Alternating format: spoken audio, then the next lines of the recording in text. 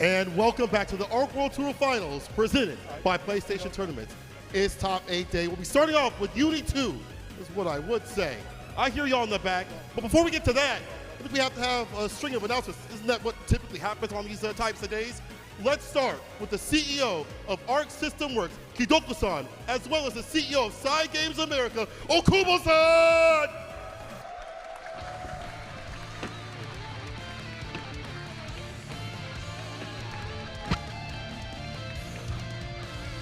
Hi, hello.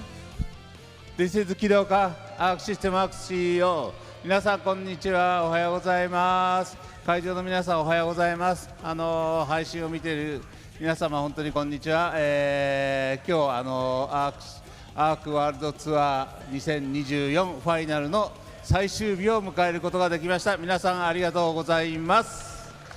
Hey, good morning, everybody. Good morning to all the people who are here today at the hall, and also good morning to everybody who's watching the stream today. Thank you so much for coming. Thank you so much for watching. Today is finally the final day of ARC World Tour Finals 2024. 始まる前にまずサイゲームズの大久保さん来ていただいてるんで一言ご挨拶いただきたいと思います。よろしくお願いします。And before we get things rolling, we're going to have a couple words from Mr. Okubo from Cygames. はい、おはようございます。おはようございます。いよいよですね、1年間アークさんと、アークシステムワークスさんと一緒にやらせていただいた、公式の世界大会王者が今日決まります。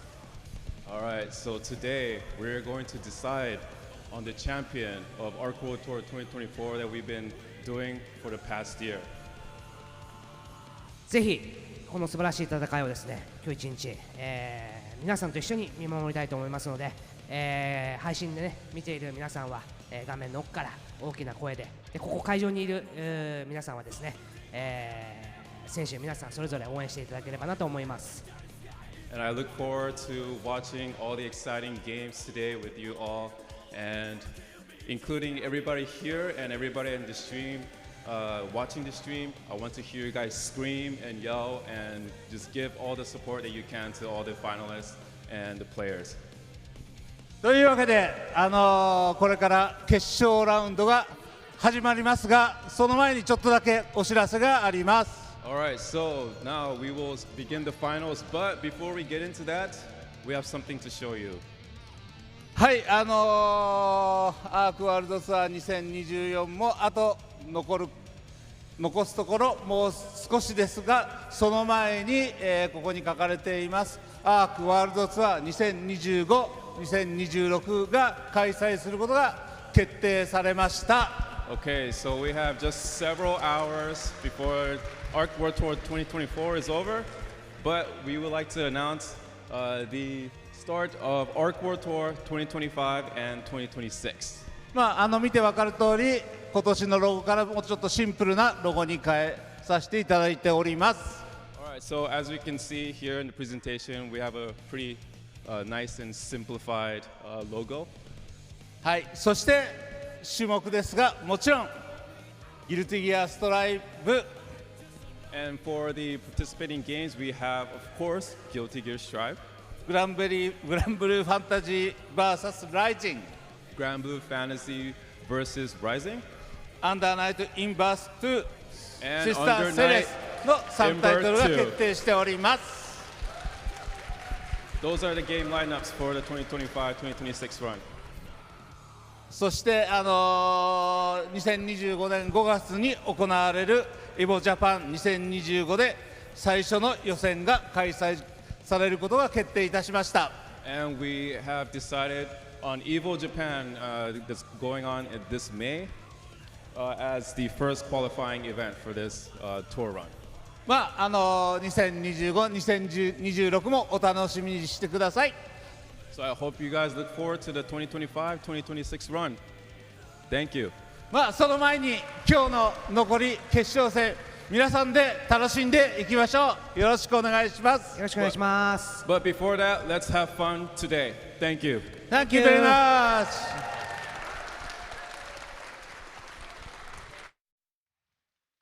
All right, well, we are here at Arc World Tour Finals for Uni Top 8. I'm Brett, joined by Jadlyn.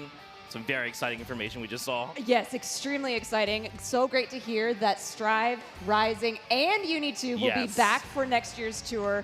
So great to hear all of that information starting, just like you heard, at EVO Japan in just a few months, just a few weeks. Yeah. Actually, I think we weren't even sure if there was going to be Under Night at EVO Japan, but so now we know. Now we know, Yeah. and that is fantastic. And you could hear in the audience, and I mean, you and I were both extremely excited about it, but you could hear that we're all very excited for that. But yes, welcome to Finals Day here at Arc World Tour 2024, presented by PlayStation Tournaments. We're so glad to have you here, both in the audience and at home.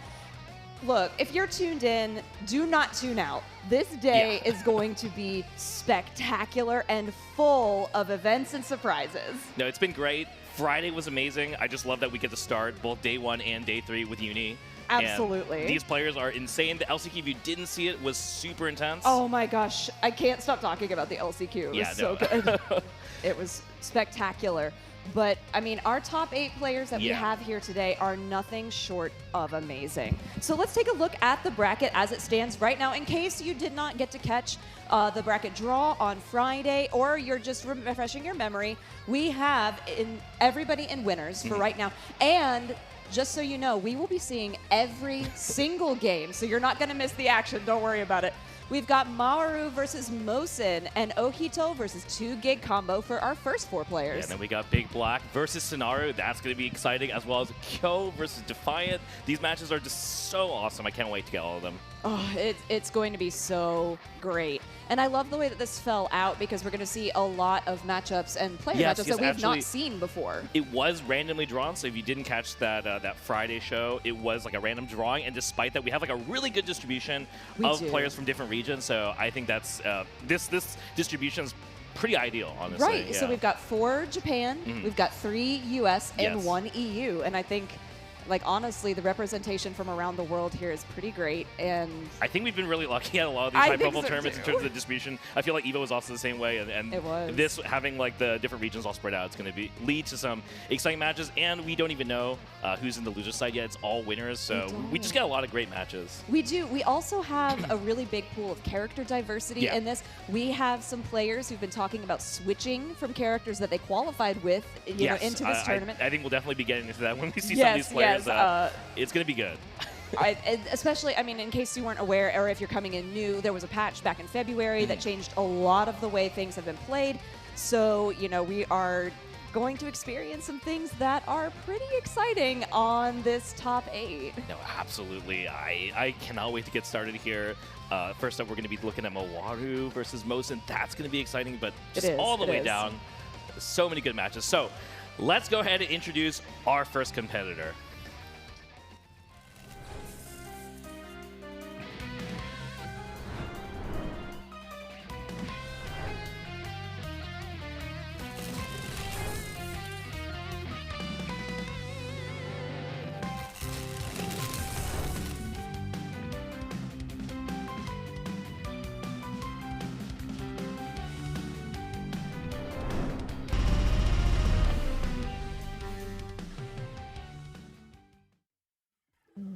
What an intro. Look, coming up there, wearing that very smooth jacket, Mawaru, coming in with that Hilda, qualifying from Stormy Night. You can see it there, and I love the showmanship. I've been talking about the showmanship of the Uni players all weekend, and you're going to see it in like look at that. So ready, stretch it out. Let's go. He's playing it for the camera. I love it. Definitely, like you said, Stormy Night was quite a performance from Mawaru, so really excited to see Hilda representation here in the top 8. Just so awesome, and I'm glad we didn't get this spoiled on the trailers, because these are so exciting. So I know. So full disclosure, Brett and I have not seen any of these trailers, so we're seeing them at the same time as you, so this is very, very exciting. But yes, Mawaru, give it up for Mawaru! And of course, can't just have one intro video. We got to see a second one, so let's see what Mosin's got for us.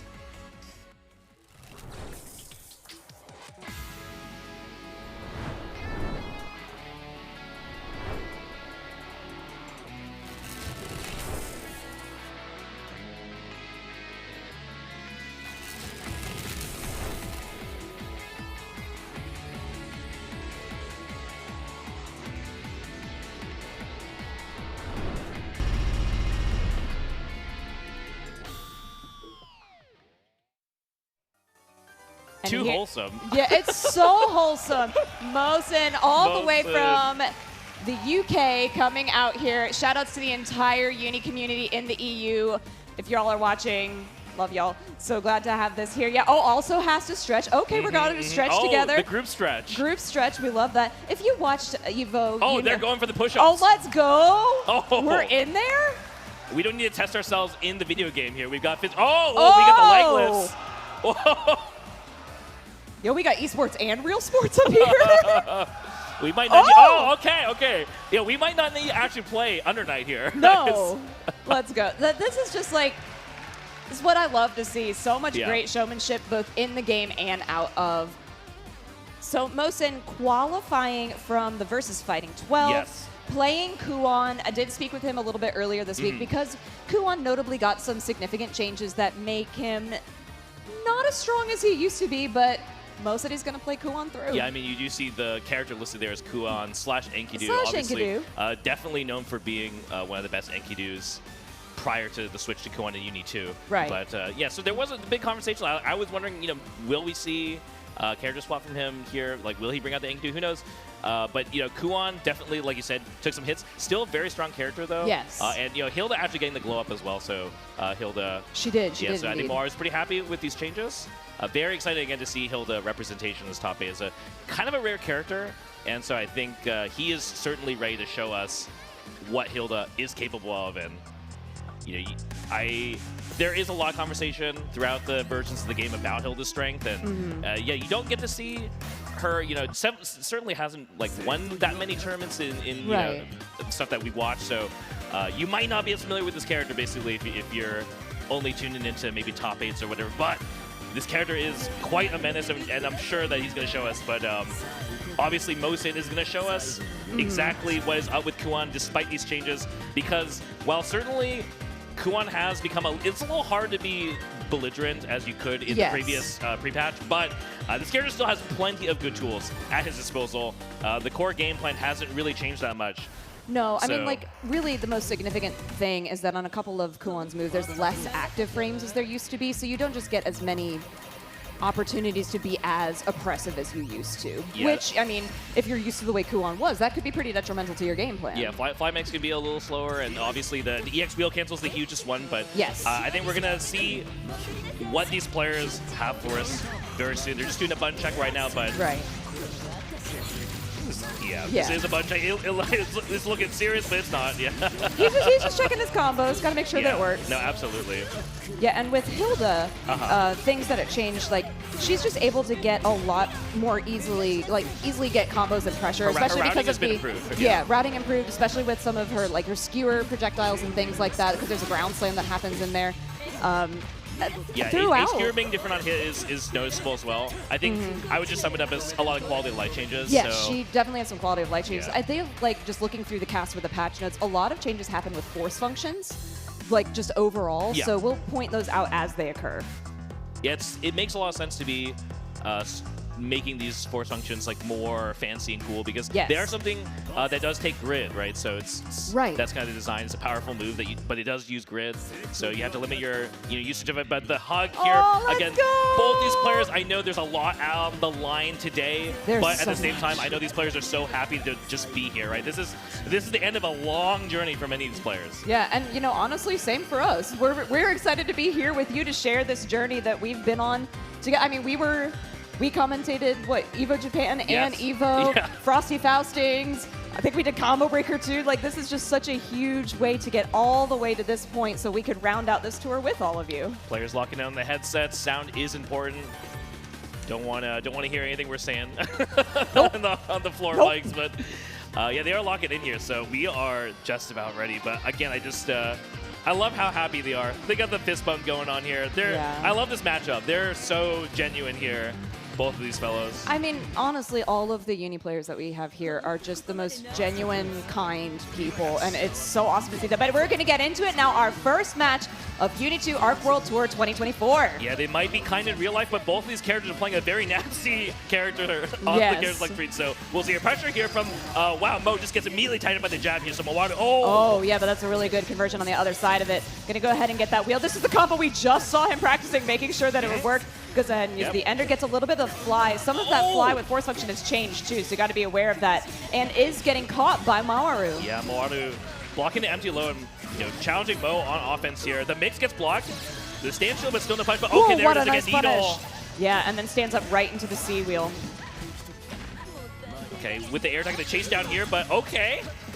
Mawaru trying to find some of the overhead, doesn't find anything. There's a change shift, but we don't have any meter to do anything about it. No, not quite. No, just using all that full screen pressure from both characters. Mo has 200 meter, he wants to do something with it. He can IW from full screen, but will Mawaru let him do that? I don't think so. No, yeah, goes in for that 2B, but doesn't get anything out of it. Yeah, Mawaru able to defend cycle really well here, and of course Hilda, one of the things is that she gets meter back when she uses it, and you're going to see her dump a lot of meter to make something happen here. Yeah, grabbed that CS right before the grid went into the favor of Mo. Yeah, no dice on the chain shift here, so that's a big one for Mo here. Looking for something. Yeah. But neither player's really been able to open each other up in this last portion of the round, but okay, no, there it does that's get the a ice break, bouncy. yeah.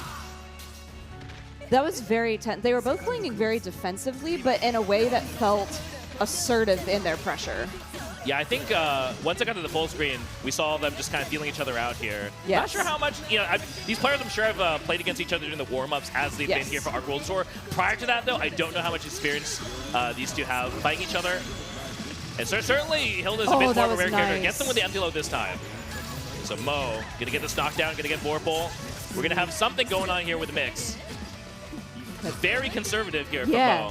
Yeah, Mo. Nice throw. Wow. Yeah, that was really good. That's the first time he's used that throw and has kind of been faking it a lot to make sure that Mawaru, doesn't really know what's coming. And there's the overhead after that little bit of fly. That was really nice. And Mawaru in trouble now. Mo with the low too early. The delay tech from Mawaru. Yeah. You could have canceled that with the CS, but unfortunately it was just like not quite there. Oh. Yeah. Good counter there, 200 meter on both sides, but Mawaru hanging on to life by a sliver. Catches again here, Mawaru though, forces, here's the Roomba, blocks the low. Okay, chain shift once again, blocks. Yeah, no meter, the chain shift not really doing much here, Mawaru. At a pixel. Can he make this back? Oh, huge no! Is this gonna be? Should be enough, I think. Maybe? Maybe? With the CS, he has 100. Wow. Doesn't even need it, yeah. CS is for the meter after the round, huge. Clutch comeback here from Mawaru off of the pixel. That was incredible. I'm very impressed with it. I'm like, just the tenacity of both of them to get through that, but Mawaru's calm and collected and just ready to get back into Mo. Still all smiles, yeah, though. Like, that was good. That was good. Let's do it again. Good. Let's play again. Sounds great. And speaking of, we are going into game 2. As you might have noticed, both these characters do like to bring out the mix-ups. They have high-lows here, and it's really been a lot nice of punish. like who's actually defending what, right? So first hit obviously going to Mo here. Gonna see something. We have so much grid. It just gets hit by Fly JC. Right. So yeah, this is really huge. Yeah, getting the whole combo into the corner, using that 660 for the knockdown as well. Blocks the high. Yeah, nicely done. Shields the JA after air pillar. Incredible stuff. All right, back into the corner we go. Oh, okay, yeah, very aware that there was stuff behind him, too. You had to be very conscious of that so you wouldn't get hit. Oh! Caught by the ground pillar. The teleport from Mo, I thought that was slick getting out of the Roomba, but Mawaru one step ahead with the EX down spike, and there we go. A throw. This sandwich situations that Mawaru is setting up is so good. Oh, blocks the high again. Got to be so careful with those shields because they've been getting grid broken right and left. Oh, down now. Mawaru looking incredibly strong in the second game. He is looking like he could just run away with this here, but we have not seen Mo be able to close it out. Pressure here. All right, blocks the high, and now Mo takes his turn.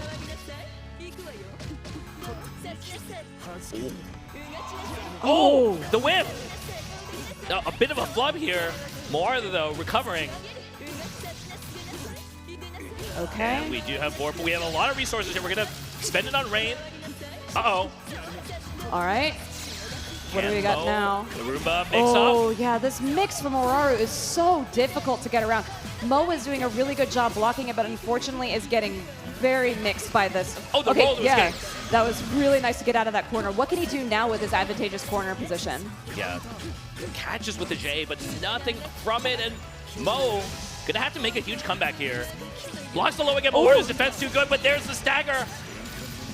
The big catch here. This is such a good comeback so far. Yeah, we have 200 as well. We're going to spend it. We're going to get this knockdown here to mix. Yeah, getting that AVL. Rolls out. Oh, rolling out of the corner, but Mo is ready for it. And there we go. Maru spending resources to try and get the turn. Oh, yeah, Okay. using the BDP to get out of that and not get hit. That was a great use of that. But unfortunately, is going to get caught, and that is going to be Moraru moving on through the winner's side. Moaru starting off very strong. What a performance. That was, yeah, dominant performance. And like you had mentioned, Hilda not a character that we frequently see in these top 8s, and Moraru one of the best by far. And so you're getting to see Hilda at the peak level right now. Absolutely. It's very exciting to see Hilda represented and going to be starting off in the winner's side still. Yes, very much so. So Mosin will be moving down to the loser side of this bracket, but of course, you know, nobody is out of it yet, as everybody is going to be starting in winners. However, just as a reminder, this will be 2 out of 3 until winners, losers, and grands, as it usually is for Uni. Yeah, so we got a lot more Under Night for you guys, but I think So that was exciting. a really good taste of what we have left in store today. Definitely. I'm thrilled that we get to see all of this. Like, I didn't want any matches to happen off screen because I don't want to miss For it. sure, like, for sure. I mean, both of us are so genuinely invested cannot miss in any of this. these matches. No, and we don't want to have you all miss any of it too, and you won't, which is great. But that was our first match. Yes. Loved getting to see that. I think it was really cool to have like the two really key zoners of the game, you know, face off against each other. You could see the back and forth, the advantages that both of them had in that. And then really too, I think the highlighting of the changes that happened with that patch as well. Like you could see that Kuwan does not quite have the strength that he used to, but in the hands of Mo, it's still pretty strong. You know, I mean, I think while there are some adjustments, it's like Mo's still playing Kuwan, and Kuwan's still looking good. Maru is just, you know, better in that set, but it is, like you said, it's great watching that both the characters are just kind of throwing high-lows at each other. Definitely. We had a good mix from that last match, but let's take a look at the first competitor up for our next match. But first, we'd love to highlight our PlayStation Player of the Day. Yeah, so make sure you head to arcsystemworks.com/AWT Day 3 to highlight the player that you think should be our PlayStation Player of the Day. There's going to be a lot of them, but, you know, of course, we hope that it comes from Uni, too. You because gotta pick a Uni player. I'm Come like, on come on, now. pick a Uni player. If Have you're you watching seen right now, these come on. intros? Please, it's so good. So, yeah, make sure you go do that. Once again, that's arcsystemworks.com/AWT Day 3 to vote for your PlayStation Player of the Day. All right, with that being said, now let's take a look at the first competitor for our next match coming up here.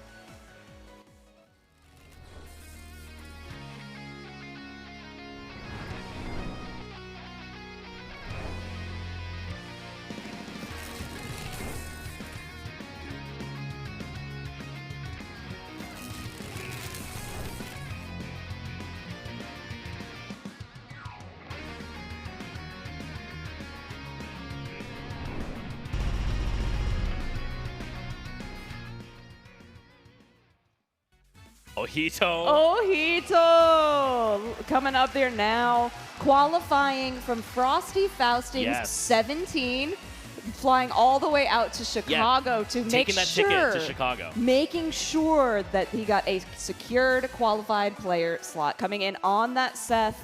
You know, making some noticeable improvements in gameplay throughout the year to secure that spot. Absolutely. That is definitely a subject we're going to talk a little bit about as one of the most infamous players, but also has had a bit of a rocky ride. Yeah.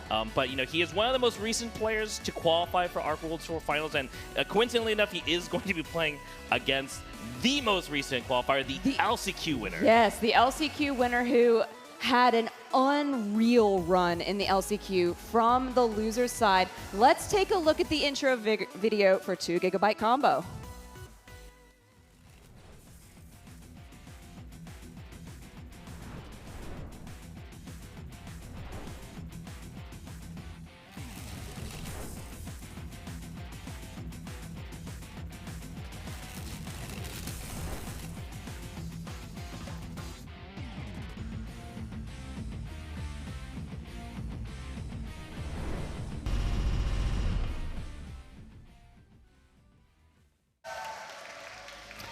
And it's 2 GB combo, the LCQ winner. We've got the locals in the crowd cheering him on. Yes, and I mean, what a run. What a run that was. I mean, you and I both talked about how we've seen 2GIG play a lot, and that was just the best he's ever played. I love the intro view, the stone cold expression, knowing today he's locking in. Oh, for sure. I mean, he locked in on Friday, for sure. And so now, you know, you come up, and you knew as the LCQ qualifier who you were going up against. And there you can see all of those statistics. I love having the statistics breakdown. It's so exciting to see. So we've got 38-32, Japan, US, Seth, Carmine, and then their qualifier to get in here. Yeah, this is going to be an exciting match. Again, love that Ohito flying out to Frosty, taking a ticket. Now he's going to have to fight LCQ finalist. Yes. Insane match coming up ahead of us. Very, very much so. And, you know, the things that we talk about, of course, you know, Seth getting some good quality of life changes, Carmine very strong in this patch. No, and we could see that. We saw 2GB, you know, demonstrate some of the nice changes that Carmine got actually in the LCQ finals. We'll see how this plays out, though. It is Carmine Seth, 2GIG actually mentioning that this is one of the players that I think he has had the most trouble with historically. Yes. When he played in, he actually said he wanted to say in the interview on Friday a little bit more that he's actually really happy that he gets to fight Ohito coming up today. That's going to be a little bit of a run back, a little bit of a challenge here, but I think that's also going to be a huge boost. So I think for 2GIG, he's thinking, you know, if he can take down Ohito, then he's looking really good for the rest of the day. But obviously, Ohito, I don't think he's going to let 2GIG have his way. So we're going to find out here. But like you mentioned before, Carmine versus Seth. We saw a little bit of that actually in the LCQ. Yes. With 2GIG versus Knots. Correct. Another really strong Seth in Uni 2. So we'll see how this plays out against Ohito. But I don't think we're going to see any naivety here from either of these players, as Ohito's also very familiar with this character. Right. And I mean, something to bring up though, and because we did kind of have this, we alluded to it a little bit earlier, like Ohito was not completing a lot of combos very early on, and there were some unfortunate drops that prevented him from getting into the ARC World Tour as early as he would have liked. Had some crazy drops. Evo Japan. Yes. So we're going to see how this plays out here. Right off the bat, tries to attack in the air with a 6B from Carmine, but not going to find anything. Ohito on the offense. All right, getting a little bit of a hit there with the grab, but not too much. Yeah, but the open up with a low is going to do a lot for Ohito in this first exchange. All right, so clean corner combo here from Ohito. It's a nice ender in the orb set, but no dice 2GIG. Trying it down back here, but eating these throws as a result. No, unfortunately, isn't getting a good tech off of them either. But once again, same nice low opener, setting it up in the corner. Yeah, that CS actually worked out pretty well for Ohito, and we have meters, so we're going to be able to EX another one. Yep, that exactly. will be clean. Nicely done. Very clean. Perfect going into it. It's looking great. Very strong for Ohito. Good start. I'm sure for the mental, that's going to be very good for him. Yeah, this neutral is key here, as this is one of the opportunities for 2GIG to try and create some space before Ohito gets in. This Ohito's pressure is looking really good now. The green shield's coming out, but the JA giving a little bit of taste of his own medicine here. Here's the press. Ohito. Nicely done. So this was the orb setup that he was consistently dropping, and you can see now it is very clean. He has really done a great job on that, and wasn't aware of the orb in the back or forgot getting the tournament nerves. Yeah, his input here from 2GIG huge. You definitely don't want to be doing that 2-4. So Ohito, I'm sure very happy to see that here. Are we going to spend meter? We are. So the classic knockdown here to orb set meaty. Gets a little bit of the overhead here. Very tricky, but wow. Oh my goodness. Yeah, defending the corner cross up, but pressing at the wrong time. Here's a huge hit by BB. Oh no! No, unfortunate. And throwing out, trying to get the air avenue approach, but Seth wasn't there. Pressure here. The EX, he blocks it. Oh, that's a really good punish coming out of that. This is a good opportunity for 2GIG to build up some stuff. If he wants to get some life back, that could happen. Yep, there it is. We got a little bit of that life back. Gonna get it again. That's a change that you can do now. Oh! No. I think 2GIG was also thinking a little bit too much about maybe the cycle there at the end. It was very hard to say what the right call was there. Do you concentrate a little bit? And so Ohito taking that moment to just press there worked out really well. Unfortunate because, yeah, I mean, you have a knockdown here as Carmine. You're looking to try and make something, but a little bit too much of a hesitation, I think. Yeah. It does look like 2GIG is a little bit more nervous than he was the LCQ, but I mean, you're in top 8. This is there's a lot on the line. Yeah, I mean, like we've seen Oito is making this look like he's a very tough opponent for 2GB. Definitely. Very hard to catch his character right. Seth, very mobile. A lot of air options here. We see here again 2GB trying with the run up 3B. Can't find it here. There's air, but you can't connect from that range. No. They're protecting that air again. I like that because it's making sure that Ohito doesn't go anywhere. But yeah, this is looking really good in the corner now. 2Gig, calm down a little bit, getting a good set of combo in the corner. Needs to keep this going. The yellow throw! All right. Then nice with the wheel too, throws it back into the corner.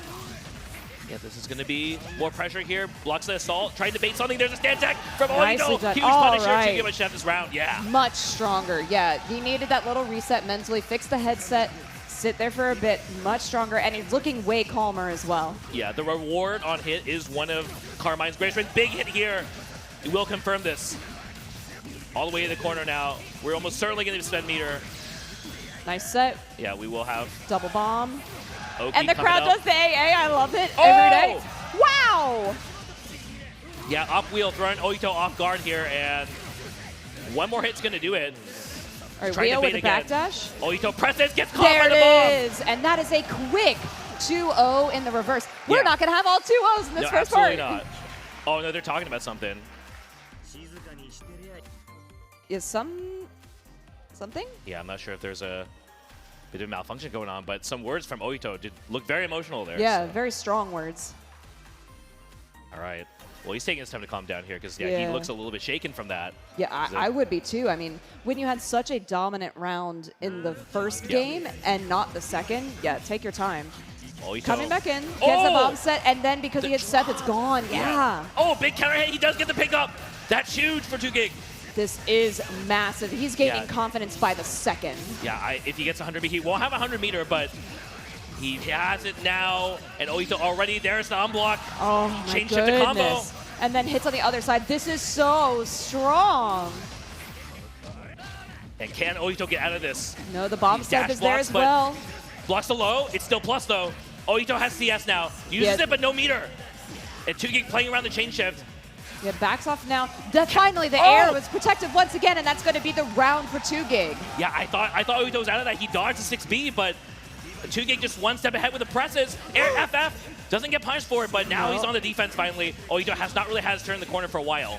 No, not at all. But I still feel like even though they're back in this neutral situation, that 2Gig is still at the advantage. Jumps Oh! over the orb Too as far, soon as but- it activates. Some of these flubs doesn't get a clean hit, but there it is, that No, C! that was so good. That's a huge hit here. We have meter, we have Vorpal. Yeah, this is bigger to get the bomb set up. Yeah, Oito has to be very careful here. He has meter. He can try something. Will there be a guard thrust? The cross-up gets blocked. Oh my There god, it that is! was so tricky! Gets him with the mix. We haven't seen him show off that one very many times, but that's going to clutch it out. 2Gig. Oh. And the crowd is That's popping two. off. Yeah, definitely caught most of us unawares. You're like, okay, we blocked the mix-up in the corner, but there's the second cross-up from 2Gig. Wow. What a moment to pull that out. I mean, it really felt like in the first game, I was like, Yeah. oh, he does got this, that's no problem. And then 2Gig just came back swinging, yeah. He looks really happy about that one, and I would be as well because, yeah, going into this winner side, what a set.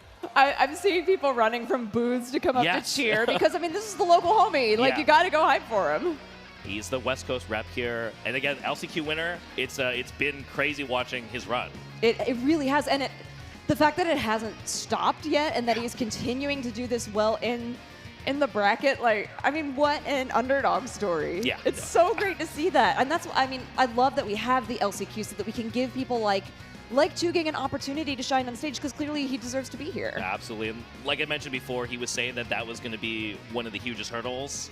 A lot of people You saying did if he could take that match, then he's got a really good shot at this. So, very excited to see what the rest of the run's going to be like. But we still have plenty more matches here. We sure do. We still have 2 matches left of the Yes. first part of the winner's side of this bracket. And, I mean, we're just... I keep looking down at the bracket and Yeah, being like, it's sick. oh my gosh, These next every matches are going to be single super one. sick too. So let's go ahead and take a look at what Big Black has in store for us.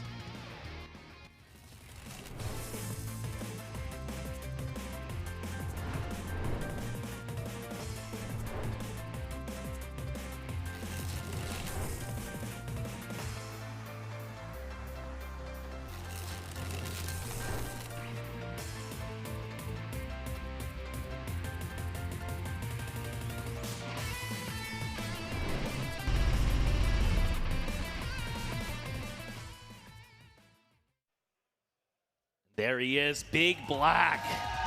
What an intro.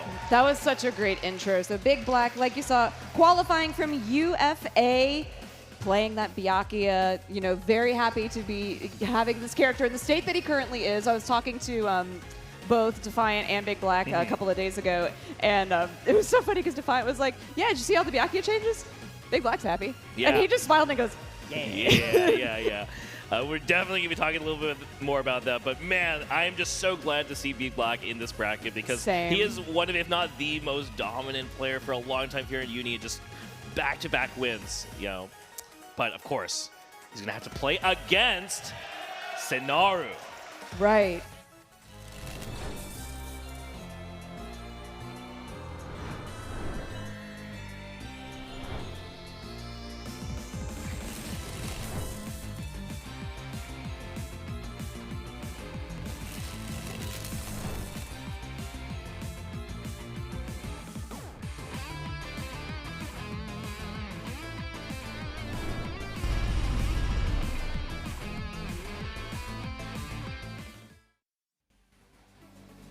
The EVO champion himself, Senaru, one of the GOATs.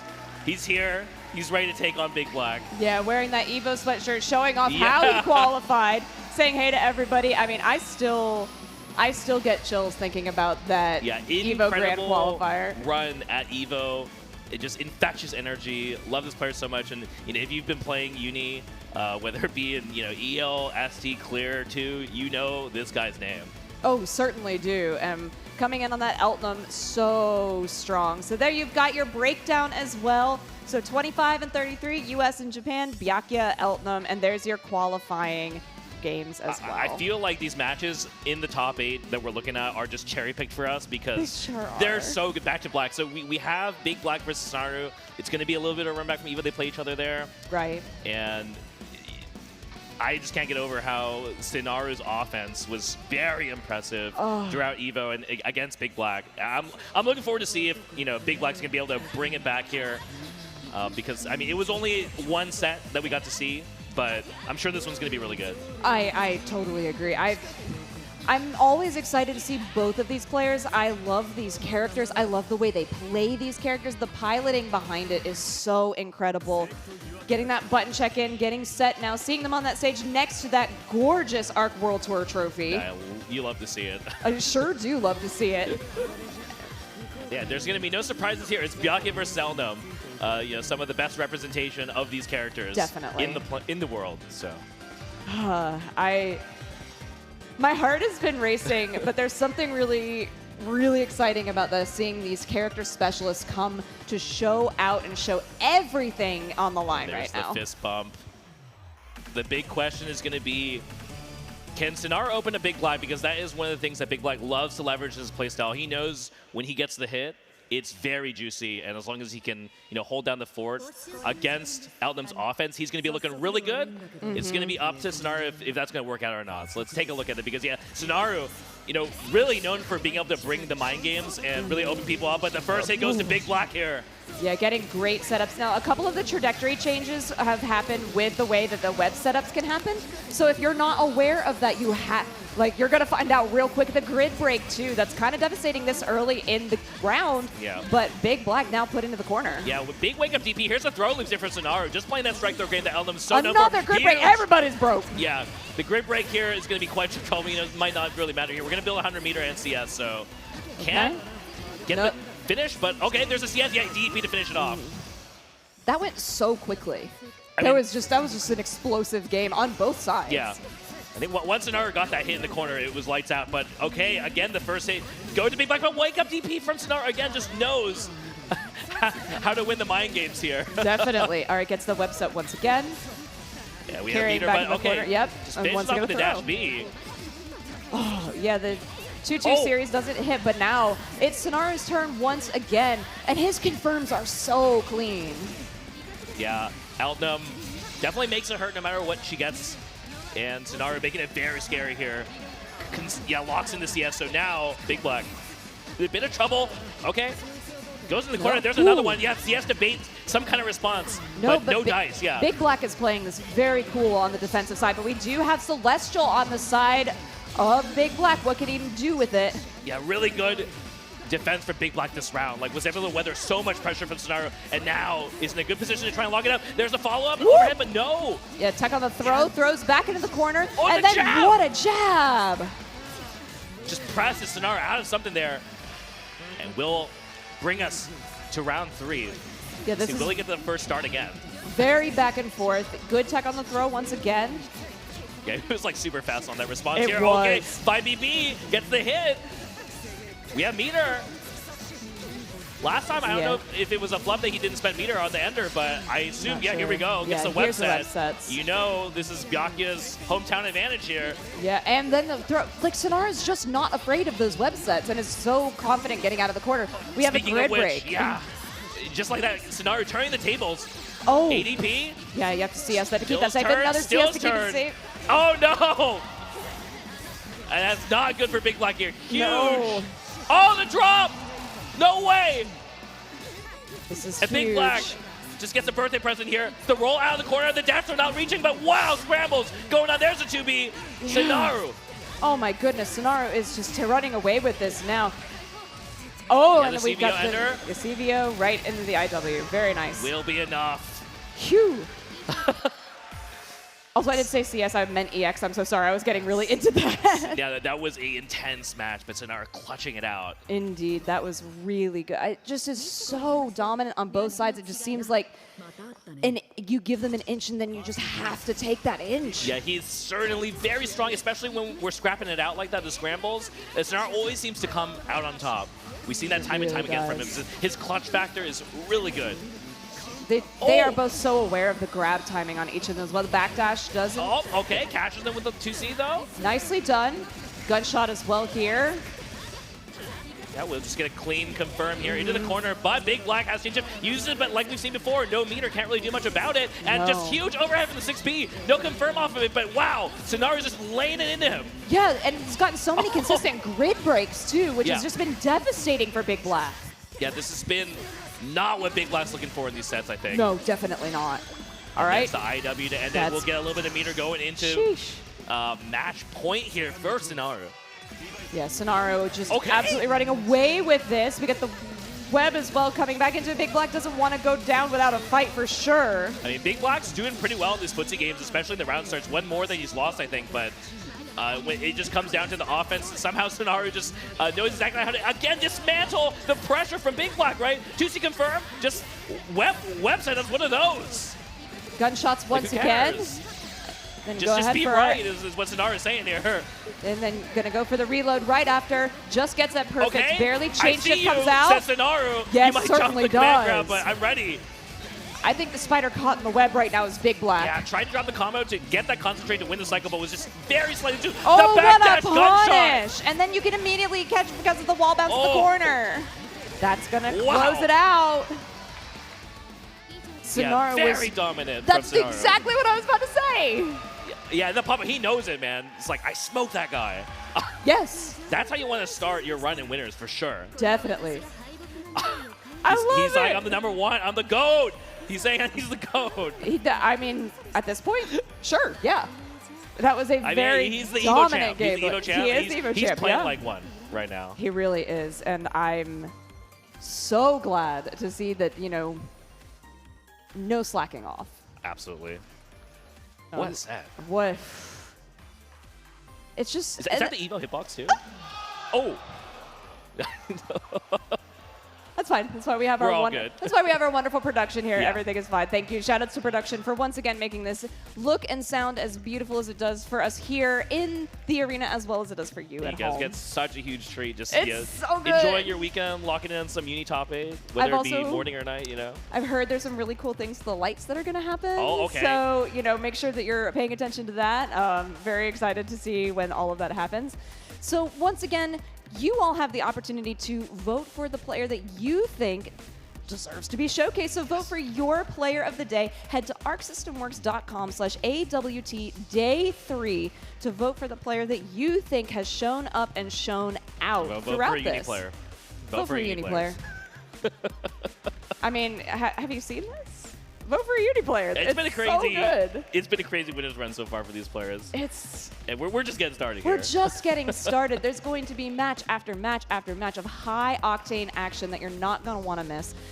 So just make sure that you're checking that out, as well as checking out the video of our next player.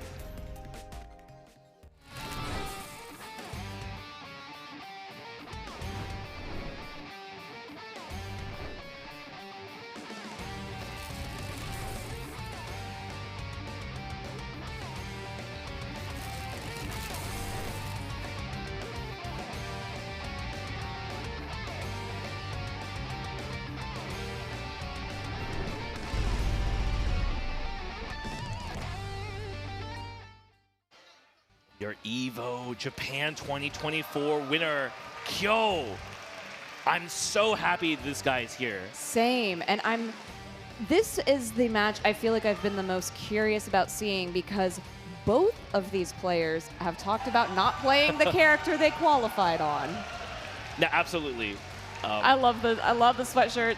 Again, the showmanship. Everybody's so happy to be here and so happy to show that they're happy to be here. Yeah, I could not have picked a better opponent for Kyo to fight. So let's take a look at Defiant's intro.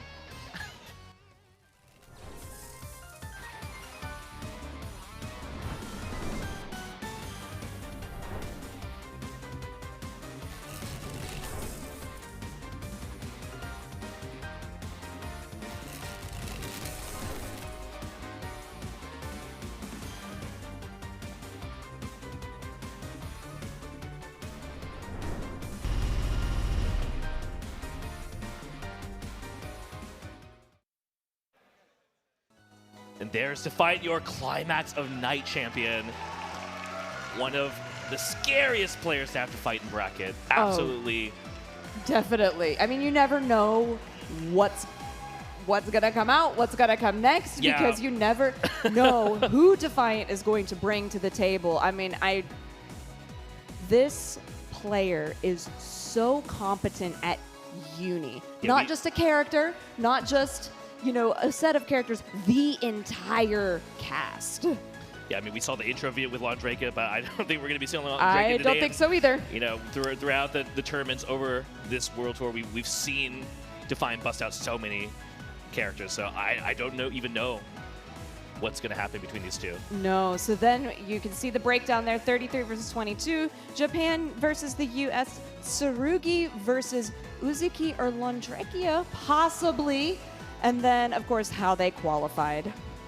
Yeah, and I could not have picked a better matchup between players. Again, we have just been cherry-picked matches for this top 8. It's crazy. We really have. Like, Sonara VB, and then we get Kyo Defiant. That's so good. Every single match is going to be so good. And I honestly have no idea how this is about to go. So, yeah, talking with a couple of the players, Kyo didn't love how Gordeau felt post-patch. Has been playing more Tsurugi recently, and everybody has been saying that that's what he's going to be bringing to the table. Defiant, talking to him a little bit, didn't love the changes to Londrakia. We might see Londrakia, but we could see a wealth of other characters as well. Yeah, Kyo had been playing a lot of Tsurugi in casuals like yesterday and throughout the weekend, and also even before that. So not too surprised to see that he's probably going to bust out the Tsurugi here. Looks really comfortable with it. Even though it's funny because, yeah, he's known as being like the Gord GOAT. And also, Gord has gotten so many buffs. In this version. But despite that, I think it's really interesting and a show of confidence that he says, you know what, I mean, the thing is that Tsurugi also got a lot of nice quality of life changes. So this character is definitely terrifying, and I think we're in for a treat here. And Defiant gonna try and make me eat my words, maybe. I know. Brett, you said no Londrakia, but what, you know, I know. He said I'm not gonna play Londrakia. That was what he said verbatim to me. Defiant is trying to punk us on the commentary. Oh, yeah. We'll see. Because it really could be anything. He's thinking about it. He is definitely thinking about it.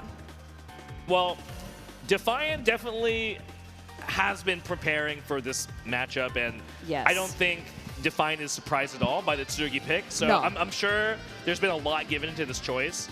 And no matter what it is, I'm going to be very interested in seeing what Defiant's thought process is going into this. But is on the Londraki here. Like, could this Oh, motivate? It no, doesn't. Uzuki. I'm holding my breath. This would be a very exciting match to get to see. Oh, he's gonna go with it. He's gonna go. All right, we have an Uzuki in our Arc World Tour Finals. I did not believe, and I am so excited. Oh my goodness. So Uzuki, not the most recent character to the cast, but the second most. Yeah. Again, receiving some great quality of life buffs. And if you are not familiar with this character, boy, are you in for a treat. I hope we have a character swap into Ogre after this. Yo, same. That would be awesome. Okay, so we are going to have Tsurugi vs. Uzuki here. Let's see how this plays out, because Uzuki is definitely one of the rare characters, and I'm interested in seeing how Kyo answers this. But right off the bat here, Kyo on the offense. Kyo doesn't even seem shaken at all. Yeah. The armor, just really good at calling out press in the corner here. Yeah, That's one of so the strong. great things about Tsurugi. Spends the meter. And Yeah. wow, are we on? Going to see a perfect here? We might. I mean, this is incredibly dominant on the side of wow. Kyo. 2 throws in a row is going to close that one out. I mean, Kyo says it doesn't really matter what character you're playing when I put you in the corner. Nope, it sure doesn't. But using that slide to get in there, so many great ways to play this character now, and very oppressive, but there's that good. 2-6C. We're seeing so much. Okay.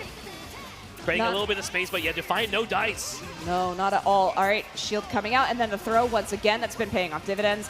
You get a little charge there, and then, of course, 2 techs in a row. Backdash is coming out clean. Okay, Vorpal going to Defiant. Gets the overhead. Okay, grid break. Spin, though. Yeah, it doesn't Lots get of a confirmed shielding. hit. Okay. Let's see what Defiant has. So Blocking far, all this pressure. yeah, Kyo just still looks really calm on defense. I mean, the fact that he won Vorpal game, but no gets caught out here, and Defiant does get the confirm. Yeah, Very nice. yeah, the bats come out from the coffin.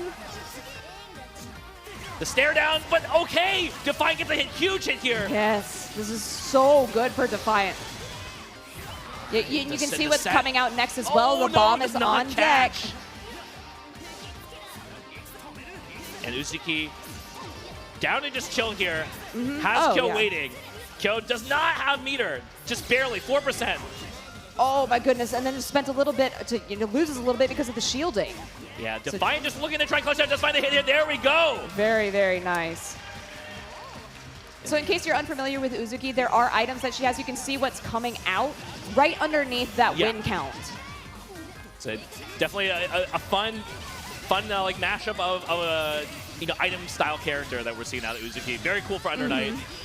Very, very cool. And right on bones, so Yeah. great as well. Oh, there it is. All right, back into Kyo's corner for a little bit, but how much damage can you get and what advantages can you get off of this? Because Defiant's Yeah. already shown that he can really fight back. Rolls out of the corner, and Kyo trying to get the chase down, but will not get a punish on the roll. Right on Bones is going to go ahead and punish, trying to get Tsurugi out of the corner. Okay, knocked out here for Defiant. There's the bomb, the Veil Oh. off. Trying to, shields the bomb, and that gives Defiant opportunity. And wears out that Veil off. Good shields here from Kyo, but he is down on life. Donalite, and nothing to spend as far as meter is concerned. Right. Blocks the coffin and goes in with the auto guard. Ooh, good blocking on the side of Defiant. Oh! I said that, that's my bad. Defiant still has the life lead here, but the pressure, there it is. Good stuff, Defiant. Defiant feels good about that. That's huge. It That's is huge. Bringing out massive. Uzuki with taking the first game. I'm so excited that we saw an Uzuki. I'm so excited that we're continuing to see an Uzuki. Kyo's like, that's some good stuff. Again, like, just, hey, I'm glad to be playing some Uni. Let's do it again. Kyo's considering, but we are going back into this. I didn't think it was, like a real bad matchup. So, I mean, Kyo could definitely still pull this out. Yeah. Well, this is certainly something I don't think Kyo prepared for. Who would? So we'll see. Good hit here from Kyo, though. Off to a good start here. We have CS and meters, so Defiant looking like he's in a lot of trouble this round, but seen him clutch out here before. Yes. Oh! All right. Oh, does get hit trying to jump out there. All right, grid thrust, but we're still giving cycle to Kyo. Gets a good hit here, though. All right. Now Defiant taking the advantage back into their own corner. All right, 2 little jump backs coming out from Kyo. Not too much, though. This neutral game, just the back and forth, is so fun to watch. 2-16, no dice, but it is plus on block. And we'll have more offense here. Gridthirst again working out. I think Defiant knows as long as he can keep his space, as long as he doesn't give Kyo good offense in the corner, he has a good shot at this. Oh my goodness, what a catch. Really nicely done. He's looking for the smallest of the openings, and it's working out really well for Defiant. All right, and the knockdown here. Full screen, we have the sets. Oh, the bomb is out. Got to be careful. Oh, the little baby bunny is out. Careful with that as well. Yeah, you just have to block everywhere. Not going to confirm here. Kyo looking for a TRM or something. Doesn't find anything. Oh! What a catch on the side of Defiant. Defiant finds the smallest of openings and can just blow it wide open. Yeah, Kyo, shielding the coffin, trying to press after that, but Defiant just one step ahead. Always. Yeah, clean here for Defiant. Has Kyo in the corner now. All right. Guz got the throw. That's one of the first ones that Defiant has not teched. Oh!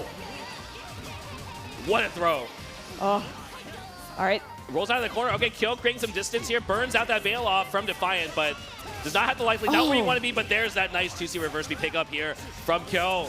I love the way that he dodged the air projectile as well from Kyo. Now getting a lot of the damage into the corner here.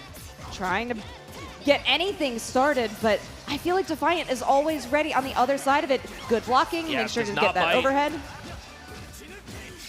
Here's more offense from Kyo. Has to respect the 2-3-6C. There's more, yep, another one.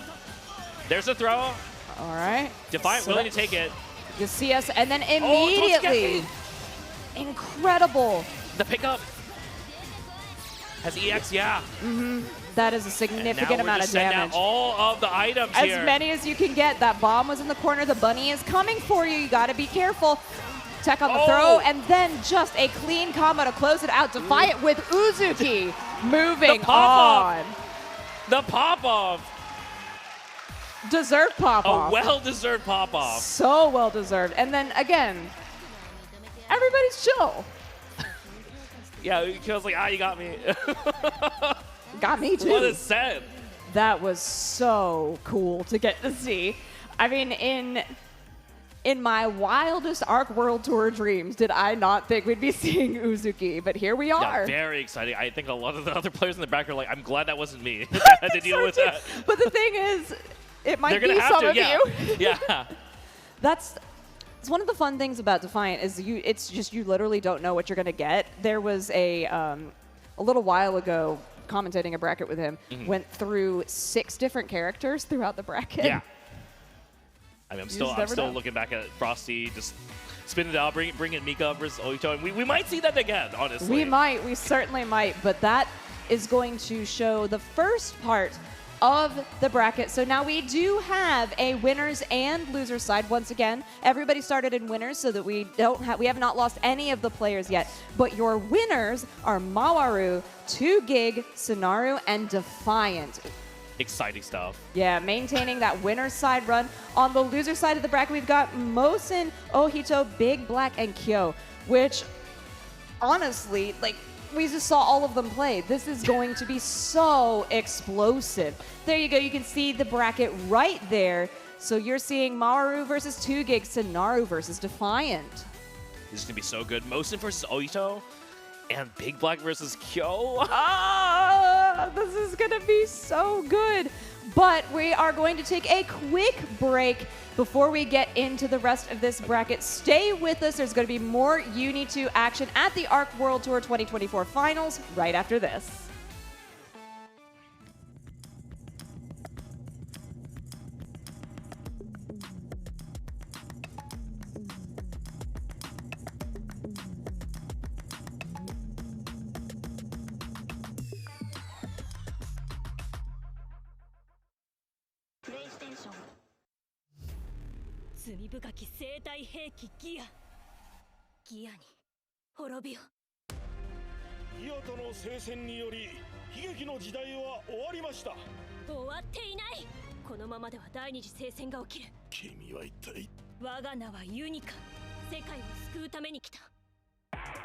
聖戦の英雄カイキスクがギアをめとるとは。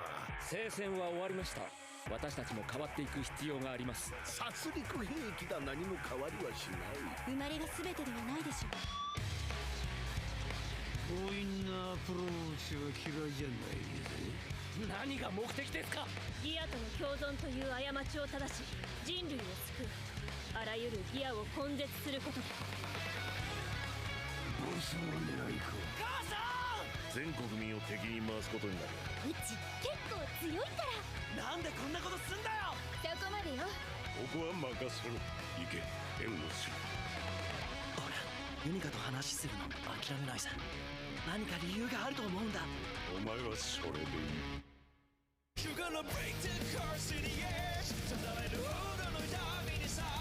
おぞましきギアに味方する者を許さない。ユニカは単独犯ではない。私たちで黒幕捉えちゃったり。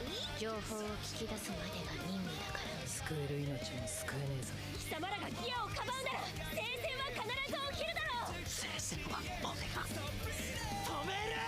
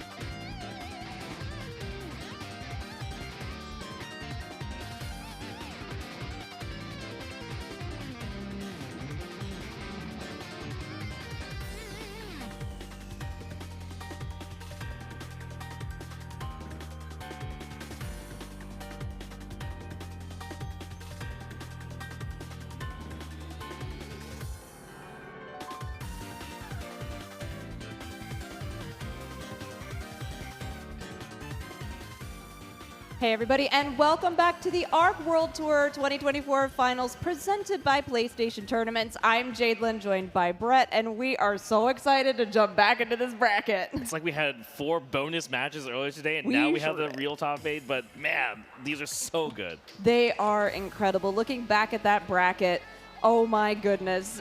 We've got Maru and 2 Gigabyte combo coming up, and then Sonaru versus Defiant.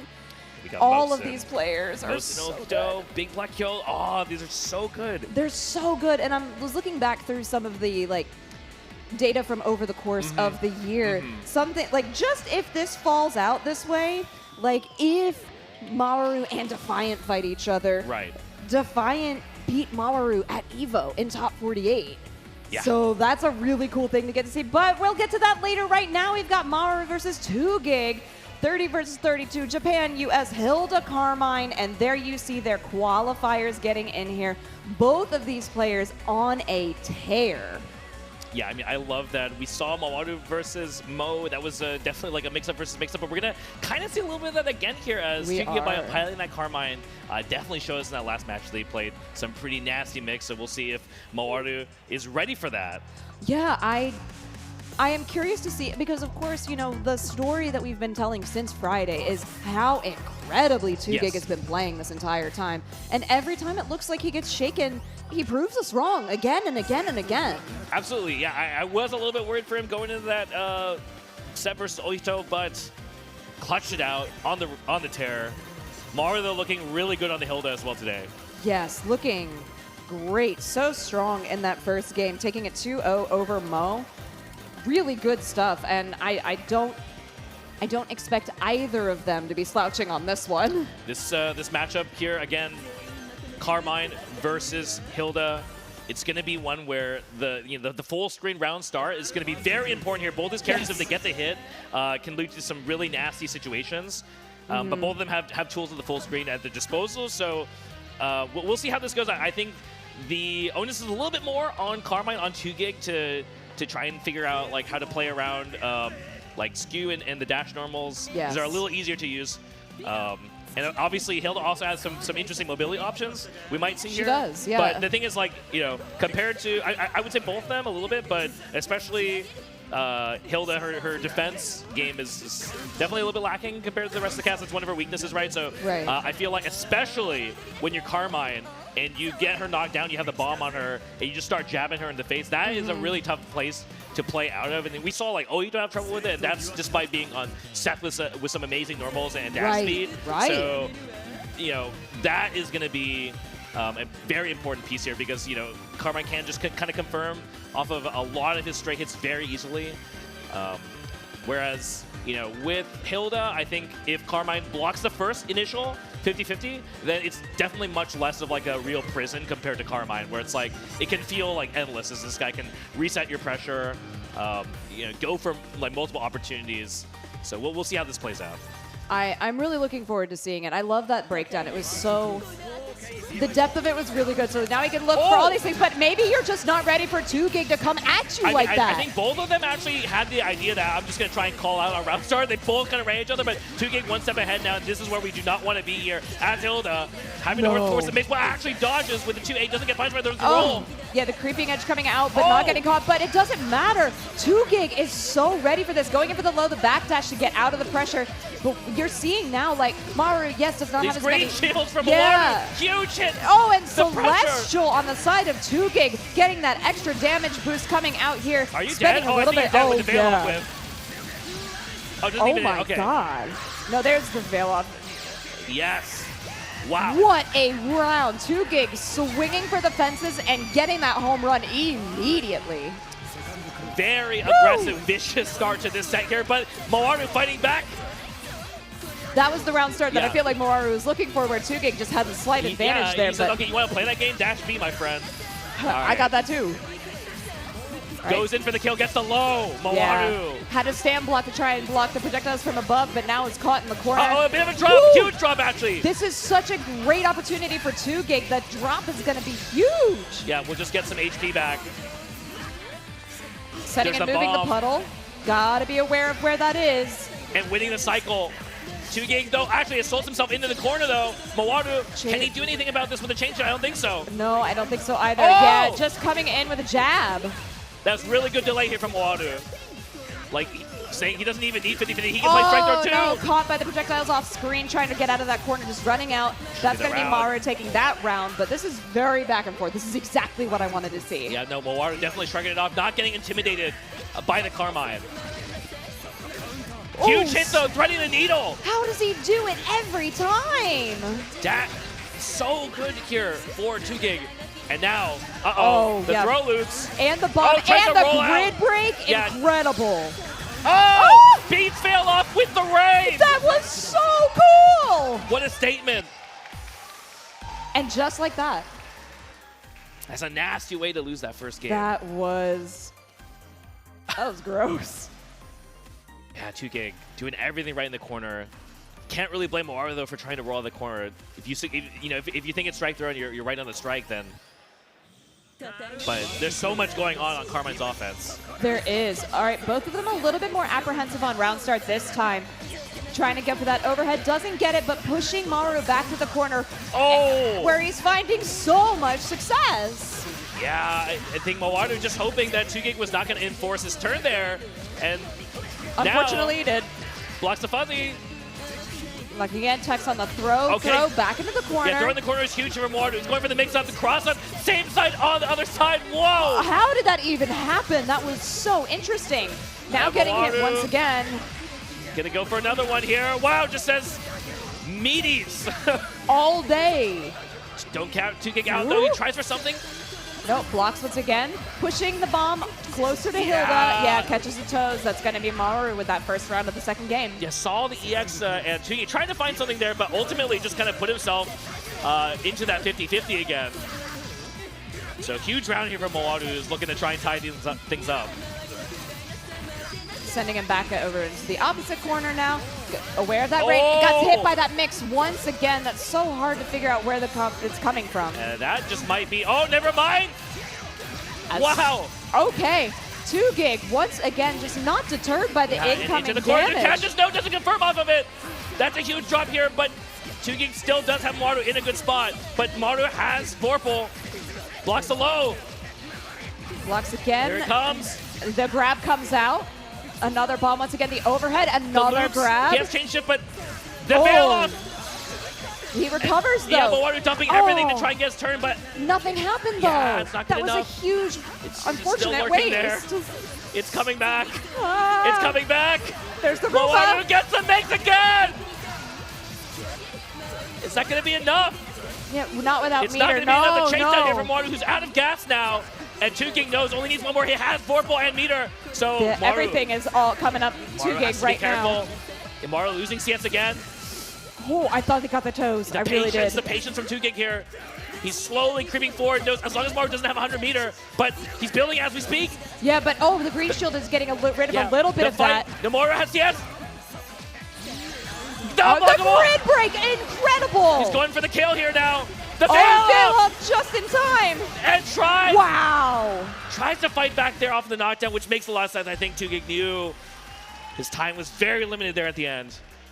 But what defense and patience from Mawaru actually able to hold it down, and 2Gig also being very respectful at the very end and not just trying to overextend, knows that, life is very low, don't want to get hit by a random projectile. No. But Mawaru was able to buy enough time to win cycle and just clutch it out with Veil off. So really good stuff from Mawaru there. They were both using the system mechanics of Uni to the top notch. We got huge force function, a follow-up here from Mawaru getting the dunk, but never mind, doesn't matter here. 2Gig says, okay, you're in my domain now. We have 100 meter. The empty jump. There's the funny doesn't get the follow-up though. No, that's huge. That is huge. Yeah, this is an opportunity for Mawaru now. Yeah, huge here for Mawaru. We have Vorpal. Again, the mix-up, it's the so accuracy good. here. Every time. I don't know if it's that Mawaru is guessing right so well or that 2Gig is just guessing wrong, but puts himself in the corner. It looked like maybe that was going to be a mistake. Mawaru was just too ready. The save drops here. Mawaru with the 5A to clutch it out, and wow, now match point here from Mawaru. Yeah, but the answers that 2Gig have been coming back with have been very strong. But this is another good opener for Mawaru, starting this second round off very, very well. Yeah, I think that was a little bit of an unfamiliar here from 2GIG, but now he's in trouble. And there's another mix coming up, maybe. Yeah. I would definitely set that too because 2GIG has been guessing wrong every time. Finally got with the guard thrust, was able to get out of there this time. I don't want to guess on the mix anymore, but that's going to be it, I think, as long as Maru doesn't drop this. No, has 200 meter to close it out. Doesn't even use it. There it is. Very clean. Huge for Maru. It's going to be in winners finals. Yes, moving on winners finals. Very excited. Such a showman. Yeah. Crazy set. So good. I mean, the way that 2GIG is playing too, just really well done. It didn't seem like there were any huge mistakes. No, absolutely. The mix coming in from Hilda, especially with the rain coming in from the top, you never knew where she was going. Mamoru was so adept at making sure that he never came in the same way twice. And you know, how do you block that? You just have to be so aware every single time. Yeah, I mean, I think he was very good at mitigating 2GIG's pressure, and then using that time, get the resources we needed to just kind of clinch things up. And the mix working out, we saw it not really work out as well against Mo, but here in that set, that's very impressive showing from Hilda. It really was. And if you thought that was an impressive showing from Hilda or from Maru in general, make sure that you are going to keep that in mind and vote for your PlayStation Player of the Day. Head over to arcsystemworks.com/AWT Day 3 to vote for your Player of the Day. And like we've been saying, make sure it's a Uni player because they are playing out of their minds today. Hey, crowd, are you enjoying this Uni 2 top 8? That's what I like to hear. Insane stuff. And now coming up. Speaking of which, we got Sonaru versus Defiant coming up next here. So Sonaru did get a little sneak peek at what he might be facing here with Uzuki busted out by Defiant. That was a very impressive match versus Kyo. Yes, very, very impressive. And of course, you can see there all of the breakdown. They got 33-22, Japan, US, Eltnum, Uzuki, Londrekia, or, anyone that Defiant feels like will be good into this matchup. Yeah, I'm going to be excited for this one. Sonaru looked really dominant in that previous match we saw, just bringing on the pressure and knowing exactly just how to fight and scrap. So we'll see whether Defiant is ready for that or not. But I have to say, I think Defiant plays very level at times and really knows how to also fight out of those scraps. So I hope that this ends up just being them scrapping it out against each other. That would be really exciting for me. I think so too. And I mean, both of these players are so cool, calm, and collected and are able to pull out some of the most gorgeous combo structures when you see it. So I don't know what they're going to do. All right, and of course, we do have Defiant. He's gonna go at least in the color on lawn. Let's see. Is this not really going to give anyone a moment to think about it? Yes! It is going to be lawn. So immediately swapping the lawn. Feeling good about this. So, for lawn, the things that, there were some changes to Ice Rain. Said it was too good. So now there's a little bit more options for the opposing player. But we're not going to have time to get into that too much. Just something to look out for now because Sonaru is already on a tear. Okay, here comes Sonaru with the offense. He has shown. Fighting back here. Oh no, not going to give him an opportunity. Sonaru trying to run the train on Defiant in the corner. He's not trying, he's succeeding. Oh my goodness, look at all of his damage coming out. Gets the perfect reload once again. The shield coming out and the CS. But a grid break. This is massive for Defiant. Okay, Defiant's got meter. You can do whatever you want here. Oh yeah, you're good to go. Yeah, you're good to go here.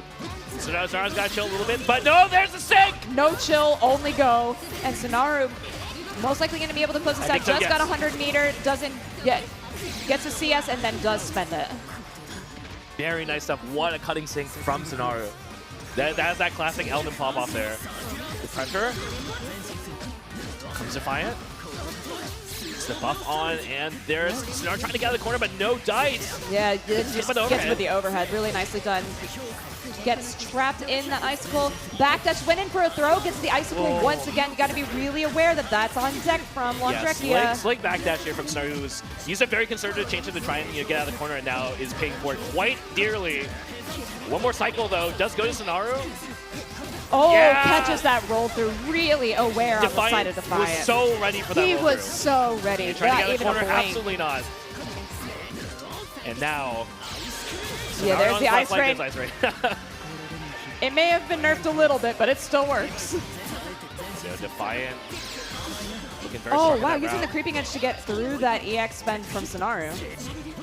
There's a little bit of a turn here for Defiant, but still, the question is great here. We have so much of it. So much, ADP, yes. Celestial 2, look at how much he's going to get for that Yeah. EXS. Nearly 200, just gets it right now because of the aggression. Yeah, Really of nicely course, done. Londrakia has plenty of ways to use that meter. He's going to spend it right now. The Oh! DP, but no punish. No, no punish. Both of them are kind of stuck in a moveset there, so this is going to be interesting to see how the recovery goes. Back at full screen, Rain. Ice Rain is blocked. Sonaru has to be careful. He's got that ice state on him. If he makes one wrong move, he's going to be frozen. Okay, pressure here. Sonaru gets the throw into the corner. Smells blood a little bit. Blocks the overheads. Oh! Saw that used a lot versus Big Black.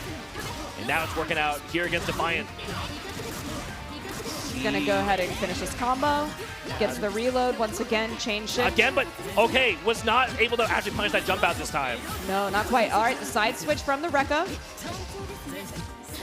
Sonaru. Backdashing on the low. Really good awareness on the side of Yeah, Sonaru. gets his bullets back here. His pressure. Oh, the low. Yeah, catches the backdash and now no, unable to finish it. No. Yeah, There it dash is. D throw, the classic. We saw that so much in Evo from Sonaru, and now 1-0 here. That felt like 12 matches. That was so Yeah. intense. A big hit off the start for Sonaru. Just gonna put Defiant in an uncomfortable spot. Very good. Oh, Go! I thought that was going to get punished way worse than it did. TK ADP, you still have stuff you can do afterwards. It's very awkward, even if you do get that to whiff. So I don't really blame Defiant for letting that through. It No. now does let Sonaru have CS. Gonna use it. I like how conservative Sonaru has been on these chain shifts. Yes. He's very willing to just throw them out at these like slow moments and Oh, see do if it again. Defiant's willing to twitch. And Oh, okay, there's calls out the throw overhead, tap. yeah. You got hit by two, the third one will Oh! not. This is a big advantage to the side of Defiant.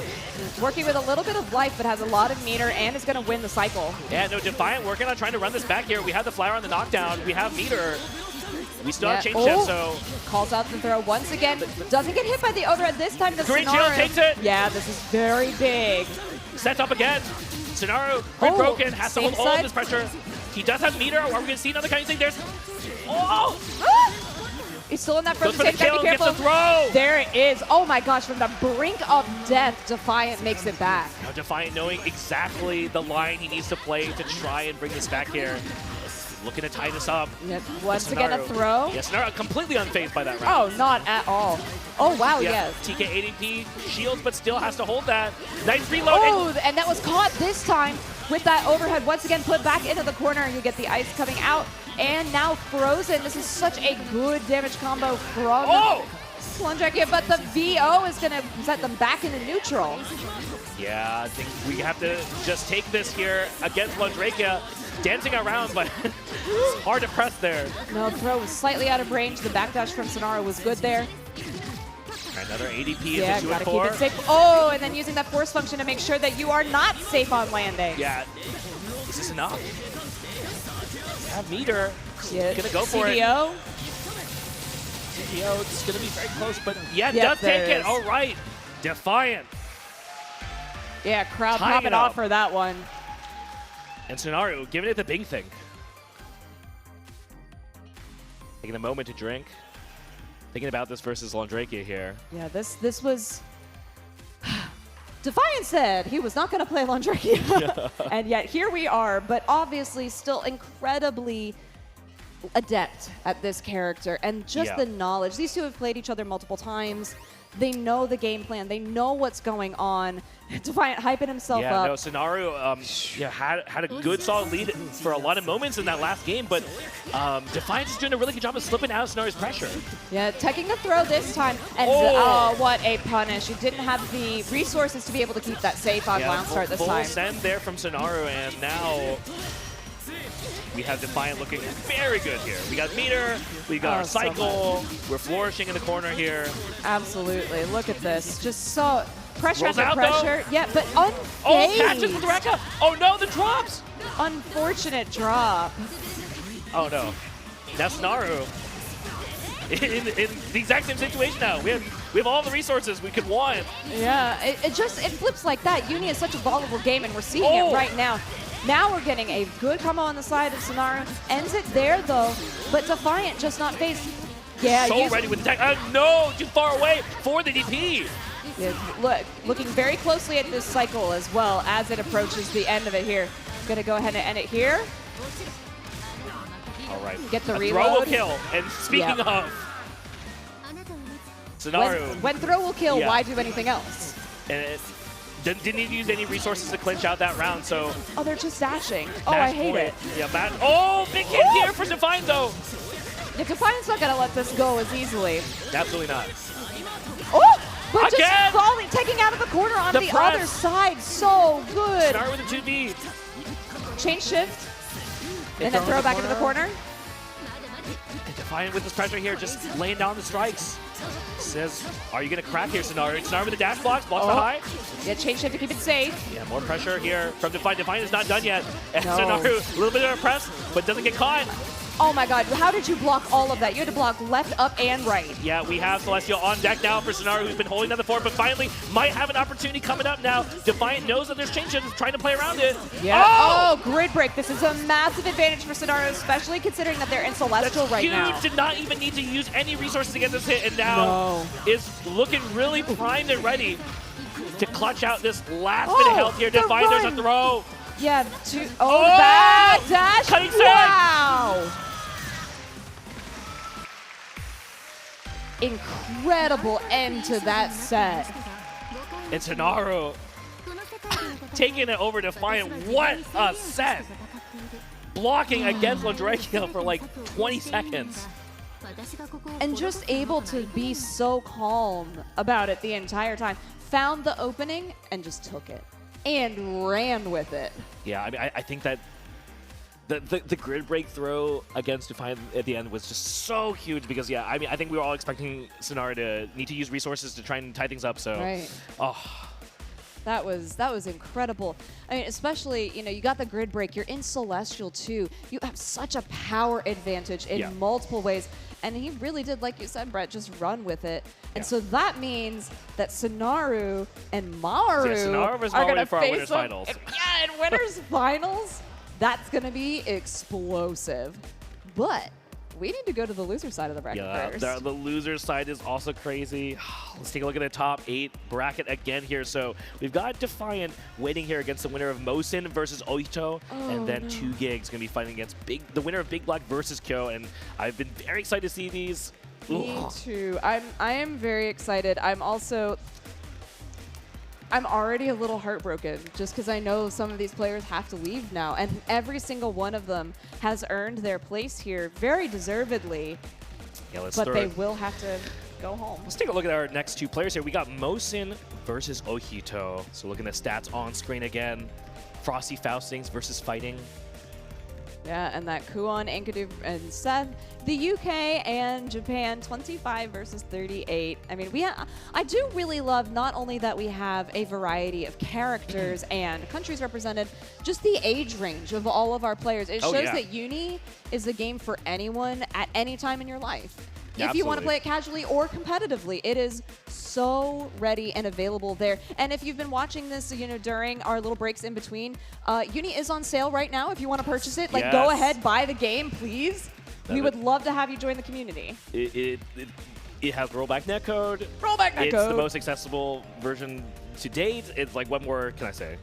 Then I think that's the best thing to say. It's more accessible than ever. Yes. And something just to sort of showcase the accessibility and the rollback netcode, I do play a lot online. I like to do ranked random. I ranked into Mo. We mirror matched. And did I get destroyed? Absolutely. Was it fun? And did it feel like you're playing just like right next to each other? It does. And we were playing across an ocean, and I think that just really speaks to the quality of the game. It's something that I would not be able to imagine possible, you know, I know. 10, 15 years ago. All right, look so at the that stick art, too. Yeah, they're getting ready to go into this. So again, Mosin on that Kuon and Ohito on the Seth. It's going to be quite a crazy match here. So we have Ohito coming out of that loss versus 2GIG. Right. Very interested in, like, you know, what he's thinking right now, because it did look like he was very emotional in the middle of that set, and we'll see if that affects him here. But Seth, very fast character, but very dangerous to kind of run into whatever Kuan can send out. Because Right. especially the pillars are a huge thing. I think we've seen that in previous matches. Is the mainly the 2-2 pillar from Kuan is very, very, very effective at sniping Seth if he's trying to just transfer around the corner. You have a lot of stuff that you're also encountering at state when you're in the air and stuff. So always just got to be very careful, and then combined with the fact that Kuan does have that mix. Yes. It's going to be another match in some ways like Karman, where you just really don't want to get touched at all. No, it's really hard to come back once Kuan gets his game rolling against Seth. But same can be said for Seth. Definitely can see this going either way. If Ohito runs his game plan against Mo, it could just be very impressive. But I mean, Ohito's style is kind of very willing to be patient on defense and kind of see things play out. So I think watching him play, that's been the hardest point for him, is when he's playing against characters or players that are trying to shake him out of his game. Yes, but also like Ohito's nerves have a tendency to get to him at this point in the bracket, and you can see definitely looking a little less confident than he did on the winner's side of this already. And so things that personally I'll be watching out for is, if he gets a combo, how is he completing the string? Is he making sure that he's going to land everything correctly? But, Mo just happy to be here, happy to play. So let's see how this plays out. Already, like you said, Brett, patient on that defense from Ohito. Yeah, Ohito, huge hit, air hit by B here. Yeah, this is a big opener for the start of this round. As much as Mo was trying to be aggressive, not finding anything really, does get the tech and then the throw immediately afterwards. Yeah, Seth does have that command grab, so it's not just strike throw you have to be worried about against this character. Big hit here, though.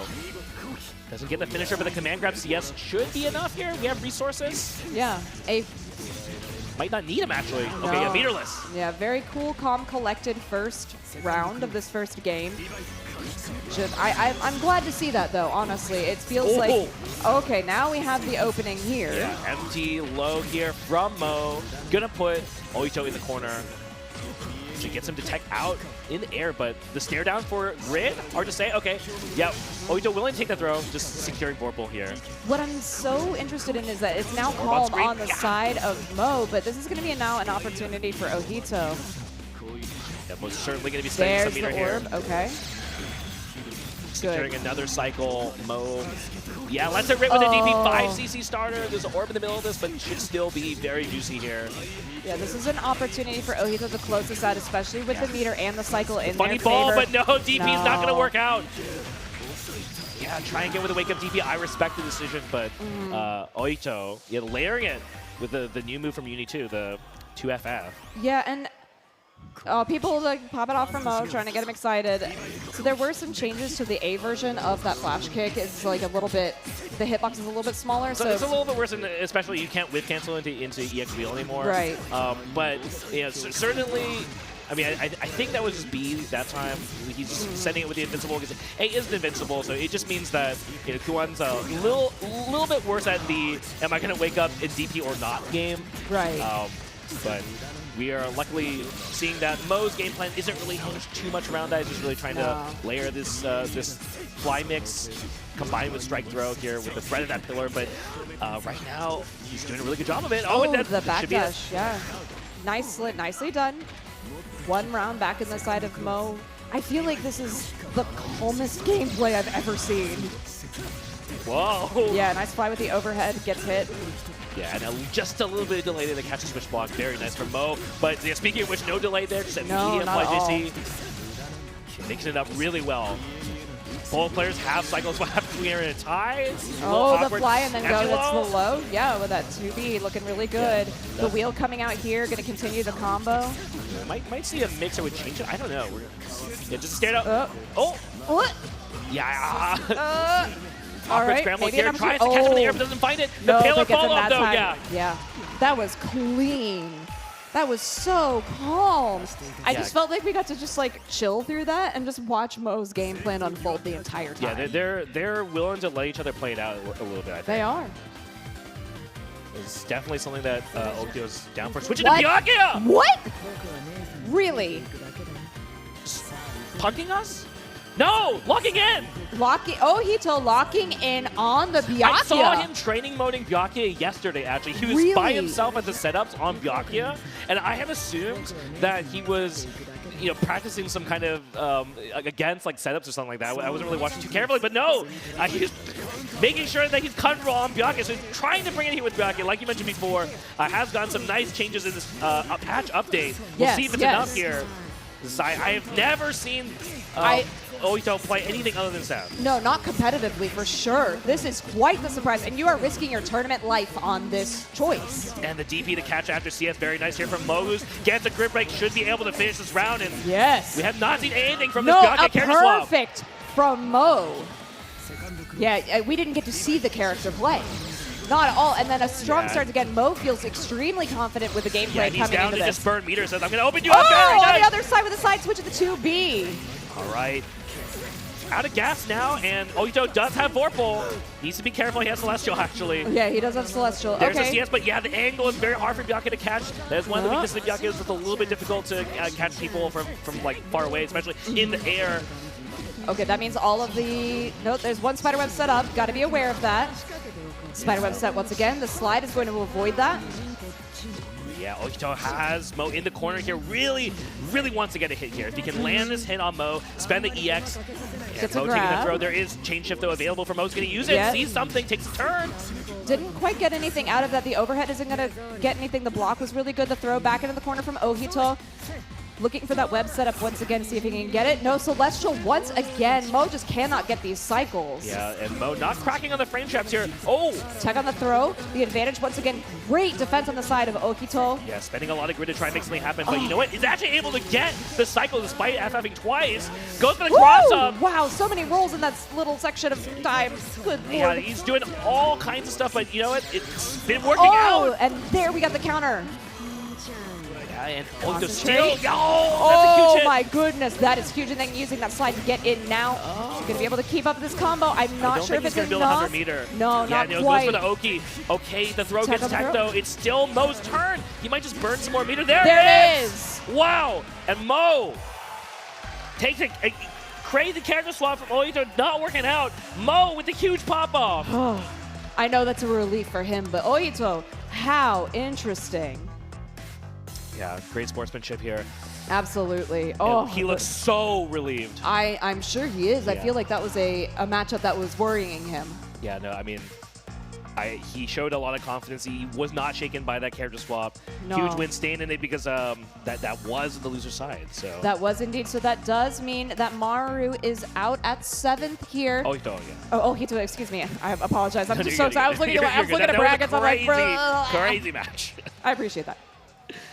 Yeah, so Ohito out at 7th. And Mosin continues on. Yeah, great stuff from Mosin. Love the variance on his pressure in that set. Yes, that was... Yeah, I mean, I'm still like really caught off guard by the Byakuya switch. That was really interesting to get to see.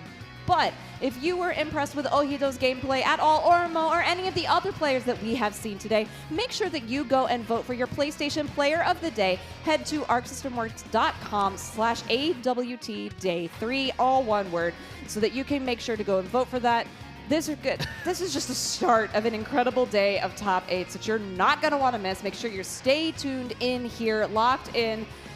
Make sure you're in your chair. Just don't go anywhere. But do make sure that you go to arcsystemworks.com/AWTday3 to go ahead and vote for that. Yeah, absolutely. Mo is definitely doing a really good job of appealing to the camera, but we got 2 other players coming up here. Especially Kyo has been playing up for the camera really great too, but I love Big Black Smile here in this shot. What a photo. I know. It's so good.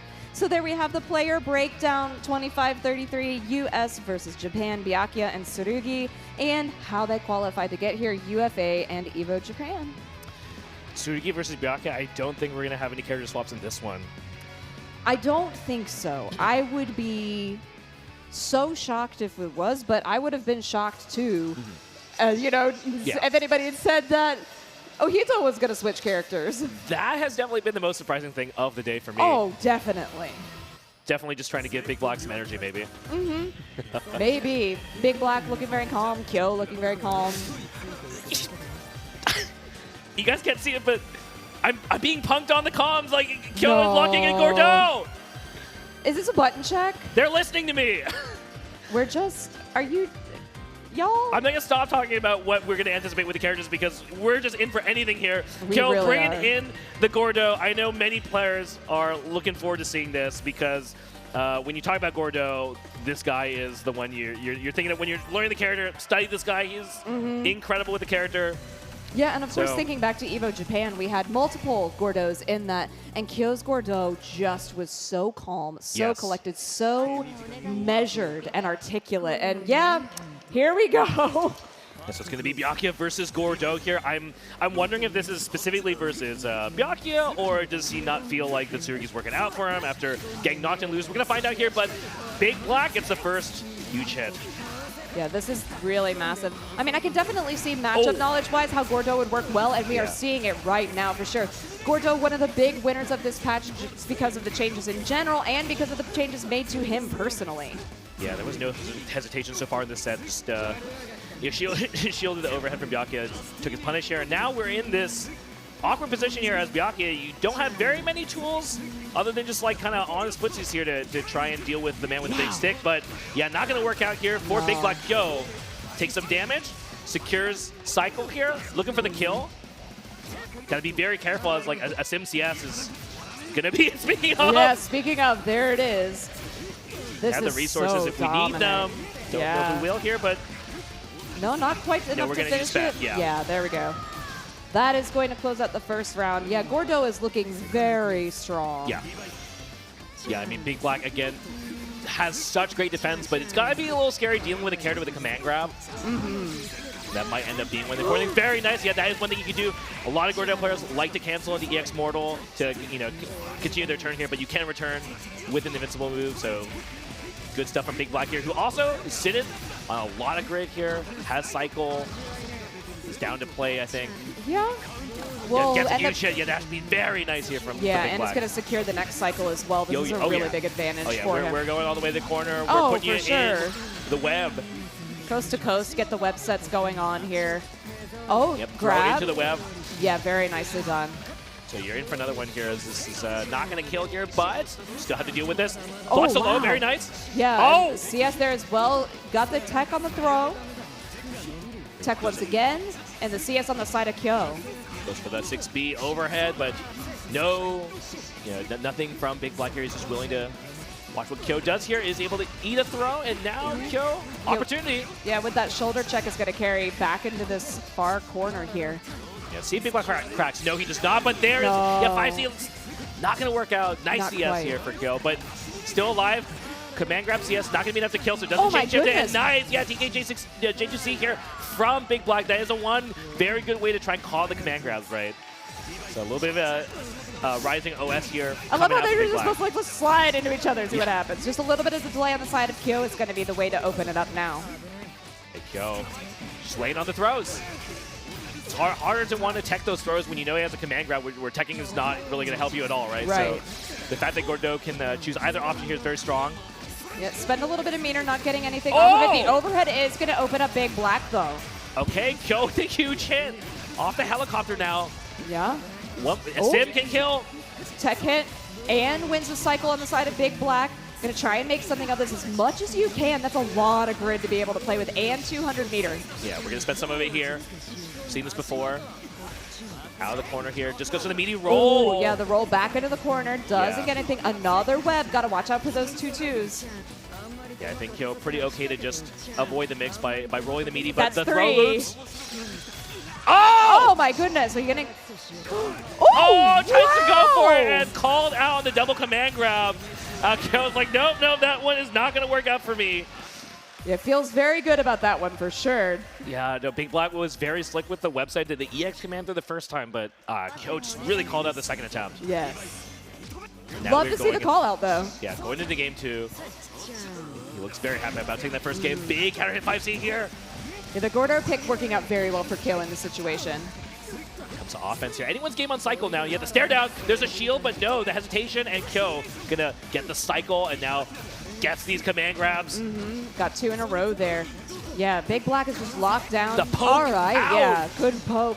And so ready to take advantage of that into an immediate combo, which is exactly what he needed to do. Has that set. It's Oh command my grab. goodness. Wake up. Doing it. and puts Big Black in the corner now. Oh, Big Black just scooched out of there. Yep, he's fighting it out. Yeah, the back fight into for cycle though, gonna go, not gonna matter maybe though. No, I don't think it is. Yeah, huge hit. We've seen that a couple times today. Is when your mind's along the cycle, a lot of players are willing to just give up cycle in order to get the hit in there. We saw Kyo do exactly that. Kyo is so calm and articulate on this Gordeau. Yeah, no hesitation from that jab challenge there from Big Black. Let's see, we are gonna go probably into another website here. I can't imagine not. There we go. Very familiar with this if you're watching this player. But the wake up bail off gets a little bit of a concentrate and secure the cycle. And we do have bail off, so this is gonna be good damage here. IW Ender. Kyo in a good position. Great position to be in here. Very good position. Doesn't have any meter to deal with right now, but, you know, actually just lost the cycle and then, you know, gonna use that EX Rekka for Big Black to get out of a corner. Yeah. Would love to be out of there. And then catches Kyo in the air. Yeah, actually jabs the job. assault. Jabs the assault and gets a lot off of this here. This could be the round here as one more hit off of this mix. What's it going to be? Is it roll? Wake up to Kyo just calls out that Big Black's not going to do meaty. The roll from the previous time was just too much on the mind for Big Black, I think. And now here comes Kyo on the offense, trying to run it back, gets the Sam. But the angle, counter hit there. And the reversal, and whoo! Yeah, shielded it, and Kyo trying to press it after his J got shielded. You know, coming down there, there's a bit of an awkward spot, and Big Black's got to be feeling really good about that one. Fighting to try and tie this up now. Oh, what a counter hit, yeah. A great counter hit on the side of Big Black, gonna open this up. Pushing Kyo into the corner. Just barely doesn't get the cycle, but might not matter here.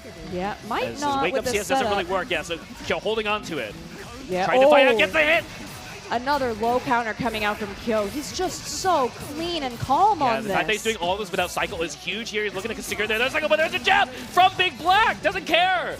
No, doesn't care one bit. Building up a ton of meter on his own. Trying to make sure that the cycle is not going to go back in the favor of Kyo. Gets the web sets once again.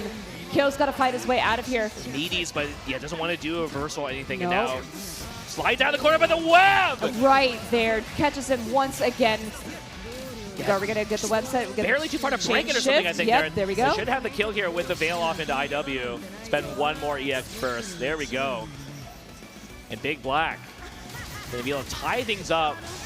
Go to game 3. I like how Kyo just goes, okay. The jabs coming out from Big Black, though. Really, really coming in clutch. Are we swapping? Swapping to Tsurugi! Swapping to Tsurugi.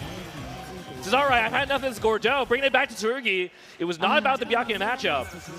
Maybe just a little bit of change of pace here for Kyo. Trying to feel it out. He is a loser. He says maybe if I'm going to feel out the Gord at ARC World Tour Finals, now's the time to do it. But here, bringing out Tsurugi again. Yeah, I mean, and already you can see the impression is really paying off. That aggression from Tsurugi, taking up a decent chunk of Byakuya's life, but Big Black throwing back into the corner. Yeah, I mean, completely different characters. A lot of different things going on in this matchup. Yes. So I'm curious if this is familiarity. There's also the differences in playing out in web setup with Tsurugi versus Gordeau. Yeah. I can only imagine that he's thinking about, like, okay, was getting access to the Asim actually worth enough here? Yeah, how much did that command grab really do for me there? But we are seeing here a very close set so far in this first game. But no, the Vorpal does go to Big Black, who shields the assault, but it's very deep. Yeah, it does EX again. Yeah. All right, bigger opening on the side of Big Black. This patient defense on the side of Big Black is really paying off. That's 2 overheads in a row. The third one didn't hit Thou. That is going to work out, and the side switch as well. Yeah, you're licking your lips when you land a Rekka CS here. Oh, you sure are. Oh, catches the jump out. Yeah, the fake command grab. And Big Black very ready for that jump out. Yes, definitely. All right, Big Black one away from moving on. But Kyo with the Tsurugi trying to let it happen. Using that 2-2C to get out, just try and get a little bit of space, a little bit of pressure. Gets the throw. Moving into the corner once again. Yeah, Big Black giving up Vorpal here. So Kyo going to try and take something. Gets the stand tech. Yeah. It's a great spot to be in here for Kyo. Running into the corner now. Oh, yeah. We're going all the way there. Definitely. Into the corner. Oh, block. That terrifying situation, but Big Black's so calm about this. I mean, he got caught by that mid-screen assault punish with the stand tech there, but you very rarely see him crack on some of these huge openers. But Kyo does not carry, unfazed by this, still running the trade. Very much. So this is a lot of damage to have to deal with. Oh! All right, and yeah, jumps once again, gets the overhead. Gonna keep going, and then just like that. Final game, final round here between these two. Oh boy. This is very intense. I don't know how this is going to turn out. It's been very back and forth the entire time. And both these players, like they're willing to just kind of play, you know, on a strike throw here in the corner. The shield that's really again. where the game's been played. Yeah, shield every time that Kyo is coming in with that overhead. It's creating a good amount of spacing for Big Black. Yeah, actually this time not catching the jump out. No. But does create a lot of space for Big Black. I think that's actually pretty nice. Yeah. Oh, Kyo was trying to secure the cycle with a couple of concentrates, but it does go in Big Black's favor. Again, this time does not catch. Will Big Black try to get it this set? That's the question here. No. Goes for a TRM or something, but doesn't find it. No. Maybe was just looking for the post-CS situation, but is going to have to forfeit the cycle again here to Big Black. Yeah, it looks like Big Black is fishing for that 60, but now Kyo getting in there with the that shield. dash B is very, very strong normal. It's something you definitely have to be scared of here. You know, the anti-air. Oh! Yeah, the EX in the air actually making a trade. I think Kyo was hoping for a little bit more, but still able to get away without getting anti-air. Very nice here, but okay, here comes Big Black. There's a light deficit, but has Kyo where he wants him to jump out, though. No, Kyo is free out of the corner. Yeah, okay, we got counter on both sides, and then Big Black is the one to recover mentally first and get this. Gets the air hit jab again. Incredible. The reset. Oh, no, I don't think Kyo wanted any of this, and No, definitely not. We spent the meter, Yeah. and you're going to win the next cycle. You've got a ton of grid on your side. Get the TRM throw Oh into the my web. goodness. Is this enough? I think it is. He's in IMAX range too. He's gonna just go for it.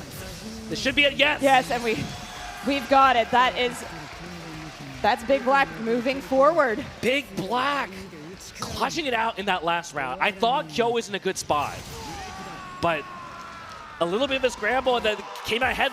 Just barely the tip of that 5A, which I think they improved the range on that in this patch. So, man, Big Black that was taking over Kyo. Incredible set.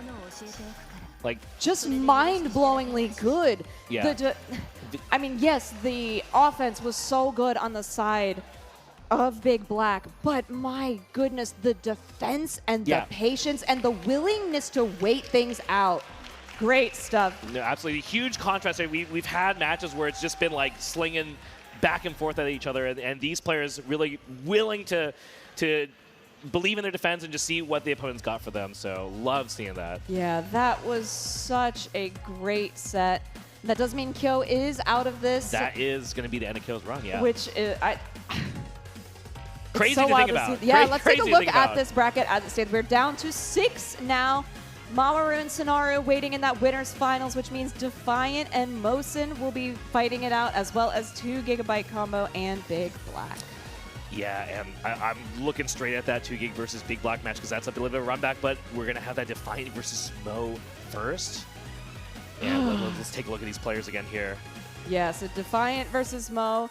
Very close age there, 22 and 25, US versus the UK. Most likely Kuon, but possibly an Enkidu, Uzuki, Landrekia, and whoever else. I mean, yeah, Defiant at feels this point, like I don't good know. for. I'm No, not I even don't going to even try and know. guess Not at all. what anyone's playing here. I hope Mo doesn't have another character that I'm not aware of that he's going to bring out because there's enough surprises for me in this top 8. But are there could be more. There could be more surprises. You're right. I am down to be the agent of chaos here. Let us see every single character in this roster in this top 8. That would be very, very fun. But yeah, probably going to be seeing the Kuon on the side of Mo. It's been going well. And then I love that they're just sitting, hanging out, being like, yeah, okay, let's talk about things. Cool. Yeah, we're at this top 6 juncture now. Only one step away from top 4 for both these players, but it is definitely got to be at least a little bit nervous here being on the loser side. Oh, for sure. World Tour Finals. Yeah, I mean, when you're on this side, you have to play immaculately. You have to play your best. Anything less than that means you're done. I'm getting nervous just watching. I am this. too. It's crazy. We are here at the character select screen. It is such a crucial point here for Byakuya. This is a button check, just in case anybody else was having a heart attack briefly. But no, this I hope is it a is quick button Byakuya. check. I want every single player in this top 8. I need them to switch to Byakuya at least once in this this finals, right? This is now mandatory. Oh my goodness, such Yeah. This has been such an incredible top 8 so far, and I'm glad that we get to see every single match of this so that you don't miss how these players continue to move forward. Yeah, can't even begin to imagine how this is going to unfold because it's so dependent on what Defiant wants to play. It's really going to change up how Mosin wants to approach this, right? Right. So let's take a look and see, because this is really the thing that I'm the most interested in, is this character select. Yeah, I mean, that's the thing. I think Defiant's got such a strong fundamental understanding of the game. It's really hard to pinpoint any player weaknesses, you know, in their play. It looks like it's going to be the Uzuki. Okay. But yeah, the nod. We are going into this, so it's going to be Uzuki versus Kuon. Oh, this is a really interesting matchup. And the players, great hug between these two. Yeah. Yeah, these guys have fought a lot. You could see it in that player intro. One of the clips was the two of them fighting. Mo just dancing. Yeah. Trying to shake off the nerves here, trying to get in your comfort zone here as we go into this match here. Defiant versus Mosin. Uzuki versus Kuon. The stare down, but Defiant with the first huge hit. Yeah, this is very, very big. It's going to secure a lot of damage at the outset, which is definitely something to Defiant wants. Dolphin! Right in Mo's face. It's a great little delay meeting here. Oh my gosh, Defiant is playing so much more quickly on the poison. Uzuki this time. Oh, yeah, smelling Good blood in leg the water, too. I think, here. Defiant. All right, check out the throw. Yeah, Mo has not gotten a chance to play at all this round. Yeah, and then Poison Defiant putting in work. coming as fast as he possibly can. Nice roll for that needle, but all right, now Mosin is getting the opportunity to just take a little bit of control of this, using the wheels to his advantage here. Pushing into the corner. Ah! The stare down! Yo, How the dare tech! you! The tech back! Crosses up here, and now on the offense, there's the throw that works out here for Defiant. You love to see it. 5 seconds stare down between both players. That is peak uni. That's peak uni right there, ladies and gentlemen. It is peak, but I don't like it. Yeah, going underground. Big assault here from Defiant. Love to see it. Pressure. Will Mo crack? Mo's not cracking yet. Not yet. Avoids the coffin. Playing very patiently here. Skeleton not catching anything, so does forfeit the turn here, but gotta be careful of that Dolphin. Yeah, playing speaking at of their which, full range. Yeah. Oh, Totsugeki after Totsugeki here Definitely. from Uzuki. Move is very obnoxious to deal with, especially not ready here, but Mo getting caught in the corner now on the teleport. Yeah, trying to use that AGP to get the corner. Oh my goodness, that could have been so much worse for Mo. Yeah, tried to call it with a wake up 2C, but didn't actually get punished. Here's a jab starting here from Mo in the corner now. We have resources. We can really make something nasty happen against Defiant if Defiant's not ready for it. Goes for the low, but everyone's been blocking that today somehow. Yeah, they really have. They've been so ready for it. Mix, though. The air hit actually maybe catching out of Dolphin startup there. This is really big. Yeah, especially with meter. Doesn't even need to use it. Gets the first one for Defiant. Defiant Uzuki looking really strong right now. Yes, very, very strong. But, you know, Mo doesn't really look like they're hesitating too much about this. Going straight back into this, knows what he's up against here. Oh, do you though? Because that is coming at you so That is fast. a nasty way to start the round here. It really is. This is going so well in the favor of Defiant right now. All right, Mo's trying to get some sort of pressure started, but Defiant, as well as they're known for their offense, the defense, like you pointed out earlier, is so immaculate. Yeah, the fly mix not doing enough here, and the Dolphin just putting in a lot of work to kind of get Mo out of his comfort zone here. Yep, the layered item into throw. We have a bomb on deck. Yep. Getting the throw as well. The bunny is out. Yep, doesn't get hit by the mix up there. That sandwich is not going to confuse him, but it doesn't matter. Defiant, clean, and one away. Really good here. This is looking really tough for Mo. Okay, I like the ES cancel. I do too. Catches him the creep under needle. And now, Mo, you got to land the mix here. He has to do something. Tech hit, though. Tech once again. Oh, bail off for the throw. Okay. Yep. EX canceling the Dolphin. Just putting tons of stuff on the screen here. Yeah. Enforcing their turn. Not giving Mo a chance to take their turn at all. Dolphin, but the call. Here's a dash block from Mo, but not enough of a response here. Mo does have cycles. Going to use it very conservatively here. Just trying to make something happen in the mid-screen, but... Oh, my goodness. But look how much he's giving away to Defiant. Again, trying to catch him switching, doing something, but no dice. We've seen that against a couple players here. So that ADP is really not doing anything. No, it's really, really not. The wheel comes out once again. We have the CS in the reversal, but Defiant is like looking a little bit in a hairier position, throwing out as much as they can. Mo is going to be able to secure this cycle just barely. Yeah, big dolphin hit here for Uzuki. Defiant just spending the meter, but oh! Just Mo not ready for the knockdowns here. Not ready for the recovery situation at all, and pressure with poison. Like, will this be enough with enough poison to, just giving it with the 16s. Oh my goodness, this is so much off the block. Fights back, okay. Woo! The Almost poison's cut still the wheel. there. Yeah, Like, I play think it this might around put it. him in throw kill range. I can't believe he does! Waiting for that poison to just tick very slowly to get Kuon into that throw kill range. Huge win! And a pop-up from Defiant. Played that so well. Really did. And that was happening in a couple other matches versus Defiant. I think versus Kyo as well. Just Defiant would be in a spot where they have like they're behind. You know, they have like maybe 20% HP versus like a 70% life lead, but then know exactly just how to keep it clean, not trip up, and let the opponent try and hang themselves, and then somehow get back those rounds. It's been really impressive. It really has. The way Defiant is playing this character, it just does not cease to amaze me. It's been such a treat. It really has. I mean, Uzuki, so much fun to get to watch, and in the hands of Defiant, a dream to play, and has been carrying him well through this tournament. It will be moving on. That does mean it's the end of the line for Mosin. Yes. So glad to have him here, and just, you know, showing off everything he could with Kuon, qualifying all the way here, and just love his energy. Love the energy, for sure. I mean, such a showman. Had those push-ups at the beginning of the entire day. That was so much fun. Yeah. It was so great to get to see. That's got to be one of the best things that's happened in this top 8. Besides the gameplay. Yeah, besides the gameplay. Yeah, but like that was really, really fun to get to see. Yeah. Oh, my goodness. We're going to continue with the loser side of this, though. But if you're impressed with the way that any of these players are playing today, make sure that you go and vote for your PlayStation Player of the Day. That's arcsystemworks.com/AWT Day 3. I mean, they might be losers right now, but Defiant is making a really good push for that player. Defiant is making such a run. So impressive. I mean, what more can you say other than we've got more impressive gameplay coming up? Yeah, Defiant's going to have to play the winner of this upcoming match here. So we got 2 GB versus Big Black. I think we saw this a couple times at various majors where they both have made it out.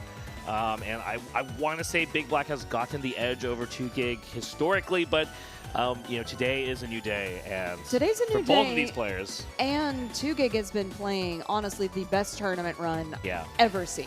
But on the other hand, Big Black's huge win over Kyo. That was very big. Yeah, so they're both going into this, I think, probably feeling pretty pumped and very eager to get into that top 4. Definitely. I mean, you sure want to. Yeah. Okay, this time I can say with confidence it's going to be Carmine versus Byakuya. Can you say it with confidence? This is the last time I can say this. I'm not sure. I have been made the fool once before. And of course, it wouldn't be a tournament with 2GB without a beautiful shot of the stick. It is such a cool stick. I love the bubble top on the ball top. I have one of those in pink for when I wasn't playing Leverless. They are so cool. And just the color scheme, excellent. Okay, not going to get juked on this one. Here it is. They are going into this.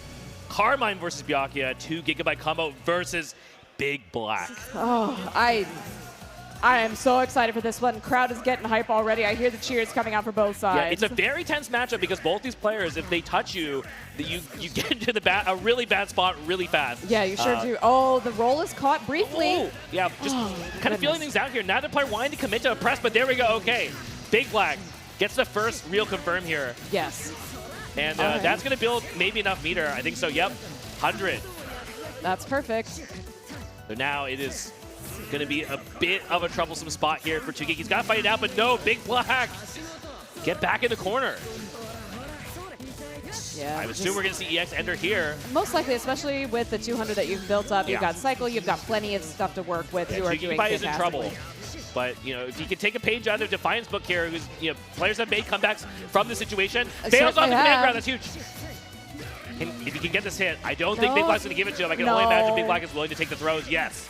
He will take these throws here. Oh, but that does give Carmine HP. That does indeed. It make it a little bit harder to close this out. Just barely. Yeah, he's out of throw kill range now. He is. That is huge. We got to check on that throw, though. Go ahead and get the conservative. CS. Oh, the Gets the puddle. hit. Yeah, this There's is going to be big from 2GIG. 2GIG is never out of this. Yeah, if you get hit by one more mix, you're dead. Oh Trying my to gosh, get these to empty Twitch. jumps. Yeah, not moving an inch is Big Black. Waiting to catch There's it. still the bomb there. Web. Like, pressure. 11 seconds on the clock. Are we going to see our first timeout? Are we? We could. This is Down to JFF. 8. Oh my gosh. Huge. So many things that Carmine can do from that JFF there, so I do not blame Big Black at all for twitching from that spot. No, definitely not. We were down to 5 seconds in that, too. Yeah, had to make a play here. Here comes 2GIG again. Looking a lot more confident now. Doesn't get a confirm off the jab, but 2GIG willing to hold down the fort. Oh! So Big Black gets a cycle, uses it immediately off of that Rekka. Oh, presses my against the command grab. goodness. He saw that, Big Black started using that command grab versus Kill. And already tried to pull it off in this match, and he's bailed off the first one, pressed against the second one. Here's the double bomb knockdown. The up. All right. Oh, just What is 2 going on empty the jumps. low? There it goes. He's able to get the hit. The 2 bombs are down on the ground still, Backs pushing off. it back into the corner. Yeah, keep Byaka in the corner here. And Big Black's in Ahead trouble. again. How many souls are you going to 3, willing to hold? 4, 5. Big Black he got it! Jantic, no confirm though off of it. And Big Black, Oh, but there's the end. no Confirm way! follow-up from 2GIG. So ready for that. Says even that is not enough against me here. 2, now has 3. him in the Oh, pickle. There's let's the get it answer. that Okay. time. Oh my god, I was like, are we going to get another 4 Vorpal's so of those? important here, and yeah, he's gonna take it. And just Gets like the that, throw. Big Black can still take this round. Yeah. Yeah, another throw. You're going to do it a 3rd time? Catches the jump out to confirm. Wow. What a round from Big Black. Oh my goodness, these players are so evenly matched. 2B. It's a good spot for Big Black. We have meter if we want it. I think we will. No. Yes, there we go. Go ahead and get the web set. Take 2 seconds to breathe. He's holding it down. Lets it go into man grab with a fadeaway jump from Big Black. So ready for it. These players are really playing decisively right now. Just throwing stuff at each other, and they're both very ready. There's a 2A. Nicely done, yeah. Just catches that stand immediately from 2GIG. 2GIG. Has plenty, gets the Is this set gonna up be once enough? again. Oh! The throw. Interesting, yeah. Very collected from Big Black. Yeah, that was really clutch to be aware that that had not landed and just go ahead and get in for the throw. Because it could have been that chance for 2GIG to come back. They're taking a little bit of time to think here. A lot happened in that first game. So much happened. Oh my goodness. Yeah, thinking. Yeah, you got to think about what Big Black's offense options were, how we can cycle better, what went wrong. And right off the bat, again, the run-up throw. Big Black's just playing these round starts really well. Yes, and round start was somewhere where 2GIG has had a lot of success. Ooh, so shit, it's though. been interesting to see these switches. The drop! You cannot drop those. Not now, not ever. 5B anti-air doesn't get the full confirm, but okay, here's a hit here for 2GIG, but that was a very dangerous spot for him, and he needs to be able to recover from this confirm. Because he cannot afford to lose another game now. No, he cannot. So he's fighting to just tie this up at this point. All right, we get the throw, and we get one set. Tech on that one. Yeah, the patience. Big Black knew there was a possibility of a change shift, and 2GIG waiting, but the stare down situation, a little bit of the standoff going to Big Black now, and with the web, is actually going to be able to pull ahead here. Yeah, yes, with the throw into the web. So good. Very clean from Big Black. Working out really nicely for him. Gets the meter. Bit of a situation here. Jab TRM. Huge here for Big Black. Very, On match point, the crowd trying to give 2GB power. Will he be able to do it? I don't know. Good. With that opening, Big Black is really doing well. 2GIG is starting to not find that confident opener that was doing so well for him and sort of losing confidence and steam throughout. I would love to see a good counter from him. I think the thing is that while Carmine has some good normals, Byakuya's normals are very good. Yes, and very, very it makes good. you really have to consider that spacing game a lot more than against some other characters, I think, and that's really been layering up 2GIG's mental stack at the neutral here. And Big Black looking to try and take it away, working on the perfect right now. It's going to go in with chain shift, trying to open up. Lets it rock. There's no counterplay here from 2GIG. Nope. Dash box on the court, tries to get the 2A, but it's not going to be out. That's going to be out. They know the drop. No! Wait a minute. What a okay, drop. 2GIG This is an fighting back. opportunity. Get okay, the shit. this is really, really Opportunity big here. for 2GIG. It's Carmine. Yeah, he can get a lot of life back. Yep, gonna get some life back. There we go. EX get even more here. Yeah, now he's out of that throw kill range. This is really, Get really the big. cross up! Oh my Doesn't get the goodness, confirm, though. That's a huge drop for 2 Gigabyte at this venture. Pulls out the sneaky stuff with the air FF, but gets a jab! Oh, there's that jab, and it's going to be a really good combo afterwards. Getting the wheel as well, the knockdown. Oh, this is huge! Yeah, here's more pressure. He's got to be careful. EX right call Oh out! my The press. God! Huge call out from 2 Gigabyte. Shaking his head because he knows there were some flubs, but able to recover. Very key. Gets a good hit here, but doesn't get a confirm. And now here comes 2 Gig with more pressure. There's the air forward punch we were talking about. Dashi though! Dashi again! And the web set now. All that confidence that 2 Gig was building up. Is he going to be able to do it twice in a row? This is so much to fight against. Yeah, not a good spot at all. Lets Oh, it rip no. with the veil off and called out Big Black with the patience here. Yeah, It's not going to be enough to kill, but this is like the worst situation here for 2 Gig. He's going to have really no is. resources coming into the situation. No. He is going to have fail off on this wake up, but I think both players know that's not in the cards. No. And the throw into web, not enough resources to kill here, but gets for game now. Oh, you've got 2 nothing. Gig's going to fight from a huge life loss, but he does build some. There's a There it TRM at is. the very end of the day. Big Black takes it against 2 Gig. Very characteristic off that TRM. Knows that it was just really hard to play out that situation. So great stuff from Big Black. That was really good. 2 Gig had some incredible moments in there. That comeback in that second round was unbelievably good. Yeah, the crowd cheering for that. But Big Black really not looking very phased throughout this set. Looked very comfortable. No, not at all. I feel like sort of historically Big Black never looks phased. That is very true. That is very true. Wow. So we are down to 4 players. We have our top 4. That's crazy to think that. I can't believe it. I really can't. But we are going to take a quick break before we get to that top 4. Go ahead, get your drinks, get your snacks, get whatever you need to stay comfy throughout this top 4 that we have left. It's going to be exciting. Yeah, but we will be right back right after this.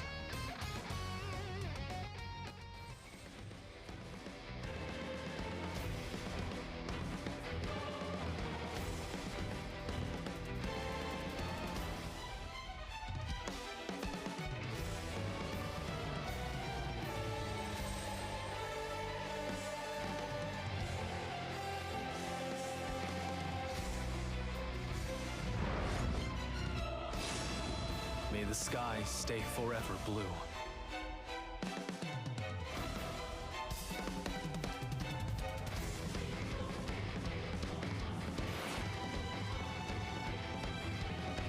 We're done talking, Beelzebub. It's time for a reckoning. Belial, while you can still use that scheming tongue, any last words? On your toes!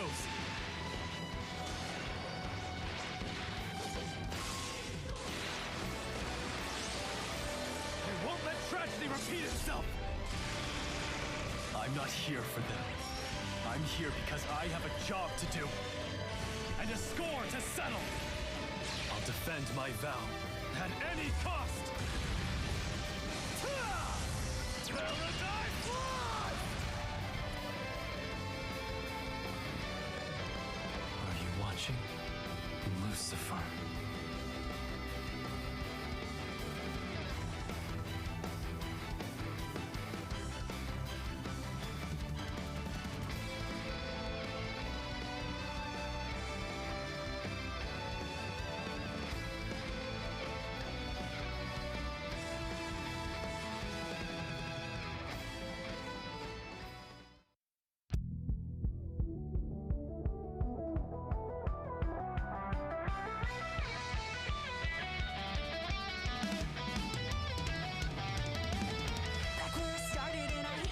Simple, but you always gotta press me when you run up in my face. I'm at the corner at the party feeling different. You sit near me pushing buttons, always thinking that you break. Spinning at me every single second that you kick. I've been trying to block you, it gets fuzzy with the same trap. Patch it up, I bet you call me easy than needy, and then get greedy, run up, and it's just an L, man. You're so vanilla, it's like I wanted 3 out of 5. Skill issue and I'm throwing a strike. Danger, you feel anxious, I feel broken. You should thank me, glad I'm not who you remember.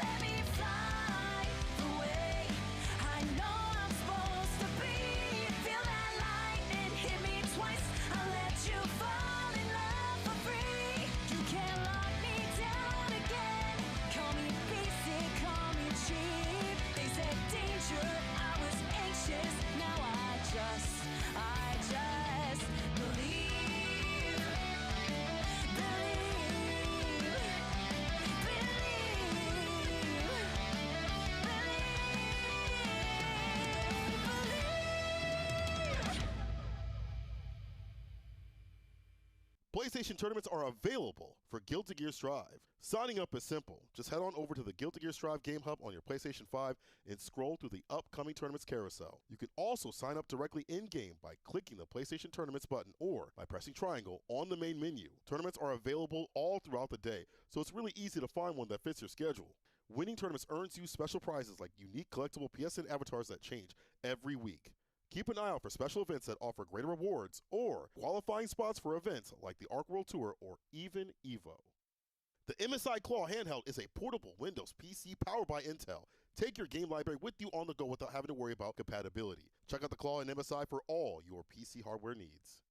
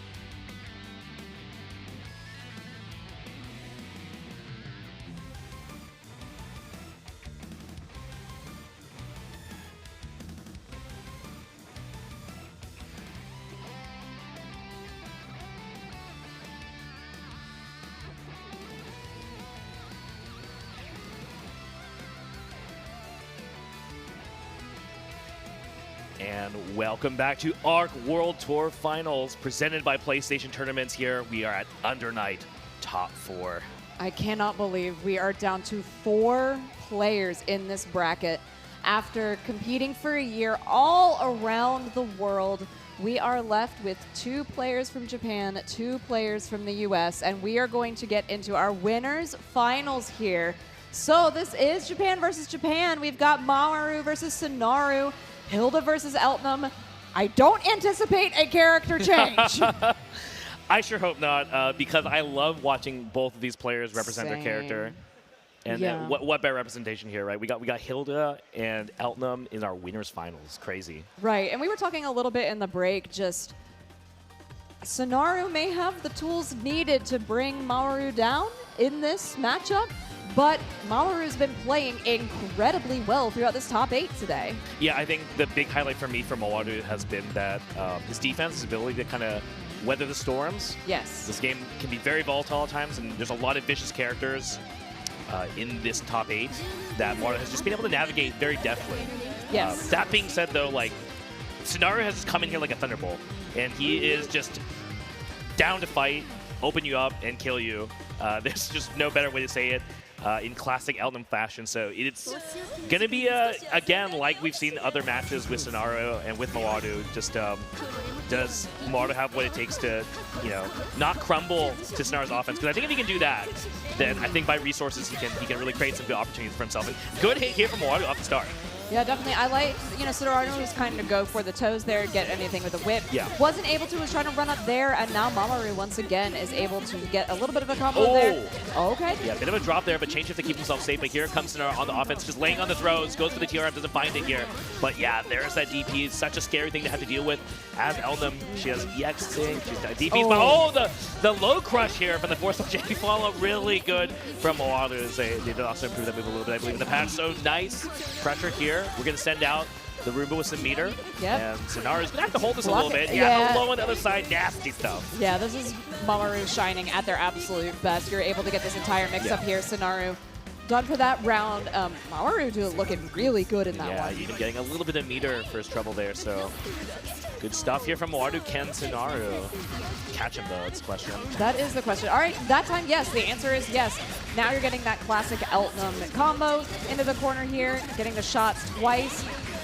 Yep, get the reload too. Oh my goodness, what a catch. That's just open him up.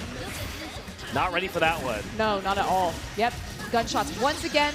Gonna go ahead and get this. Yeah, working on it perfect here. Next second kill for It Sonaru. certainly can, and with a cycle like this, yeah, this is huge. Oh my goodness, gonna get that 200 EXS, carry that into the next round. They're actually both looking really good on resources so this round start. Yeah, it's hard to say who has better advantage off of that because both characters have really good 100-meter options here. As we're going to see Mawaru spend the meter to just try to get an opening, but sometimes actually have to keep it a little tight. Oh, nice! Yeah, just get the anti-air assault here. Mawaru getting a little bit too aggressive. Just a little bit, yeah. Now we're getting full combo into the corner.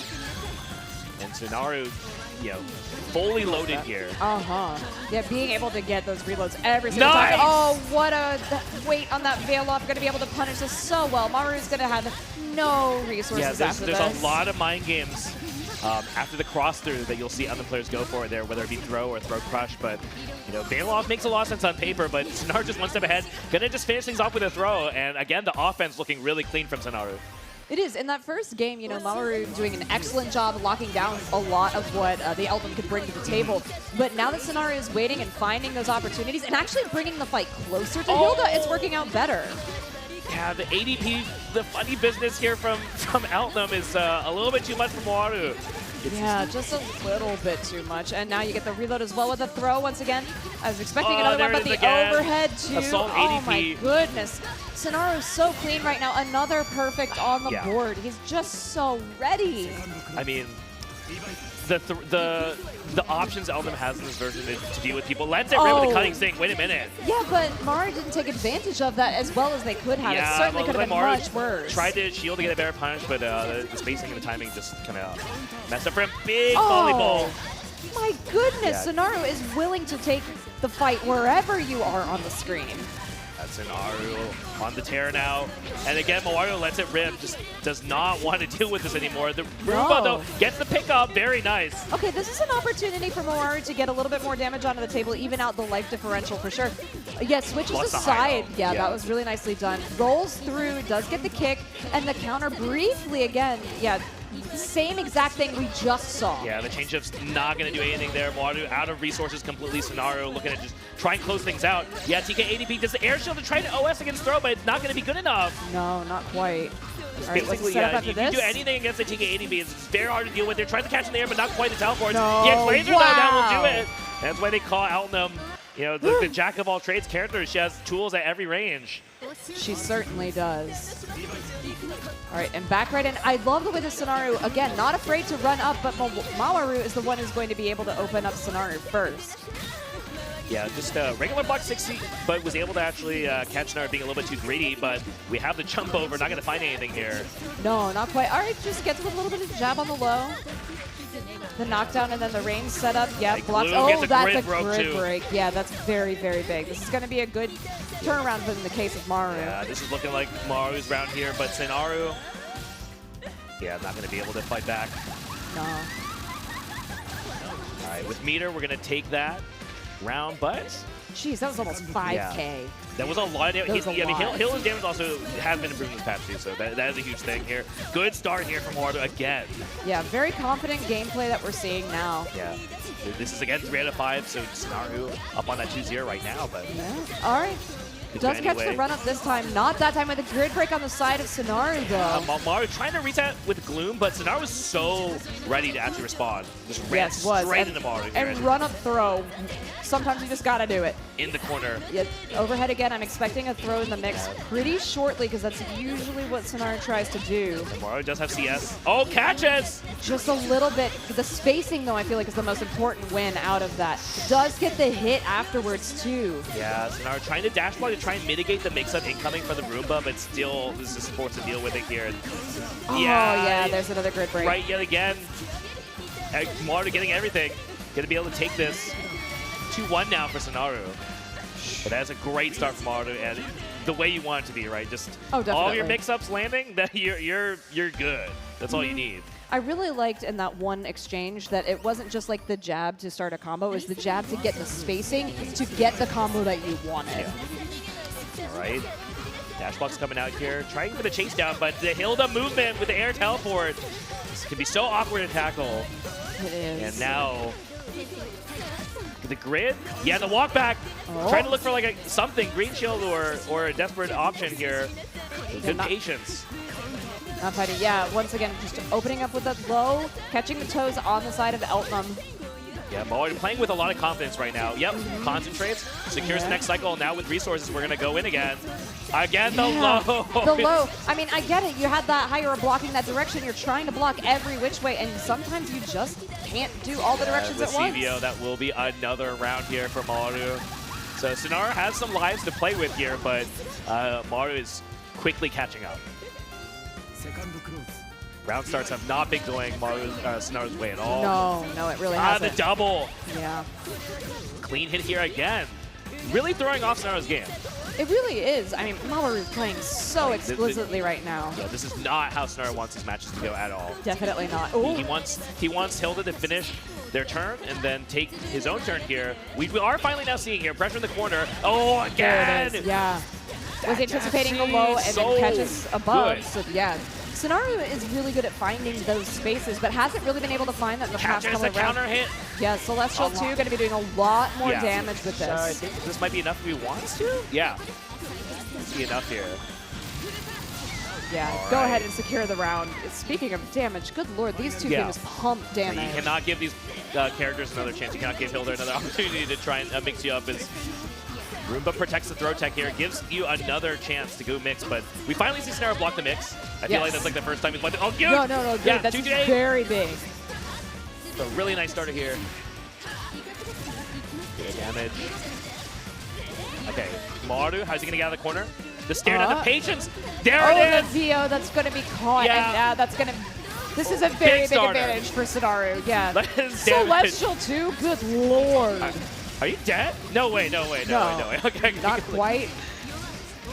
Like maybe we were at low HP or something, but okay, one more hit here. Again, yeah, there it is, the throw. And Sonaru securing their spot in grand finals. The pop-off, the energy. Yeah. Unstoppable offense. And the sportsmanship. Yeah. It's so cheeky. It's really cute. Maru playing it up. That's got to be a tough loss, Maru. But he's not out yet, as he's going to be waiting to see who he fights here for losers finals. Yeah. Huge W for Sonaru. That really, really was. And I mean, it looked like Maru was gaining footing again. Yeah. Really, like, just the mix-ups were good. And like you had pointed out, for a while, Sonaru wasn't blocking a particular combo string at all. It was just getting hit every single time. I don't think it's a coincidence at all that the first time in a while that Sonaru had blocked the mix, he like immediately ran over Maru to clutch it out. Yeah, and I mean, that combo was, I think it ended at 5.5K. A lot. It's so much damage. Veil off finds when you out them and you're in Celestial, it's a ton of damage. It was so much damage. And Sonaru was ready for it too. He hesitated a couple times that pressure string, just trying to be like, all right, well, you gonna veil off? And like when he did, it's like, got your Christmas present. You sure did, and that Christmas present was your security in grand finals for sure, which means we have 3 players left to fight out for that. I know, for that other spot. So like you said, Mawaru waiting in that losers finals. Yes. Where we're going to find out from our losers semis if Defiant or Big Black is the one going to face them. Yeah, there's so many good players here now just fighting it out again in our top 4, and I think any of them could be that PlayStation Player of the Day because these players really are could. just appealing the camera. I love the energy, love everything. So we, again, have to ask you guys to vote PlayStation Player of the Day, man. Like, it's so good. It's so good. Yeah, make sure I'm you still head thinking of over. push-ups. I know, push-ups. That was so Push-ups. good. So head on over to arcsystemworks.com/AWT Day 3. Vote for the player that you think deserves to be the player of the day. So we've had some incredible play, and this could be one of these is, two, honestly. Oh my God. Could be either of these two. I feel like no matter what, this is going to be a heartbreaker. It really is. So yeah, we've got Defiant and Big Black from the US, 22 and 25 characters, possibly someone on the side of Defiant, Byakuya, of course, on the side of Big Black. Yeah, I don't know what's going to come out here from Defiant, but it is unfortunate, like we were mentioning before during the break, that we got the 2 last remaining American players in the loser's side, but you know they got knocked out fair and square. It's tough that we have to see one of these players go. Yes, it just, I mean, I feel like the bracket, no matter how you played it, this was inevitable at some point. Yeah. I did hear the settle into the Uzuki, though. So that honestly has been going pretty spectacularly. It's been going really well. today. Yeah, I mean, no one has really shown that they've been able to handle that very well. So it makes a lot of sense for Defiant to bring in the Uzuki again here. So we're off to the races. This is loser semi, so this is 2 out of 3 again. We're slowing it down before we go back into these 3 out of 5s, and we have Defiant on a really good start here against Big Black in the corner here. Puts on the poison. So. Now these two, of course, have fought each other very frequently. Oh, they yeah. know the mind games. They know it's being played. I'm sure Big Black has probably played against Defiant's Uzuki at some point, but right now Defiant is playing with a lot of confidence. Yeah, Defiant just pretty easily winning that first cycle. Looking to just try and keep Defiant even here in the corner. Change something to get their turn more. And okay. We have a lot of grit on deck here for Big Black, but not going to matter here. The Dolphin. No. Very, very good move. This is really good stuff. The bomb is out too. Yeah, you have to be very careful. The chain shifting. Rolls the bomb and gets a throw. Very nice here from Big Black. Setup. Oh, but a low is going to take away that one advantage of the spider web that we had briefly. The throw does come out for Big Black, pushes in the corner. We get another throw once again. One spider web throw and another throw. Laid it on. Gets we saw that setup attempted against Kyo. It also worked. So we're seeing again here the web lay into the EX command grab here. Looking really good. Big Black. Yeah. CBO. Oh, no! No way! That's big. Okay, but the grid break grab. It still works out, but I'm very nervous when I see that kind of drop here. No, at that level, at this point in the tournament, absolutely. Nice pickup here from Defiant. A lot of resources. And gets that EX Ender, puts the poison down mid-combo. Yeah, using that Seer Ender to go ahead and finish it. We got poison up next, so that could be really, really big. It does still win the cycle, though, for Big Black here. So yeah, interesting. Has a chance. Defiant just dumping everything. Yep. All right, presses immediately off the Dolphin. The move is minus, but it's uncharacteristic, not very minus considering how strong of a move it is. So it can be a weird fight off of the Dolphin, and it's also a very strong bar option. So here, Defiant has meter if they need it. Not enough to kill with a jab. The bomb will pull out away. Yeah, the Rekka does get a lot of distance. That is still there. Yeah. Did get out of the combo, though, for Defiant. Still in the corner. Doesn't get hit by the skeleton. The throw does come out. This web is set up now. Bit of an uphill battle here for, the low being blocked, but we have the web to cover the recovery. And just like that, run-up throw here for Defiant. I'm very impressed with Big Black's patience. I know we talked about it earlier, but it's really shining right now. Yeah, he's looking to try and see how Defiant hangs himself on the turn. I think he's just down to get his turn the good old-fashioned way. Doesn't need to overextend, and we're looking at this round right now, looking very good here. Yeah, all of the meter and all of the grid in favor of Big Black right now, sitting in Celestial for quite some time. Going to be able to take the next cycle as well. Yeah, absolutely. Okay, building up these throws. That grid lead. Oh, the bomb is here. Got to be aware. Does manage to block it out. Okay, the grid threats are keeping in the corner. But so far, yeah, Defiant has not really found anything here. Letting it rip with Totsugeki after So many Totsugeki. Totsugekis! Oh! Oh, gets caught by the bunny. Yeah, huge punish on the stand tech here from Defiant. Okay, one more setup. Poison is out. The press, though. Yeah, this is a big chance for Big Black with 200 meter. Spends the 100 to get... Yeah, he's just taking the... Okay, there's the CBO. I think it's enough with IWAX, yeah. All right. Big Black should have this. It's always a tense moment. It is. I'm holding my breath.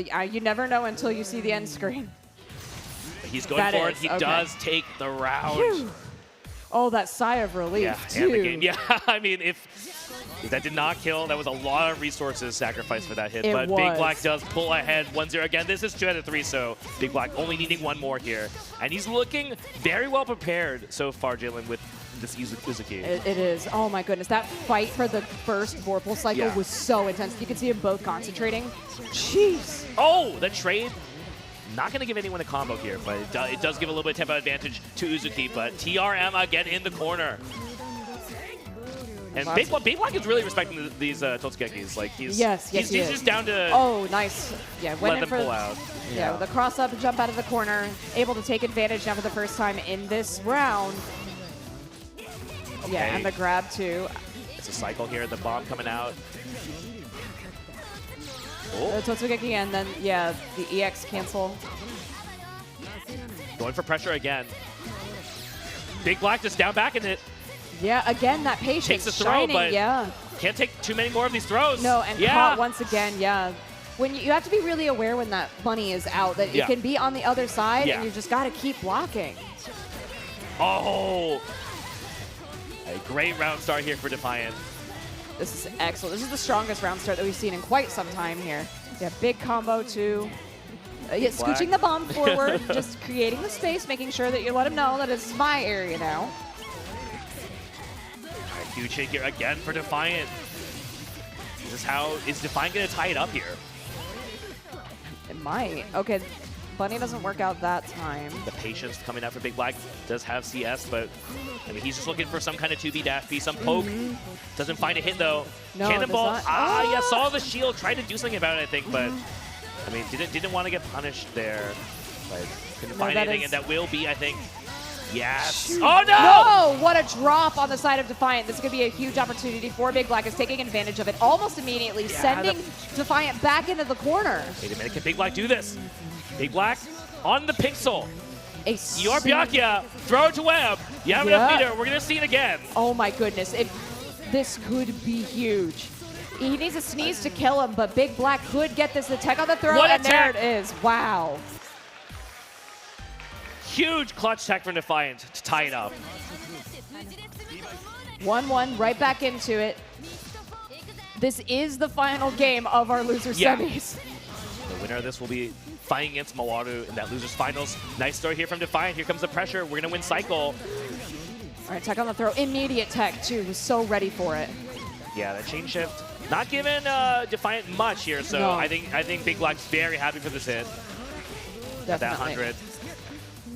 All right, just keep pushing into the corner. Takes the knockdown fail off, though, coming out from Defiant. Here comes Defiant. But what attack from Big Black. Back in the corner you go. Here we go. Yeah, unfortunately, all that space that you gained from the VO, you've lost now.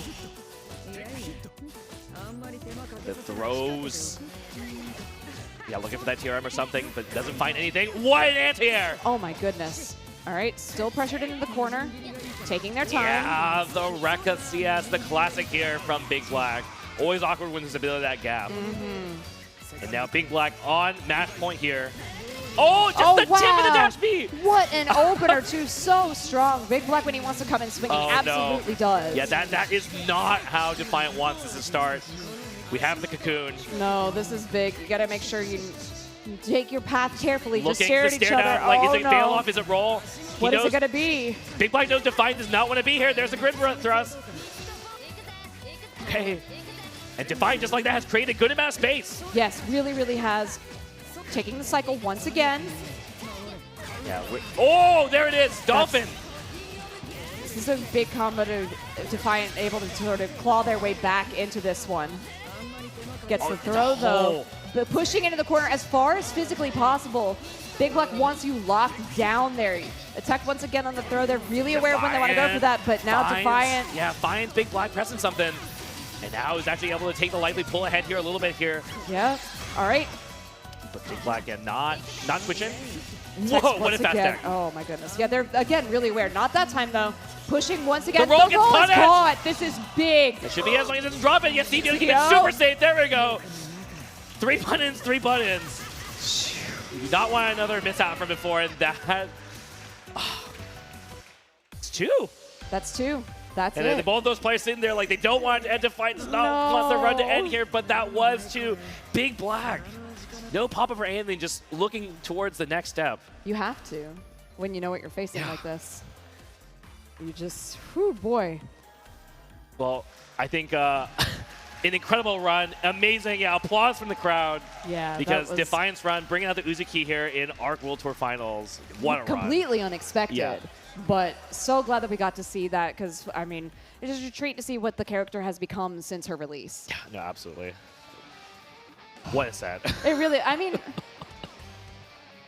it's so hard to put into words, like how much everybody has fought to be here. And then when you're seeing it, you can imagine over the course of months what you expected. And it's certainly not this. And absolutely. But in my wildest dreams, could I have not expected such a fantastic top 8 so far? No rest for Big Black as he is jumping straight into this Losers Finals versus Mawaru. So we only have, again, 3 players left. We're getting close to the end now. I can't believe it, 3 out of 5s the whole way through for the rest of this. Yeah, looking at that to just Mawaru versus Big Black. Again, not expecting anything out of the ordinary character-wise for these two, but my goodness, I don't know what to expect. I just don't. I'm just so impressed again by how calm and collected Big Black's been staying throughout this. This is the ARC World Tour Finals, and he's still looking like it's a local. You know, it's he was not bothered at all by Defiant. Was not bothered at all by any of his opponents so far in this top 8, and so he's here now facing Mawaru, the last American representative here. We've got against Inaru, the Evo champion, on deck in Grands. In Grands, yeah, waiting for this, but so both these players only 1 step away. And no slouch on either of them. I mean, they've all been practicing incredibly hard. Anytime you go down into the Players Lounge, you see them playing, you see them testing stuff out. They're all talking to each other. They've all been playing on the casual setups as well. Kamone himself playing some of the players yesterday as well. It was very cool to see. I love that the players have the opportunity to play him in the booths. Yes. We're here. We are Losers here. Finals. They're locking into their characters. Oh, man. All right, get the fist bump. We're going into it. Here we go. Losers Finals. Mawaru versus Big Black. Oh, boy. Right off the bat, the offense here from Mawaru doesn't find anything off the empty low. No, so but Big again, Black, yeah, that patience from Big Black, the thing that we've been seeing and talking about the entire time, been looking really good already, building up a ton of grid. Oh, again, the jab, anti-air. We've seen him do it a couple times. Sometimes I'm like, is that a fluke? Is it not no that time? I don't think so. So This ready looking for great, it. yeah. But Nice the block shield, going in, yeah. follow-up. Nicely done on the side of Maru. This is a great exchange. It's a good back and forth so far. Here comes Maru with trying to go for the mix here. Nice, yes, shields the second hit off the high. The critical punish here for Big Black. It's going to take back the cycle. Yeah. It's a cycle, and you're going to get the meter. setup with all of those webs. This is going to be a little bit harder The for Maru to challenge, get it. wake up 2A. I say it's going to be harder, and then he's just like, what if I just 2A'd? Yeah, we saw Kyo do that as well versus Big Black. Yes. And now, just like that, Mawaru trying to turn the tables. Goes for the mix. Nice block in the low here from Big Black. Has CS, though. Can do something, but the gets hit dash! with a Roomba. Oh, my goodness. Was trying to anticipate something else that was going it's to gonna be lose the round because of it. Yeah, I think Mawaru's going to feel good about that. No CS usage either.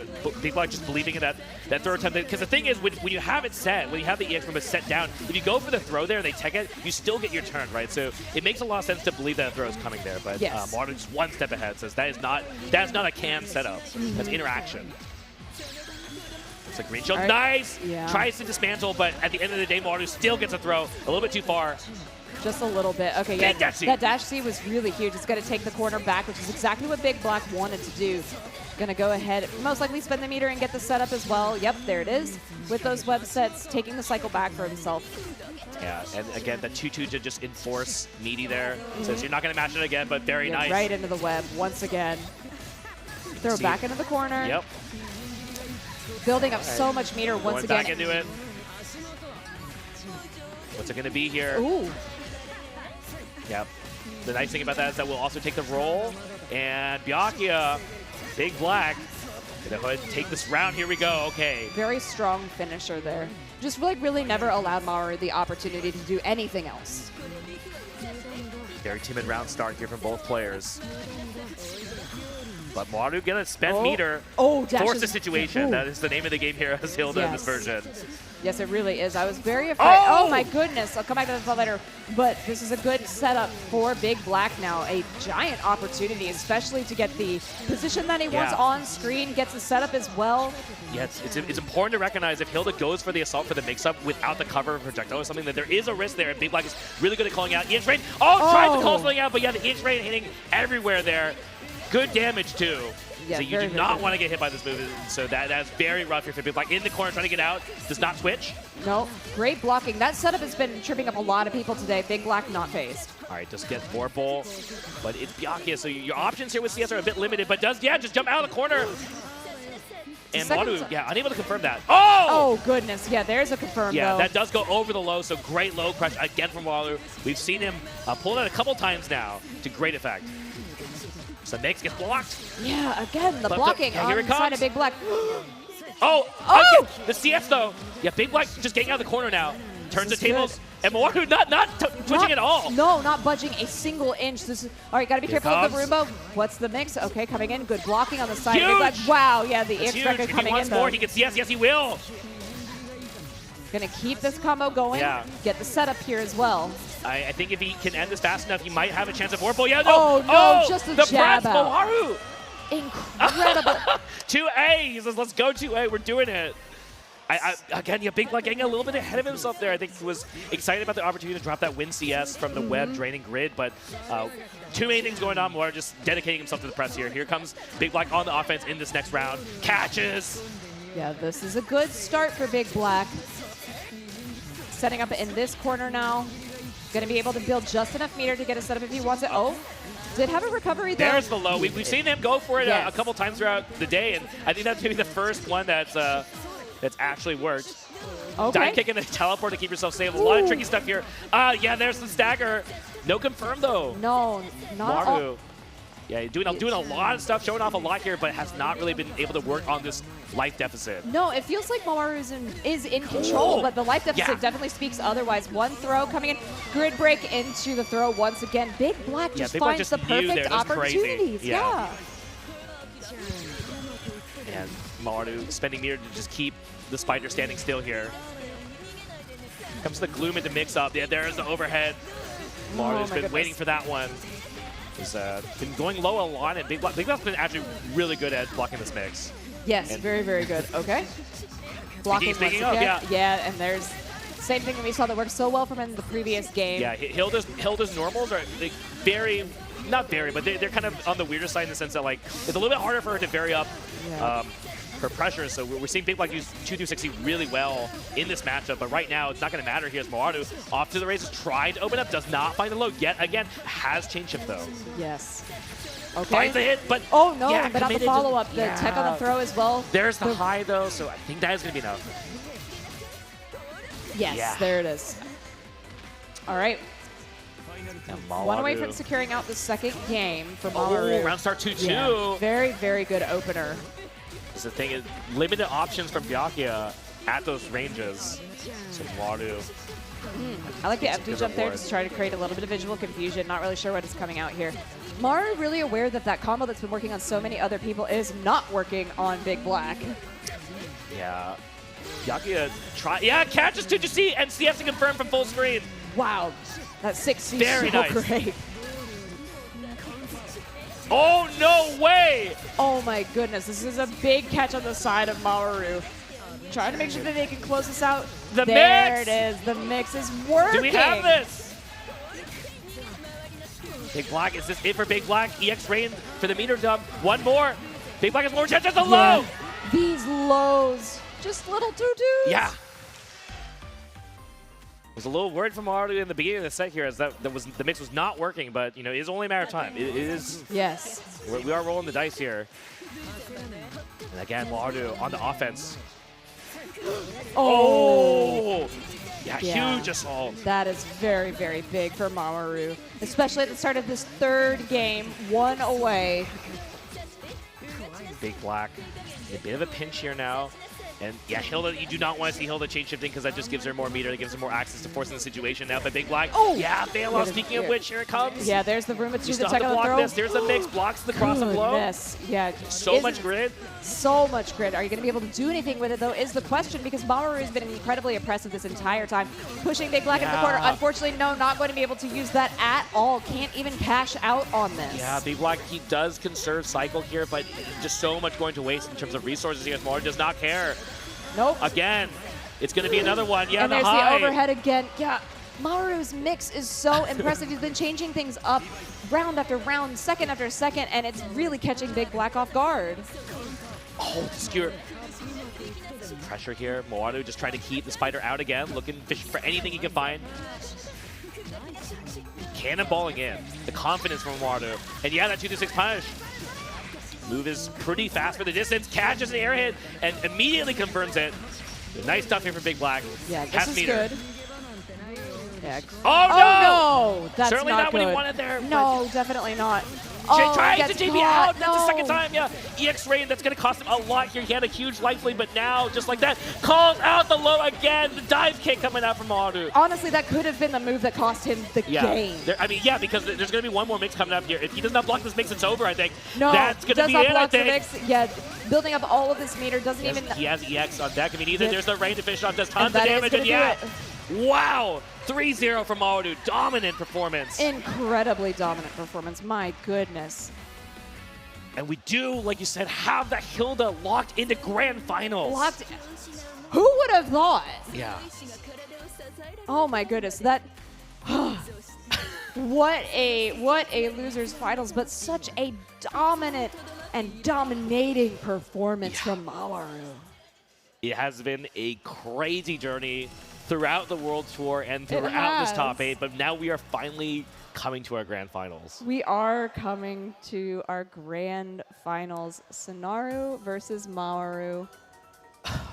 Unbelievable stuff. If you think that any of the players that you have seen today deserve to be the PlayStation Player of the Day, make sure that you go to arcsystemworks.com/AWT Day 3 and vote for them.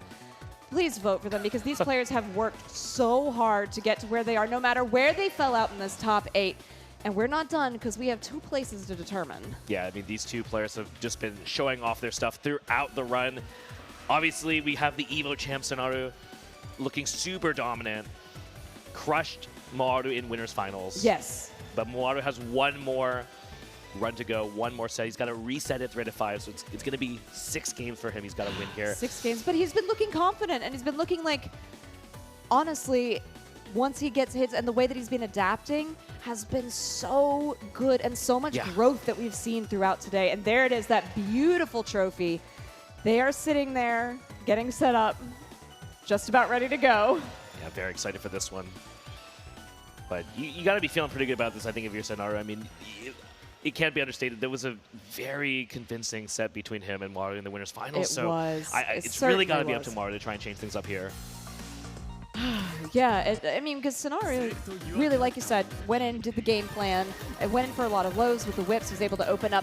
When that wasn't working, was so willing to run up on Hilda, bring the game close to her, where she, doesn't have as many tools. But we did see more of those like the 2-8 jabs coming out from Mawaru, which is working really well.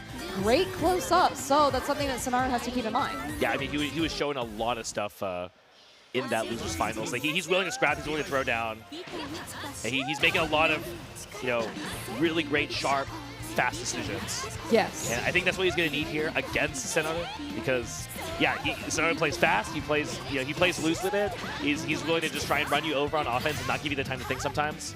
At the same time, though, he's a predator. We saw. I'm still thinking about hunting that Bailoff really hard in that last set. Oh yeah, that was Sonaru, so good. What an. So he's got to be careful. That being said, though, I mean, we have the Hilda, we have some crazy tools. Please don't switch characters again. I was about to lose my mind. But you at home here in the audience, are you ready for Under Night In Birth 2 Grand Finals? Let's go! Both these players taking just a moment, one last moment of peace before we just enter into the violence zone now. Coming up. Here we go. Oh my god, I'm hanging onto the edge of my seat. Yeah. And right off the start, oh my Sonaru. goodness, Sonaru is so ready to knock this. Does not get the whip connect though, but it doesn't matter. That was such a statement to make in that first round. Yeah, no, we got the throw loops already starting off from Sonaru. He just wants to get Maru overthinking, rack up that mental stack. Oh my god, and look how much life Hilda's lost already on the throw as well. Okay, the challenge of Maru says, whoa, whoa, whoa. Yeah, great counter hit. No, it's Calm like, I'm down there. also playing this game too. Yep. Just like that, Maru has a good chance there. He catches something on wake up here from Sonaru. Good damage. Yeah, this is Just incredible. like that. Whereas Sonaru did so much, and then now Maru is doing so much on the way back. Great blocking though. Blocks the overhead, but not the low. 2A, so good. Yeah, and again, just those empty assaults working out, but one more chance here. Sonaru, though, has meter. Oh. Yeah. That's a really tough spot to play out from. Yeah, I mean, how do you block that? Yeah. That's so difficult. Oh! Round start. Yeah, nice round start EX here from, okay, the return to fail off coming out from Wada, and we're going to spend that, absolutely. Yeah, the low again. It's so rough. It's like, even if you tech this throw, it's like sometimes it's like, maybe we need to eat this throw because the follow-up here is so vicious. Yeah, Maru is really coming out swinging here. Really wants to get that reset quickly. The backdash coming out. Oh, doesn't get that Yeah, hit. this time Maru is ready. He says, no, you don't get the anti-air No, B. no, absolutely not. But the laser though. is going to hit, and what a confirm from downtown from Sonaru. This is good here for Sonaru. We're going to run to the corner now. Maru, though, has some space, jumps back, but gets caught. All right, spending the meter. Able to confirm once again here. Yeah. The drop over the CS. No, it's a trap. It was indeed. 1-1 now in our first game of Grand Finals. Oh my gosh, the run-up immediately caught Maru. It was like, I did not like how that worked in Winners Finals. Yeah. I'm not letting it go again. Yeah, great confirm here from Maru. The jump over the wake-up DP here from Sonaru, though. Going for something. All right, throw once again. Yeah, Tries to concentrate for the cycle, but does not quite get here. Some water. Maybe has a chance here. Yeah, he doesn't have the meter to feel off. Yeah, so willing to VO to get that space back, too. Yep, it's still there. It's still there. But it's still there. Oh, and now finally it goes up, and once again taking advantage of the fact that you have to block that direction. That move is so tough to deal with because I feel like I see a lot of players try to navigate around it. They're like, maybe if I detonate this early, it'll help. But Maru is ready. Grid break. That is a really big advantage. Another one. Throw. Yeah, yep. this is using the dive kick to get in the corner very, very quickly, and that is going to close out the first game for Sonaru. Sonaru starting off with the lead. Again, only needs this 3 out of 5. It's really going to be tough for Maru. Has to reset this, but yeah, I mean, we saw some good stuff from Maru, but oh, for sure. I mean, honestly, I thought that game could have gone either way, but Sonaru is always willing to adapt quickly, and there's a big grid break on the side of Maru that could be huge, but I feel like Sonaru's not deterred at all. Yeah, absolutely not. It definitely, especially when Hilda has no meter. He is not scared. It's like, you want to change him? Okay. Oh, there it is again! Oh my gosh, that was so tricky! Yeah, the dash D248 dash again is like, we've seen him do a couple of that, and that has really caught Mario a lot. Rather say again, just falling for the frame traps here, and Mario not wanting to do anything, not wanting anything to do with that court situation. Jaw is on the floor. That was incredible from Sonaru. Oh, tags again! Yeah, and this time the confirm is going to work out for him. Yeah, the scare in following rounds when Elnam has meter, it really does extend her ability to confirm off these straight hits here, and we just don't want to be here if Mario agrees. Tries to go for the throw, but Sonaru is just one step ahead here, has bullets to work with here. There's a Veil. Once again. Yeah. Oh, that's gonna, wow, that went right through everything. That was so good because that Ruma was out on the floor and it's been causing so much trouble for Sonaru. This is the advantage that he wanted in this game. Yeah, no, it's been working out really well for Sonaru in this set. Has CS. Could just be lights out the next scene here. Yeah! Oh, what a grid break, too. If they believe that's going to be enough.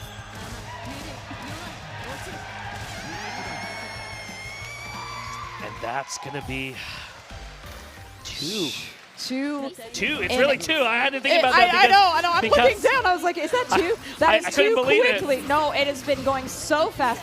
That was the largest round start we've had as far as spacing. The grid break does come out, but that did not deter Sonaru in that second game one bit. Yeah. Looking much better for Moaru at the start of this one. one. This is the best start from Moaru we've seen in a while here. The mix off of that Gloom, not really paying off here, but we do have an EX for more pressure. Yeah, the fake out to throw, very nice, and the low 2. Yeah, those low 2s have been so good for Moaru.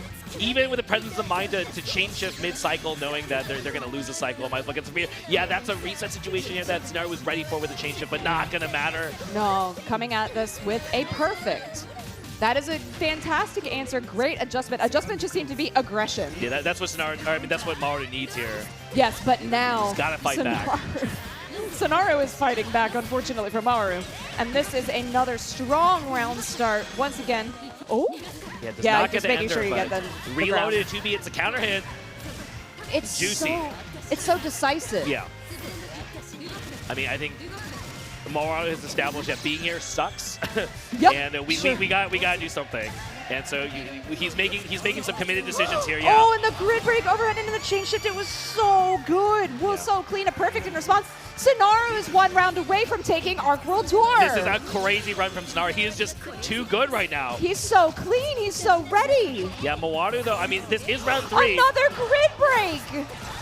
Yeah, Sonaru is looking like he's gonna speed run this grand finals right now. He's got Moaru grid broken. The crowd eating it up here. Oh, absolutely. Yeah, the throw. Another Is this how it's gonna end? Change shift. Playing around options. We know they'll have to jump out. Okay. Oh my EX goodness. raid. This is an opportunity though. It goes for a mix, but no dice. Gets a counter hit. No bomb. Cutting sink. Now he should be fine. I don't think this will kill. I don't know, but you might be in throw kill range after this if he spends meter. I don't think so though. So yeah. Nope, no spend there. Yeah, I mean the damage off cut sync definitely a lot less than it used to be. Oh, but grid break throw. He's alive, but dash between 4A. Here it is. The ADP. It's still his turn. What in the world are you doing? Oh my God! Sonaru, he's done it. Your Arc World Tour 2024 champion. Twerking all over Moaru in the grand finals with that Outnum, showing off just how much of a beast he is. That last 10 seconds looked like it was on fast forward. I can't believe the speed at which he played. But there he is, Arc World Tour champion, Sonaru. Let's hear it! What an incredible performance. I mean, dominant from the start throughout this top 8. Incredible. You took the word literally out of my mouth. I can't believe, there it is, the showmanship. Let's also hear it coming all the way to second place for Moaru. What a showing on that Hilda.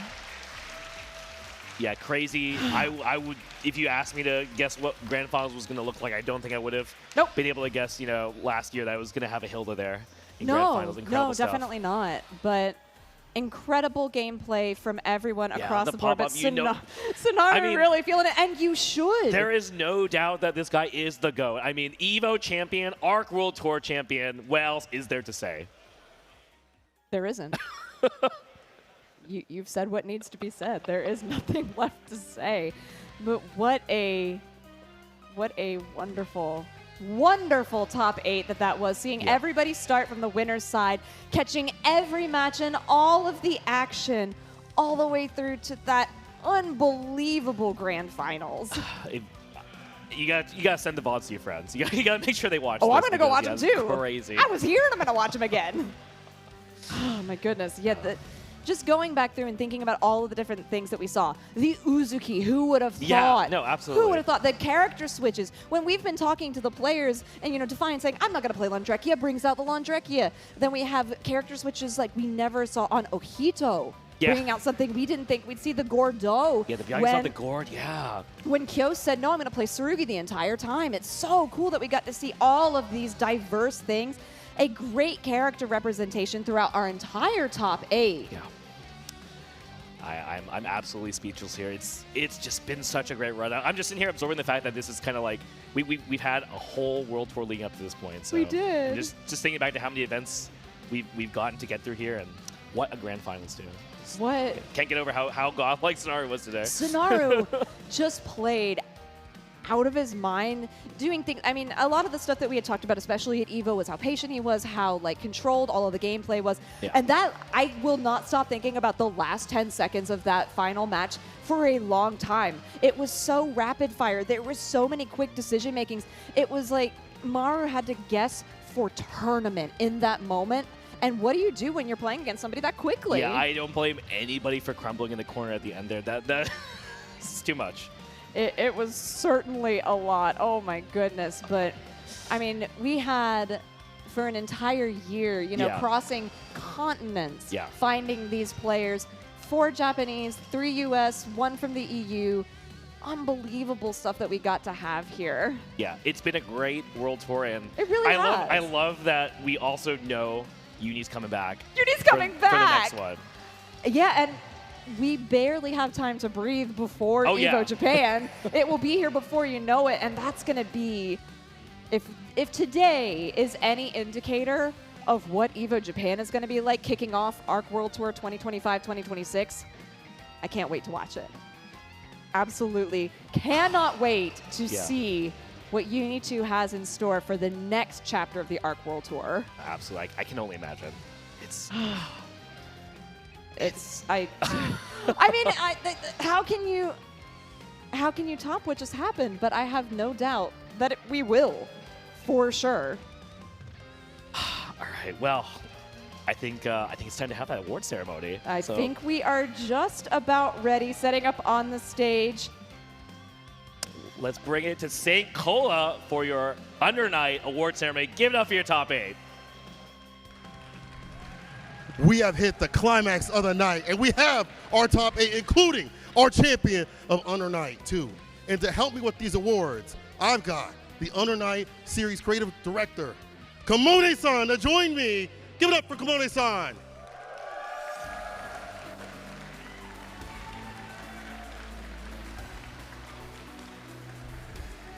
All right. So, let's start bringing in our competitors here. In 7th place, we've got Oshuhito.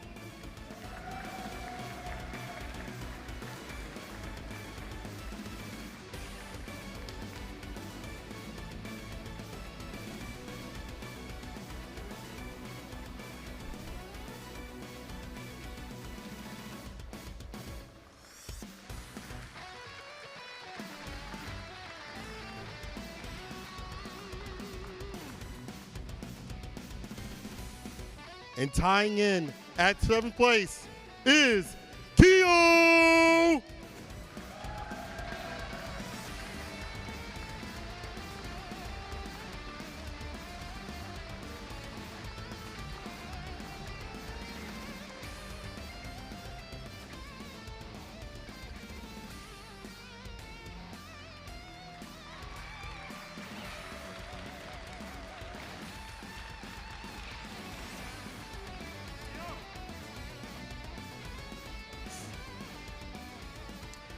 At 5th, he's Mosen.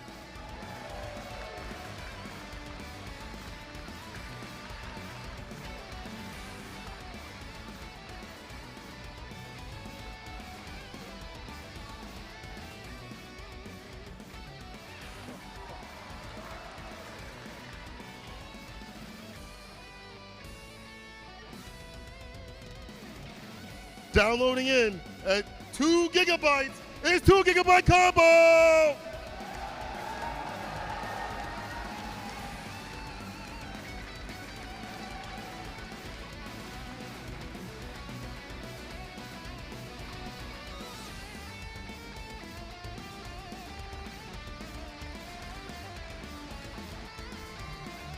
You cannot contain him. At 4th place, it's Defiant.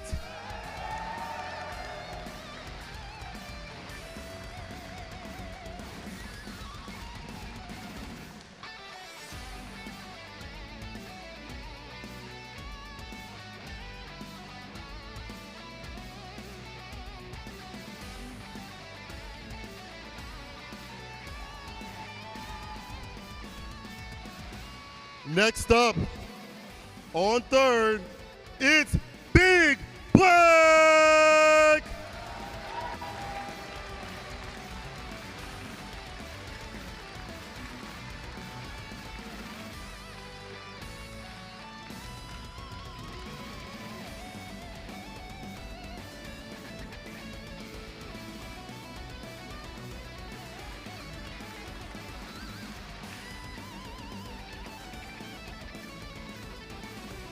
In second place, we have Momoa!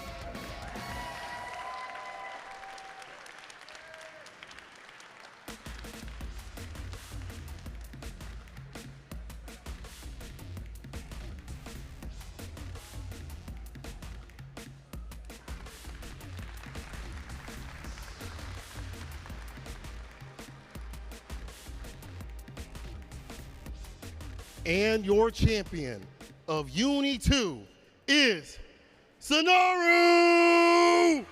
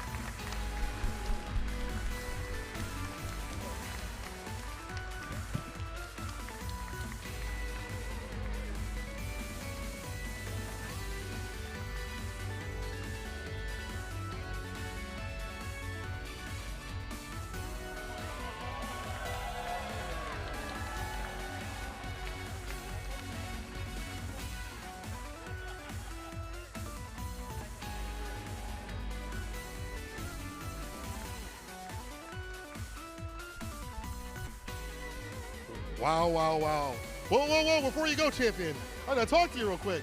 First of all, I have to ask how you lifted up this trophy. It's gotta be like 50, 60 pounds. That's incredible. But also, well done on your tournament run.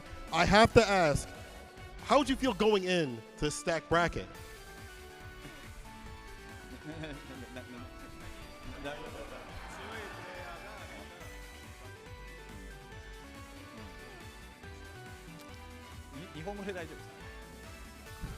周りの人もみんなすごい強かったんですけど、私が一番強いです。Yes, you know, everybody was really, really strong, but I'm the strongest. Ooh, I like that. I like that. Any final words for the Uni community? People at home, what you got to say?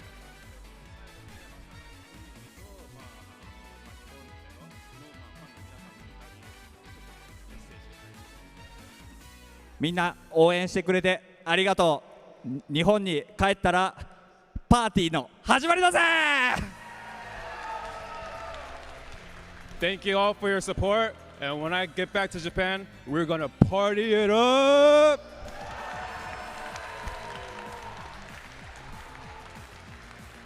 All right, y'all, give it up one more time for your top 8 of Uni 2.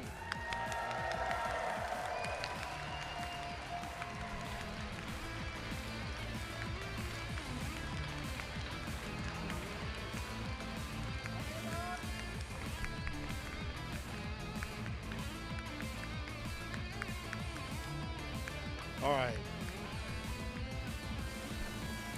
Great stuff. Oh!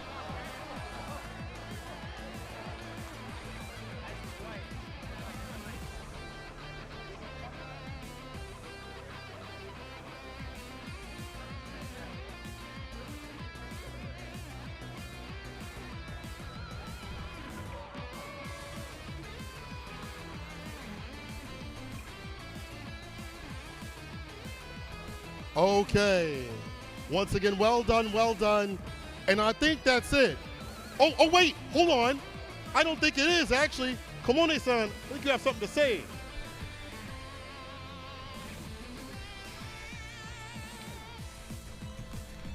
Hello, everyone. Test. I'm Kamone from French Prep. Thank you. ちょっとここからは日本語で。Okay, testing. All right. Sorry, it's going to be Japanese from here on out, but I'm here, so it's okay. はい、すごい本当にいい試合がたくさん見れて、本当心から嬉しいです。そして応援してくださった、皆様も本当にありがとうございます。My spirit is so invigorated by all the excited matches here today, and so I'm really glad that you guys are all here participating in this event. Thank you so much.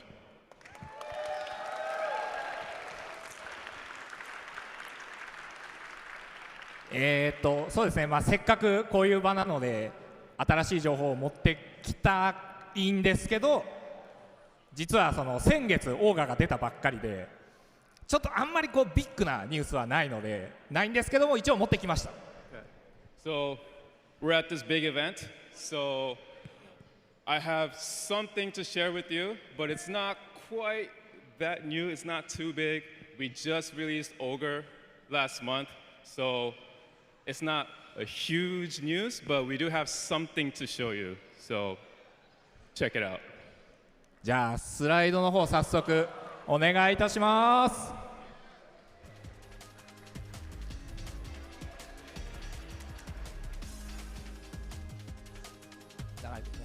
はい、こちらが新キャラクターの泉になるんですけども、今年の8月にリリースを予定しています。Okay, so we have new character Izumi. We are planning to release her in August this year.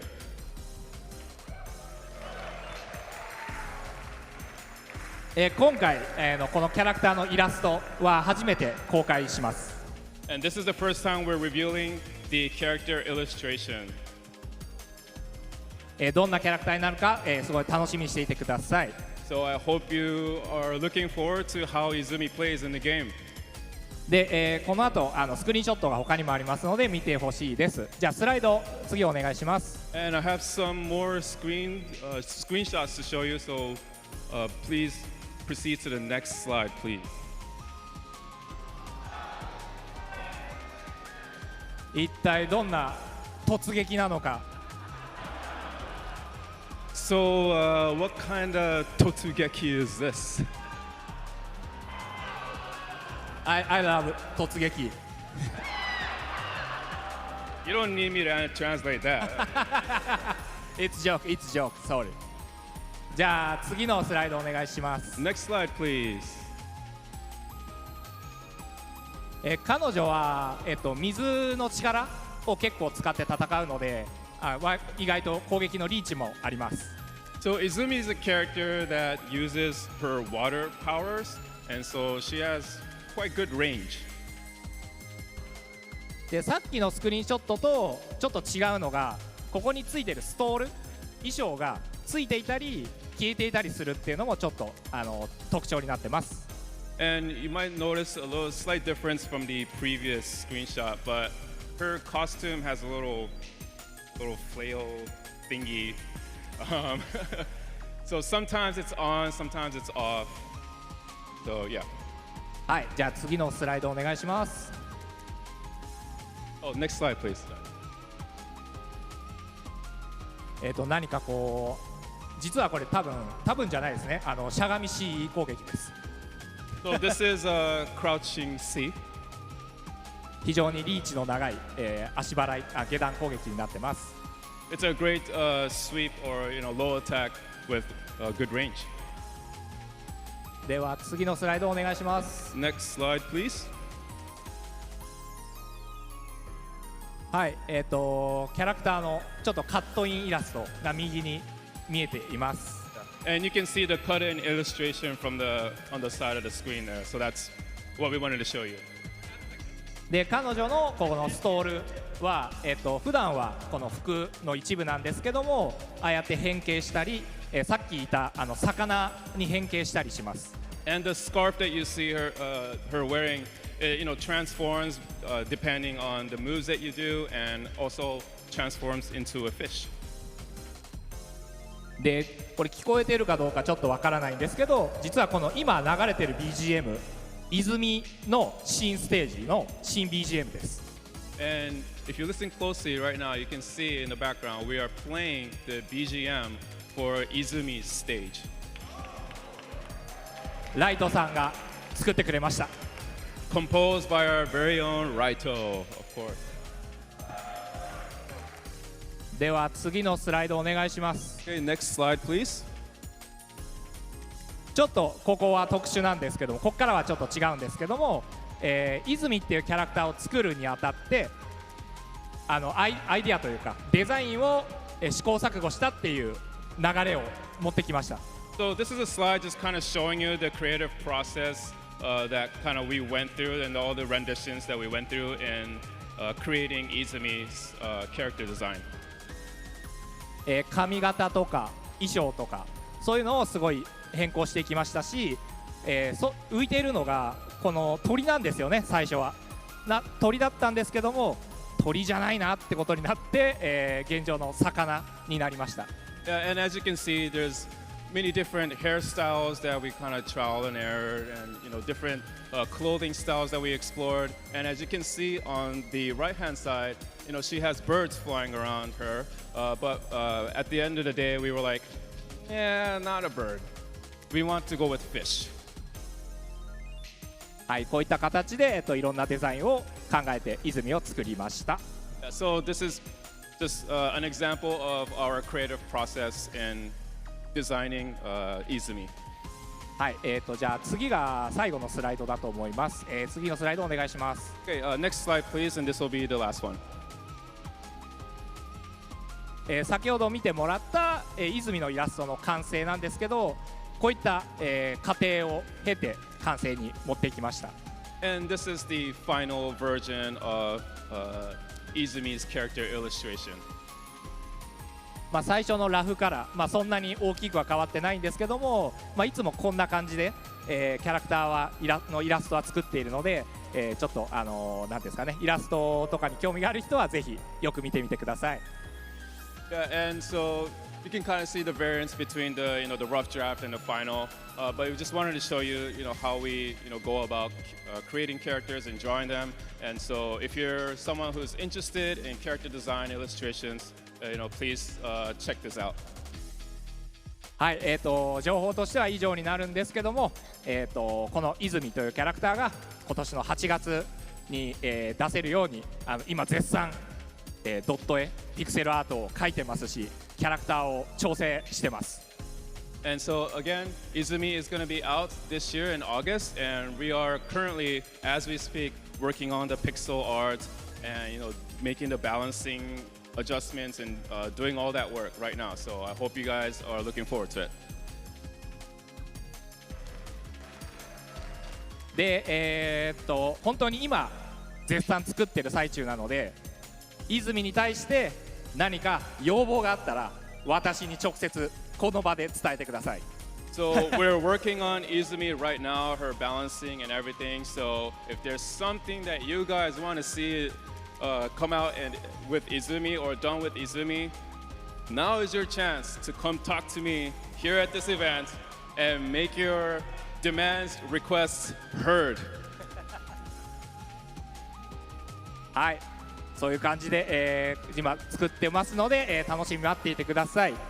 で最後に、本当にこのアンダーナイトインバースシリーズが、こうやってアークシステムワークス様のこのアークワールドツアー、今年選ばれまして来年のイベントにも選ばれたっていうのは本当にファンの皆様のおかげなので、改めて本当にありがとうございます。And I just want thank you to all the fans who are supporting this game. It's really because of you guys that Under Night Ember 2 can be part of this amazing Arc World Tour finals. We got picked last year and we are picked for next year. So again, thank you so much. Thank you so much. ありがとうございました。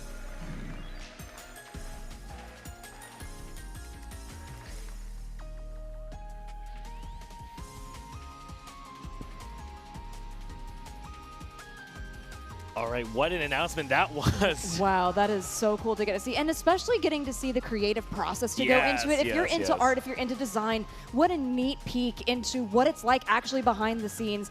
Like you did mention, you know, Ogre did just come out, but now we have something to really look forward to in August. The design is beautiful. He kept saying range attacks, which speaks to my heart very, very much. So I am really looking forward to trying this character when she comes out. Yeah, I think looking at the designs just made me think about how much I like the balance between the 3 DLC characters that have come out in Uni 2. It's just like a really great broad mix of tools and like a lot of stuff that we haven't seen before. So, you know, with Ogre and Uzuki, we've seen a lot of interesting stuff. So I'm really excited to see. I'm certain that Izumi is going to also bring a lot of stuff we haven't seen before. Yeah, and of course, shout outs to Raito, this amazing soundtrack. I mean, just does such a great job with the composition, and like really cool that we got to see that in the new stage. I love a good aquarium, so that is so cool to get to see. The colors are so bright and vibrant. I am thrilled that we got a sneak peek into what's coming for the life of the game. Yeah, it's going to be still a little bit of a wait to get Izumi, but now especially that we know we have another World Tour coming up, that means like I'm really looking forward to all the events down the road that are surely going to be stops on the World Tour. So this was a crazy journey, and it's crazy to think that we are just going to start on another one. We have got EVO Japan coming up like in a couple months. Just right around the corner, we will be starting again. Thank all of you so much for joining us here for the Uni 2 finals at Arc World Tour 2024. It was great to start and end this with you, Brett, as usual. It's been great. It's been great. And hey, we just got to keep chilling Uni, you know? So if you haven't seen this game before, it's Under Night 2. It's on sale on Steam. You should check it out. Like we said before, most accessible version of the game we've ever had. Great community, tons of resources to learn it. It's got rollback. What else is there to say other than that? I think that top 8 was super sick. If that doesn't excite you for getting into the game, I don't know what will, so that's all I gotta say. Nope, that's gonna do it us for here for Uni 2. Don't go anywhere. Grand Blue Fantasy versus Rising is up next.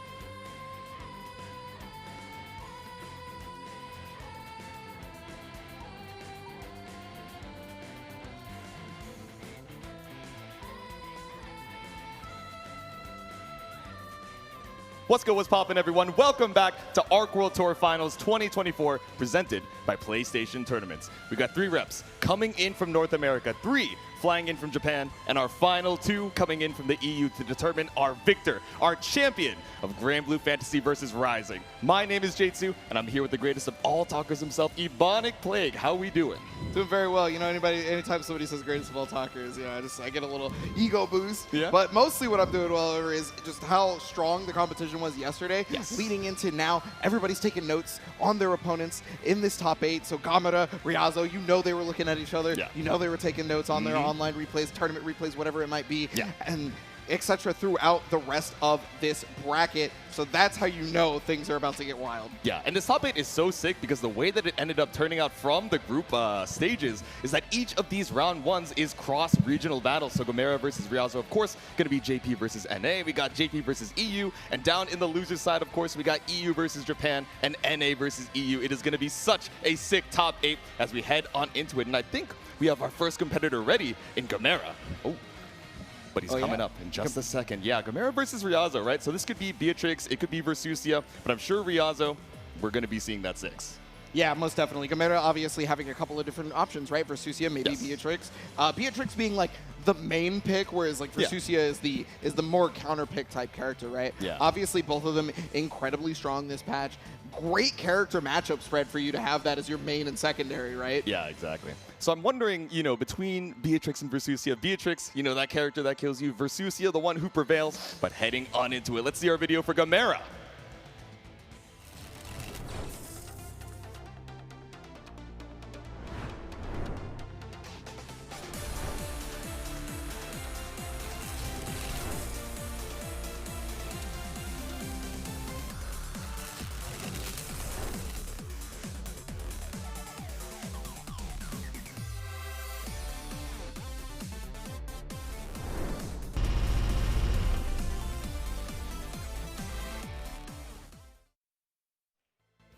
Yes, Gamera, one of the most winningest players in Granblue Fantasy versus his entire lifetime. I'm talking about Vanilla and Rising. He has just been the person to beat at every major tournament, and this could be the time where he exemplifies that. Yeah.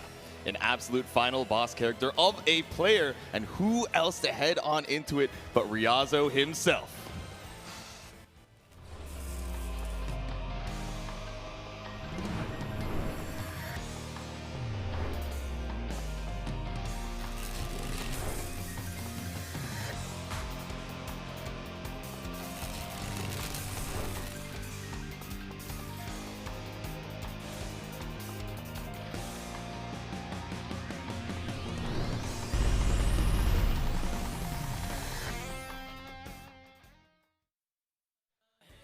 All right, Ryazo pulling up a master of so many different games throughout the genre and pulling up with the 6 here to go up against this final boss Gamera for winners round 1. Yes, yes, and with winners round 1 is going to come a special surprise for a lot of the competitors here. They're going to be playing 3 out of 5 throughout the entirety of this top 8. So there is no room for error. You will be able to bring out everything you've got. Exactly. We're not going to be seeing any counter picks, I think, from Ryazo, right? Should be sticking on the 6. But of course, we have the Beatrix, the Versusia available. So Gamera has a little bit of time to adjust. You know, if the play style from Ryazo, you know, a little bit wild, ends up throwing him off and makes him think, maybe I should counter pick here. Yeah, I mean, we kind of saw that in the group stage for Ryazo, right? Yeah. The dichotomy of 6 players in terms of playstyle, right? There could be a little bit more reserved in terms of 6 players in Japan. So maybe Gamera is ready for that. He's going to have to deal with the wildness, maybe have to figure out how to control that. Yeah. Are you ready for Rekka, into you Rekka, into you empty hand, into flash the parry, into pull up into 6XL? Or are you going to be able to hold on strong as far as the defense goes? We'll see. Yes, yes. But Gamera, no stranger to multiple playstyles, given the bevy of opponents that they face, having to get to all the top cuts of every one of these major tournaments, right? We talk about how Gamera has pretty much the most story out of anybody playing this game at the moment in regards to winning. They're always at the top in just about every tournament you expect them to go to. Exactly. And now Ryazo being dominant in so many of these different fighting games, but you know, even just looking at the age head-to-head, he's like, young man, I've seen these games before. I've seen players like you before, and I'll know how to adapt when the button comes, or when the time comes. Yeah, well, I believe Ryazo won the BB Tech side tournament. I could be wrong about that. So, yeah. So I mean, which is not entirely unexpected given the fact that I've been commentating Ryazo in BB Tech before for years prior to this, and he's one of the best. Exactly. It's just there's no any other portion of information. He's just one of the best, right? Yep, we're already one medal down. We're trying to get a second one on the way here, but staying in that winner's side is going to make that a lot easier, right? But again, running into Gamera is going to make that quite a difficult obstacle in the way, but let's make sure our buttons are all good before we head on into the action. Okay, so Gamera has usually locked in the character he's actually going to play for the set for the button check. Yeah. And so we see Versusia locked in here. Yeah. And I mean, this is a character that does not lack in damage. We talk about Beatrix as being this character that can, 2-touch, 1.5 touch you depending on the character, and that's especially, prevalent of a point to bring up 4-6, right? But Versusia, kind of this HP differential character who also has the corner carry, the damage that we need, and so many of these pokes that are going to be tricky to, try and navigate here for Ryazo.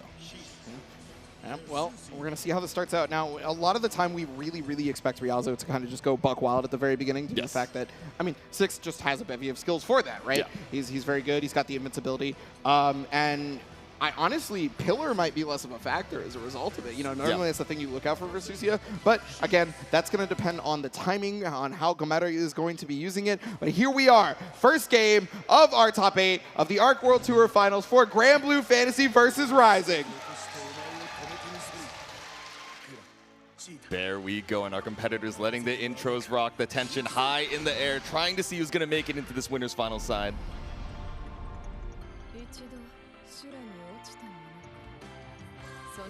I always like to be quiet during these intros, but some of them get me a little too hyped, I know, they're so sick. There it is. Gamera, Ryazo, here it is, first game. Let's see it, and already off to the races, right? Ryazo with the dash up 2U, nothing to be found off of the Rekka, just knocking on the doors with the pressure here, but finally the match out with the close L. Yeah, and that's one of the differences we saw from Elsa versus Gamera when playing this character, right? Elsa fully content with down backing as long as humanly possible. Ryazo's going to have to remember that, Gamera might try to bust out. The immediate flash, the U skills, catching out the backdash, catching out the UDP, but now Ryazo brings us right back to the corner with the U dive kick refund. Yes. Definitely a smart move right there, but the jump L, that's going to be a guaranteed BC as a result. Yeah. Ryazo also recognizing that the throw is coming in. Ooh. Okay, just checking on the door with the 5U. Nothing found off of the H gate, just waiting it out, but okay, scary air block on that EX orb. Yeah, this is about as expected in terms of matchup positioning, right? Like, the second Gamera is able to find a way out, but how can you with that Success L coming in? And now Ryazo trying to close it out right here with the Skybound art. Yep. Keep it simple, close M, super Ryazo with the first round. Yes. And again, we are on 3 out of 5 territory already throughout the whole top 8, so just one round does not mean everything here. Yeah, you need 3 games to win, and so many hits as far as 6 goes, right? Again, the durability of Versusia, something that's going to be so scary, maybe a little late on the spot dodge here. Gamera getting caught out by the close L. Yeah, normally we talk about the risk reward, with the durability of Versusia, but Six putting you in the blender left and right. He may have to multi-touch you just because of how much health you have, but if you can never block, it doesn't matter how many hits it is. It'll get the job done eventually. Exactly. Might need a few more hits, but he's got the tools to do it. Cash out on the SBA, but Gamera at 1 touch here in the corner. Yes, that's right. Tried to go for the fake PC setup. Eventually got the stagger pressure with the 5L, and it's going to finish off the first game with a perfect over Gamera. Here we go, knocking on the doors. That counter hit, perfect to start things off, but Gamera unshaken just returns to the water bottle and says, okay, I understand what kind of player we're looking at right now. Very active on the neutral, right? We saw a couple of the empty hands as well. The jump scare off of that Rekka, I think, really stopped a lot of these, mid to full screen backdashes that we usually we're seeing from Gamera just to take some space and put us at that threatening EX pillar range. Yeah, no, I mean, honestly, we rarely saw empty hand. It was only a couple of times because Ryazo clearly felt like just being at that range 1, range 2 area up close was the smartest move to go versus Versusia. Yeah, okay, Clearly, Gamera has recognized that. And he's like, okay, you want a box? Well, you got a box with the boxer now. If you want to be in my wheelhouse, then I better bring the most power I can in that range. There we go. He was like, okay, maybe we can play a little bit of keep away. Maybe I can try and survive. He's like, no, I'm going to bring the fight to you like you're saying, Ebonic. Now, swapping over to the Beatrix for game number 2. Yeah, and that's going to be the great thing for Gamera for the 3 out of 5 situation, because now it's not, their life isn't in contention off of just this game right here, right? They were allowed to take that note with Versusia. Yeah. Okay. Knocked on the door with the 6XL. No confirm, so he flashed the parry. Oh, wow, Riding Free actually catching the empty hand. We saw a bit of that in the group stages, and we're very surprised by it last time. Oh, no! Tried to go for the throw tech and got hit with the Arxis Classic. The Classic plus on whip. Now we get the safe jump off of the empty hand feint. All right, one more throw in the corner. You're going to need quite a few more to kill Gamera. And Artie with the 6XLs to try to get their way out of the corner. The triple attack low has been presented a couple of times, probably trying to get that in Ryazo's head as much as possible. Yep. Gotta make sure to watch the toes again. Another throw on Gamera. SSPA range activated, so now we gotta worry about Delta Clock. It's not quite one touch for you, but still, Ryazo with the wall bounce takes another round. Yeah, I don't think Ryazo is worried about Delta Clock, let alone anything in Gamera's kit, as it seems like the pressure is emphatic, difficult to get around, and there is nothing stopping them. Yeah, Gamera's time is ticking. Ryazo. Okay, tries to bait out something with the empty hand feint, but finds the counter hit far out confirmed. Not too much here in the mid screen though. Yeah, really important to be able to recognize the counter hits. Wow, got the 6XM. Yeah, sniped on the EX Fireball startup. Now again, we're stuck in the corner of the guard jump. Yeah, guard jump really important because it also, you know, tries to bait out a lot of those BCs, right? Yeah. But Gamera finding the way out. Oof, the mash out post tech 2M counter hit. Again, just looking for a little bit more corner carry. BC out on the EX gate. Yeah, wow, surprising no BC there from Ryazo. Gamera is going to be able to take that all the way to the corner as a result. There we go. Wall bounce off of the Sapphire Slash, the EX Edition, but no, they're dropping the close M. Gamera leaving a little bit of damage on the table, but it's still one touch. BC out for Ryazo. Yeah, Gamera was trying to prey upon, you know, looking for that throw attack and tried to BC, ended up getting Raging Strike, and because of that, Ryazo has gotten full combo into death. 2-0 right now. Oh my god. Now, when we saw Ryazo yesterday in Group D side, we did not expect him to 2-0 rookies. We did not expect him to make it into this winner's side. And I'm sure going into this top 8 today, we would not expect this 2-game lead over this gamer that we have been calling the final boss of this top 8. Yeah, no, I mean, when we were in that group stage, not only did we not expect them to get winners, but there was a chance that they may not have even made it out. Exactly. At one point, right? It was really dependent on them getting that 2-0 versus rookies. It was really dependent on what happened in that group stage. Yeah. And it has flipped around, and now Ryazo is showing, oh yeah, I definitely belong here. Yeah, you see that smirk? He turned back around to the crowd. He's like, yeah, you already know. Yeah. I'm nice, Gamera, the thinker. Okay, which worked better? The Versusia, the Beatrix, and now heading into potential final game, we are back on the Versusia for game number 3. Yeah, and I mean, this is one of those things where Versusia could just be played slightly differently in regards to how you kind of approach this, because now you know this 6 player is Buck Wild, right? So now you know, yeah, you might need to be a little bit more aggressive than you usually are on this character. There we go. Can't just go for the backdash, can't just walk ourselves back into the corner. That slight dash into the 2L, but now just knocking on the doors of the parry. Clean tech.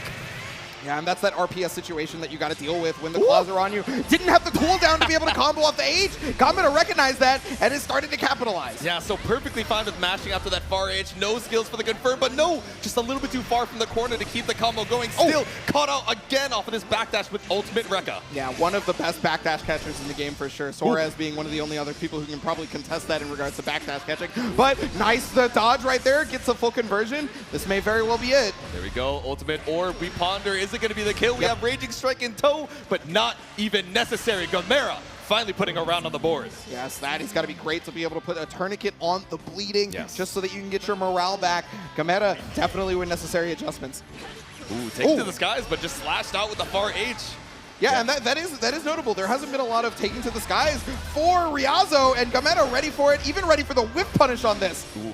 Yeah, not faring well in this corner. Already down to that 40% HP. One more hit, especially with the damage you can pump out as Versusia. 5U install, ready for the buff.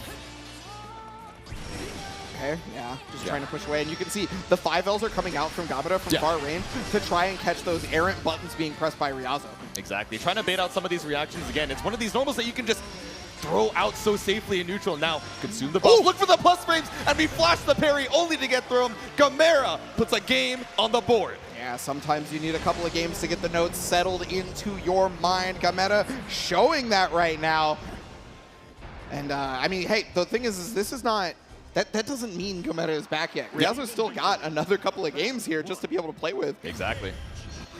Can we deal with the playstyle switch? Immediately, the EX Orb caught up on the 667, the run-up throw bait off that H-Gate. Yeah, excellent throw bait right there. Is going to go for the empty hand situation. And again, another BC bait type setup. A throw tech bait type setup on that one. There we go. We've seen so much of the empty jump guard into throw, but now caught out with the H-Gate, the air stall, cashing out on so much damage here for Ryazo. The SBA is going to chunk through the HP. Yeah, even with Versusia as a big life lead at that point, it's just barely not going to kill. And so there it is, 5. Another perfect. How many perfects do you think somebody in history has gotten on Gamera? Yeah, exactly. Especially with this Versusia HP. Oh, yeah. I mean, we always talk about the risk reward with Versusia and her HP, but hey, all the tools to be able to set play you. Does 6 have Ryazo being one of the best in the business, if not the best, honestly. Yeah. All right, Ryazo doing a little bit better on the mid-screen defense, not getting caught up by the micro dash 2L. Now, once again, Gamera in the corner with the mash out on that close L. Yeah, recognizing that that was a run-up situation, and that's one of the best times to be able to mash out there, right? So go ahead and get their stock. But again, the backdash catch, right? Gamera has gone to backdash in that situation enough times that Ryazo has recognized it. Yeah. Wake Up Eureka sounds crazy until you just get a read for your opponent's habits. Yes, I get the knockdown, but it doesn't mean you're safe off of the backdash. A clean hit starter for Ryazo up against the corner. 20% extra damage off of that missing break point. And we're going to take the last one with the SBA. Ryazo moves on to winners finals, 3-1 over Gamera. Yeah, and again, we talked about it. We were looking at possibly them not even making it out of the group stage. But no, Ryazo is on winner's final side. Just keeps this momentum going. Ryazo, insane work. Now Gamera, down but not out, sent down into the loser's side against the winner of Zippy and Fitizen, if I'm not mistaken. You saw that, right? Mm-hmm. Okay, I'm not going to touch that one, but... Exactly. Yeah, apparently he isn't either, but heading on into it, of course, we have the other side of our winners top 8 heading up in just a second.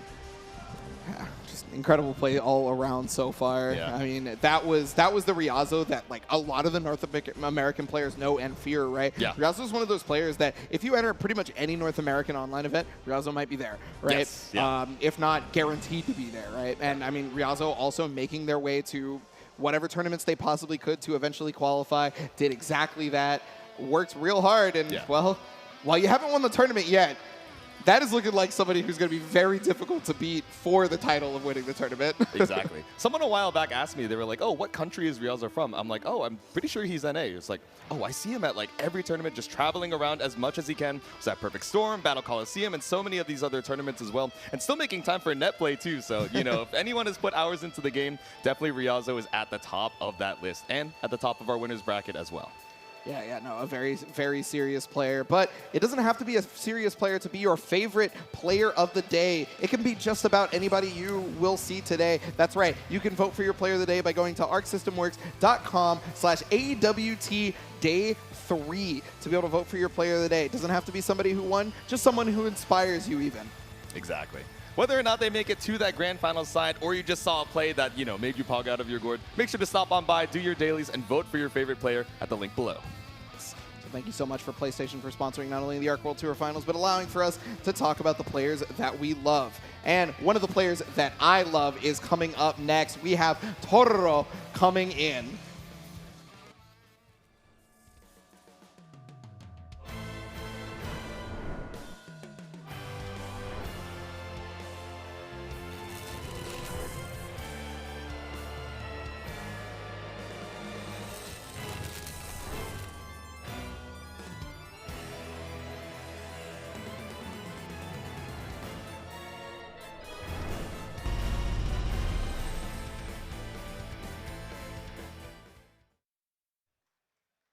There we go. It's Tororo up to the stand. The Lord of Flames pulling up with the Percival. Let's see it. You've seen a little bit of the secondary Siegfried as well, but of course should be rocking the main as we head up into this next winner's side top 8 set. Yeah, Siegfried is one of those matchups that I don't think Tororo is going to go to versus this one, considering what the opponent brought to the table versus another Siegfried in their own group stage. Tororo is going to be having to go up against skill. Yeah, exactly.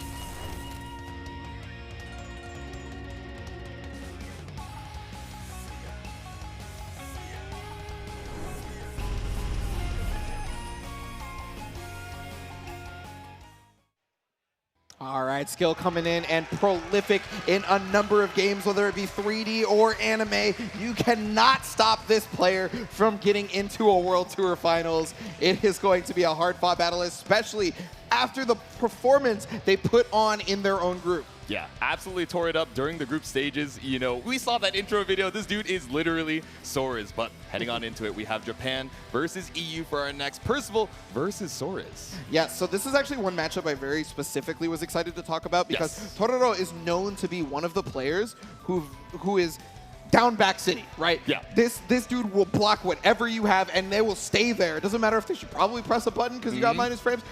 They're chill for a little bit until they know for sure that it is their turn. Skill, offense personified. The way I thought about this is like, is this finally the time we see somebody crack Tororo's defense, right? Yeah. My thought process was, tell me, does an android like yourself experience fear? Exactly. He's got that intimidating gaze. You know, he stands at that close to mid-range, a master of cracking up the opponent's defense. So let's see if it's going to be enough against the Lord of Flames himself.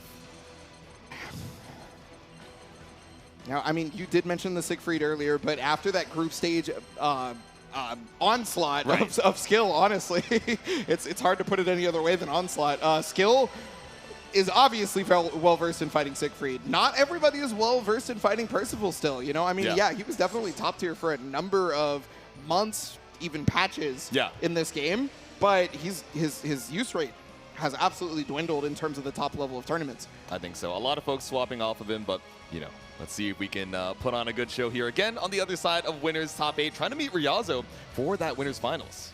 That's right. You got to remember Ryazo up there with such a dominating performance. All of the group stage leaders also had a dominating performance, these two included, right? Ryazo was the only one who didn't look like as dominant as everybody else, but still was able to take out Gamera, who 3-0'd what we called the death pool. Yes. Is all I'm saying. Yeah. It's also cool just looking at the bracket as well. The loser of this ends up against the winner of Monarch versus Rookies. So, you know, I've been given a little bit of intel that Skill really not, you know, a fan of the zoner matchup. So to potentially, you know, if we can't seal it out against Tororo, to be sent, you know, possibly against Monarch, the remaining NA zoner representation might be a difficult battle ahead. Yeah, no, I mean, even in Vanilla, Soares players did not want to play against zoners, right? Because remember, back in the day during Vanilla, when online was kind of the only thing we could do, you know, before tournaments opened back up again, Matero was running amok. Yeah. And Soares players had to deal with that. Yeah, you had to deal with the onslaught of arrows, the Great Fall, just everything stopping your approach. You know, how much can a dash punch really do? It could try its best, is what it could do. But looks like just outside of checking notes, getting hydrated right now, we should be locking in for our next game, trying to figure out who is going to have the pleasure of fighting Ryazo in Winners Finals. This is one I'm very much looking forward to. We got that palette swap too, the red versus blue, but maybe not the order that you might expect. Again, for the other side of winners top 8, it's Tororo versus Skill. Yeah, we got JP versus EU. That's why we love having these qualifiers, because we get all that regional diversity in this top 8. And the classic anti-Soares already at round start neutral jumping. Yep. Just taking to the skies, avoiding the dash punch. Now we have you in the Grand Blue Zone. Far H Fireball. How can you make your escape? Dash punch ends up being the answer. Yeah, I mean, when it comes to Skill, I've never seen him stuck in the corner for very long. Yeah. So. Okay, Lord Strike Low just standing on the heated floors. Yeah, to be honest with you, one of the things about the Flame Carpet is that it's not the life drain that's the worst part. It's about what the life drain makes you want to do into Percival. Percival then takes advantage of that. Yeah, makes you so antsy if your timing gets a little bit too predictable. Now, with the Flame Carpet starter, LDP Ender. Got the pressure right there. Oh, but there it is finally. You know, one of the things that happens a lot outside of the NA is the stagger pressure is way more prevalent in NA. It's a lot more 6XL, right? But stagger pressure in Japan and EU, Skill not ready for it versus Tororo. Yeah, just stagger off of some of these far lights. Now we got 5 stocks in the toe. With punish with a 6XL of their own, though, his Skill is going to be able to put the pressure on right now.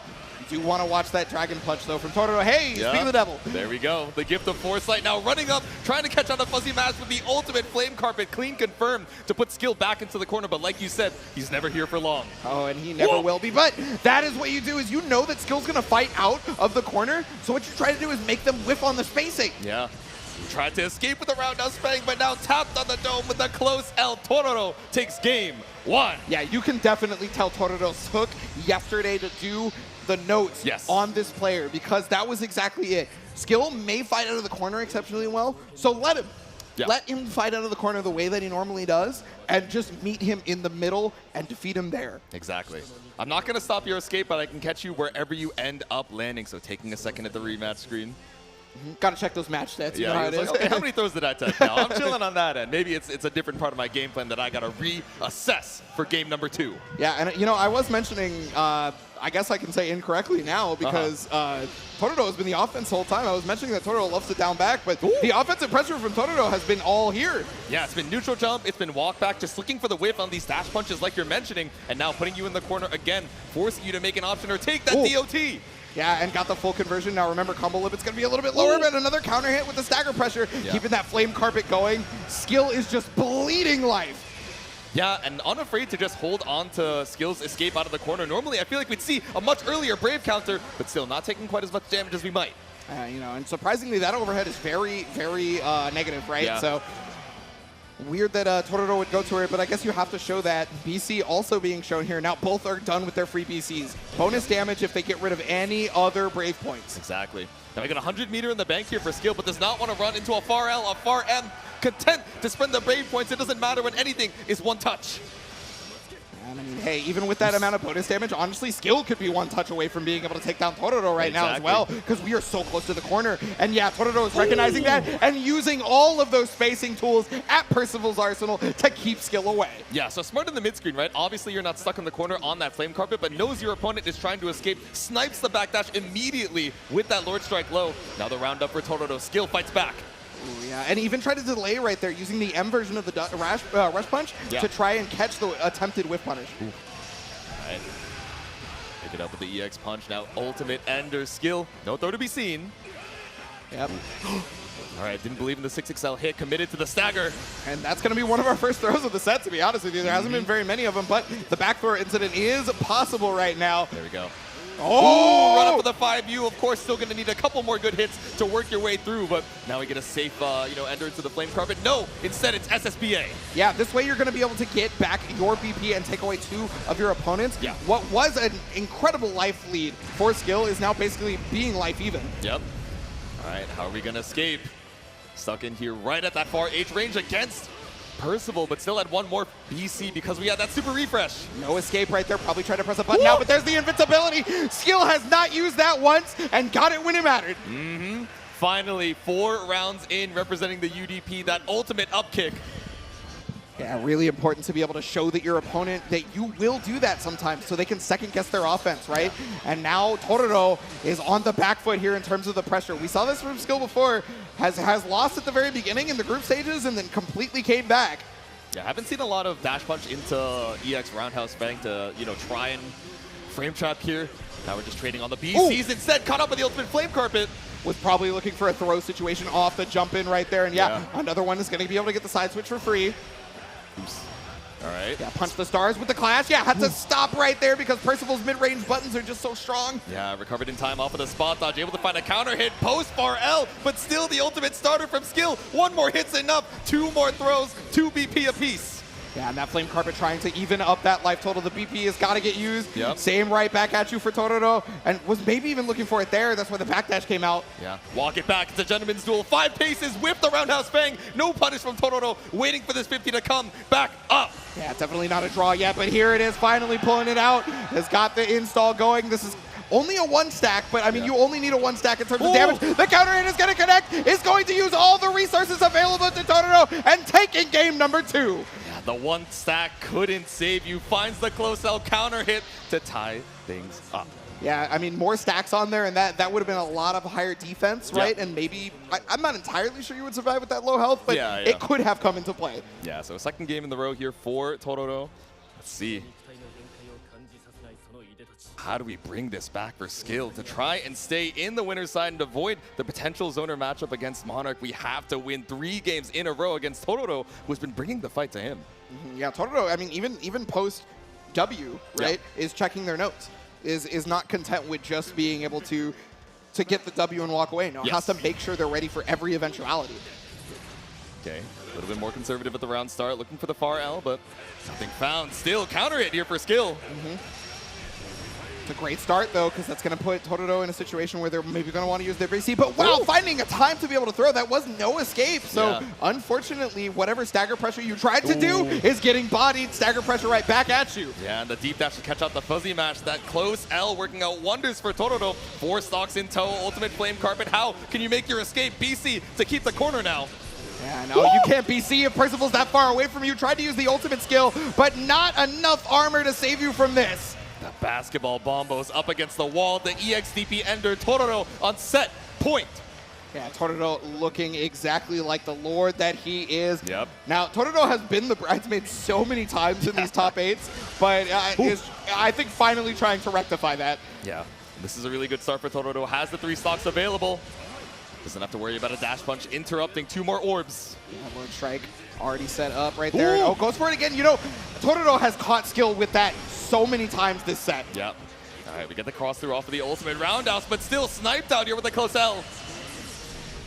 Okay, just using as many resources as humanly possible. The Lord Strike's going to come in. Not enough to kill, but oh, just an early attempt at dodging the fireball. Skill is not going to be able to get away from that one, and Totoro will be running away with the win. Yep, 3-0 from Totoro, sticking around in the winner's side to keep the JP Dream alive. Wow, Skill waiting on the results of that loser's side to, you know, hopefully not run into the zoner matchup he's dreading. Yeah, well, whatever the case may be, at the very least, Totoro knows their opponent in Ryazo. So we are going to see that North American versus Japan winners finals. Yeah. And we've talked about this previously. Yes. Zero, J2, myself, we've all mentioned this. You know, as NA players, we have been destroyed by Japanese players many a time. I'm just going to be real. True. Yeah. This is maybe the chance to change all that. Yeah. We've gotten owned a couple times, I will admit. That being said, Ryazo on an absolute tear, just taking taking down a lot of these strong Japanese players. But let's see if we can keep that momentum up in the winner's side. But before that, of course, we have to head into the other side of our bracket, down in the loser's side, top 8. Yes, so the loser side of the top 8 is definitely going to be another one of those bloodbaths because nobody's got chances anymore, right? Exactly. Nobody has any second chances. It may be 3 out of 5, but you definitely know what character you're bringing to this character matchup. Yeah, could be your last 3 to 5 games here. Up next, I think we're going to be having Zippy versus Fitison, right? So, you know, both of these players have a little bit of experience with the Lucilius, but I think I've moved on. You know, I've given up hopes on our Fallen Angel. Yeah, well, let's see what Zippy has moved on to and how he's ready for this whole thing.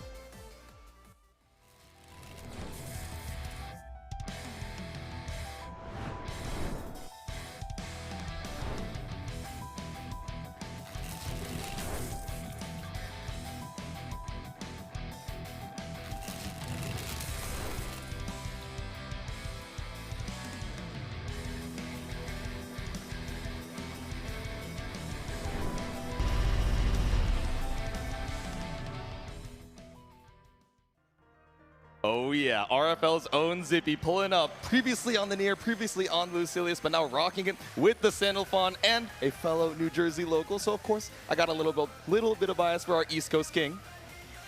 Yeah, well, your East Coast King is going to have to go up against one of Europeans' finest. Now, we did see one of them go down, but the next one is looking to defend the turf. It's Fitison.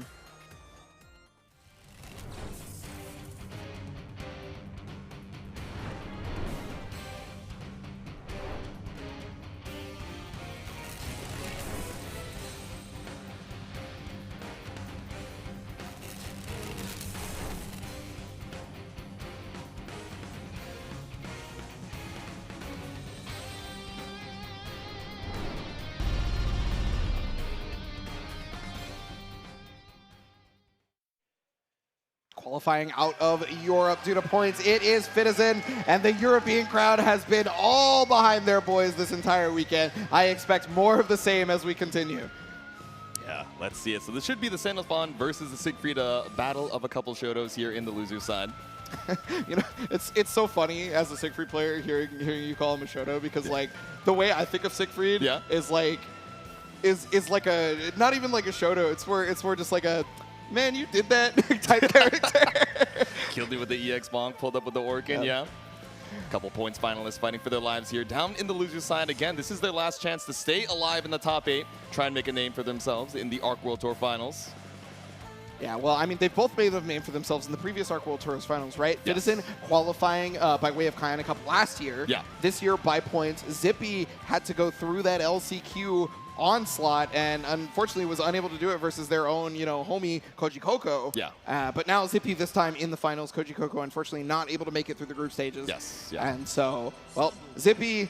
Now I gotta say it straight up. Zippy was somebody who we all knew as after their Guilty Gear Strive play. Yep. They started to recognize that they wanted to play the best character available to them. That's true. In terms of strength, right? So that we saw them play the Nier. We saw them play the Lucilius. But now this is completely different. Yeah. They are playing Sandalphon, who a lot of us can consider to be just a solid character. Yeah.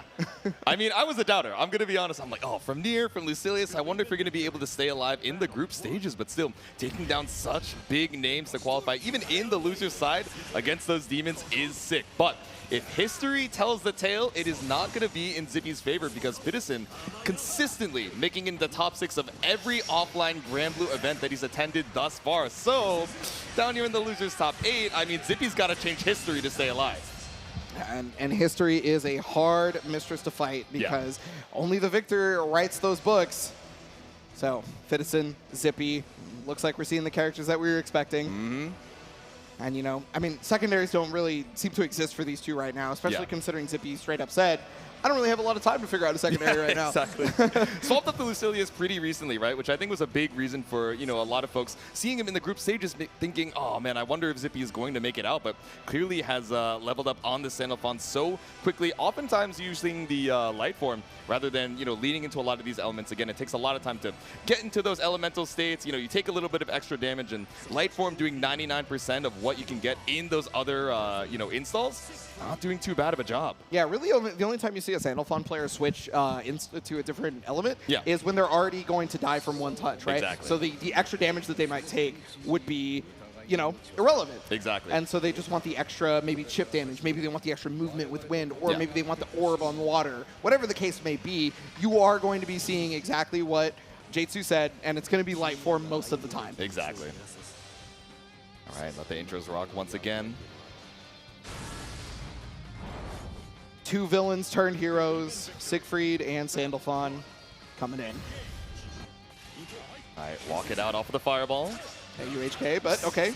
There's the dash right there. It's going to be able to take to the corner on this one. And that's one of the things is Sandalphon has a ton of ground bounce or wall bounces. Yeah. So it's really, really good at being able to take the opponent to the wall. Yeah.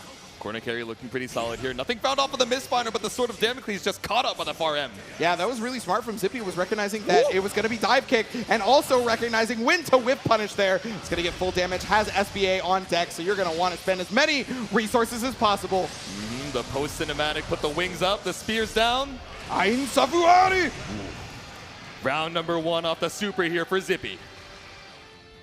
And I mean, yeah, this is what we talk about when it comes to Sandalphon, right? We mentioned that he stays in light form most of the time in this game because it's just a normal guy thing. He's kind of a normal guy in this game, which is really odd considering the lore. But yeah, right. Lore notwithstanding, gameplay-wise, he's a bit of a normal dude, but trying to fight past this average Joe with the EXDP, but still up against the wall here for Fitison.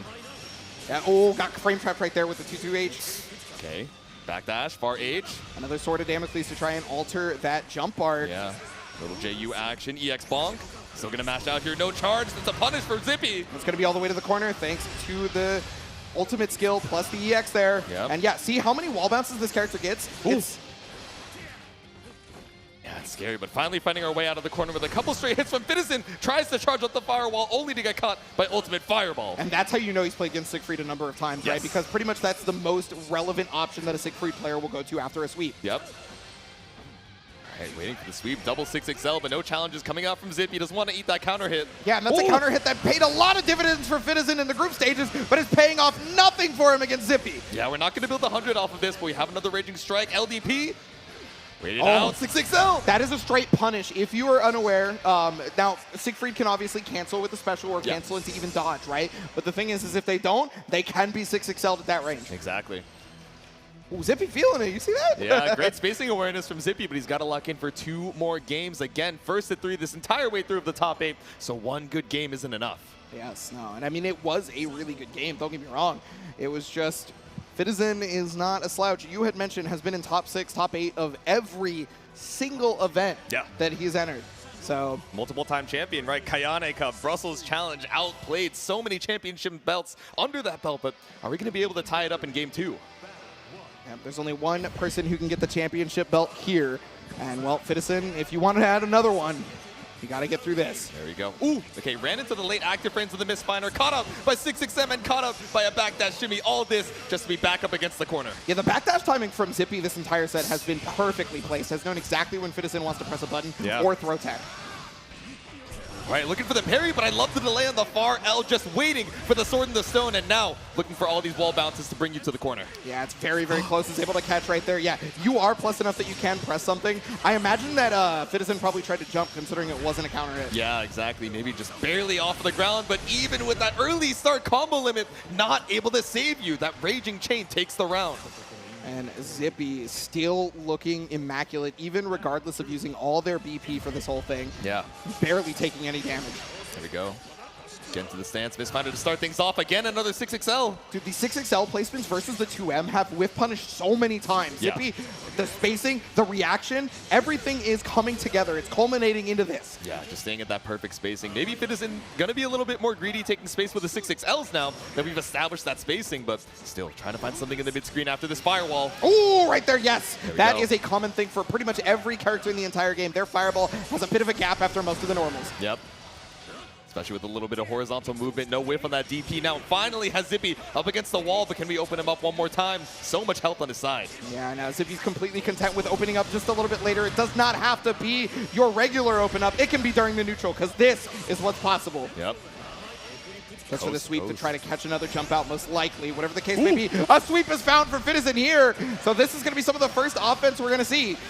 Crucial misplace on the space. Now Fitizen ties up the health lead, and very even on the BP meter situation as well. Counter hit 2M, but no belief. Yeah, trying to use the ultimate. Is able to catch the 2-2H. There we go. We need 3 more throws to kill here. 100% available for that SBA. Yeah. Oh, but he's able to get the hit here, right? And it's got a ton of meter for this. Just absolutely kill. Yeah. Keep it simple with the Raging Strike, Raging Chain. Fitizen puts a round on the board. Put a tourniquet on the bleeding. Yep. And I mean, it wasn't even like set point was for Zippy here yet. Exactly. Remember, we do have that 3 out of 5. Fitizen's got some time to take some notes. Ooh. Maybe the startup of the EX Firewall. Caught out here with the 6XL. Yeah, that dashing normal, insane from every character in the game. We already know it. Yep. Guard button jump, just going for the jump in. A lot of these straight hits in the corner here. No big openings until we block out the EXDP. Counter hit, close age starter. You are not going to see a next round. Zippy about to go up 2-0 with this SBA. Might not even need it after the wall bounce. Send it. Good Lord, didn't even have to finish the whole combo for that one. Right? And that is the power of the change. That is also the power of the safe jab. A lesson that we all learned in vanilla Granblue carries all the way over to Rising because it still works. That's even why, one of the reasons why they put Ultimate Dragon Punches in this game was to stop safe jab from being the greatest pressure tool of all time. Yeah, which makes it so tricky when you have characters that have these setups that are able to catch that even faster UDP startup. But heading on into a game number 3, Zippy only needing 1 more to eliminate one of our EU reps. It's looking good for it as well. And now, see, that one wasn't even a 6XL. Still able to punish the 6XM, right? Yeah. Has got these whip punishes on deck. Okay, spot dodge on the fireball. A little bit greedy with the Mistfinder. Fitizen now taking to the skies. We haven't seen a lot of that. But remember, not going to be a counter hit situation, so Fitizen had to adjust the combo. That could maybe even have been death otherwise. Yeah, honestly. Spent the 50 on it just to make sure we have 1 more chance at life. Tried to bait out a throw tech, but 2H is all you found. Fitizen sniping this angel out of the skies. Yeah, that 2H is great verticality, and it also hits behind Siegfried. One of the better anti-airs for that. It does have some slow startup if you want to pretend like there's a downside, but yeah. If you want to be charitable about it, but finally a little bit of momentum on Fitizen's side. The charge on the EX bomb, but a clean spot dodge from Zippy. Yeah, Fitizen not being deterred by that, immediately going for a Dragon Punch, and again, attempting to get these counter hit 5Hs, right? Yeah. That is the one thing you do not want to get hit by with Siegfried. Exactly. You will explode, but still, even the ultimate startup caught out here, but a 2H for 2H sniped out of the skies for Zippy.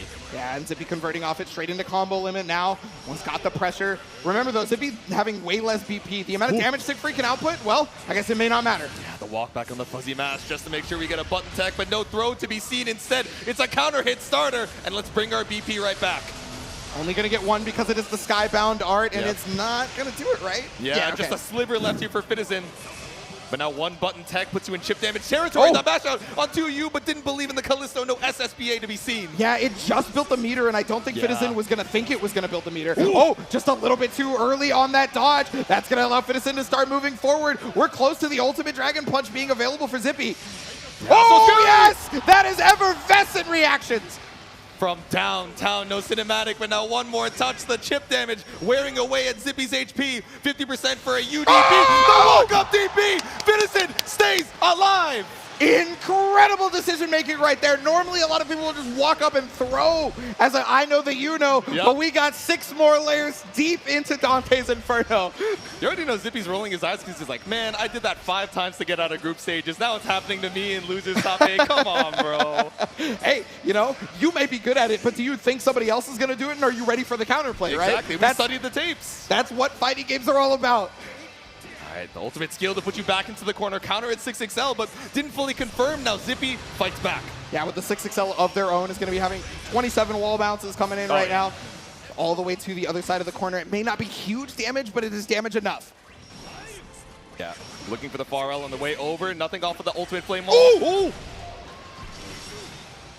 Yeah, was able to get the wall bounce, but didn't believe in it, just like last time. Yeah. It still got the counter hit on this one, and because it's a close counter hit, got that close M. It's going to be able to get full damage here. Not enough meter to be able to finish it off, but you have to be scared if you're Zippy. Yeah, off of that starter, not quite able to get the 100, but hey, work here. Ooh! All right, a throw for Fitizen. 3 rounds in a row now. Yeah, normally you see a ton of throws out of Siegfried players, but Zippy has basically made it so that throws is just not an offensive game that can really make things happen for this set. Up until now, really. All right, now let's take to the skies, pull up to the scoop. Ooh, caught the backdash, it looks like. Yeah, nothing found off of the frame trap. Just keeping your turn up with a far H, only to run a back throw. Fitizen feeling the confidence now, charging the EX bonk right in Zippy's face. Yeah, going for pretty much every frame trap known to man with Siegfried, but yeah, fighting the way through the Orchid. Oops. The base boost resounding through the stadium, but now fighting with the airborne close L. Now combo limit is going to cut this short, so not going to be able to kill on this, but the Super Skybound Art should be able to catch that, and it fully animates here. So what is the knockdown pressure, though? Yeah, I thought we had time for a save jab. That could have been the kill for Zippy, but 100 with no BP to your name. SSBA off of the chip damage, but Shimmin with the 2 and 2-2 in our set. Yeah, the Siegfried classic. He's got those long dancer's legs, so you know every Siegfried wants to hit that backdash 2M because it is going to lead to exceptional damage. Fitizen getting back in there. Yeah, take a second with the rehydration. Give yourself some time to reassess. Fitizen 1 game away from this reverse sweep. Yeah, it was not looking good at the very beginning of this for sure. Not at all. The 6XLs, the whip punish, everything from Zippy was being placed immaculately. But now, Fitizen is starting to bring a little bit of that own 6XL pressure to the game that wasn't there at the very beginning, right? Yeah, exactly. And it's starting to put Zippy into more and more poor situations. So you see that Zippy is kind of hanging back a little bit more. Ooh. Okay, run up spot dodge, avoids the firewall, only to get jumped over. Fitizen now with corner pressure. Yeah, corner pressure notwithstanding anymore due to that dashing L. Yep. It's going to be able to get out of there. Zippy finding the right time, and it's going to take you to your own corner, the West Coast side. And now we spend the 50, just trying to keep you at bay with the far L. Okay, wait for the 6XM, no punish. Okay, yep. No elemental release either, staying in light form. Ooh! The walk back, just barely able to reach with the tip of that 2M. Like you mentioned, Ebonic, just so much range on it. Yeah, it's one of the better 2Ms, but it's not going to matter with that far L from Sandalphon being as far as it is, being able to combo off of just about any range. Ooh. Walk it back, just trying to see if we bite off of a delay DP, but Fitizen takes his turn out of the corner. 100 meter available for an SSBA. Yeah. Oh, tried to use the ultimate. That was the previous situation that worked out so well for Zippy. Not this time, unfortunately. Exactly, a reversal of fate right now, just poking out with the 2N. Finds a 6XL. Now, it doesn't have another Raging Strike, Raging Chain in, but does have the rest of the cooldowns. Zippy is going to be able to take that, and we are in set point here. Yeah, that was all we had left. Zippy 1 round away from ending Fitizen's run. Who's able to spot that again? Yeah, immediately going for the invincible, right? Having to get through these dragon punches after a fireball. Oh, but just too far away. No capitalization there from Zippy, unfortunately. Yeah. Zippy looking for the Sword of Damocles on that jump out, allowing for Fitizen to get away. Tag. Okay, charge the firewall after the 2U, spaced out, so it's Oh, looking no! pretty safe. That Raging Strike is not what you wanted, but it's exactly what Zippy needed. Puts you into the corner off of all these wall bounces. Yes. So, and already catching with the sweep as a meaty. Big damage here, but what's most important is that you have to deal with the corner pressure, forcing the BC, and right back at you. They're both taking extra damage from anything now. Ooh.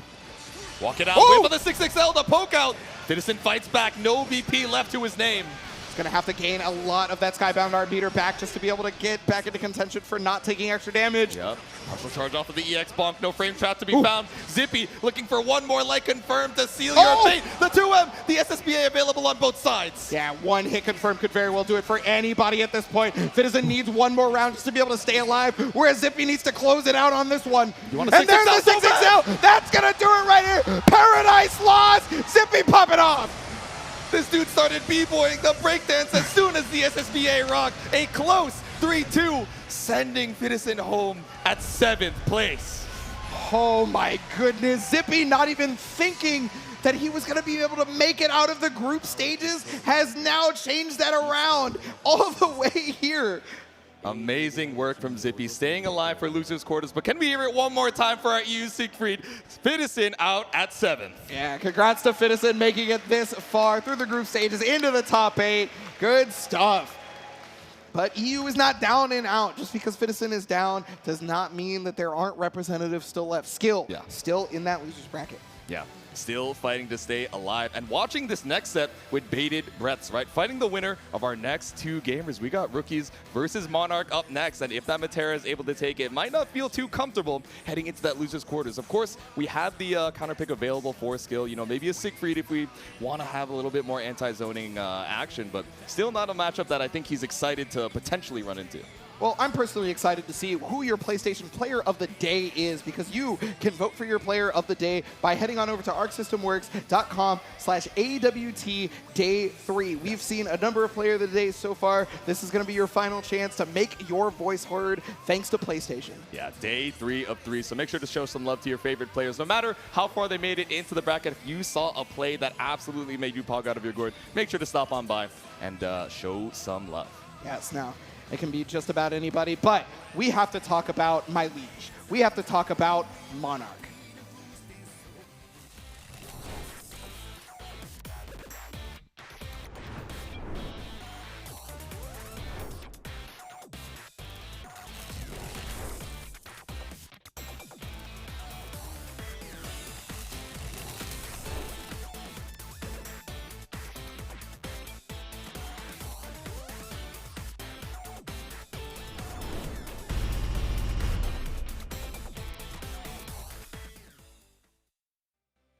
Go, it's Monarch, survivor of the death group, holding out hopes here in the top 8 for the zoners around the world, rocking it with the Matera.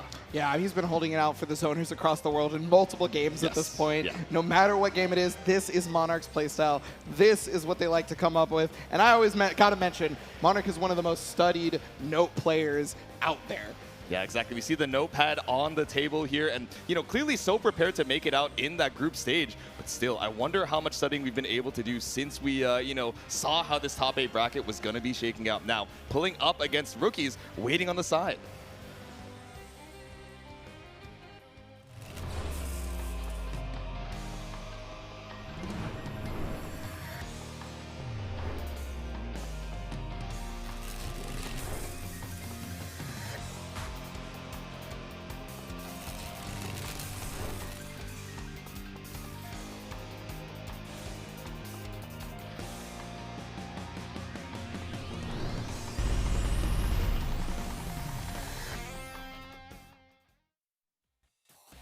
That's right, your EVO Japan 2024 qualifier Rookies, one of the survivors of the crazy group that Ryazo had going, and there was so many upsets, but Rookies is out here doing it for their kid. We've seen them flash it a couple of times on the stream, you know.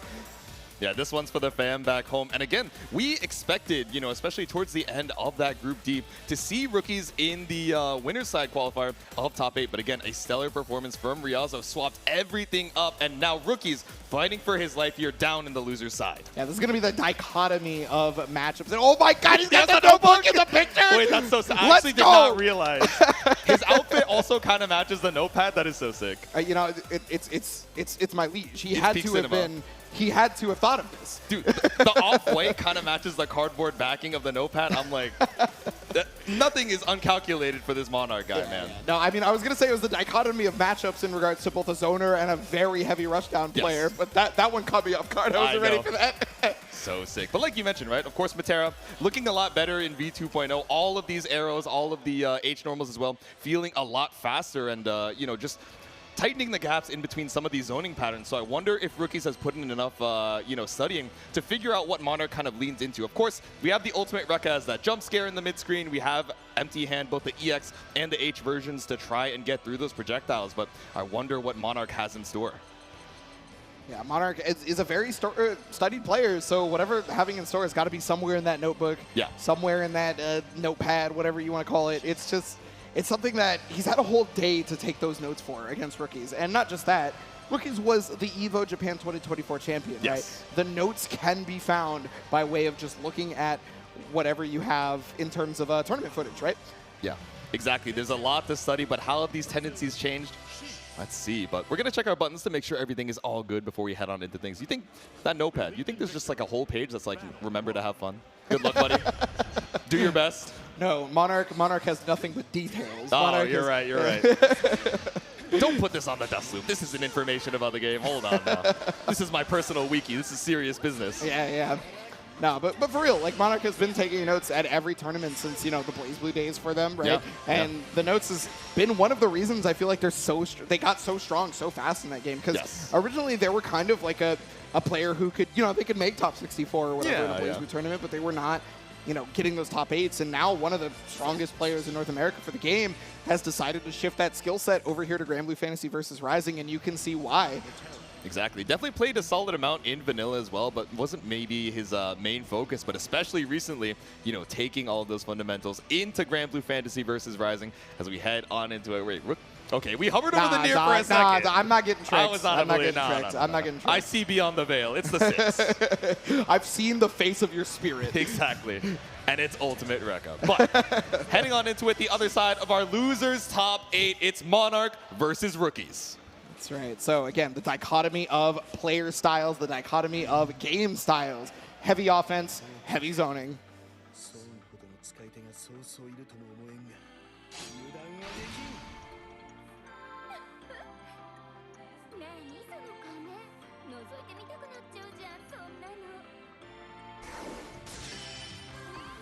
Can't underestimate the bow, but we want to know what's beyond the mask again. Heading into it, game number 1. And already the jump in, you know, that's pretty rare for Monarch to have gotten jumped in, and it was even crouching, maybe attempted the anti-air, but just a bit too late. Yeah, we saw the counter hit. I'm assuming we were looking for that 2H, maybe thinking it would be an air stall to look for a delay, but instead just going to, you know, layer 1 to keep things simple. Empty hand always being a fantastic usage to be able to get away, but got the butterfly just a bit too far on the Zephyr jump, unfortunately. Still stopping the ultimate claws. Oh, you were a little bit too early on the UDP, so the angle made it so that ultimate empty hand just worked out so well in Rookie's favor. Not only 1 BP for Monarch, able to find the spot dodge. Yeah, no, I mean, you're totally right. It's just a little bit early. That shows that they have the knowledge, but maybe a little bit too antsy to show it off. Exactly. Take a deep breath, but how calm can you be when you're stuck against the corner? Any ultimate Rekka should be the kill. Looking for the feint on that empty hand, but finds the Cosell. No confirm. Didn't have BP and probably attempted the Raging Strike because they didn't do anything with it. So unfortunate there for Monarch. Rookies, on the other hand, is going to take that one to the bank. That's a heartbreaker, and I think you're right? Looking for the Raging Strike confirmed just to slow things down, go for the tournament combos, and realize we spent it all on the Brave counter. Now 5L to stop the approach from the round start. Ooh, recognizes the punish situation, couldn't get a full combo due to the distance. Yep. But that's still going to keep Rookies away from Monarch for now. Has to wait for Empty Hand. Yeah, unhand me, but now Empty Hand up. So is the Rekka, just waiting for that 50 for the jump scare. All right, tempo gain, so is the space for Monarch. Yeah, well, Monarch is pretty well versed in jump scares, evidently has stopped it in its track, has stopped that jumps in its track, and tried to stay away from any other option after that, but could not do so. Yeah, Rookies is in. Oh man, we lost so much space off of this, just checking on the doors with the 6XL, so we BC out to try and build some space between you and me, but nothing found off of the ultimate Rekka. Ooh, trying to go for the anti-air double. No, is going to be able to get the full confirm. Waited this time so that the Zephyr wouldn't go too far. Has got the full knockdown, has got the ultimate butterfly setup. Tried to go for the unblockable, was not close enough. Still got it though. Almost had the AUB, but 6XL does the job. A scary round for Monarch, even looking at that health lead. Yeah, I mean, the second they jumped into that ultimate butterfly, that was death territory. Unfortunately, though, Rookies still ended up having to lose to that. Yeah. All right. Tap with the 6XL, back throw to set the butterfly. Ooh, setting up. Butterfly pressure right now is going to go for the Great Fall. And just staying outside of Thunderflash range, right? Trying to make sure that that's not an option. Yeah. Oh, there we go. Airborne hit off the double close out. It's not going to be the longest combo, but again, a clean knockdown off the ultimate arrows. Trying to bait out a parry, but the back throw gets super jumped out. I wonder if that was an attempt at a TK arrow just to be able to catch a throw. Yeah. But whatever the case may be, not going to matter now. Okay, finally finds a 6XL here for Rookies. Again, a lot of help to make your way through on Rookie's side. Can you block the time? Oh, he does Invincible throw it! There we go, the install, just keeping the combo going as long as we can. Still needs one more touch here. Monarch, 2 DPs in tow, 1 reversal SSPA could be enough. Yeah, you know, that's the optimal way to do it because once only the combo limit starts in the air, but the jump over right there, it's got resources this time, and it's going to be able to finish it off this time as well. There we go. Last time we had no BP to kill, but now just enough damage on the board to take game 1. Yeah, always got to double check your resources when you see a hit because that could be the difference between your W or the opponent's. And so, yes, a game up Monarch to start here versus one of the scariest offensive players you could possibly run into in the bracket. Yeah, and Rookie's taking a second to recompose on the stage as well. Of course, can be a lot of pressure, especially when your tournament life is on the line, but you have the full first of 3 to try and make it back. Now, game number 2. And you're going to see a lot of that far L just to try to stop things, but that's why Rookie's going to the jump. There we go, a couple close L juggles in the corner here off of the triple attack. Ooh, caught off the Brave counter attempt. I love the stall off of that H-gate. You know, we've been seeing so many people going for Brave counter attempts, namely Seahawks players, right? Because they have so many different ways to do it. All right, ultimate dive kick. Rookies, whatever you thought of the game plan between that rematch has worked out so perfectly. Perfect indeed, coming in with no scars on the body, coming in with just a great game plan for the rest of it. Ooh, looking for the dive kick, but instead the fadeaway arrow isn't enough to keep you away. That EX empty hand, it's BC out for Monarch, trying to build some space. Yeah, even getting through the butterfly right now. The BC is going to hit, but unfortunately, that butterfly there to save. Ooh, the tech right into it. Is trying to use that butterfly effectively, but no! Hell's Gate! That final active frame of the Hell's Gate just threading the needle here for Rookies. Now giving you this SBA confirm, 1 BP left for Monarch. Okay, trying to use the empty hand to bait out either a Raging Strike or a throw, whichever would have been great. However, that BP's gone again. We are back in this situation once more. Wait, that L parry was so smart, taking to the skies and able to avoid the butterfly pressure as well. But is it going to be enough to truly escape the corner? Monarch keeping the onslaught up. Yeah, Monarch is somebody who's well-versed in picking and choosing the right spots to press each button for anti-airs, and you are seeing why here. Now, Thunderflash is back up, so we could see that one more time. That escape could be prevalent, but look at all the chip that's been done. Yeah, and I was scared when I saw that backdash, the triple. Still not getting caught up by the U dive kick. I'm scared of the ultimate Rekka, but Rookies taking to the skies makes that one less option to worry about. Finds it with the H arrow. Yeah, run startup had already been there, so that means Rookie had to cancel with a dodge or something like that. Remember, there is run recovery in this game. Yeah, exactly. You can't dash block. Really has to commit to making your way over the Zephyr. The short hop to go over the empty hand. Smart from Monarch. Yeah, we saw the attempt at that earlier in the set. It failed, but this time is showing those notes. Okay, the walk back on the H-gate. Didn't want to have to run into it and break your own combo, but still built up the space that you need. Yeah. Ultimate empty hand is always going to be prevalent if you're shooting fireballs, so Monarch not ready for it this time, unfortunately. Yeah. Still got 50 in the bank here. Catches out the attempt of Fuzzy Mash, the counter hit starter from Rookies. We're going to even up the BP situation and then some. Oh, no, to opposite not to go for the Skybound Art because wants the Shadow Clone Super, okay. AWT has been the tour of installs. Been seeing so many of them, but seeing so much of the Zephyr as well. We build up the 100 off of this. It's SBA in the mid screen, but instead it's Raging Chain to keep it clean. Monarch up 2 Oh. Yeah, you called it tournament combos, and that's why you are hard-pressed to drop that as long as you have the resources to use it. Yes. But yes, the tail of the tape right here has been that Zephyr on the empty hand. First time he tried it, it failed. Incorrect timing. Maybe did it too early, maybe did it too late. But the next 2 times, pivotal. You see Rookies, he's checking the notes right now. He's like, dustloop.com/Matera/Zephyr /5U. Yeah, I don't know. Maybe he's looking at his kid, you know, trying to draw inspiration from the fam. Yeah, right? exactly. Remember who it's all for. Yeah, I was right. Oh, you were right. You're right. Scanning through the photo gallery. Hard read. If we're gonna reverse sweep for anyone, it's for the family and kids back home. Rookies, do you have it in you? It's definitely gonna pull out all the love. Yeah, you can see the There we power go, up there we too. go. We got the 6 cat sticker in the back too. If no one else is cheering you on, that cat it's game number 3. Yes, this is Rookie's gonna have to do a complete reverse sweep, and it's gonna start it off with getting unblockable in the air, unfortunately. All right, BC on the empty hand. Says unhand me. Flash the L parry, but nothing found off of the delay arrow. Yeah, you know, you want to try to get the Thunder Flash, or, you know, you'd much rather get the ultimate skill, and you'd love this as well. All right, rough start here for Rookies, but still finding a good read on the defensive options from Monarch. A little more antsy than we've seen previously. Okay, well, the mash out right there is going to be able to get away. Monarch knowing when to press buttons to leave. Yep. I like the walk forward down back again. The threat of that ultimate Rekka is so tricky on the dashes. No punish on the whiff UDP. Yeah, that might come back to haunt Rookies, but wow, stoicism right there on the attempted shimmies. Yeah. How can we make our way in? Just trying to catch these back dashes, which Monarch is so comfortable showing before that 50-meter threshold. Clean tech, the ultimate for ult, but the Rekka does the job. Yeah, Seahawks known to be the fastest character that ever lived and showed it right there with the startup of the ultimate claw. Rapidly approaching your location. I hired this 6 to chase you down. 1 round up. Can we make it a game? Oh, yeah, tried to go for the anti-air right there, but already setting up it was Rookies. And yeah, you can't stop me from anti-airing you twice if your skill is on cooldown. Yep, don't stop me now. The roll through the H arrow.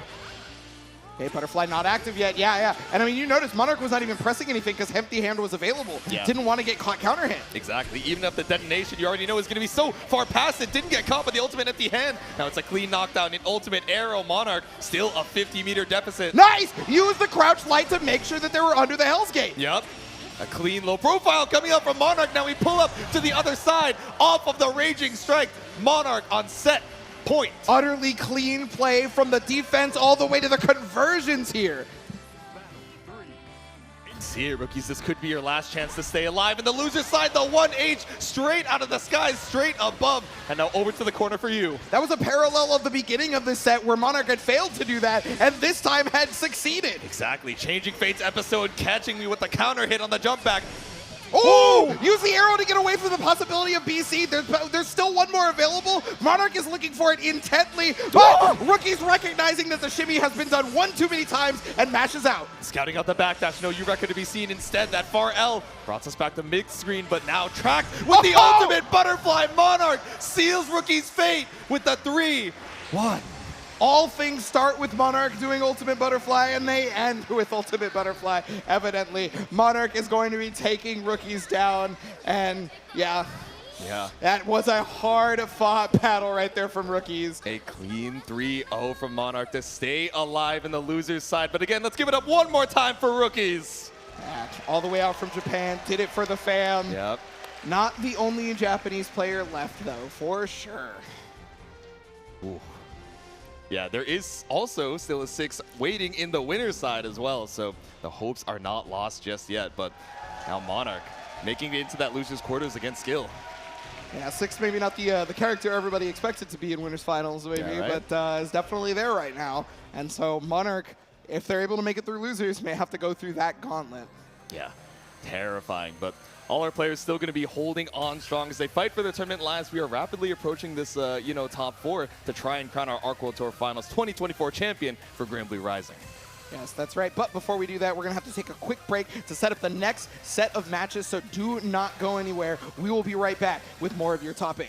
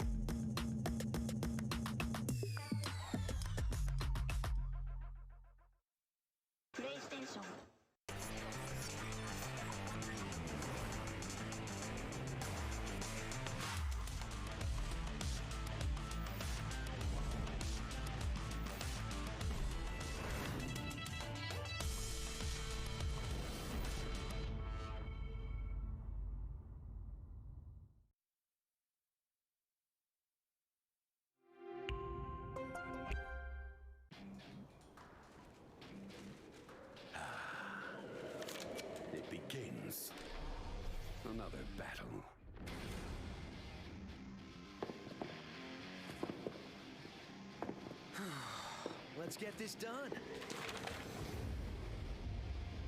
It is time we settle this. Shadows surround you. Let's go. No time to waste.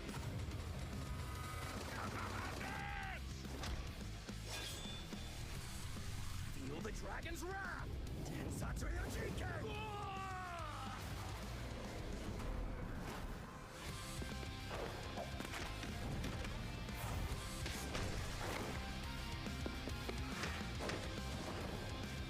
Let's end this!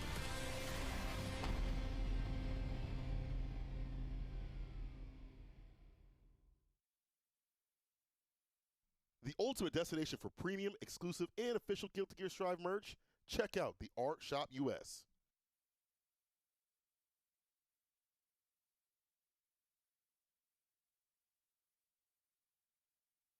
Tenno, officially licensed FGC merch by FGC artists for FGC fans. Visit merch.tenno.gg.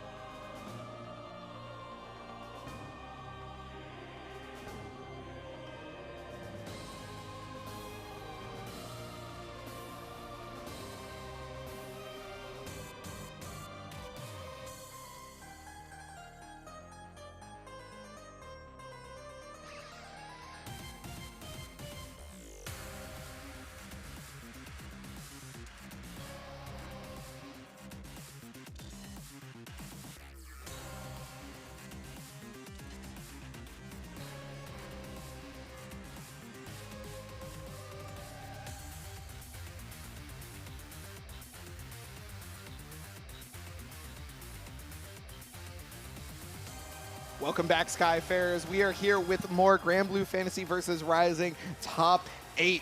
Now, we had such an excellent set of matches just to figure out the rest of this, but we are not done yet. There is so much tournament to go. I am Ebonic Plague, and I am joined here by my good man, Jatsu. What's good? What's poppin', everyone? We're back here in some Granblue action, but let's take a second and look at this bracket to see how we got here. That's right. At the very beginning, Ryazo upsetting Gamera 3-1, and then Totoro versus Skill was a complete shutout versus Skill. Yeah, exactly. Now waiting in that winners finals, Ryazo versus Totoro, and of course in the loser side, it's Skill versus Monarch, and up next, I believe, is Gamera versus Zippy. Yes, that's right. Gamera and Zippy. Now, Gamera and Zippy were both people who have traveled left and right for pretty much every Granblue Fantasy versus Rising tournament they possibly could throughout, well, I mean, both, you know, Japan, NA, even further, right? They've gone to tournaments outside of both of those regions, etc. And because of that, that is one of the reasons why they're here, and that is one of the reasons why there are people to look at. Exactly. Both of these gamers, a couple Shoto players at heart, but Gamera saying, all right, young man, I got to teach you a lesson. Let me show you how it's really done down here in the loser's side. Yes, yes. This is the old guard versus the new guard. Yes, exactly. Straight and true. And so now we're going to figure out how how your neutral really is. Exactly. Both of these gamers unafraid to swap off. I wouldn't call them character loyalists by any means, but still the solid fundamentals to transfer between all of these characters beyond the cast. I mean, we've been tearing it up on the Sandalphon, this character that, you know, a lot of us had some doubts when Zippy was saying, oh, okay, I'm going to swap off the Lucilius. Of course, not quite as strong in this version, but still has been tearing it up both in the group stages and staying alive in the loser's side. So. Yeah. I mean, regardless of what Zippy himself thinks of Sandalphon, he's been doing very well with the character because, well, I'll leave it to Zippy to tell you what Zippy thinks of Sandalphon. But, I've heard some, you know, third-hand choice words about his opinions yeah, of this character. Repeating that on camera. I'm not repeating that on camera. But he looks confident up there. Look at that smile. Yeah, no. I mean, that's what's important, right? Is you got to believe in victory here in Grand Blue Fantasy versus Rising. Exactly. Zippy definitely believing in victory. Gamera, though, coming in with the final boss status. You see those prayer hands on the PR photo as well? He's like, I'm praying this is not my last Fates episode, man. I want to make it to Season 2, please. Well, we're in Season 2, luckily. I guess he's made it that far, but let's see how much longer he can stay alive in the loser's side. Our next match, Gamera versus Zippy.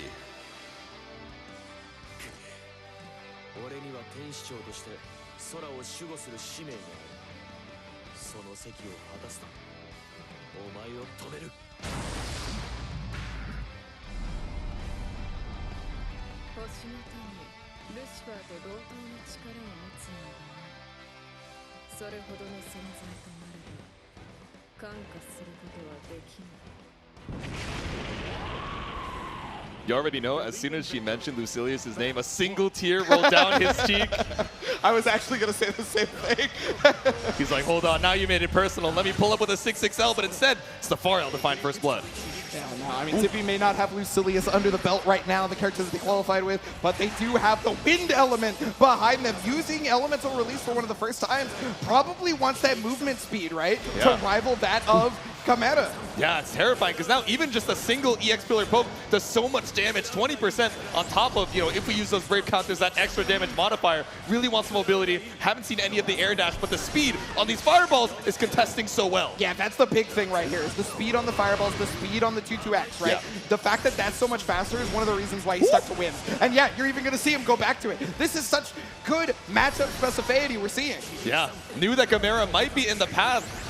Maybe didn't expect him to be in loser's side this early, but SBA to put you just barely in a light combo confirm range. Yeah, I mean, even if you didn't know Gamera was going to be in the path, you have to be ready for Vesusia. You have to be ready for Gamera just in case. Yeah, with all the upsets we've been seeing in the group stages, you can't count anyone out. Again, just trying to throw this onslaught of fireballs, making it so that Gamera cannot feel comfortable throwing out the EX Pillar. Yeah, I mean, look at the ranges that Zippy's playing at. It's making 6XL such a prominent factor in this matchup. Had to even use Ultimate Pillar just to be able to get in. Yeah, exactly. Just wanted to secure the Oki. He's like, I cannot pin the Zippy guy down. The extra mobility has done so much. The late active frames of the Mistfinder catching out Gamera. Now it's one touch apiece with 20 seconds left on the clock. Oh, but just outside of the range that Zippy wanted to be in, getting caught by the ultimate fireball.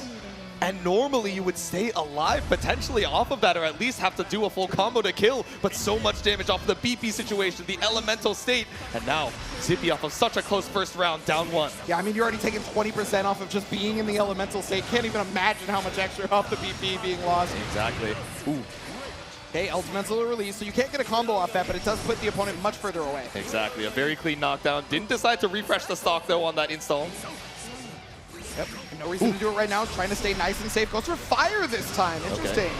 Yeah, trying to see if the flames are a little bit better of a matchup. Elemental release for the guard crush plus frames. Ooh! Just barely got away from the Lariat on that one. Is not going to be able to make offensive pressure happen off of it other than just a couple of hits. But Gamera finding the way out with the 2L. All right, Ultimate Orb brings us all the way over to the other side. We haven't even left the ground yet, so this combo still, no, just barely a little bit too far from the corner for that Fariel to connect.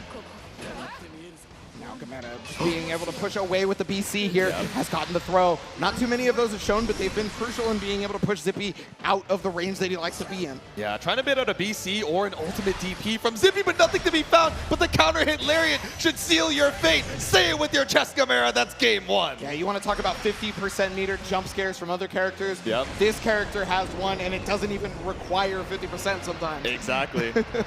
A terrifying thing to have to look out for. That Lariat is so scary. We've we've actually seen some players in group stages reacting to it with DP, but in the pressure of being on loser's side, the big stage as well, you cannot call that a consistent reaction. No, I mean, especially considering Gamera has been using it in such varied timings, right? Yes, yeah. You don't know exactly when it's about to come out. Yeah. And, I mean, you can see that Zippy is not a person that we've seen have bad reactions. We know he's actually got great reactions. And so if he's not able to, you know, get around that very easily, Gamera is doing something right. Exactly. I mean, I learned over like a 9 a.m. coffee that it's a 16-frame lariat. I don't know, man. Even with the zoomer reactions, rather. But either way, we're sending out the fireball, clean spot dodge from Gamera to set up that EX orb. Yeah, it's...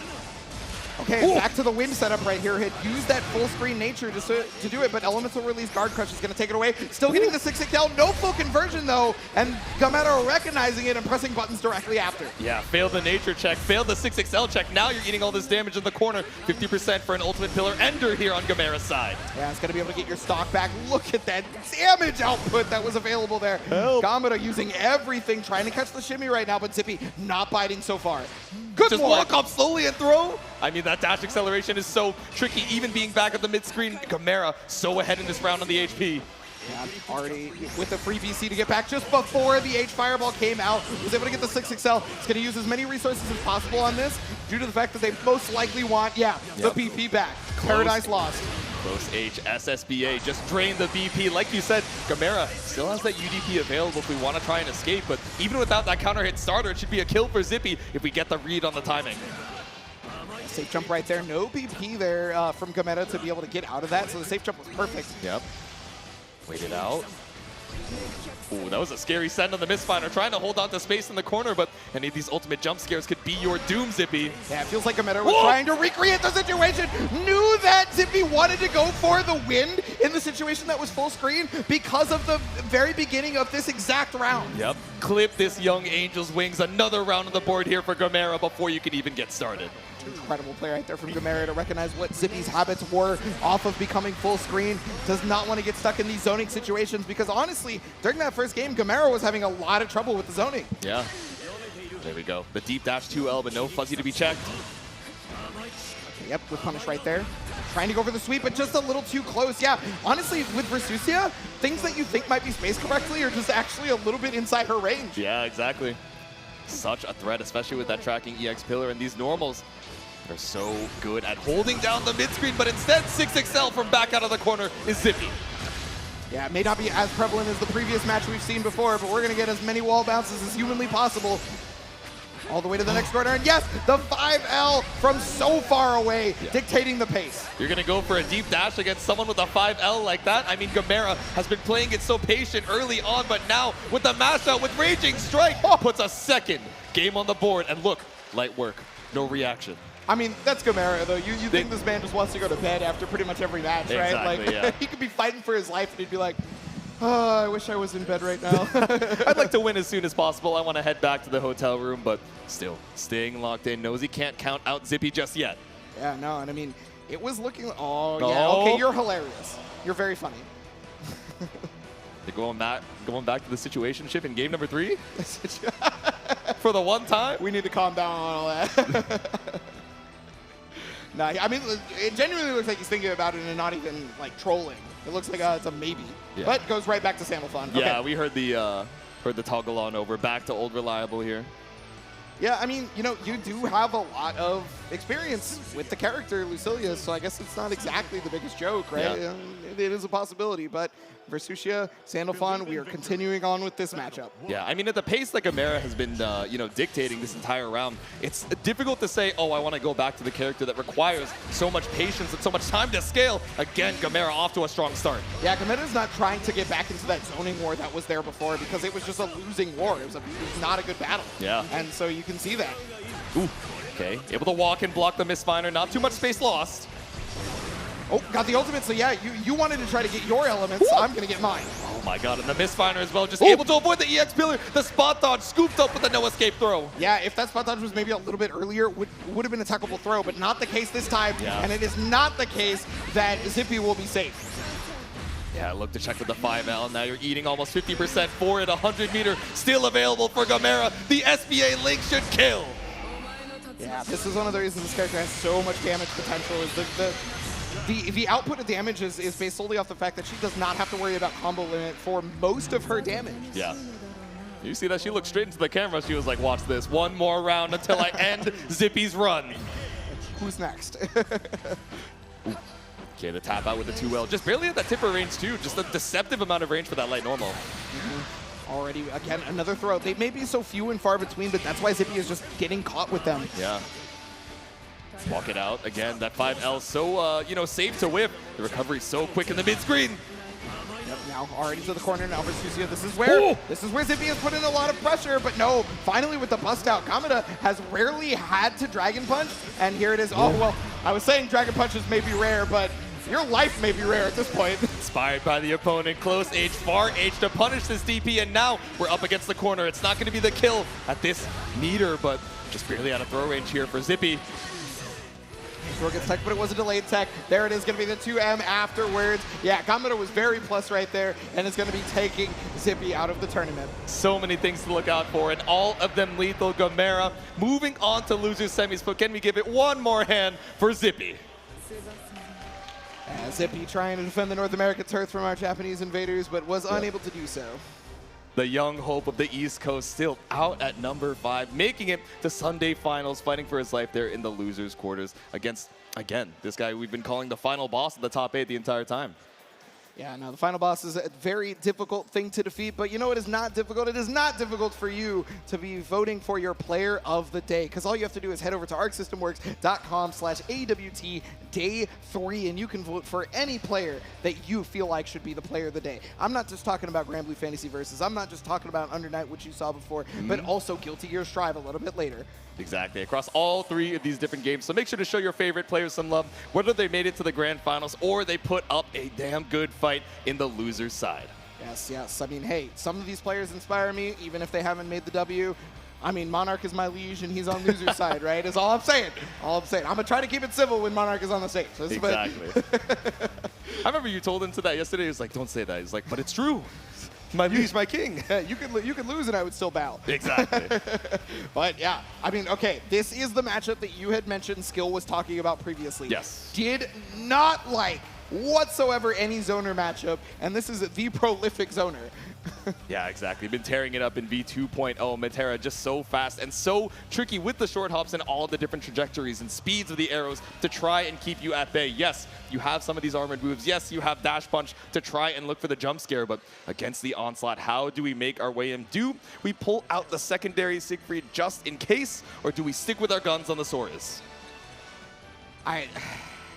That's the hardest part about this whole thing too, because like his Soras is so warmed up, right? It's so ready to go. And yeah, you may want the better matchup, but like okay, well, for the button check at the very least, we know we know Soras is here. Exactly. But that is a button check, like we're talking about. We know it's on right? the brain. I'm sure even in the button check, he's considering, what am I feeling? What do I do? Yeah, the thing is sometimes regardless of matchup, the character you're best with is still the correct pick, right? Yes, because exactly. you know how to get around stuff with your character, knowing those options better than anybody else on the planet. Exactly. What is more important to you as that player? Where do your strengths lie? You know, utilizing your character's strengths or that familiarity with old reliable? I mean, we'll see in a second. And I mean, it's been this way since vanilla for Soras players. Having to deal with Metera has just not been the greatest, honestly. I mean, you know, in the 2.85 patch, there was one mechanic introduced that helped them get around fireballs, but that's gone now. Exactly. Not something we're going to be seeing here. And I mean, let's see. All of these players who have been, you know, active since vanilla have, you know, run into this matchup quite some time. I think, especially with a lot of the players that, you know, especially got more into it with the launch of Rising, maybe a lot more unfamiliar with Metera. Not super common, especially in V1.0 of the new version, but now just seeing her more and more. Yeah, well, I mean, especially with Monarch showing people that, you know, how to play this character, you're definitely going to be able to take notes if you need them. Yep. Because this is the person to take notes from. You know? Exactly. You're seeing it on the big stage. I wouldn't be surprised if we inspire a new, you know, flock of fledgling Metera players after this, but we will see. Yeah, depending on who wins this tournament, online is going to be a run amok with whatever that character might be. Exactly. We've seen World Tour Finals influence ranked before, but heading on into it, trying to stay alive, Skill versus Monarch for our next set.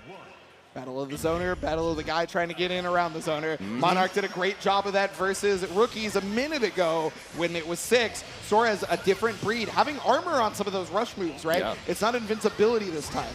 Ooh.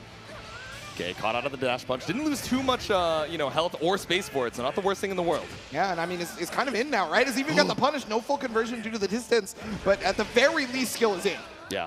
Ran his way down. We took away 1 BP, but still a 2-3 step process to try and avoid any of these defensive options from Monarch. Yep, Monarch going to be able to get the forward throw on this one. Opting not to toss into the corner, still getting the counter hit though. Yeah. Okay, waited out past the butterfly and just waiting for it to pass on by. The ultimate dash punch is going to even up the life lead. Yeah, and it's also going to put this great situation here for Soares. Now, the BC is prevalent, and yeah, I think Skill was looking for it, even tried to back off the jump in. Yep. All right, ultimate butterfly tracking, just looking for any detonation. Even off of the dash punch, you can't escape. Yeah, I mean, you can do it against the regular butterflies for sure, but the ultimate edition, they spend meter on it. Ooh, spending meter on the ultimate arrow. Clean spot dodge, but rapidly running out of health to work with here, Skill. Yeah, Skill's going to need to rapidly approach the location if they're going to be able to make it through this because the chip is now there. Tried to go for crossover, I think accidentally got thrown.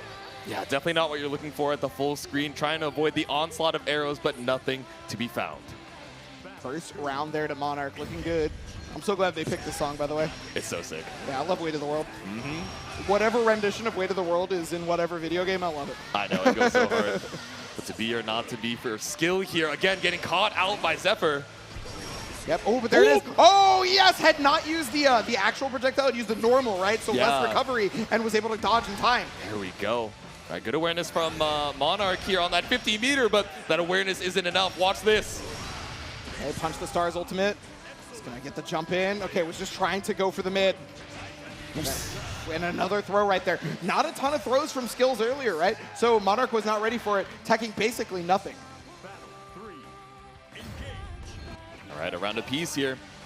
Pretty slow starts from both sides. The far L just to try and catch any of that movement. Yeah, you know, it totally makes sense for Skill to have a slow start, right? Because one errant and incorrect decision puts them at full screen like this, right? So you need to be able to pick and choose your battles correctly. Yeah, having a little bit more room to maneuver and retreat feels a lot better. The ultimate arrow checked by the dash punch. Skill has Monarch up against the corner, but again, it's a full 3 stocks on the BP Diamonds. Yeah, using that EX arrow to try and get Skill away ASAP because they were threatened like a tiger in a cage. Pushing away. All right, tracking off the ultimate butterfly. How do we make our way in? The full commit to the dash, only to get caught up by the H arrow. The butterfly waiting right behind, and Monarch takes game 1. Yeah, that ultimate butterfly, I've been putting in so much work in every matchup that Monarch has played, just utilizing a fantastic tool. Yes.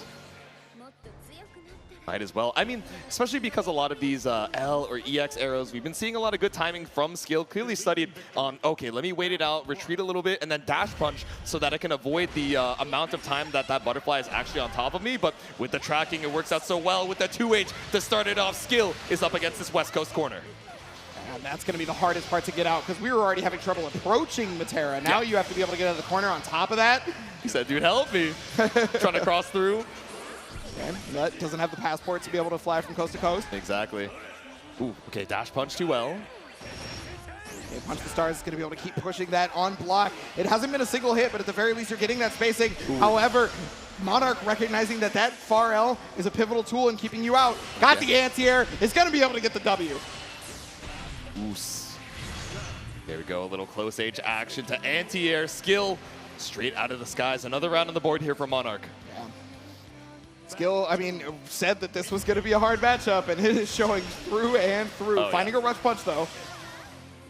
Okay, detonation not keeping you locked down for long. The 6XL challenge.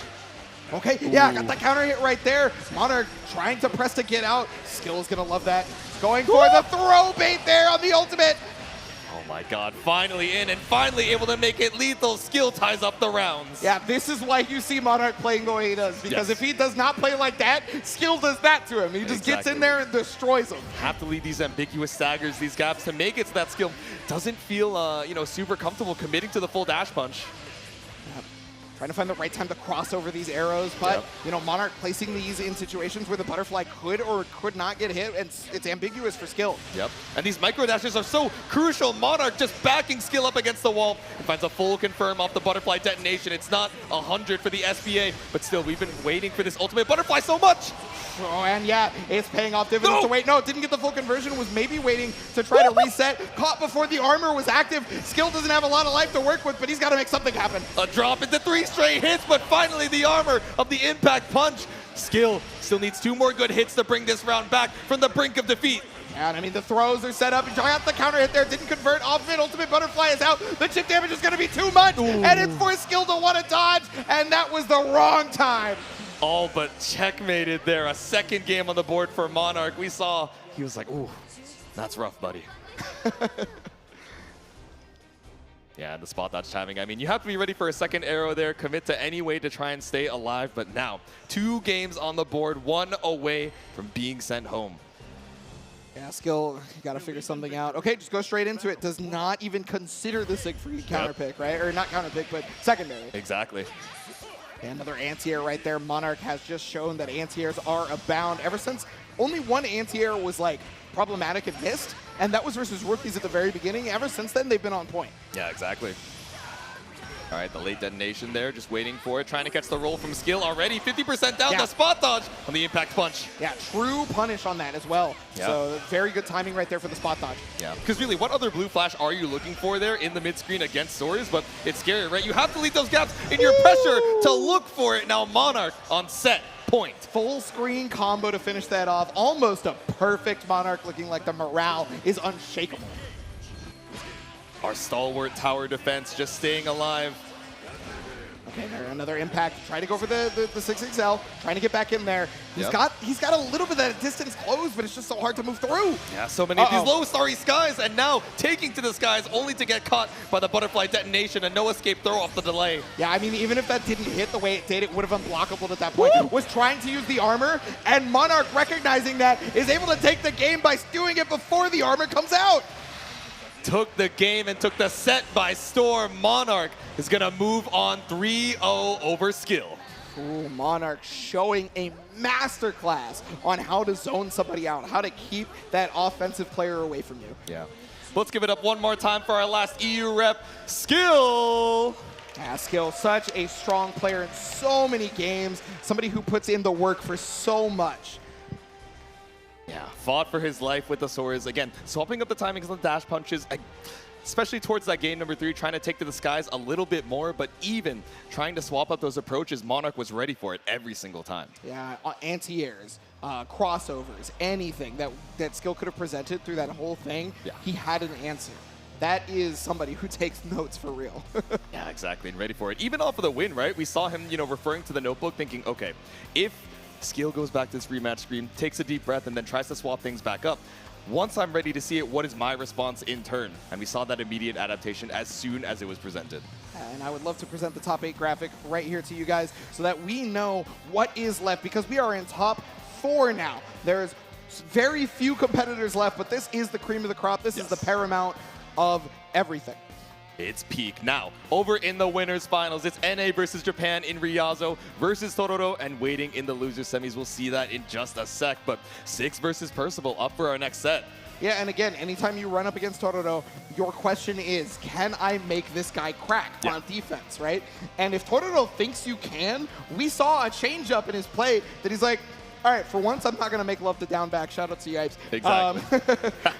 Hey, look, I can't steal somebody's phrase, right? That's Yipes' original. It's true, it's true. But you're like, yeah, if Tororo normally loves to do that, and if he thinks that you can stop him from doing that, he's got an alternative. Yeah.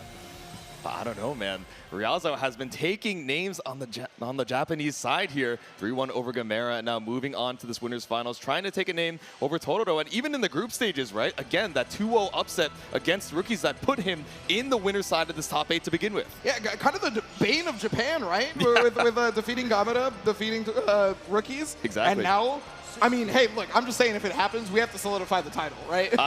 He might be the JP Slayer, but let's see if we're going to be able to hold on strong in this winners finals. Yeah, got to get those button checks underway first, though, because, I mean, it's a pivotal match. Winners Finals is going to solidify that you are guaranteed top 2. Yes. With such a strong prize pool at this event, you want to be guaranteed top 2 for sure. Exactly. I mean, that's going to fund travel for the next tour, right? 25 to 26. You know you want to pull up to as many events as possible. Oh, yes. And I mean, hey, if you don't remember, guys, we did announce the next tour right before Undernight started. That's right. There will be more ARC World Tour coming at you through 2025 and 2026. Yep. More Uni, more Grand Blue, and of course more Guilty Gear Strive as well. We got some more Grand Blue in just a second once we make sure all of our buttons are all good. But I really would not expect any, counterplay or counter pick situations rather. But I mean, we see the button check, we see that Siegfried on the side of Tororo, and we're immediately seeing some. Oh no, what's going on through his brain? They're trading off trading mode combos. They're trading off trading mode combos right now. But okay, yeah. So I mean, yes.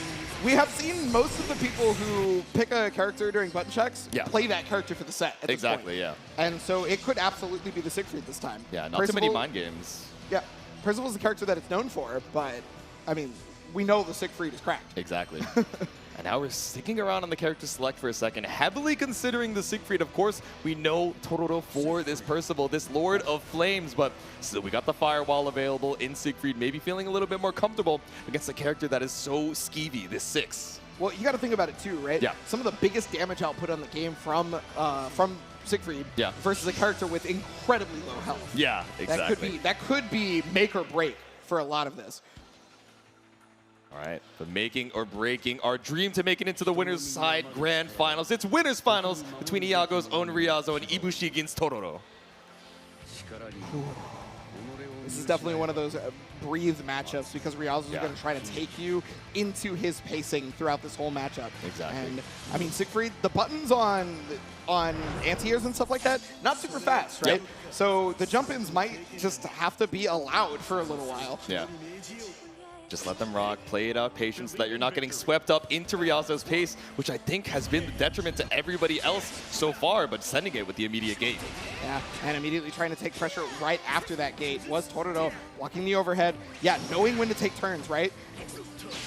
Ooh, the Thunder Flash, though. Yep. And that's the hard part about fighting Seox, is that he can take his turn back a lot. Swung into the parry. That ultimate Rekka finds nothing. The super jump finds Ryazo back into the corner now, but didn't believe in the spaced out 2M.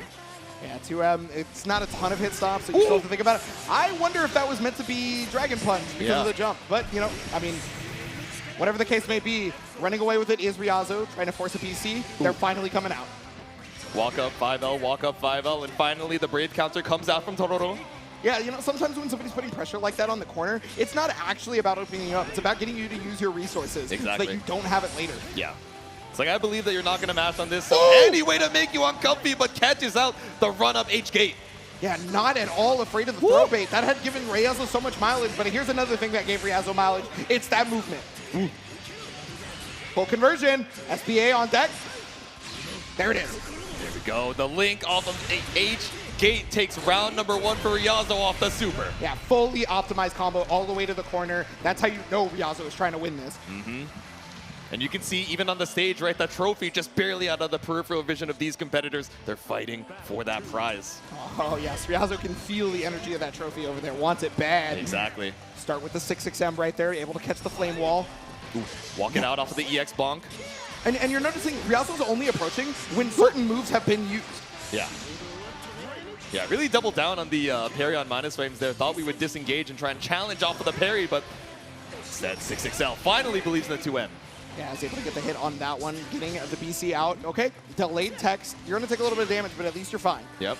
Ooh, walk up, stagger, but no fuzzy tech to be seen from Tororo. Just trying to get a little bit of data on these defensive habits. Yeah, and you're noticing not a lot of brave counters from Tororo on this either. Yeah. This is indicative of his defensive playstyle. Exactly. Just trying to hold on to that HP advantage. If you start using your brave counters too early, all of a sudden that HP differential doesn't matter quite as much. Yeah. Walk it out. And what seemed like, you know, somebody trying to put it into Ryazo's tempo, Tororo's tempo is all this. Yeah. How do we open up a lad? Just so content to down back in the corner. Ooh, finally the 6XL finds it. Yeah, you try to get the lad to do a 2M from full range and make something happen. Then that's when you would punch them into Skybound Art. Yep.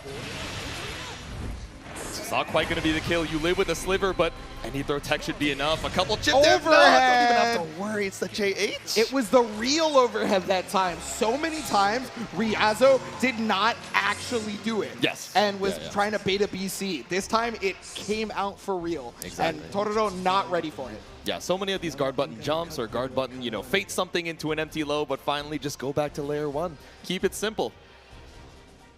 And I mean, hey, layer 1 against a top level player can honestly be their version of layer 8, right? Yeah, exactly. Because you're so used to thinking, oh man, this player is so good, I need to pull out all the stops just to open them up, and you forget about the foundational, you know, layer 1. Just, you know, run up, strike. Going back to basics is so strong in every fighting game. And I mean, this game, strike throw, very, very good. Ooh. Yeah, a little late on the spot dodge, unfortunately. That empty hand finds the far L for Ryazo. Not just going to find the far L for Ryazo. It's going to find Ryazo's offensive pressure over Totoro, keeping them in the corner. There's a lot of delay techs here, so they're going to keep taking damage on this. Yeah. Ooh. Once again, caught out with the EX Rekka up against the corner. It's not going to be the kill even with the SBA, but you get that BP right back. Skybound art here. BP's back. And this is basically a check situation, right? Yes. No life to your name. You have to basically make every correct decision. Ooh. Yeah, didn't believe in the far L hit. Just committed to the stagger and that 2M just reaching on the claws. Ryazo a third round in a row. Yeah, and I mean, there's no reason for Ryazo to slow down there, right? It doesn't matter if you get counter hit in that situation, because look at the life lead. Exactly. Look at the life lead. Look at the positioning. I'm in the middle of the screen. Like, what's the worst that happens? Yeah, I'm going to stick out this 2M. Exactly. You got counter hit 2M, and all we got was a flame wall for it, so big chilling, but finally up against the wall. The immediate Brave counter. The difference in the defensive options is so apparent. Yeah, Totoro recognizes that he needs to be way more offensive if he's going to be able to stop Ryazo, because otherwise you're going to be stuck in the corner like he was before. Ooh, you see, we went for the walk forward down back 3 times in a row, just trying to look for that ultimate Rekka, still not caught out, and Totoro trying to hold on to this corner pressure any way he can. And Totoro crossover on the Shadow Step, does not want that to happen, but the ultimate Thunder Flash, that's hard knockdown. Yeah, you saw the blue flash trying to do something safe for the empty hand, but instead it was that ultimate parry. He tries the Thunder Flash, gets the punish on this one. It's going to be close. I don't know if it's going to kill, though. It's not the greatest starter. I mean, we have the basketball bombos to bring you to the corner, but I don't think it's going to be enough with combo limit. Yeah, combo limit, but you're still going to get the plus frames off the flip out in the air. Totoro staying alive. There we go. Trying to stay locked in, but we see the tiniest hint of a smirk from Totoro. Says, all right, let me stop this momentum right here. Yeah, even try to get as optimized as humanly possible. That EX is going to stop. Thunder Flash into the forward, but not as much recovery as I think Ryazo was expecting. Yeah. They were probably looking for a punish on that. Exactly. Tried to mash out, and Totoro said, no, I was ready for this. Okay, +2, but yeah, goes immediately for the EX. Yeah, there we go. Or the ultimate. Yep, clean knockdown off of that UDP, and now just grabbing by the collar, the pull up for the throw. 2 more could be lethal, so BC's out. Baits the throw with the run-up gate. Yeah, we thought Totoro couldn't get the throw baited earlier, but evidently that's the case. Got the hit. Is going to be able to use every resource to their name. 1 apiece now. Totoro, inspired by the lance, he stands upon the wake of MASH to tie it up 1-1. Yeah, definitely thinking about cheeseburgers in the mind right now. Taking a chunk out of that HP as we go. So tied up in the set now, obviously playing a little bit more aggressive on the defense, right? You know, that first game where Ryazo was running away with things, yes, we weren't getting opened up off of the down back, but again, just rotating through all these plus frames, building up so much meter and gradually chipping away at that health that when you finally got the opened up, Totoro, you had SBA almost every single time. Yeah, but I mean, Totoro finally going to a far more offensive style of play for this. Yeah. And I think that was kind of the difference, right? It was able to force Ryazo into defensive state, and you know, 6 may have Thunder Flash, but it's still kind of hard to defend as the character in those situations. Yeah, exactly. Trying to enforce our will a little bit now that we've gotten a little bit of data, but gets a little bit of damage in the corner. Again, the mash out delay on that far L. Delays the name of the game to try to get a top player to open up and get hit. All right, decent life lead here for Ryazo, but still trying to keep Totoro on his toes. The 2H puts you back into the corner. No, it's not a full confirm, but the spot dodge sniped out by Rekka. Yeah, no, I mean, and this is why most of the jumps are getting uninserted, is because you do not want the chance of your anti-air getting sniped out. Yep. All right, Totoro, how can we stop the bleeding? Ultimate firewall, but really nothing found. You're in the same position you were, just with a little bit less meter. Yeah, way more 6XL, way more 2M here from Totoro. This is what we saw from the previous game that got him forward. But again, got the Hell's Gate, stopped it in its tracks with the 5L. That's the second time. Fuzzy 5L catches out the throw bait. The spot dodge on the empty hand. Now up against the corner. Totoro doesn't quite get to cash out on as much as he'd like. But still, one more hit's enough. Yeah, unfortunately didn't have the EX Orkin available, so was not able to get the most damage possible. But I don't think he's going to worry about that because he's using the meter to the full effectiveness. Do you want to spend that Brave counter? I think a lot of people would, but scared. Okay, that would have put you in chip damage territory, so oh smart no! to hold on. It's not a checkmate with the UDP. Still enough HP to stay alive. Ryazo takes the round. Yeah, popping off, but hopefully not too early because there is still a lot more to go here. Hands back on the controller, buddy. We still got to lock in. First at 3, you got to take 2 more games. Oh, and there it is. Dash L. And remember, that change to Orkin right there made it so he had to go for that combo. Way less damage than he normally would have got. Way worse situation. Exactly. Ooh, sniped out with a 6XM. No firewall to be seen. Firewall, incredible move, but it does have startup. What? That conversion was OD, bro. That's what I'm saying. It was the tipper of every single one of the specials, too. Only brings us back out to the mid-screen here. Vying for dominance. The mash out is clean. Yeah, very good reaction to recognize that confirmed. Woo! Oh, huge damage here. All right, I'll see you next round, bro. Yeah, basically. We know how this goes. I'm looking away. That's more my comfort character. That was only half the combo, too. That's the craziest part. There was way more coming in after that. There was more damage just waiting in the wings, but Totoro ties up the rounds. All right, well, tied up the rounds. We're tied up in games. The 5Ls are starting to stop people in their tracks as much as humanly possible. Yep. With the EX Bonk, far L on whiff. My footsies are nice. The spot dodge on the ultimate Rekka. Ryazo taking a second. Yeah, the push forward and try to go for Thunder Flash, but yes, that does have that recovery on it now. You're going to see big damage coming out here. There we go. We don't build up the 100, so not able to find the Brave Point strip, but we do find the counter hit. Far L up against the corner 6. Not the healthiest of characters in the cast. So now off the double auto combo, it's Totoro with the SBA. Totoro going from being on the back burner to making it right back there. 2-1 now off of these adjustments. Ryazo, though, still looking like, yeah, okay, Yep. but I still got this, though. The everlasting smile on the face. The spirit is not deterred just yet. Honestly, it looks like Totoro is the one more stressed out even after taking the lead in the set. I'm going to be real with you. That's kind of what it's like to fight Seahawks. Yeah. It's like, man, I'm trying everything I humanly can. You're like, all right, I can't stop this guy. Is it going to work again, man? There's so many options I have to look out for. Yeah.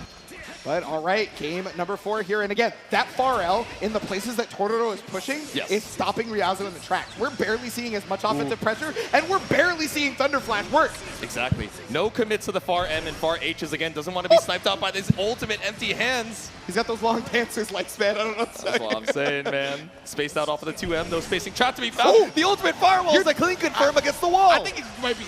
It's going to be close if he's not dead, but it's going to be very close. Okay, he's dead. I was wondering off of a second Raging Strike, but we had 50 for the ultimate firewall. It's set point Totoro. Wow, Totoro completely explosive in that last moment. Didn't look like Ryazo was going to die, but one stray hit. Oops.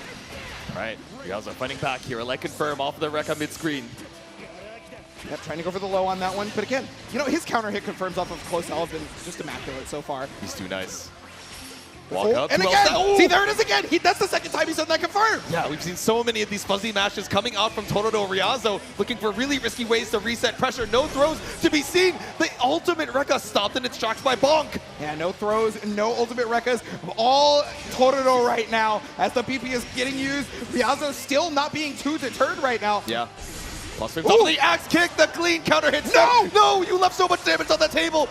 I think he didn't have the skill that he wanted to use first, because normally you go to Hell's Gate, and that was on cooldown. Whoa! Trying to whip punish it right there with the SSBA. It's not going to kill, but this is a great position for Ryazo. Now, just barely blocking it out is Totoro trying to walk away. That was an accident. Didn't want the Thunder Flash, and is unfortunately going to lose Winners Finals off of that.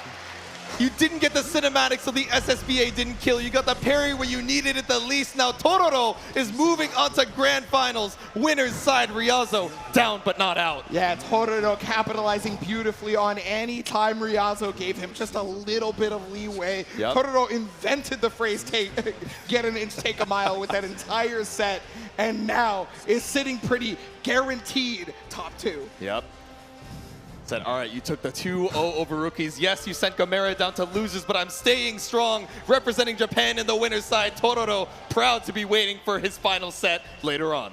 Yes, and okay, I always talk about it. Totoro is usually the bridesmaid right? Oh, yeah? Almost always getting second place. This is, it can happen. It can happen. It might be possible. Yeah. But still has such a lead. All the time in the world to watch his competitors fight it out for the opportunity to try and reset the bracket against him. Yes, yes. And I mean, hey, we've got a couple of more competitors, but we have a lot of players throughout the rest of the day, and you can vote for one of them being your player of the day, brought to you by PlayStation. That's right. Vote for your player of the day by going to arcsystemworks.com/AWT-day3. Yes. And you can vote for your player of the day. Maybe it's Totoro right now. Maybe it's anybody else throughout this. And that's not just here for Granblue Fantasy versus Rising. That's also Under Night. That is also Guilty Gear Strive. The strongest player, your favorite player, the goofiest player you've seen all day. Cast your vote as you'd like and do your dailies over on the arcsystemworks.com website. Yeah, thank you to PlayStation for doing that. But we do have more matches in store, and this is another one that I've obviously been looking forward to because we are going to be having Monarch versus Gamera. Let's see it. Another NA versus Japan match down here in the loser side. The last chance for both of these gamers as they head on into things. I mean, Monarch, of course, pulling up with the Matera. And again, I'm wondering, do we want the Beatrix to try and look for these Riding Frees, these Thunderbirds to go around a lot of the arrows, which, you know, potentially could be caught out by the Great Fall, by these Zephyrs, or do we go Versusia to try and go toe-to-toe with this ranged game? Yeah, honestly, I feel like Versusia probably pretty strong in this type of matchup, right? Yeah. Because like she's like an anti-zoning zoner, if you will, right? Like I've used that term in the past for Arc System Works characters before. Yes. Hazuma and BlazBlue is one of those characters, right? But Versusia doing it a little bit differently than Hazuma, for example. And so she's also got a great run speed once that startup is activated. She can definitely make you squirm when you think you're normally at defensive advantage. Exactly. You're at that mid to, you know, almost full screen range, and all of a sudden you're thinking, okay, I'm clear to put out a butterfly. I'm fine to throw out a 5H, and all of a sudden you're getting sniped out by EX Pillar. She gets the 5U, and now next EX Special, she gets to just refresh into plus frames, and you've been pushed over to the corner. So it's a scary situation, even for Monarch, someone who's been so confident on the zoning so far. And then on the other side, say they pick Beatrix, right? Yeah. That's one of the hardest things to deal with when they're up directly on you. Because Beatrix, the second she guesses right once, half of your life bar is gone. Exactly. So it's a very scary, and that's after damage nerfs, by the way. Yeah. She used to be even more potent on the damage, and now this is her in her toned down state. Okay, She's well, mellowed out a little bit. In the button check, it looks like Beatrix. Okay. Now, again, this is 3 out of 5. We saw the potential change up in characters before. Yes. We saw start with Versusia, switch to Beatrix before. So maybe it could just be the other way around, depending on how this matchup goes. All right, we'll see how it goes, but making sure the Zephyr is all good. I mean, that's been, you know, a money-making normal in some of these matchups, right? So many of these money-making special, I suppose, right? You know, just going over some of these events. It's a unique action. Yeah, it's her 5U. Yeah. So, I mean, it used to be that she was the only character in the game that could do that until we got Grimnir, right? And that character was running amok and doing the same thing as her, but, you know, in a different fashion, of course. Exactly. Same kind of game plan, different palette, but that's how it goes here. But matching on the red and black as we head into our losers semis. I still can't get over that the notepad is in the picture. It's so good. The fact that it matches the outfit is so clean, man. Did he try to line up the notepad with the? Do you see that? I think so, because it's the black, the white, and the off-white of the cardboard. How did I just notice that? It's so good, man. But my liege. My king prevails, but can he prevail against Gamera? Again, down here in the loser's side, fighting it out against the Beatrix. Man, one of the strongest players with one of the strongest characters that he can bring to the table, Gamera. I mean, hey, that's one of the things is the game is constantly evolving and players are constantly getting better. Gamera may be one of the most winning in terms of our history with this game. Yeah. But that's not always going to be the case as long as everyone keeps rising to the challenge. Exactly. Our winning son might be dethroned as more and more confident gamers make their way into the family. But game number 1, let's see it.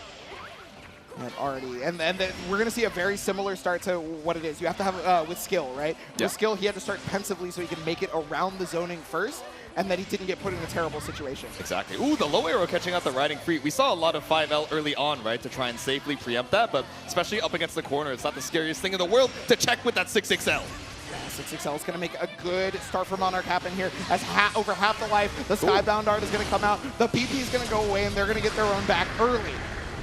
Yeah, I wonder. This is one of the first times we've seen the SBA from Monarch, I think, really heavily prioritizing, taking away that BP to make sure that, you know, Beatrix, one of these characters you can never count out, especially with that Delta Clock. Now, up against the corner, I mean, you might actually be one hit away from dying. Yeah, it is genuinely quite scary as a result of that. And you can see Monarch still not trying to errantly press a single button as a result of that. Exactly. Lethal is on the table, especially with 100 for Gamera. He's like, please don't Riding Free. Please don't 6XL me. Okay, well, that's with Delta Clock. This is actually a better starter for... Oh, I was going to say for Monarch that was a better starter because it wasn't going to kill in that time. But hey, that's even better. Not only was it not going to kill, it wasn't going to confirm the whip on that Raging Strike. All right, Monarch able to breathe a deep sigh of relief. You know, this weekend there's been a lot of whiffed Raging Strikes versus Monarch specifically. I know. something mandate of heaven, but stuck here in the corner, I don't know. It's looking like a hellish situation. Gamera trying to assess the face of Monarch Spirit to try to figure out how to open this player up. Yep. What makes you crack? Ooh, caught up on the, late active frames of the ultimate Thunderbird. It was so late, Gamera wasn't ready to pick it up. He was like, huh?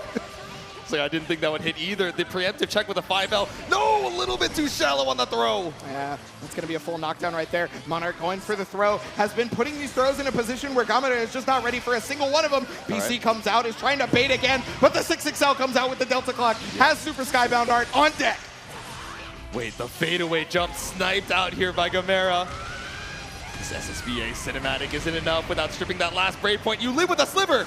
Okay, but oh no! An accidental Raging Strike was trying to BC on that one. That actually forced Gamera to use the resources. This is actually really good for Monarch, but the Riding Free to connect at the last second. Gamera took the round, and he's still upset about it, and I think we all would be too. It should have been a much more open and shut case, but still, one round apiece here, just in this game number 1. Yeah, no, you want to make sure that everything you do is clean, because no matter who you're going up against in this top 4 is somebody who is very difficult to defeat. Exactly. You're going to need to bring 100% cleanness. Can't leave anything on the table. The fadeaway on Zephyr, the 6XL to check. Yeah, trying to go for the ultimate fireball in preparation for Monarch's fireball, but not finding the right time. Okay, the Thunderbird, ultimate. Ooh, and the Butterfly is still tracking, just keeping you locked down with the delayed detonation. Able to find the perfect spot dodge timing through the Great Fall. Yeah, very fortuitous for Monarch that Materia's ultimate Butterfly does not go away even when hit. Exactly. Okay, force BC. And these throws are putting in so much work for Monarch right now. Yep. Another BC. Yeah, tried to go for throw bait, knowing that throw is lethal at this range. Another ultimate Butterfly, but 5L does the job. Okay, that is going to be first game, and Monarch look very strong in the level of control that you normally see from this player in multiple games. Exactly. Still fighting their hearts out so early on into the set. Review the notes, see what's good. What might we pull out for the next? Is it going to be the Versusia counterpick? Are we going to start showing a lot more Thunderbird to take to the skies? We have to have these answers ready. Yeah, and I mean, that is just one of the nicest things about why Monarch is usually at the cream of the crop, right? Yeah. Is because even though a W happened, still wants to reiterate the notes. Be like, okay, am I forgetting anything? Yeah. Because I do not want to be caught slipping. Exactly. Especially with so many of those rounds going down to the wire, remembering, okay, what is my answer? How do I organize my mental stack against what Gamera is showing as we head into game number 2, sticking on the Beatrix? Yeah, I mean, it wasn't exactly like an open and shut case in regards to Beatrix being bad for this, right? Yeah. It was still kind of close with one round apiece. Exactly. So he's just believing in his character, believing in victory, and trying to make his way through Monarch's level of zoning. There we go. The dash, delay 2L, no fuzzy to be seen on Gamera's side, but the walk back, 5H, a little bit too far for that wall bounce. Yeah, and Gamera hasn't yet assessed that Monarch is willing to just sit there and block, right? So he's not really going to get opened up by too many shimmies. Exactly. Yeah, just chilling out, waiting for guaranteed BC points. Fine and spending a diamond just to try and find some space. Okay. Hey, there's a throw attack right there. Gamera was getting destroyed by throws before. Already an adjustment. Oh, full combo. Yeah, there we go. We went for the slow fireball this time, and not only did it catch up the spot dodge, it was enough for a full confirm to the corner. Now Gamera back in proper shape. Yeah, going for the empty jump, trying to show if it's a higher low, or trying not to show if it's a higher low on this one. It's going to get Skybound Art, is going to get this round. Oof. There we go, an SBA to put the win back in Gamera's sails.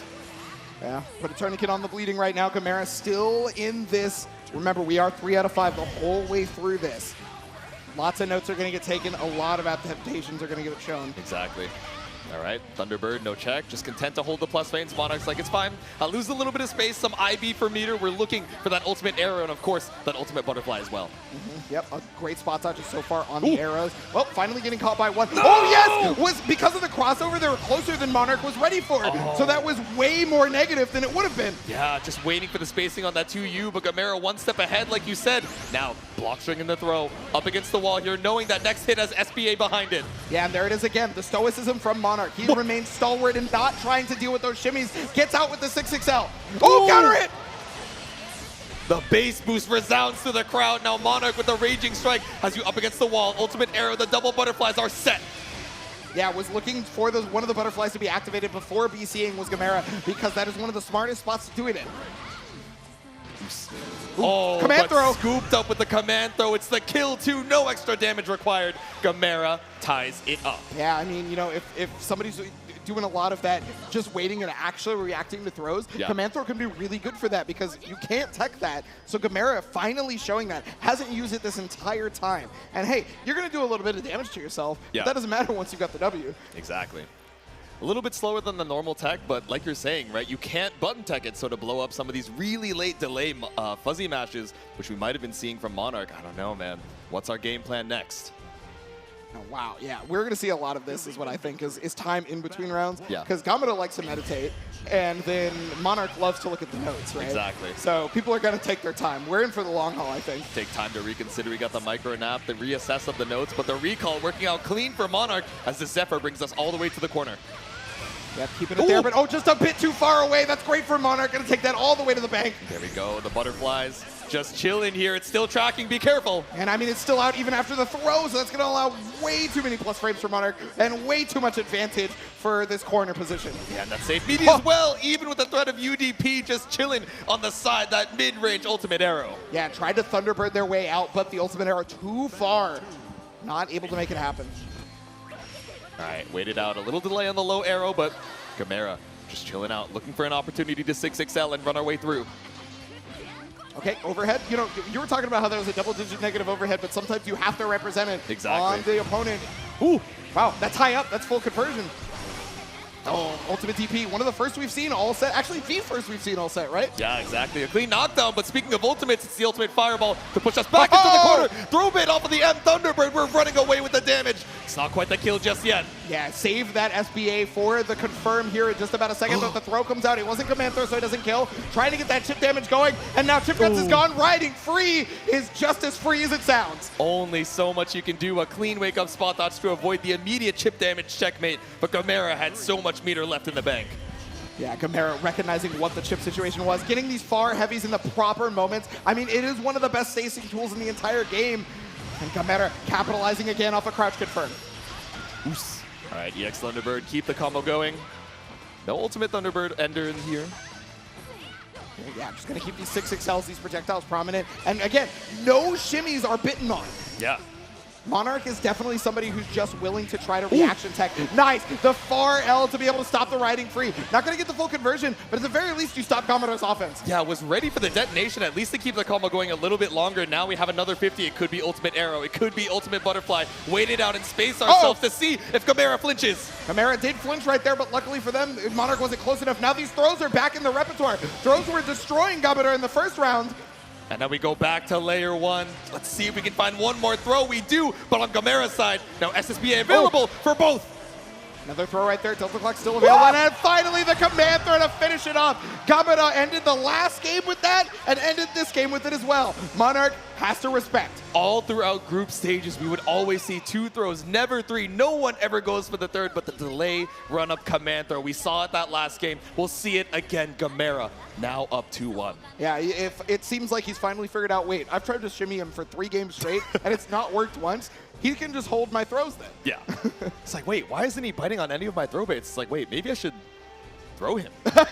Maybe I should hold on now. But it's a scary thing to commit to, right? Especially if you mash out wrong and then all of a sudden you're back out to full screen and you have to gamble with your life on this riding free that Monarch has been doing such a good job of checking with the 5Ls and the ultimate arrows. But heading into it, game number 4. Yeah, could be set here for Gamera. So whatever Monarch looked at in that notebook is going to have to come out now. No more secrets. Yeah, cheating on the test a little bit, looking at your opponent's notes. Let's see if it's going to be enough to prevail. Yep, Fireball's going to get spot dodge, but that's going to allow Gamera to still be able to 6XL their way in. And yeah, here's the throws, right? You mentioned it. Why don't I just actually do it?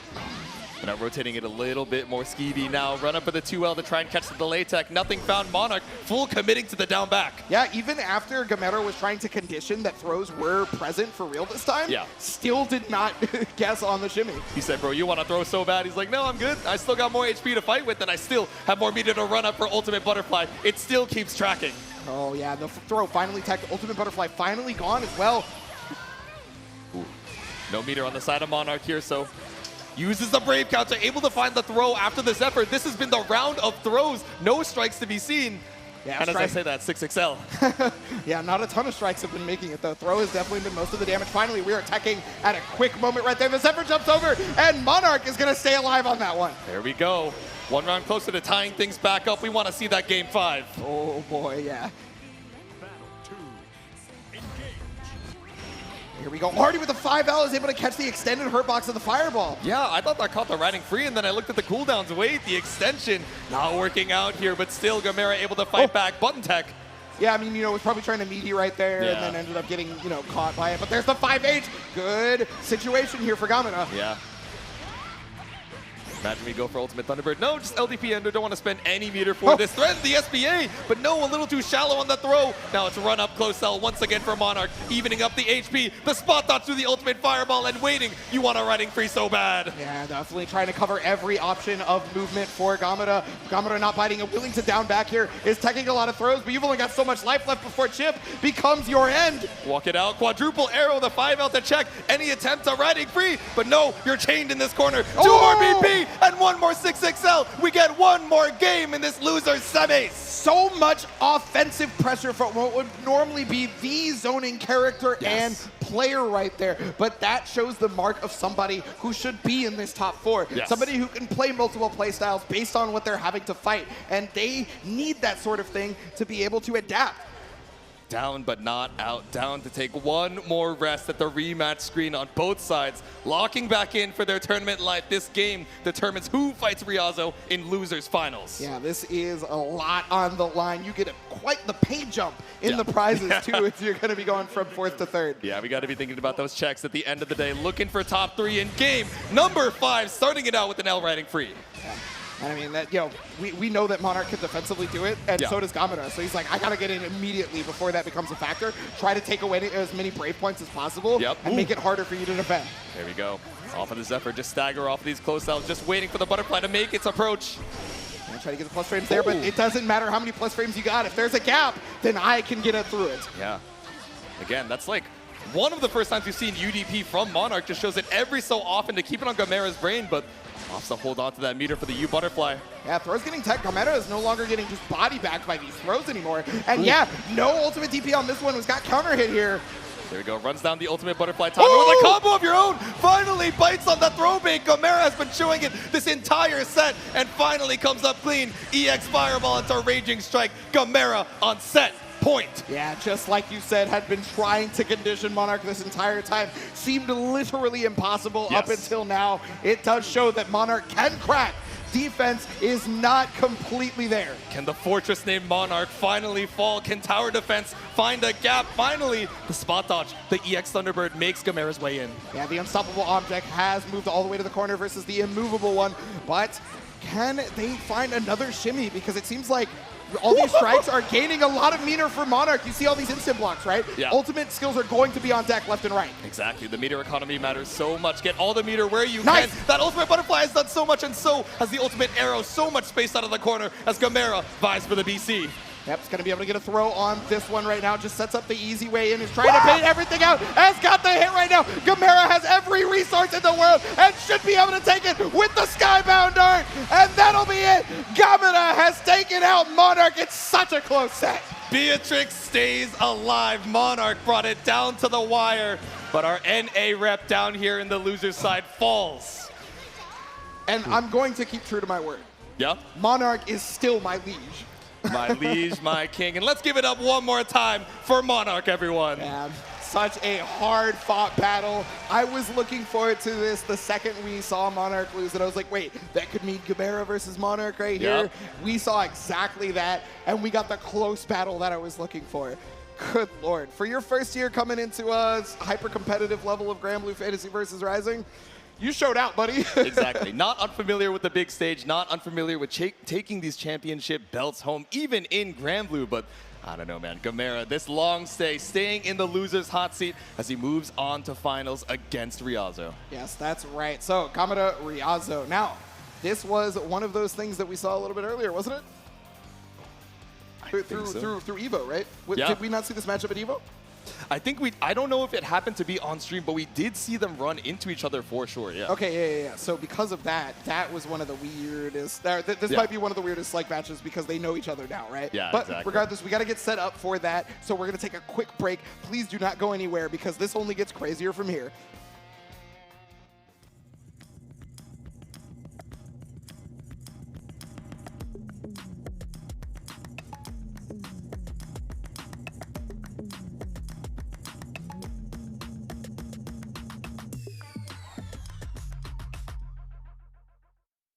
PlayStation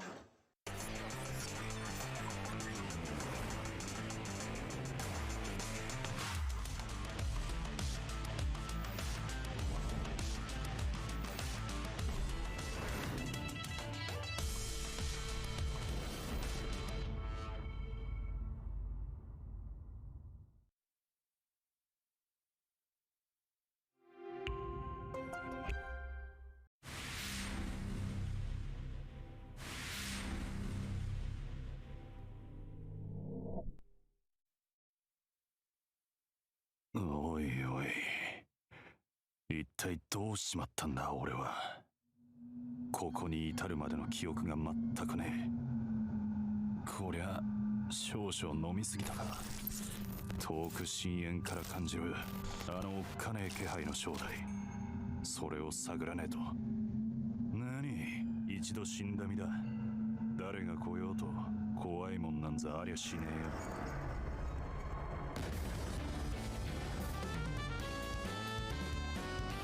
我が名は王、万騎の頂に立つ帰国の王。黄泉より湧き立つ正気、命立つ死神の剣。そのまま落ちていくといい。鬼どもの待つ地獄へとな。とっておきのやつ行かせてもらうぜ。瀬戸へ、闇なる力、万物打ち砕く破壊の王のもとへと。この拳受けてもらおうじゃねえか。帰国の王人違いだ。その男なら死んだよ、もう。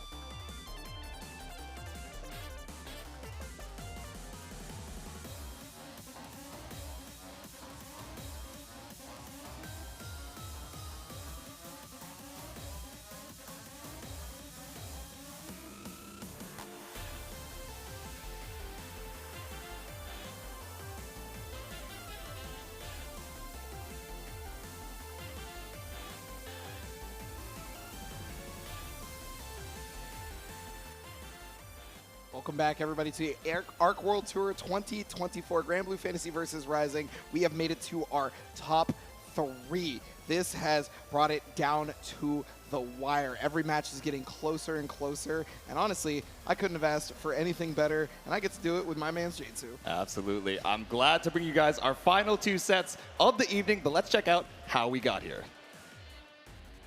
That's right. Matches abound right now. There was a lot of 3-0s from the very beginning, but as we got up here to the top 4, 3-1, 3-2, and it's starting to look like it's going to continue this trend. Yeah, it's funny. We were calling Riazo kind of the JP Slayer, but now headed down into that loser's final after a 1-3 against Tororo. So is Gamera going to be able to finish the job? It's the run back from that winner's semis as well. Yes, yeah, the run back, and that's where we started this JP slaying train was Riazo. Gamera has to rethink and reevaluate what they went through last time because it was very, very difficult for them to even move for most of those games. Exactly. Gamera looking for revenge from that winner's side, of course looking to avenge rookies. You know, Riazo stealing almost that winner's side qualification in this top 8 as well, and trying to stay alive for his own tournament run too. So we got 1 North America, 2 Japan, and look, all I'm going to say is if Gamera wins this, and we get the Granblue Fantasy versus Classic. JP versus JP? No, of Gamera versus Tororo. Oh, yeah, the bridesmaid story once again, like you mentioned. No, because Gamera versus... There are 3 things in this universe that are just impossible to deny. Exactly. Right? Death, taxes, Gamera versus Tororo. It happens every time. Try as we may, let's see if the forces of history are going to be enough here. Riazo, can you change destiny to try and swap it up here in the grand finals? Yeah, already changed destiny once this weekend in the group stages by making it out on the winner's side despite being behind in that point structure. Yeah. Changed it by getting a 2 over rookies, and now has a chance to do it once more. All right. The buttons are all good, and we're heading back into the Versusia. And something to mention, right, in that previous set, Gamera had kind of swapped back and forth between the Versusia, went to the Beatrix to see if it worked out, and then back onto the Versusia. So, you know, maybe knows what we want to do for the matchup, but how can we stay alive against Riazo? Yes.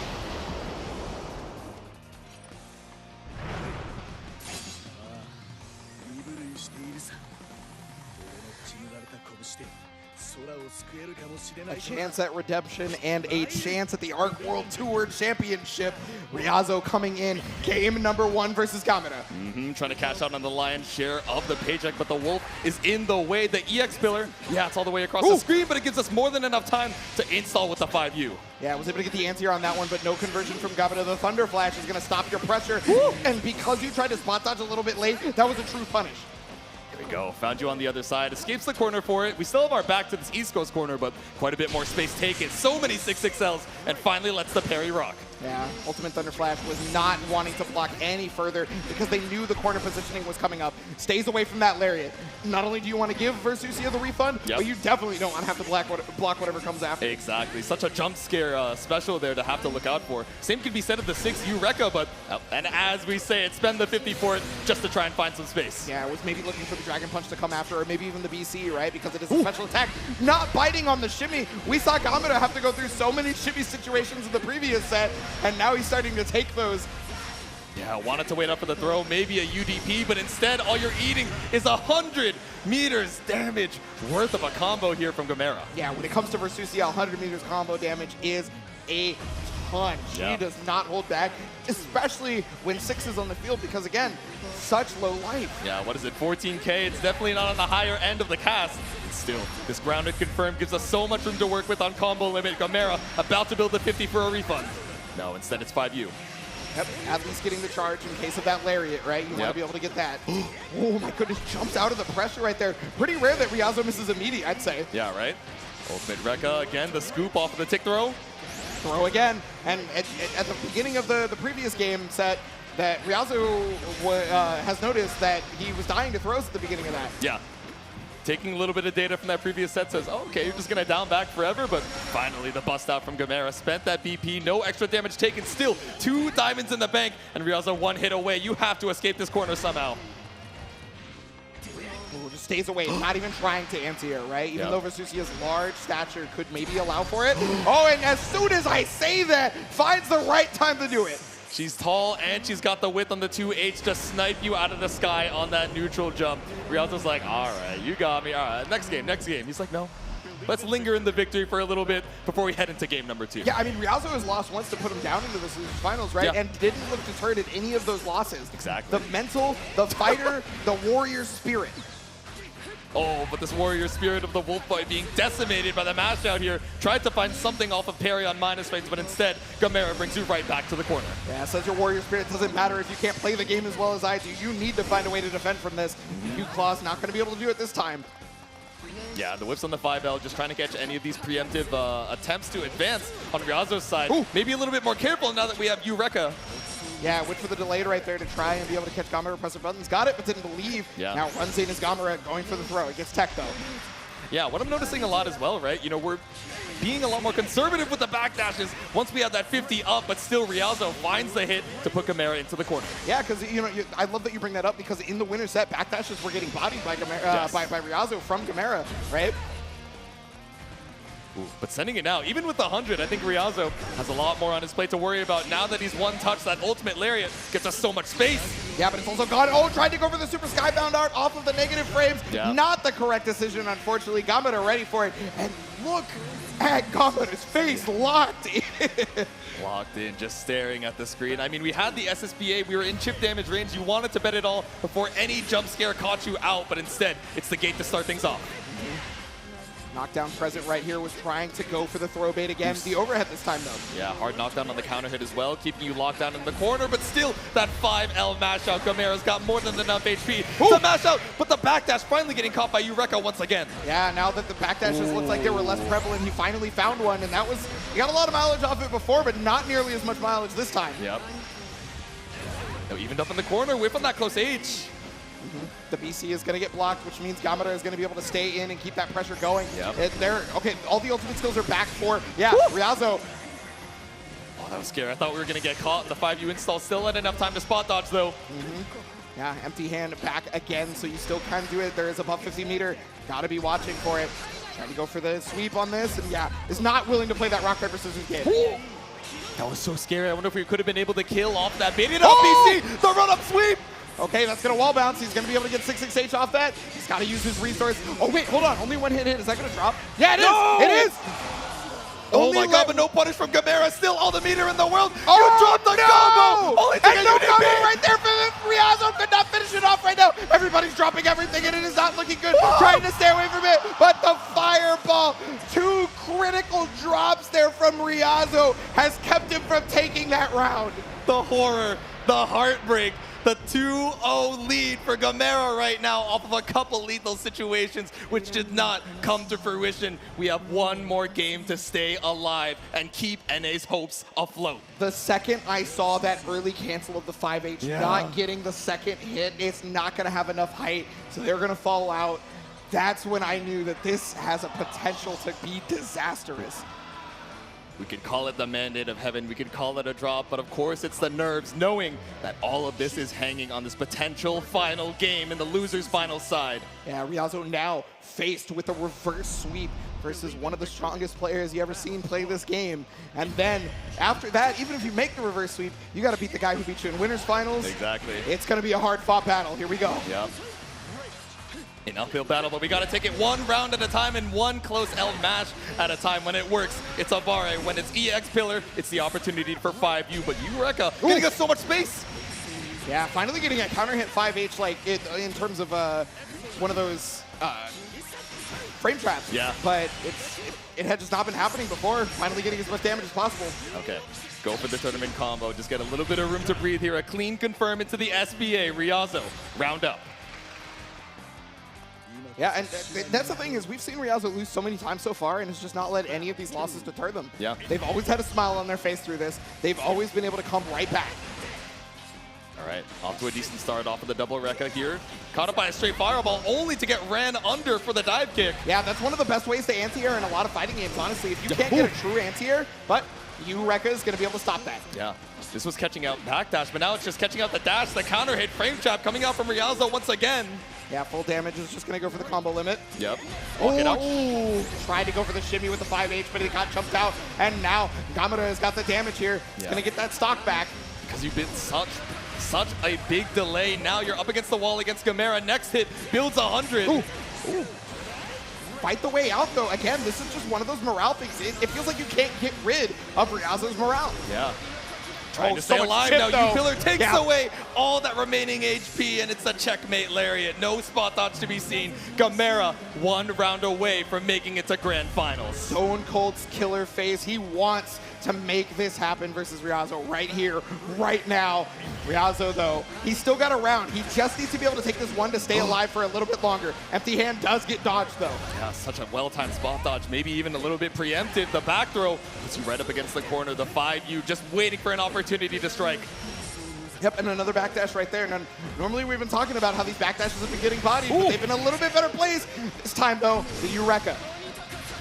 All right, Ultimate DP gets us a clean knockdown, looking for a little corpse run quarter carry, only to get mashed out with the counter hit to end. Send it with the Shadow Step. What's our response, Gamera?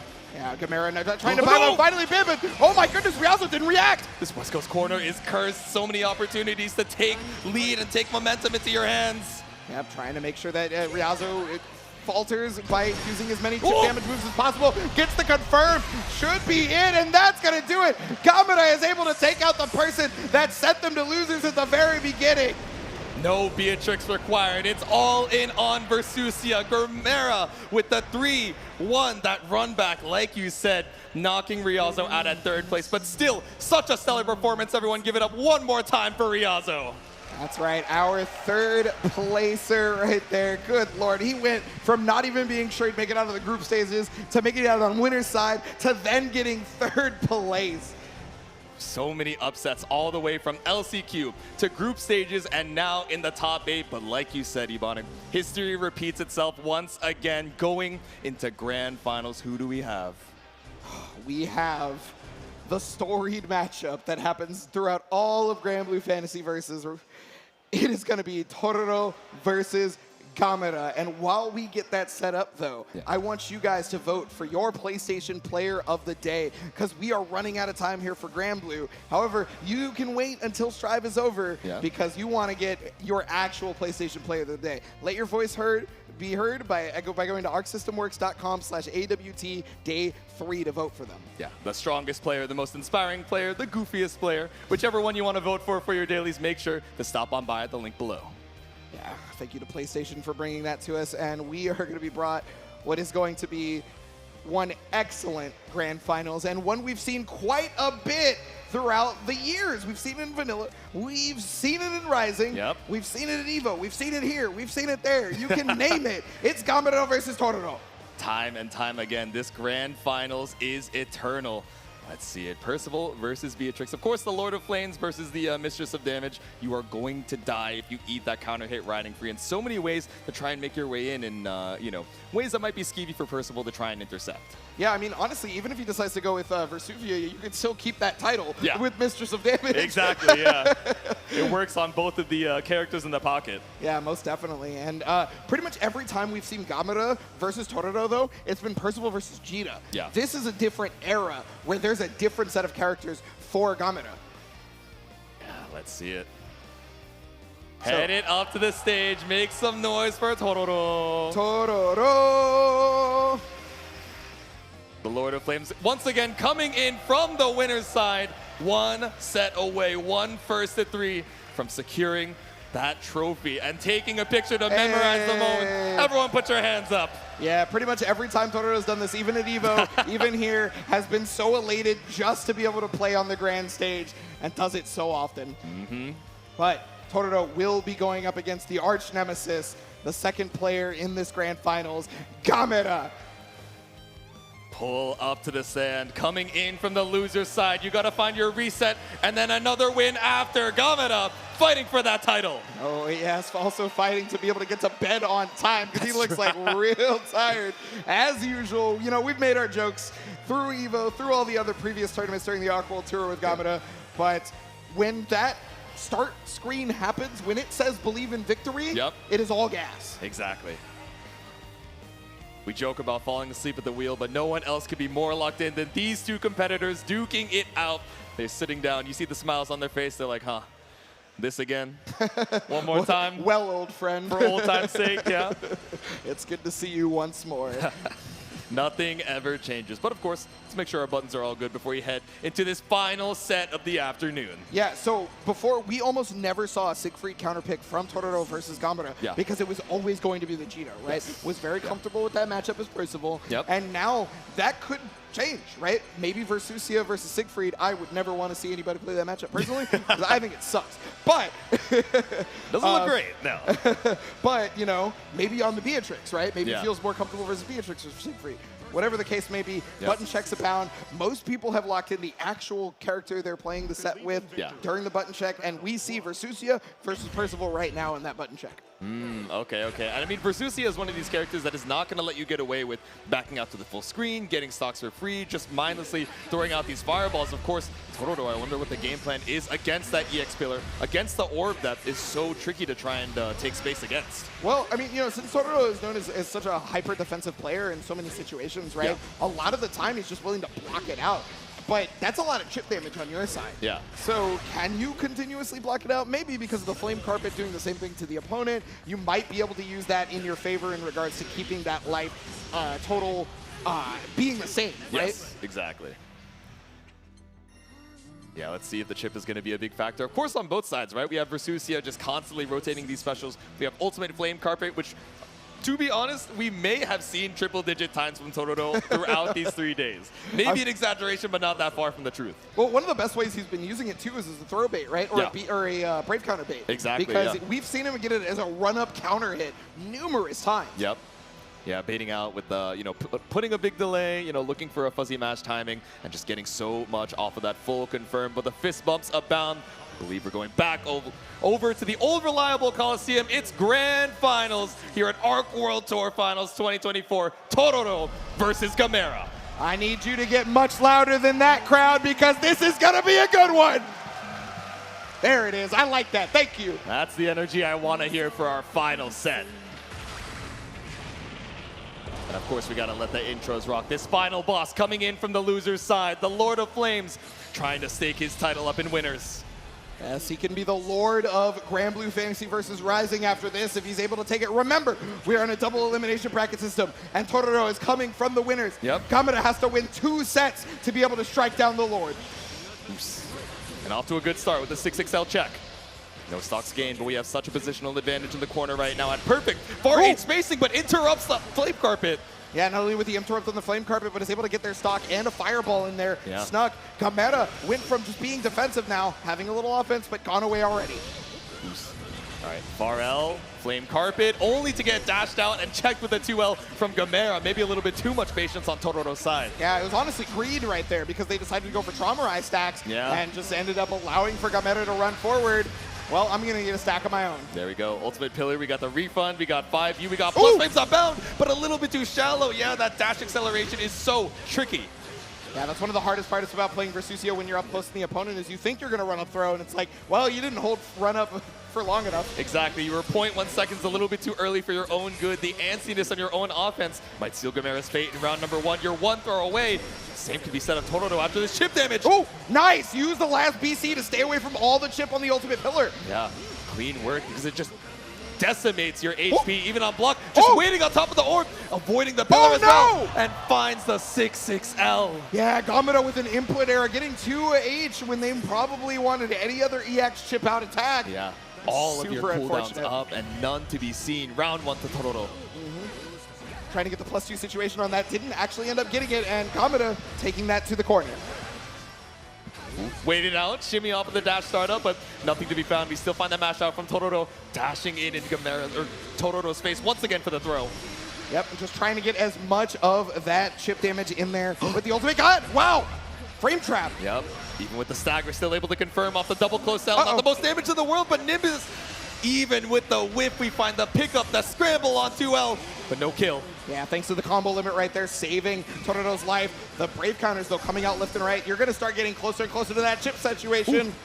Yeah, I thought we could bait out a reaction there, just threatening the Ultimate Pillar, but instead Gamera now up against the corner with no BP to his name. Oh, and then the mash out right there from Gamera. Yeah. No BP to your name, but it doesn't matter because the life lead is strong. All right, all right. Round apiece here in game number 1. Not going to go quietly into the night. We send it with the EX Orb to get our 5U. Yeah, and just staying away right there. You know, we're trying to find the best parts of 6XL if you're Totoro, right? Yeah. Because you don't want to get into that zoning situation if you are him. Ooh. 5H. Just autopiloted into the fireball. Still able to find our way back down. No counter hit starter, but such a good damage off of that close H on that UDP. Yeah, it's going to be a skybound art. Your BP is going to be gone. You're going to be in a check situation due to this life deficit being insanity. Yep. And a Traumoride stack off the Lord Strike. Finish it off. Far M. Zeraisen for that first game, but still so neck and neck. Yeah, I mean, and that was just our first game. That was just our first It felt game, like a whole set in and of itself. Yeah, this is going to be going down to the wire. It definitely feels like. If that's indicative of anything, yeah, for sure. If that's what we've got for 1, maybe 2 first to 3s, we're in for a barn burner of a set. Totoro taking a second to recompose. Look at the notes once more. Yeah, it definitely looked like an actual notepad this time because I thought I saw text. Saw the dark mode Google yeah, Docs. Exactly, yeah. Yeah, here it is, game number 2 right there. Already a whiff punish, and yeah, it has always been touted that move is very whiff punishable for Skill 5H, but honestly, it's so big that normally you never just whiff it anyway. That's the y'all whip this move, but we're not whipping Flame Carpet in the corner, just standing on business, standing on the heated floors, and taking even more damage than the throw allows. 3 in a row here on Gamera's HP. All that damage was just drain life and throw. There was one singular actual hit there. All men do is Flame Carpet and lie, man. Yeah, Round on the board here for Totoro. Flame Carpet and lie. All right, is it another 5H? No, scared of the whip punish that we saw earlier, but even then, Gamera trying to send out the orb and getting caught up in the Lord Strike low. Yeah, nothing to ponder except for this corner, though, with the orb being defeated by the 6XL. Yep. The jump out, though. Yeah, still got a few stocks in tow. Could show a DP, but again, so content to down back on the 6XL pressure. So many staggers, only to get caught by 2M. Yeah, 2M directly into the Flame Carpet. It's going to allow for pushback fully into the mid-screen. Yep.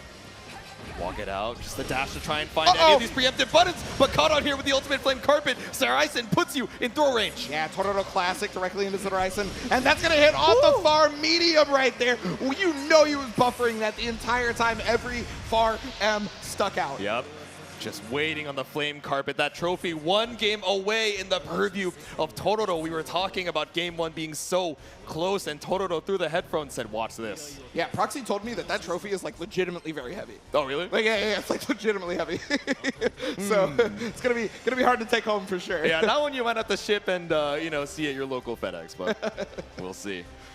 Yes. Gamera taking a second because honestly, we're looking at tournament set right here for tournament game. For Totoro. Gamera, how do we hold on? Even with such a strong whiff punish to start off the round, Totoro runs away with the corner pressure every single time, and now with the patience, we get a single stock. Yeah, I mean, now Gamera is also stuck with Versusia for the rest of this set. Okay, fights back here with the close L.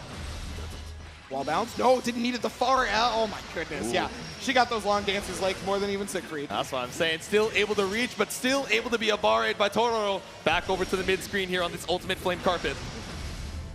Okay, yep, it's going to get the plus frames off that, but it's still sticking in that Flame Carpet, and then the counter hit on the crouch.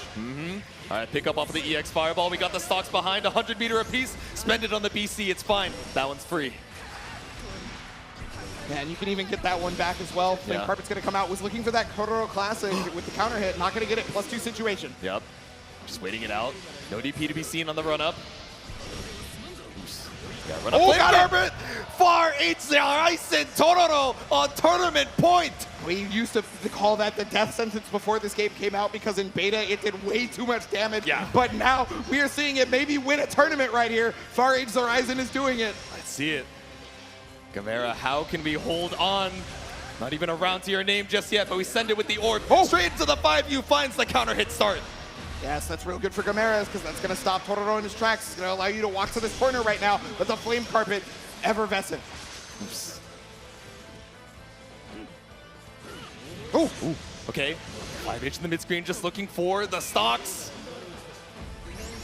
Yeah, the fireball is just going to keep Tororo away with the pillar and everything like that. Yeah, he knows that he does not want to sit in that flame carpet for very long. Immediately cashes out right there. But yes, right back at you, inspired by the opponent. DP for DP, now we're sending it with the orbs. You already have the install, but no consumption. We don't need the plus flame just yet. We ran right into the 2L stagger. It's back throw incident. Once again, this corner situation has always been lethal for Gamera. But just outside of the flame carpet, Look has lost no life until they finally ran into it. Yeah. So that was actually not the worst. Exactly.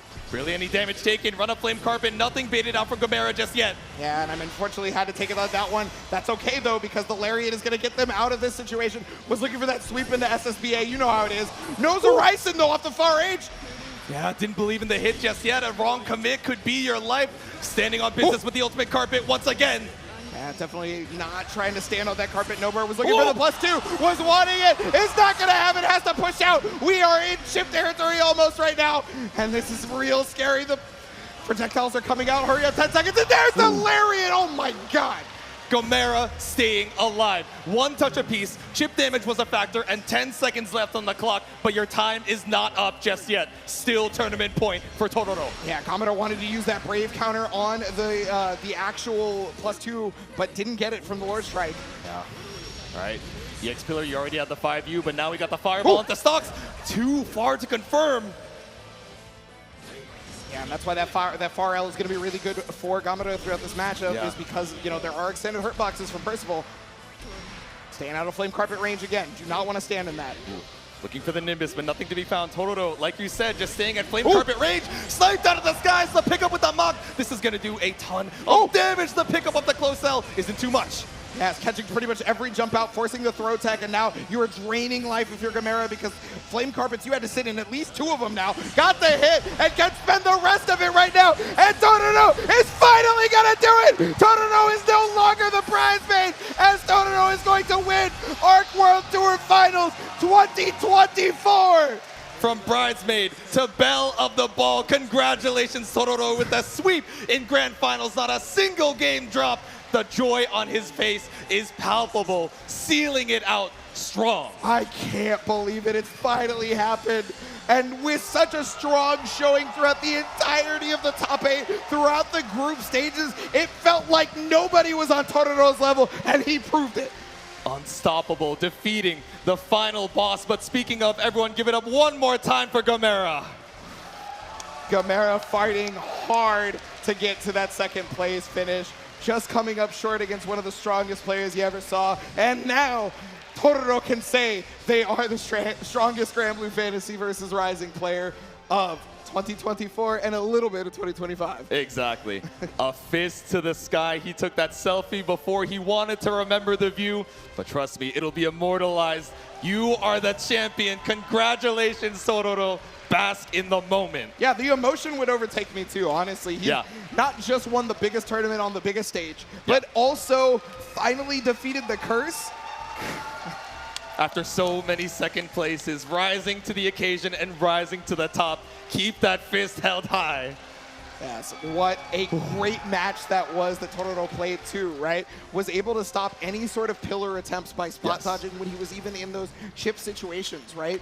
I mean, there was a couple of mishaps with the Raging Strike, but that was pretty much the only dirtiness in Tororo's play. Exactly, just standing on business so often, spacing out on the flame carpet, and even when he finally committed to the jump outs, which we hadn't seen up until the end of the set, was immediately ready for the 2H to bring this final boss back down to earth. Yes, no, the air was his airspace, not letting anybody, no fly zone going in with that one. And Gamera wasn't even jumping a lot, just like you're saying. And because of that, I mean, that's how you know that he's him. He's so sick, man. The Lord of Flames standing proud behind him. Yeah, he just gets to bask in the glory. That's incredible. Yeah, we are still prepping for the awards ceremony. And again, everybody out there for, you know, ARC World Tour, I want to thank you for being here in the stands. Thank you for being here with J2 and I for this. That was an incredible tournament.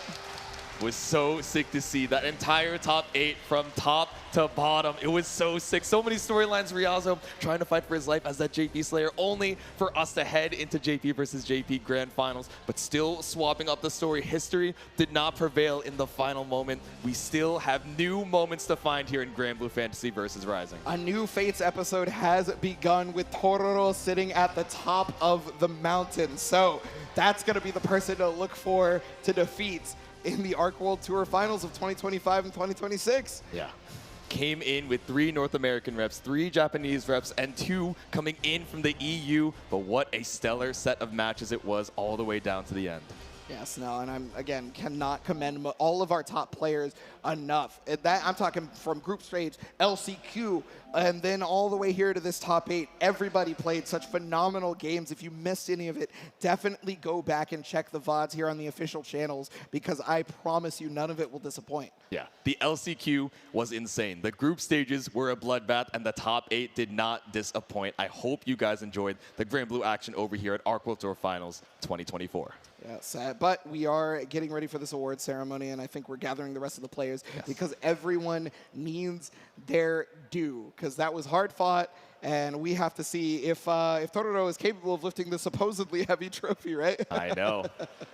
And of course, there is another tour on the way for next year as well, so even more competitors pulling up. I feel like even just at ARC World Tour Finals, I was walking around and hearing so many stories of people saying, you know, I've always seen Granblue in the periphery. I've thought about it. It seems super cool, but now watching the games being played out in front of me, I want to see it myself. I want to download the game as soon as I get home. And also, there's more characters on the way as well, so I'm sure a lot of longtime fans and newcomers as well, super excited for what's in the future. And hey, if you're not ready to dip your toe in, you don't think you want to purchase it just yet, there is a free edition of Granblue Fantasy versus Rising that you can check out yourself. Completely free. It's got a rotating set of characters. A lot of the time it used to be dictated by the tournament results, but now DLC characters are even allowed in the rotation.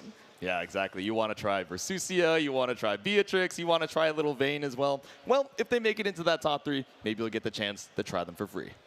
Yes, well, I mean, there's another thing that you guys can also try. You can go to the Psy store right here to get some of these great acrylic stands that you might be that you might have been eyeing all of top 8. We've had them on the front, you know, but they're just here's reach away Psy Game Store. Yeah, exactly.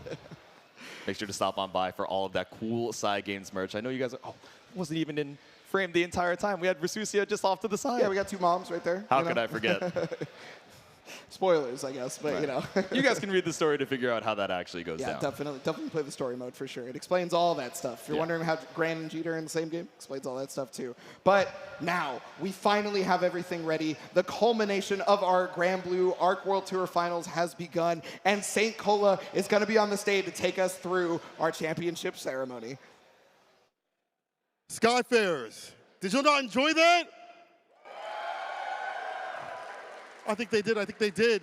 And to join me with putting medals to faces, I have the Psy Games CEO of America, Okubo-san, as well as the creative director, Fukuhara-san. Give it up for them.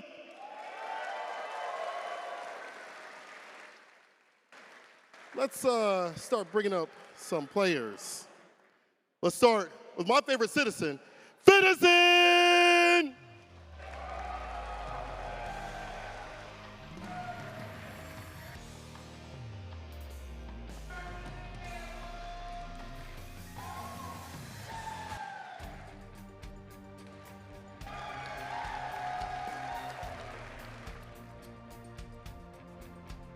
Despite his name, he's a pro, but his name is Rookies!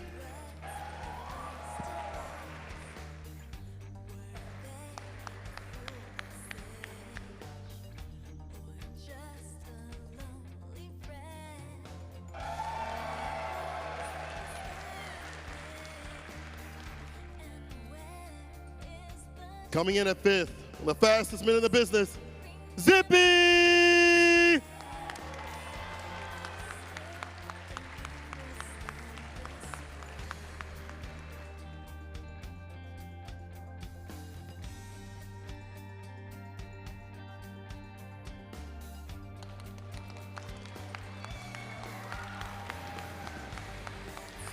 Also tying in at 5th, it's Skill!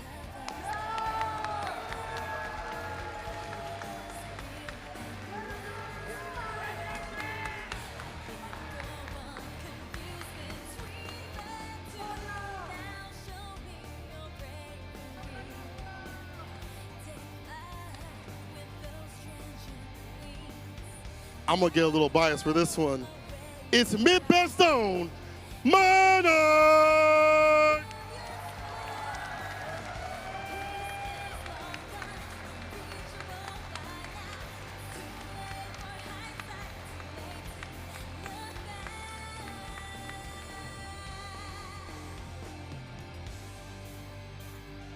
Shaking up the bracket at third, Riazo!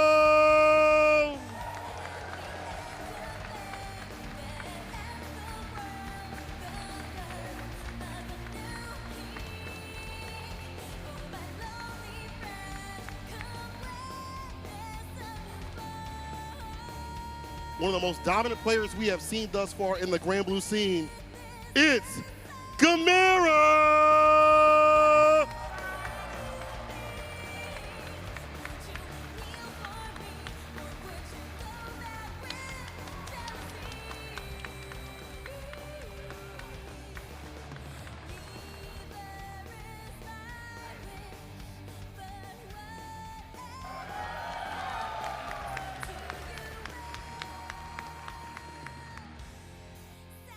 And your champion of Grand Blue World Finals is Tororo!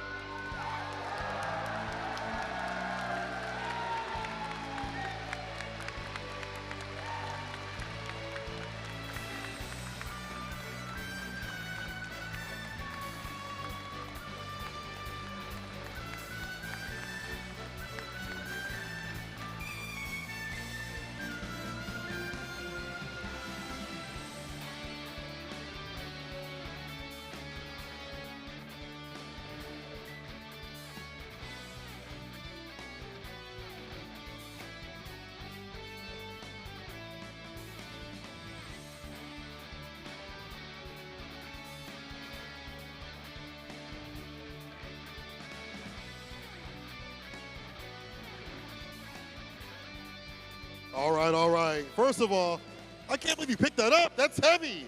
That's so heavy. 重くないですかこれ？持ち上げられないですもう。Yeah, I can't even lift it up. Sorry. We did a lot of great work out here in this top spot. You were very dominant. What led you to be so dominant in this top spot? Was it confidence? Was it your practice? What was it? 強さの秘訣というか、何が、練習をすごいしたのか、それともすごい自信があったのか、強さの秘訣は何だったのでしょうか。はい、ですね、もうとにかくめちゃくちゃ練習してきました。このアークワールドツアーファイナルに向けて、いろんな方に協力してもらって、練習付き合ってもらって、その結果がこの素晴らしい結果を得れたのじゃないかなと思います。Yeah, I practiced a lot, so much, and I had a lot of friends and people, supporting me and practicing with me, and just the amount of practice that I put in, I think led to this result. It takes a village to create a champion. One more time, give it up for your champion, Tororo!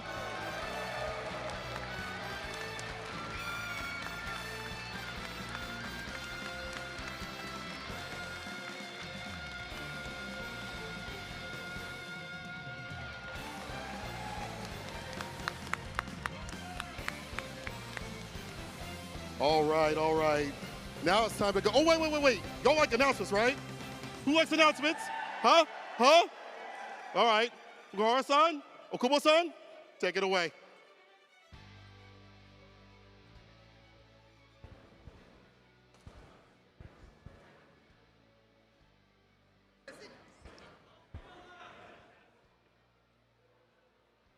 Okay, thank you. That was a great fight from all the players. Personally got a little bit tired, but thank you for all the participants for this year's ARC World Tour final. As we announced today, the fight continues as an ARC World Tour 24-25, and the first qualifier event will be EVO Japan in May. So please check it out. Hope to see you all next year again. Thank you.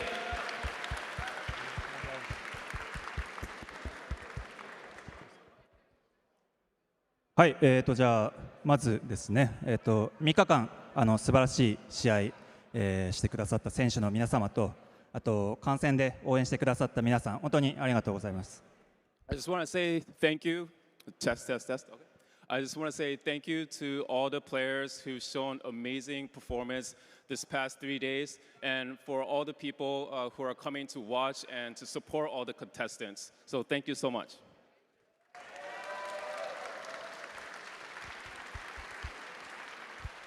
はい。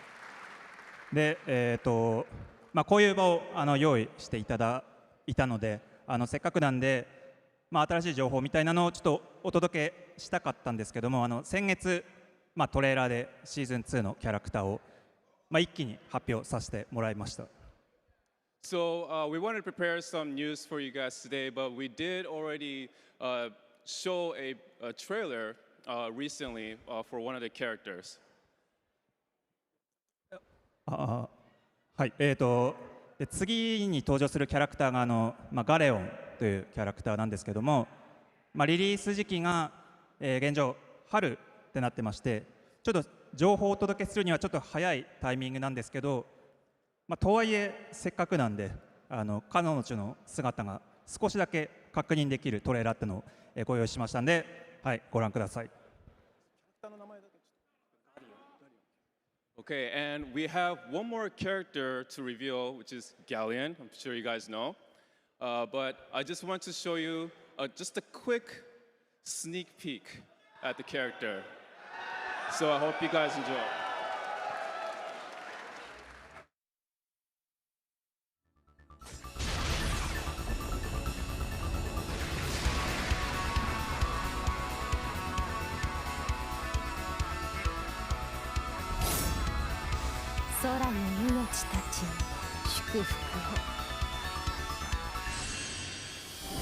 Grand Blue Fantasy versus Rising.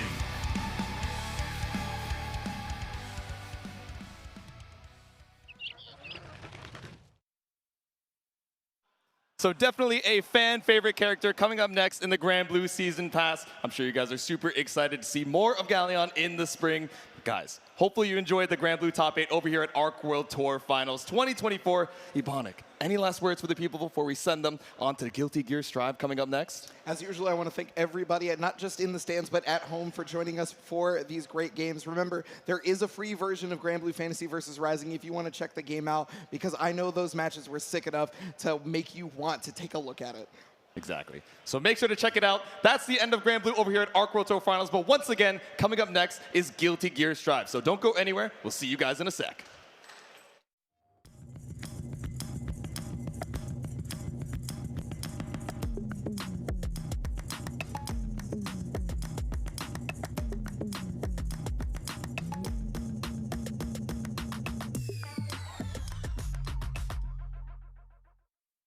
PlayStation 罪深き生体兵器ギアに滅びよ。ヒヤトの聖戦により悲劇の時代は終わりました。終わっていない。このままでは第二次聖戦が起きる。君は一体。我が名はユニカ。世界を救うために来た。聖戦の英雄カイキスクがギアをめとるとは。聖戦は終わりました。私たちも変わっていく必要があります。殺戮兵器だ。何も変わりはしない。生まれが全てではないでしょう。強引なアプローチは嫌いじゃないぜ。何が目的ですか。ギアとの共存という過ちを正し人類を救う。あらゆるギアを根絶することで。ボスの狙いか。母さん。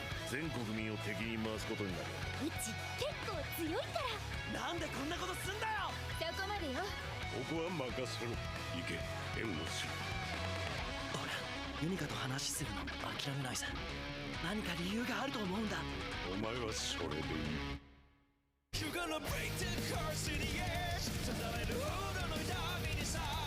ぞましきギアに味方する者を許さない。ユニカは単独犯ではない。私たちで黒幕捉えちゃったり。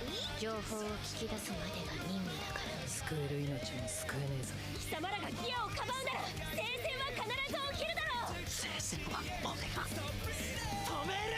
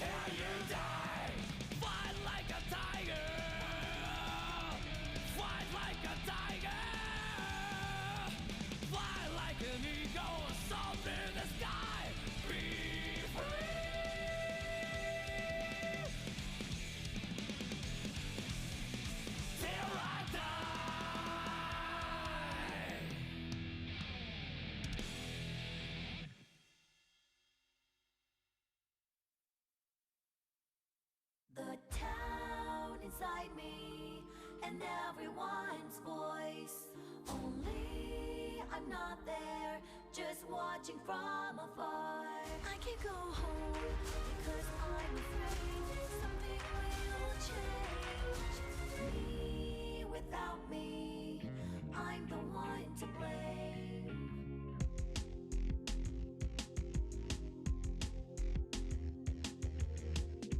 I moved on by my own will. I had nothing else I wanted to do. Was it hard? But I didn't hate it. I did not even like it. I've been patient, but it was bearable. I've had the gray haze for a long time though. I never found out what it was. It's my stress, that's for sure. I never wanted to run away. I was very motivated. Then what is this feeling? Who would I ask? I've been patient, but it was bearable.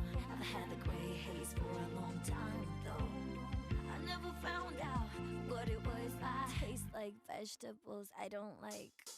The down inside me and everyone's voice. Only I'm not there, just watching from afar. I can go home, cause I'm afraid something will change. Me without me, I'm the one to blame.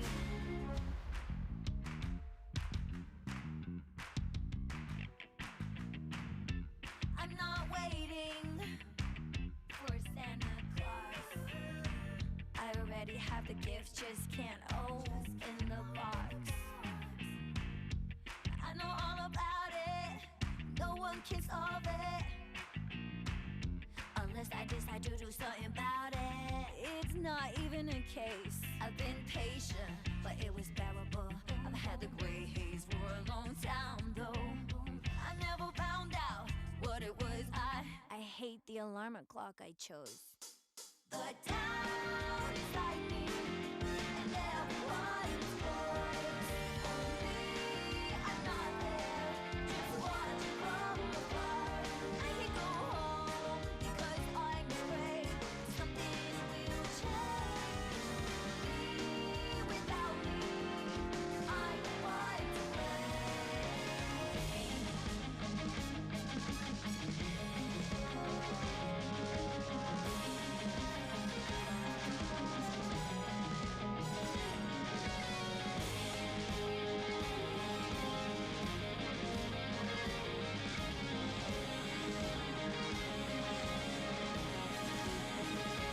patience, my body is light. Let's paint the gray haze into sky blue. I know who you are. I'm not leaving you again. The down inside me and everyone's voice.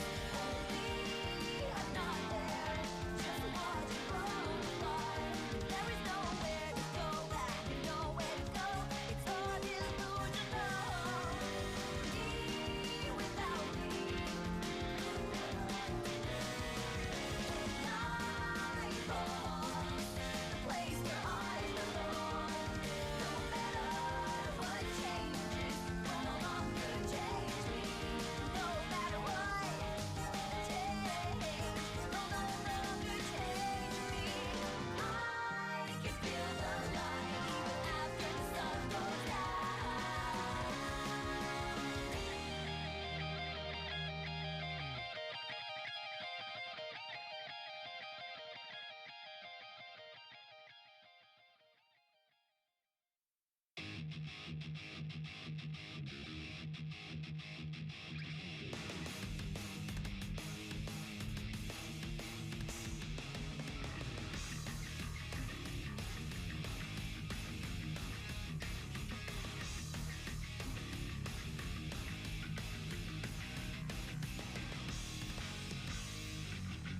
Kick those bastards to the curb. Everything but your voice is nice. You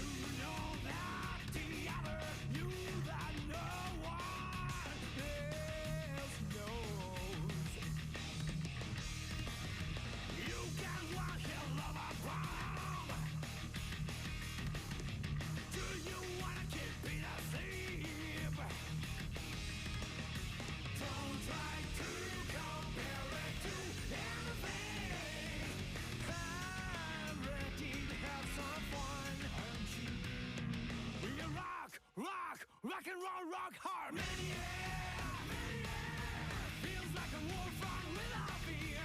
Maniac, don't miss the best time. Rock and roll, rock hard. Maniac.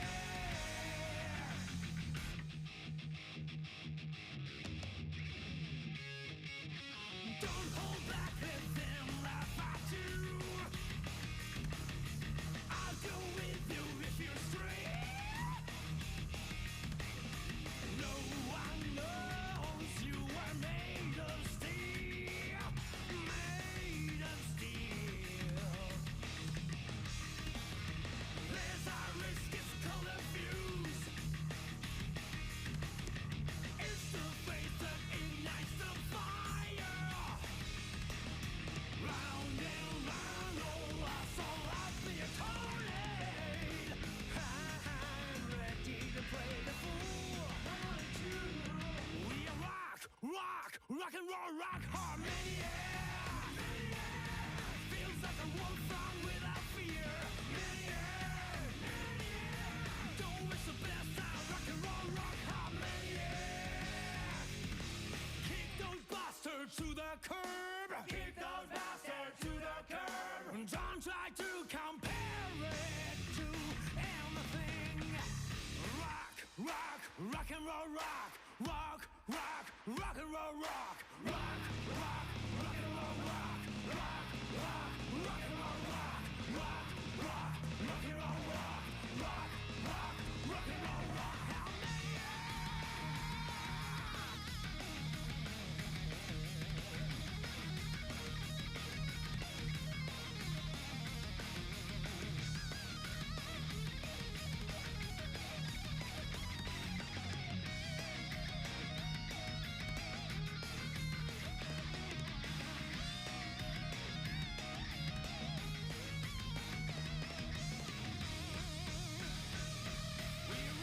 Rock, rock and roll, rock, how maniac, feels like a wolf on without fear.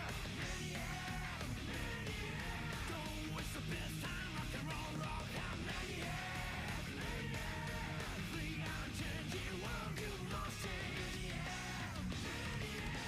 You are the action, you are the law. We are the action, we are the law. We are the way, we are the way. We rock and roll, rock hard,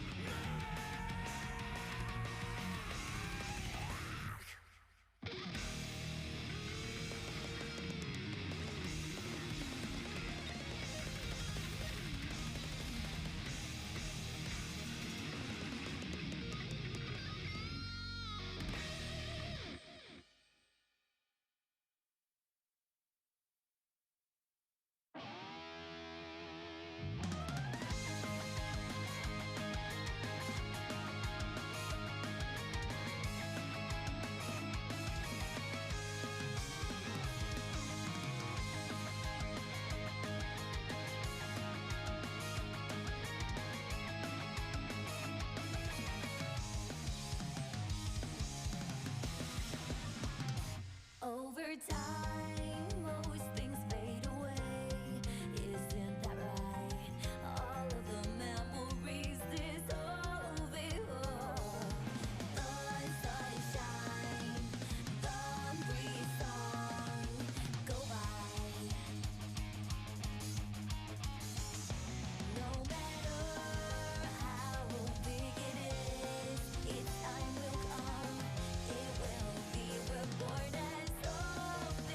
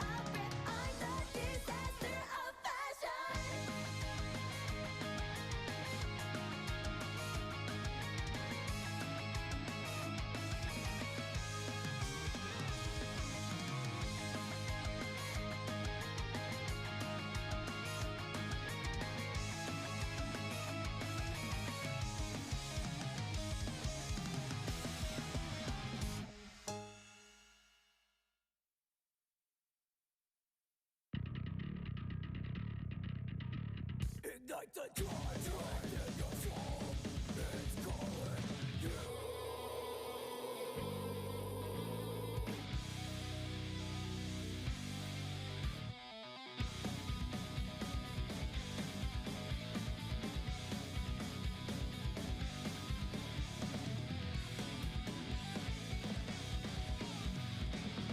Are you brave enough to be a fool? I'm so unconscious. Don't talk to me away. No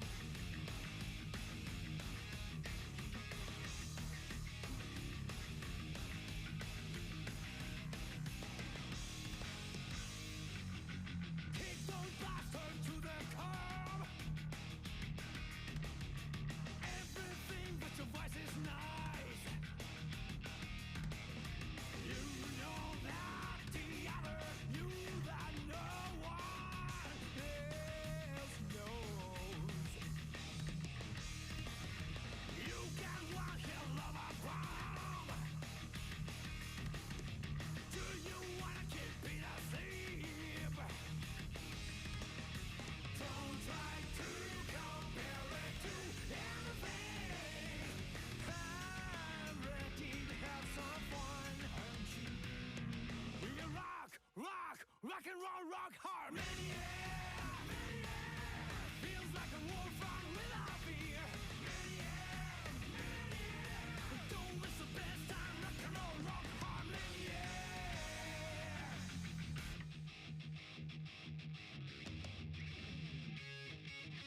Don't hold back, let them laugh at you. People, it's time. We are live, and I do mean live, with that Guilty Gear Strive Top 8. Are y'all ready? I like that energy, and that energy should be rewarded by maybe another announcement. Do y'all want to hear something new? What's good? Oh, yeah. Let me bring to the stage the Guilty Gear Strive producer, Ken Miyuchi-san! Hello. Hi, everyone else. How are you doing? Is everyone blazing? Yeah, that's what I thought. So you already know what I'm gonna announce here today. The Venom trailer. Are you all ready for it? All right. Then let's play it.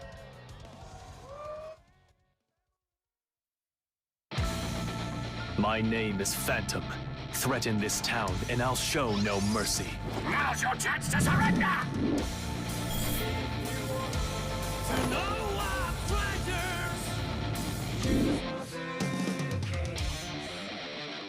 The man you know as Venom of the Assassin's Guild is dead. If you think I look like him, you must be seeing a phantom. And that phantom roams the midnight streets, taking down shady hoodlums. That's right, hoodlums like you!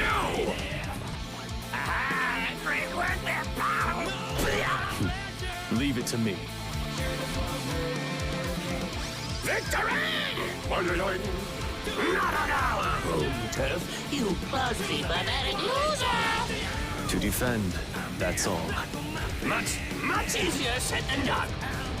No need to hold back. I'm a professional. Phantom here's gonna whoop your cutie butt. How do you like that? The memory of my second birthplace is forever etched on my soul, never to fade. I'm not so ungrateful as to forget. I will show you my all. Good luck! Bullshit blazing, still my heart is blazing. If I lose my wings, I don't need a new world under you. Can't feel a thing. We already know the smell of the game. Remember you. All right.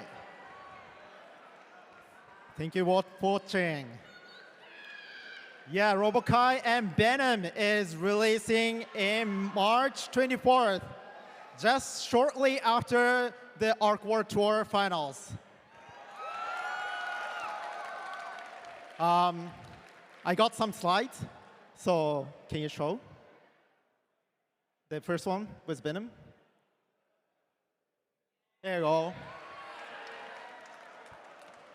Now, Let me actually do this both in English and Japanese by myself. So 日本語でもちょっと喋らせてください。はい、先ほど見ていただいたベノムのトレーラーなんですが、3月24日に配信ということで、日本時間だと本日配信になります。皆さん楽しみにお待ちください。And that's actually not the end of my announcement today. はい、本日私の告知はこれで終わりではございません。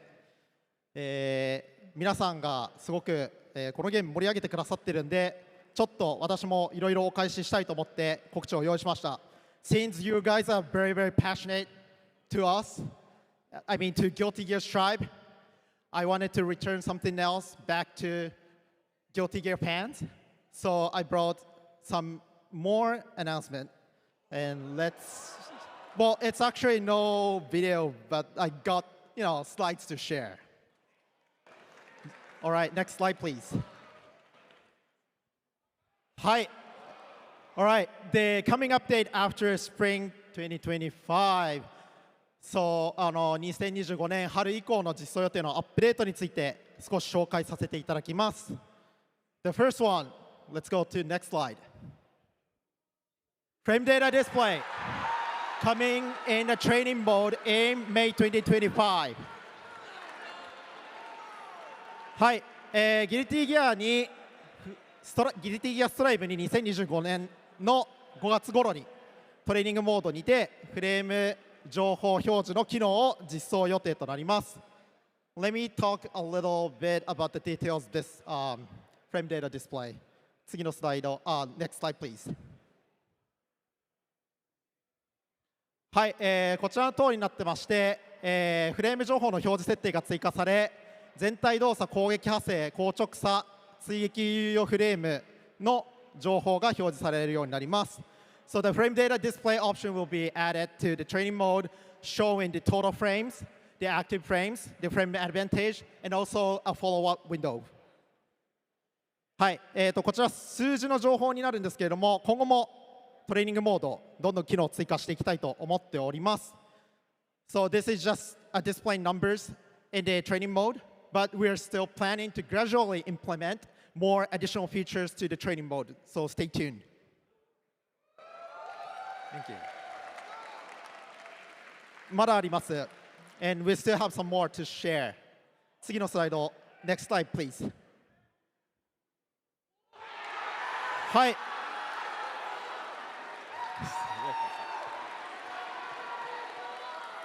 ギルティギアストライブにランクマッチモードを6月から8月頃に実装予定となります。So we're planning to add ranked match mode implemented in around June, August timing. Let me share more details about this. じゃあ次の next slide please. So player will be able to matchmake without going through the online lobby and find the opponent with similar skill level randomly. はい、ロビーを経由せずに同じくらいの強さの対戦相手を探せるモードとなっております。And the ranks are rated per character, not players. So it changes by your win and loses. And the ranks will start from Iron, and we are planning to include total of 7 ranks.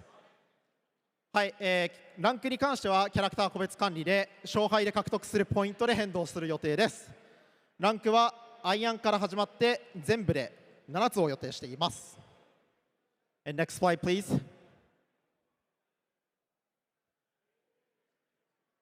Starting from the highest rank, Vanquisher, player will compete for rating points within the rank.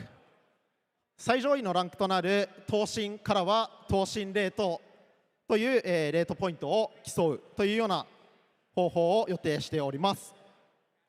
So what happens to the rank tower is that we will change its name and it will stay as one of online mode that players can casually compete against opponents with similar skill level. ランクタワーは名称を変えてカジュアルに実力の近い相手と対戦ができるロビー型のオンラインモードとして残ります。Next slide, please. Please stay tuned for future updates. 詳細は今後の情報公開をお待ちください。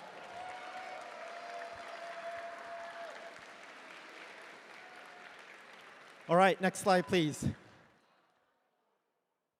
So this is going to be our upcoming schedule.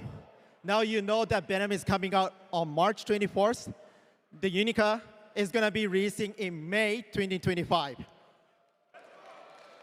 はい、こちらちょっとロードマップの更新したものになるんですが、ベノムが3月24日にリリースされるその次のキャラクターとなるユニカについては2025年の5月リリース予定となります。So that's pretty much it for the game information. Let me quickly cover some upcoming event information. Next slide, please. はい、ゲーム情報はここまでなんですが、イベント情報について少しだけお知らせさせてください。Next slide, please. So, Unica First Playable will be held at EVO Japan. That will be held at Tokyo Big Side from May 9 to May 11th. はい、ユニカの先行最速私有が EVO Japan 2025で、実施されることが決定いたしました。こちら詳細は近日の続報をお待ちください。Please stay tuned for further update coming soon. はい、続きましてじゃあ次のスライド Next slide, please. The Guilty Gear Strive Music Live. The pay live stream ticket is now available at Lawson Ticket.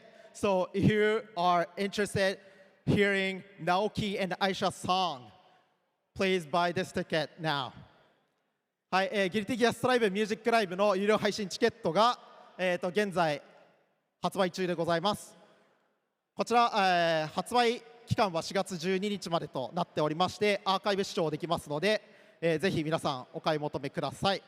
So the ticket is gonna be available until April 12th, and the actual live is gonna be held on April 5th. You'll be able to watch on the archive as well. はい、that's it for the announcement. Thank you very much.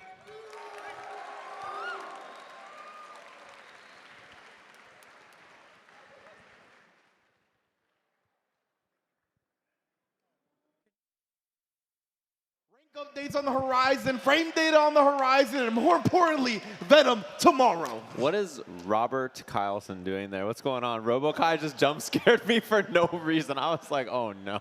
They're doing more than baking bread together now, apparently. Yeah, I didn't realize him and RoboKai were just going to pull up like that. I got jump scared. But I saw all the Venom stuff. I saw Carcass, Mad Struggle, Ball Set. He set 3 balls and then hit him across the screen.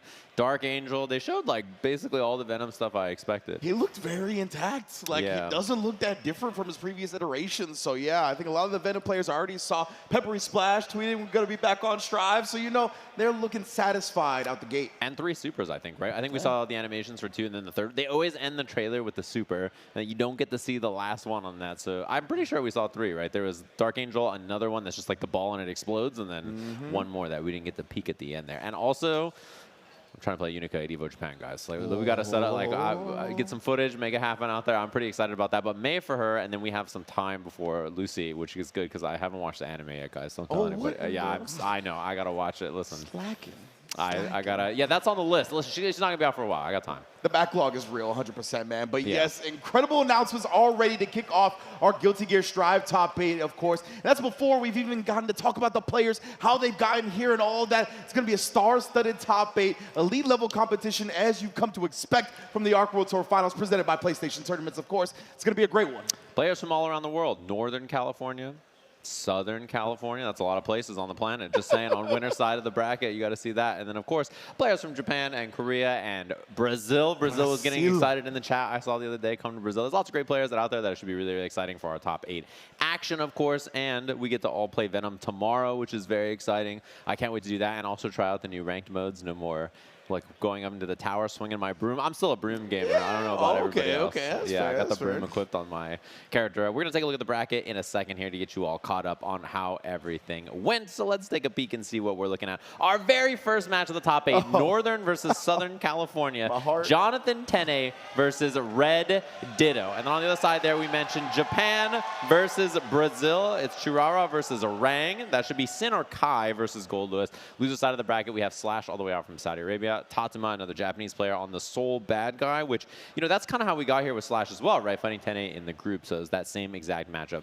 Daro Ino, who I'm sure a lot of people are very, very big fans of, and then, of course, all the way over from the UK, Tiger Pop as our last player in loser side of the bracket. Yes, indeed. It's going to be a great one for sure. I saw Tene and Slash running numerous sets just to get prepared for this, right? So Slash is going to be nice and warmed up against that Soul. But we'll talk more about that when we get to it, right? Obviously, you mentioned Jonathan Tene. Red Ditto is going to be starting us off, man. And when it pulls at the heartstrings, obviously, Red Ditto from our region, Southern California. But Jonathan Tene has been instrumental, I think, in really bringing Guilty Gear Strive, evolving it and whatnot. And honestly, really close to my heart as well, just in general. So it's going to be a great one. On the other side, like you said, more of an international affair with Churara and Rang as well. I mean, that's going to be a barn burner. You're going to be slugging it out with that one because, I mean, I assume he's going to start with Sin. He's going to run into the Gold Lewis, and they're just going to be swinging. Yeah, my two favorite characters fighting against each other. Sin versus Gold Lewis, a good little match. And I'm excited to see that one. I know a lot of Gold Lewis players struggle to play around the mid-range of Sin. He can be a little difficult to navigate sometimes in that matchup, but obviously no more DPRC, so a little bit more easy to handle when you have offense going. But yeah, I'm very curious to see some of these matches. And the first match especially, Ditto versus Tene, they're the only two players that went 3-0 in their groups. So they were the most dominant players like overall in each of their groups. I think Ditto, once he got slotted into that Group D, was like the favorite, I think, by a lot, given just he's such a strong player. And I think the main RAM player that I've been looking at to do well most of the time, you know, there's a lot of really strong RAM players out there, obviously, but the one that I always kind of expect, just because his performances are so consistent and so strong. And honestly, I'm surprised he even had to play him through LCQ, to be honest with you. Yeah. I think with a couple more opportunities to travel, that might not have even been the case. So. Yeah, I believe he was like one of the people on the outskirts, right? Just barely not qualifying via the points, of course. But looks like we're getting ready for that first match. Let's take a look at Jonathan Tene.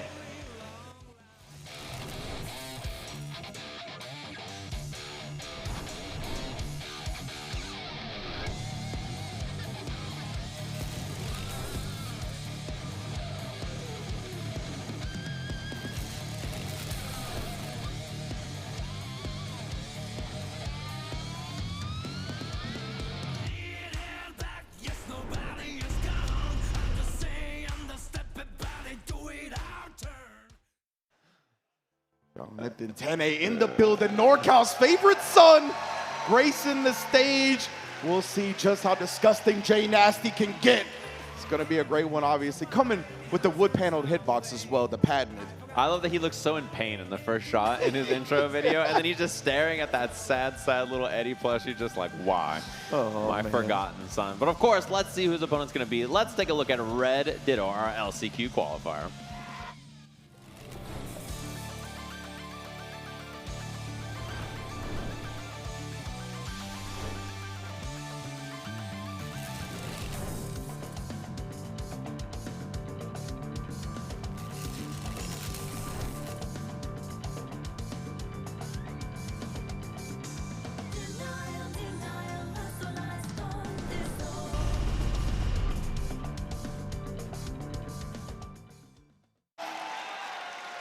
Red Ditto now gracing the stage as well. As you said, our LCQ winner and NorCal's favorite son is going to have to face SoCal's favorite son when it comes to the Guilty Gear Strive, a classic battle. And these two play a lot, talk about the game a lot as well, so it is going to be an intense warfare. Yeah, and very, very young, strong players, of course. As you can see here, 21, 22 years old. There's a lot of fighting game talent in this top 8 action, and it's going to be very interesting to watch this, of course. Red Ditto and Tene have played a lot before, and it's a pretty explosive matchup, one that we've seen basically since the start of this game. Soul versus Ram, right? Two very, very common, very strong characters, and like kind of the tail of this is Soul navigating neutral and making his way in, and then putting Ram on defense where she's a lot weaker. And then her offense, even though Soul has a reversal, Ram's offense messed up. It doesn't matter if you have a DP or not, right? It's very difficult to deal with a lot of the things that she represents on offense behind the sword toss and a guard crush and a mix. So all that's very, very difficult to deal with. And it should be a pretty explosive set, I think, as they're selecting the stage. up there. And the song, I hope they picked a good tune. I don't know what it's going to be. I didn't see what it was. I trust these two fellas. I appreciate their taste in fighting games, so I'm sure the music selection will be very on point. But as you mentioned, right, even with a reversal, a lot of the guard crush mix-ups are going to prevent Tene from really getting that out without having to block correctly first. So it's going to be a great one. Oh, the blend check's done. We're going to see. Are we into it? It's going to be Round Star Gambit, Duel 1, Let's Rock. I guess we're going to find out here. Jonathan Tene versus Red Ditto. The two Americans up on winner's side. And it looks like we're gaming here. Yes, indeed. All right, Red Ditto, Jonathan Tene. We're already getting to our top 8 and already starting off with a headbutt. Man's got a headband on for a reason. Wild Assault to continue to pressure. One more again. Yeah, this spot in the corner. No meter, very low, so FD really hard to deal with here. Runs in, looks for the throw, 5K attempt. There's such good light buttons on the side of Ram. The jump does. Trying to keep it burst safe with that. No meter for the super wall break, but really good round start here for Jonathan. He did the rising jump ace, right? Wanted to prevent stuff like that with Ram with all his great air-to-air combat, but nonetheless, Red Ditto has him cornered now, and Tene on 100% tension, using some of it to FD. Has put himself out of that threshold. RC's for the safety, but he's still locked down. Got a guess on the mix. The overhead hits. No burst so far, and choosing to hold it here as there's a wall break for Ditto. 100%. Now we're going back to the neutral here. Neither player at that 50 threshold. Oh, but the whip punish was there. And Ditto knew that was the end of the round. RC and back at you. The purple stuff. The flex shield came out. Oh, and the tap does hits on the way down. Should be the kill here on the sword toss explosion. Round 1 to Red Ditto. Already incredibly close between these two. That's exactly what we're expecting throughout. See Red Ditto checking the pressure. First on the ground, then in the air. So calculated. Yeah, pulls up there, dashing. Oh, that's a huge bait and immediate burst. And her lights are so good to dash in with, right? Dashing 5K, dashing 2K. Very scary to deal with. Sword misses, and a back throw actually on the 2K there. Wow. Ended up working out big for Tene here, who takes the corner, staggers up the pressure, and sneaks in a revolver, trying to get Ditto to tech on these run-ups. Oh, and finds a low, immediate hard wall break on that. And this is such a bad spot early now. Ditto down, and tension's gonna rise for Tene. What a confirm. Tap dust into the corner, doesn't get the cold slash though. Oh, and Tene, the positive bonus is gone as well here. Got the flex shield available, but he's still just locked down in this corner, trying to gain some space. It's not gonna happen. Confirm it to the Mortabato. Red Ditto already on the board. Yeah, easy peasy confirmed too. Saw it, immediately spent it. And that's the problem. You try to like dash block or escape or fuzzy jump or something, you get clipped one time by something, and it's gonna be a full combo wall break every single time. So scared to deal with. Wow, rising jump age, round start gambit there, and Ditto finds a burst timing. Dashes in 2K under the 6S, and now bad spot in the corner here for Tene. Yeah, both of these players so well calculated. They rarely ever let opportunities pass them by, and another successful DP bait out, and gets the burst as well. Ditto is rolling. Yeah, and brutal to lose not only the burst there, but then Ditto gets positive bonus. So many resources to work with. Tene has meter advantage though, yeah, so this is big. I like that 2H confirm. HVV does not quite hit the wall, but still such a good spot for Jonathan. What a tech. And what a 6P. Ooh, came out right back at you here. Oh no, dropped the combo a little bit, but it's okay. Picks it right back up. And we already got the wall splat Fafnir for the break as well. 100 tension on Ditto though, you got to be careful. Oh, this is big. Can evade it, and then yeah, spends the meter because of the positive bonus, and then a whip opportunity here. YRC. Yeah, oh my god.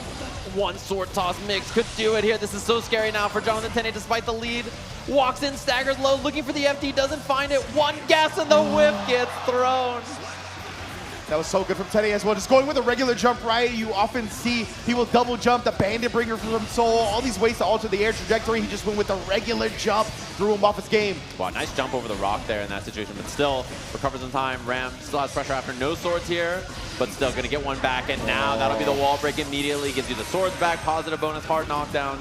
Ditto really rolling here on this round. Yeah, Tene might have been waking up with a button right there because of the DP baits before. Might have been trying to look for it again. He's got a burst, or he didn't have to, but felt confident that he could bring back this round. Oh, double BRC, but you get the string up here with the swords anyway, so gonna be 50 tension pretty quick here for Red Ditto. 5K hitting, whiffing on that, and these escape options are, yeah, they're so hard to find.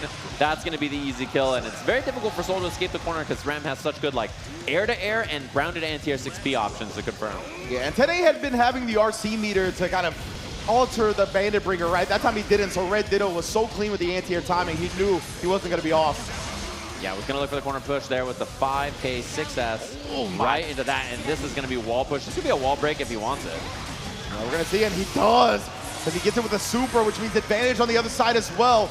My man Ditto is not taking his foot off the gas. Yeah, and this is going to be burst available right at the last second. Ditto, no bait, but one hit will do it now. Big hit for Tene. Does not commit any meter and gets thrown on Wake Up. Going to be the wall, going to be the easy-beasy kill on this. Red Ditto up a couple of games just like that. And the look, Tene gave him the look, and he put his hands in the air like, don't look at me, bro. Don't, not me, bro. Both of these guys having a good time here, but obviously Ditto coming out on the positive end so far. 2-0 already, and Tene died with 100% tension. You know, that always feels extra bad. Yeah, I like to hit confirm, take the knockdown. Similar to the way Soul does with Fafner as well. What a whiff punish on the empty jump 2D. Yeah, we're immediately going to burst out right. Red Ditto wants to keep the screen advantage. Has Tene towards the corner, but the Bandit Bringer finally stuffs one of the anti-air attempts. Yeah, Vortex, Fafner, knockdown, doesn't get the clean hit, but still, very good spot for Tene now. This is going to do so much damage. Couple of hits right into the Bandit Bringer, into the Tyrant Rave, huge damage. One guess will kill. Regular throw kills now, wild throw kills now, and yeah, just dash up 5P, kept it very safe. Wow, what an air throw. Yeah, Red Ditto reading what Jonathan Tene likes to do. You can see the back jump again, and another air throw, and a bait on the DP. He's got no burst. He's not going to be able to escape this. He bet it all, and he's still alive on a Magic Pixel. Pixel alive, 50-meter tension. He escapes the DP, the fade away. Oh my goodness, Red Ditto on set point. Just like that, Tene, he was able to bring back 2 O's yesterday in the group stage, but an instant block on the far S means a throw afterwards. Yeah, IB back throw. Very difficult to deal with there. Oh, and has the hit, gets the confirm into the 2K, and the back jump again, and block on the first. Oh my, Ditto has just been right every single interaction. Look at the corner carry on this too. Can break the wall, which he doesn't opt to do. DP again, that could have been game losing if it was blocked. And backdash BRC looking for the overhead, doesn't get it. Staggered, and the pressure, nice blocks from Tene though. The way he's just able to cover all angles, even there, right? Tene trying to get in on the PRC. Red Ditto already had a blend active to stuff the approach. And now again, the whip punish. Red Ditto cleans up, winner semis 3-0. Just extremely dominant play. Not only with the big normals of Ram, far/5H holding space across the screen like that, but just caging it with those 5Ks and 2Ks and just like lots of close-up play like that. As we hear the chat from the crowd, somewhere in the audience, NorCal they're popping bottles, I'm sure. They're still getting hyped. You can't stop them that easily, I think. 100%, right? NorCal still got plenty to cheer about, of course. This was a winner's side of the bracket, so we're going to see Jonathan Tene again in a little while. But Red Ditto taking his place firmly in winners finals, convincing victory, and he's going to strike fear to the heart of anybody that's got to come up against that. Yeah, I think a lot of people worried about him in this bracket. I mean, even talking down there, I think Tene was like, I think Red Ditto, this guy might just do it. He's like, if I lose to this guy, I think he might just do it and win this tournament. He's definitely, I think, a lot of people's favorites for a reason. Really, really strong player. I think busy with school and money, so traveling around and qualifying for the tour a little bit more difficult. But after this, maybe not the case, right? If he wins this weekend, plenty of money to book all his tickets for next year's Arc World Tour. I think his phone will be ringing a little bit more as well if he manages to take all of the Arc World Tour finals, presented by PlayStation Tournaments, of course. But it's been a great day. And speaking of which, there's also the PlayStation Player of the Day. Voting is open now at the link at the bottom of your screen. Of course, we had an amazing Grand Blue versus Top 8 as well. And the Guilty Gear Strive Top 8 just getting started. So there's still plenty of action to see and vote for coming up. Yeah, exactly. On the other side of this, we have a much more international affair than Northern versus Southern California, which is very cool to see. And the rest of the bracket is like this as well, which is really cool. Lots of good Guilty Gear action all over the world. And the cool thing about this tour is that it's like worldwide, right? Yes. So we have players from all over the world, which is always really fun as well. So let's take a look at our first player on the other side of Winter Semis.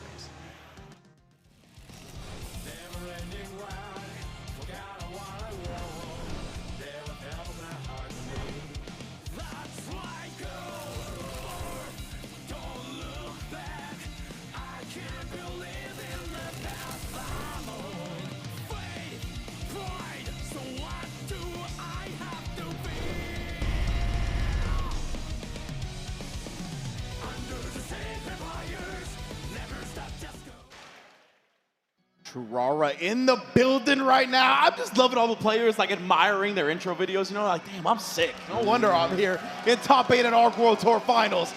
Definitely an amazing performance to get into this. Had a great showing in his group.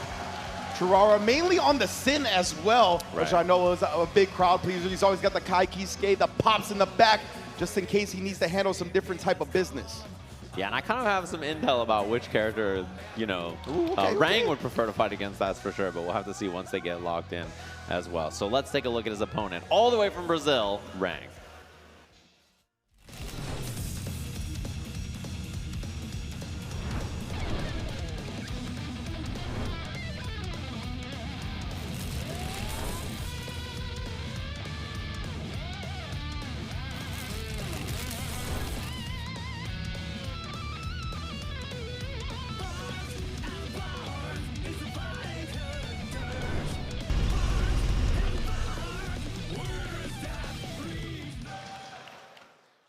What was that on the cell phone? Was that a Behemoth Typhoon loop? What? It's just I think it's just a Brazil meme. That's what I'm going to attribute it to, which they're beast at that. That's what I got to say for sure. So this matchup, very curious to see this because I think both of these characters, Goldlewis fights pretty well. The Kisuke's, you know, both of them, definitely the case for him, whether it's Kai or Sin. Churara was just shaking his head right there. He's like, oh man, this Goldlewis might be some trouble. As you can see right here, Churara, a veteran of the game here. Rang, another very young gun coming into this top 8. There's a bright fighting game future ahead of him. And man, he's already doing good at the character select screen, that's for sure. Yeah, Goldlewis really, really good. In every version of the game, right, this character has been very, very scary. And Sin, besides like the, I think, launch patch and like the 0.5 afterwards, he's been a really, really good character for a while now as well. Kai has been like a, you know, a staple. He can do a lot, and I think it makes sense for Churara to have another character. You know, he's played these two characters as well as Bridget, right? Bridget, usually, we saw it last year at the ARC World Tour against Asuka, and that character was a lot more prevalent as well. And that's kind of where he goes to with that, although we don't see that in this. My guess is, like usual, he's going to start with Sin. It seems like the comfort character, you know, I saw him downstairs, like in the player room, he was warming up both characters. I saw him playing Kai and Sin. So I think both those characters are on his mind, and I'm curious which one he starts with first. I can tell you that I think Rang is a lot, he wants to play the Kai. If he had a choice, I think he's more comfortable fighting against the Kai. Sin is definitely a character where there's a little bit more firepower and mid-range to deal with. And Kai, I think for Goldlewis, is a lot easier to navigate around his far buttons with your jump, with Behemoth Typhoon, stuff like that. And it looks like Churara, well, we're getting a button check right now, so we don't know who he's locking into yet. He is button checking with Kai for the folks at home that can't quite see. So we're going to see if he does stick with this. But yeah, I'm with you, right? If you want to get into that slugfest war that obviously Goldlewis is always looking for, I think Sin can fight that style pretty well. We might see Churara try to kind of tame it up a little bit and use the shock state and in general just the projectiles to keep him back. But of course, Goldlewis has great answers to that as well, right? With the satellite, not really caring about the projectiles. So it is going to be the son of the gear. The growing boy himself, Sin, of course, that we all just saw running around in the anime. Awesome to see this character. I think there's a lot of problems that he can represent in neutral for Goldlewis, right? Things like dashing 6B and his far slash as well as his 2S. Very, very difficult to deal with raw beak as well. Just whether you can control the air approach in the Behemoths, as we see here. Around start gambit, lots of passive play from Churara, of course, and then there's that dashing 6B immediately. Yeah, I love Churara just holding back at the round start, right? Didn't want to make a 99-second gambit up against somebody like Goldlewis who's going to really run away with a round so quickly. Like that. And his backdash is so good. One of the big problems is chasing that down near impossible, right? It's so difficult to handle it, and he just runs away, waits out the drone. Man, and he runs under on that.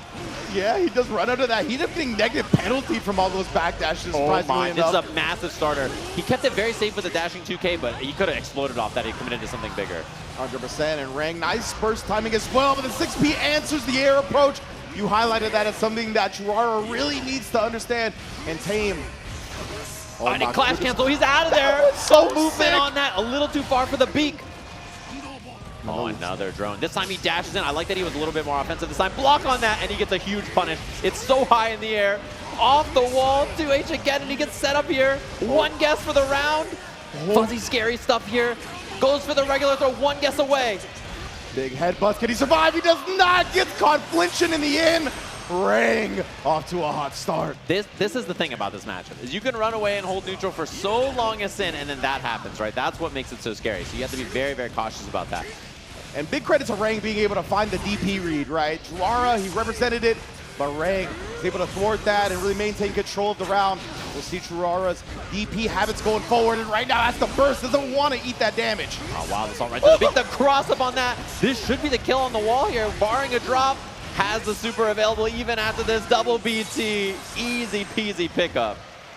My goodness gracious. Even with the Kai maybe being preferred to fight against by Rang, he's showing He's well-versed up against the Sin as well. And hell, if you don't get to play, I don't even need to be well-versed. And he's got to have a think here. I think it makes sense to play the character matchup he's playing, but, you know, with Goldust, sometimes a couple of things go wrong and it's over, right? So, you know, that's just how it happens.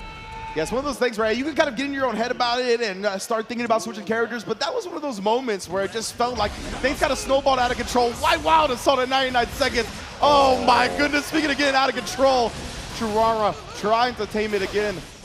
Yeah, looking for the wall splat here, although it does cost all his stamina, so very expensive. Oh my god, Wild Assault again, and then 2K 2D afterwards. OTG looking for the pressure. And he does have meter to extend, which makes this a lot scarier. Even things like that Beak, if he fast RCs and get combos off of it and stuff, but chooses not to. Look at this Behemoth Typhoon mastery right now. Switching sides at the very end. We gotta block that and into the drone as well. Ooh, the 2 S's into the spooky hands. Churara fighting back though. Yeah, he's gonna go for RTL here to get the wall break, basically no matter where you are on the screen. And Rain got the 50% tension. We're gonna see the Super PRC. Oh, it looked like the startup was there, but got stuffed out of it. Yeah, he delayed it to try to catch the timing on that. Very smart from Churara there. And now he loses all that space, but he's caught him airborne. Easy peasy, 5P into the close slash for the kill. Sniped on the backdash. Churara starting to roar back. Wow, out of there, just escaping that. And then I like the air movement attempt from Rang there to try to get out of the way of it. Elcon spends it, and he gets the wall break on this again. Expensive with the stamina, but when you build meter, it lets you use your pressure kind of like the same way. Oh, try to react to that. That was a good trade for Sin, though. Able to knock Lewis down and away, but now the tides have turned. Quick burst to remain alive in this round. 6K trying to catch him after with the far slash. Beak doesn't have the stamina for the extension, but still quite a good spot here. 6P knockdown. Dashes in, he gets the punish on the landing frames. Very smart right there from Churara. Oh, it didn't get close slash. Oh, that could have been a confirm too. Wow, he is swinging, and that is a punish on Beak Drive for the raw BT like that. Yeah, that's the thing against Gold Lewis. Got to be careful. Swinging out the beaks. And again, oh, the overhead was there. Not enough to kill, but Wumbo again will do it. Rang here, putting a dub on the board as well. Yeah, 6A4 Behemoth being a punish like that. Wow, he really hard called out backdash. Round start, dash up BT to catch it. And what an anti-air as well. The sharpest elbows in the business. Oh, in the front, he is getting mixed, and he hasn't gone cross him yet. This time he does. You knew he was saving that one, and Rang ran away with that round, and a perfect on the board. All smiles as well. He's having a great time going up 2-0. That's what makes this character so dangerous, man. His mix-ups, his offense, so good. It's hard to deal with that. But he can save jump and stay in the front. He can go behind with the jump H or Behemoth, right? He has like a couple of options to change it. Very, very difficult. And even if you block it, he's just gonna do close slash into BT, right? So like you're stuck no matter what. Precisely. And Churara, he is locking in the Sid. Obviously, oh, he needs the 3-0 comeback now. Oh, he's trying to Beak more offensively on the ground, and Rang is just jumping over with jump D, which means you got to go back to 6Ps if you're Churara, but tough spot to be in the corner here. Spaced out overhead Behemoth. Clash canceled. FD's out. Still gets close slashed. Oh, and look at this Rang just all over him again. Smothering pressure, whether it's a clash, no matter what it may be. Ready for it. Now on set point already. Oh my, jump IB. Didn't get the punish on that, but still. The problem is Churara is really just swinging with far slash a lot here, and there's been a lot of answers from Rang. He's just jumping over and over, and there's the 6P to respond to that. Yeah, now Churara very low on the calories though, right? So not big rewards coming his way. He's got to buy some time, build it back up, but we've seen the negative penalty before. He gets clipped before he can activate. Jump D Behemoth again. So difficult to deal with, and he catches him. Oh, not too much damage on that though. 2K 2D knockdown into BT, so it's an OTG. Dang, Churara's gotten multiple hits this round, but just haven't been able to calculate the big damage. Now finds one, a significant hit. Yeah, and he has super for the kill here. Tyrant Barrel doesn't even have to get the clean hit. Finally a round on the board. Something to stop the momentum here. See if they can continue that, but Rang can yank it back so quickly and so easily with Gold Lewis. Wow, I can't believe Churara hit far slash again there, knowing that 6P wasn't going to be the response he needed. He's actually RPSing on that kind of interaction pretty well. Yeah, he's really good about responding to that now. I think that's a good adjustment from him. Nice block on the hoof. Great blocks, great defense from Rang, and this has just been the difference, right? Churara's hits have not been able to add up to what Rang's been able to do. Yeah, and like realistically, his offense is not as good. Wow, that's a huge hit here though. Yeah, immediately gonna spend the super. He didn't have any extra gauge to go for some kind of DP follow-up, so I like that choice a lot. Yeah, huge. That was one of the best ways to get some significant damage. The 2D finally finds the counter hit into the super again. Churara on the board. And Sin's offense, he has a lot of plus frames, but the mix of like the overhead load not as threatening as some other characters, right? It's like pretty good. He sticks to you, but he doesn't mix in the same way a character like Gold Lewis can and really get the power of the offense. The real strength he needs to win here is neutral. Yes. And his neutral interactions have been going a lot better in that last round. Yeah, that could have been wall break off. Round start, regular hit 6P, by the way, so Reng definitely concerned about it there. Oh my, what a trade. And he escapes with the double jump.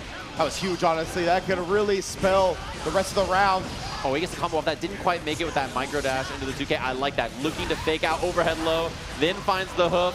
Full launch on this, spending the wild assault to get the break on the wall and takes a bite. Momentum has definitely switched sides now. We get another throw after the tick. Very sick stuff from Churara.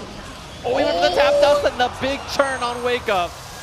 Glass breaking. That's big damage, and you give Reng one opportunity, fam. Oh, put the guard crush on him, presses afterwards. Great recognition and challenge from Churara. Yeah, very, very good, especially on big characters who are standing 2B2B 6P like that. While the start of round start, knowing there's some more challenges, and that's the corner position. Could be a wall break if he wants it. He chooses to take the drone instead. So that crosses you up just to bring you back into the corner. The DP finds his mark as well as the overhead afterwards. There's all the stamina he can break with Wild Assault. It went the other way, though. Oh, no. Oh, stagger pressure. He's scared because he doesn't. Wow, what a 6P. He didn't have stamina to go for anything there. And just goes for barrel. He's going to end it quickly to try to keep himself safe.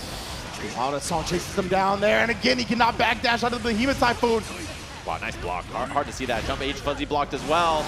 He spends one stamina to get the Oki after the DP there. And great challenge. Something very good about Gold Lewis in this matchup. That 2P anti-airing. Dealing with Hoof so well, and that's a kill. Set point now for Reng. Love that as well. You saw Reng with the instant block before the 2P, making sure he stays in range of that button. My goodness, set point just like that once again. Ooh, big jump in. And he caught him stand technique, but he didn't get the kill. That could have been major damage, honestly. Oh, close slashing over and over. Catches it. This is a big starter. There's a lot of risk here. And not too expensive to get that break on this. Plus, he has the super. Built it just in time. Yeah, Tyrant Barrel there. Nice damage. And the knockdown on this. Stagger pressure again. He has RC for the next mix. So Hoof Stomp very scared to deal with as well. Whip punish. Tyrant Barrel. That's the kill. Churara, he's adjusted. He's like 2 in a row. Putting the piece up. One more is all he needs to bring this comeback to a completion. Amazing stuff right there. Waiting for the Behemoth Typhoon whiff. Cleaning it up with the punish. My man is definitely starting to catch on to the rhythm and choices that Reng is using in the neutral a lot more. Yeah, I really like what we're seeing here, too, because the way you win this matchup is the neutral, right? You need your far slashes, your 6Ps, your dashing close slashes, that kind of stuff to work out for you. And so far, he's made a good adjustment on the timing. I think there was kind of a moment where we saw Reng just recognize that and switch to something else, so a lot more jump D, and then Churara responding accordingly. Churara's Oki options as well, not sticking his hand in the blender as much, like doing a great job, even when he gets the little hits, to really maintain the control. Oh my God. Yeah, he DP'd from half a screen away and just got smoked by the Behemoth. Oh my goodness, and this round has fallen apart so quickly for Churara. Reng back on set point in the blink of an eye. Yeah, and that burst situation was so ugly. He's probably not going to build another one if he gets hit in this round. That kind of round start we've seen so many times. He refuses not to backdash there, and he just gets hit. Oh, Miss Behemoth. He can get pressure here. Slight mistake. He could have done Gazelle maybe instead of the follow-up, but he thought it might connect. The 6Ps have been prevalent in the backdash, also getting clipped here. He's going to open the door for the wall splat and the wall break. He built the meter for the super with the dash forward. That was so clean. Yeah, and he got clean hit barrel too, so first time we've even seen him get that in this spot. What a block, knowing that there was going to be something. Gets hit low. That is huge damage, and burst just barely built. Oh, man. We'll see what the RPS option is here. 6P makes it whip with the jump Behemoth.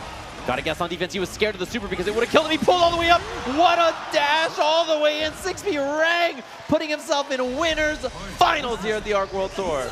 And huge adjustment at the end there, right? Churara's 6P usage had been so on point, had been really shutting down the air approach from Reng in the latter half of the set. To make that adjustment, to make it whiff, get a little bit higher, delay the Behemoth Typhoon. Expert adjustment when he needed it the most. Yeah, he used the Air 268 Behemoth, like delayed off of an air dash to beat the air approach option. Very smart. There's a lot of things like that you can do with Goldless to throw off timing of the traditional anti-airs. And it's why, like, a lot of times people say things like, oh, you know, this character can just dashing 6P and, like, beat whatever Goldless does. But I think it's only really if you're, like, autopiloting a lot of jump D and, like, careless air approach options. Once you start to get crafty, there's a lot of ways to handle stuff like that. And we saw Rang just employ a really good example of it there. Yeah, acting like that's the end-all be-all to Goldless's air approach. That's not the case, as we just saw right his there. air options are incredible. I mean, just even stuff air, jump forward, air dash back, land, and then whiff punish Behemoth on 6P, right? Or air dash back into Behemoth to catch, you know, whatever whiff they're doing. There's a lot of really tricky things you can do with this air approach option. Even just empty jump in, catch a whiff, you know, there's a lot of really cool stuff like that. And that's not even with like the speed boost RCs or anything like that, right? We're even ignoring the system mechanics when it comes to all that. So yeah, incredible performance from Rang, taking his spot in winners finals to go up against Red Ditto. That's going to be a crazy one. But now we got to get to the losers side of fair. And I believe we're going to start with our boy, Daru Ino.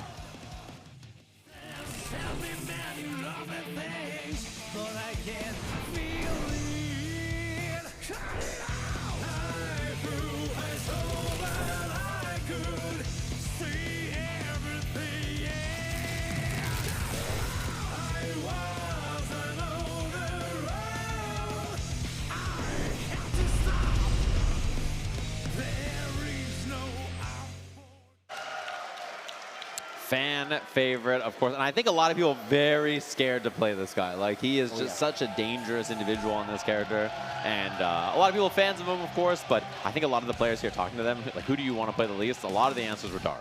A lot of people just like, you know, I don't fight a lot of Inos that are like that, and he's just down to send it in the clutch, which makes him such a scary individual, you know, of course. He's like, what up? It's me, Daru, you know. Yeah, that's the thing about him, right? Not only is his offense so potent, but defensive choices, my man will go wild. Yeah. And it's very, very intimidating to play against that style in tournament, of course. And that is going to be up to his opponent, Tiger Pop.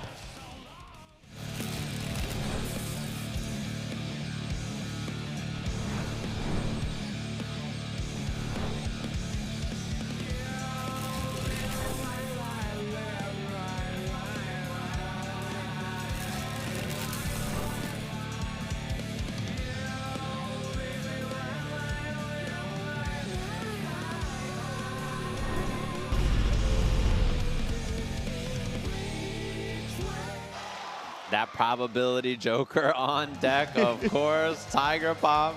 A lot of people in the crowd, big fans playing Happy Chaos and ABBA. We saw a lot of the ABBA yesterday. Very curious about the character choice here.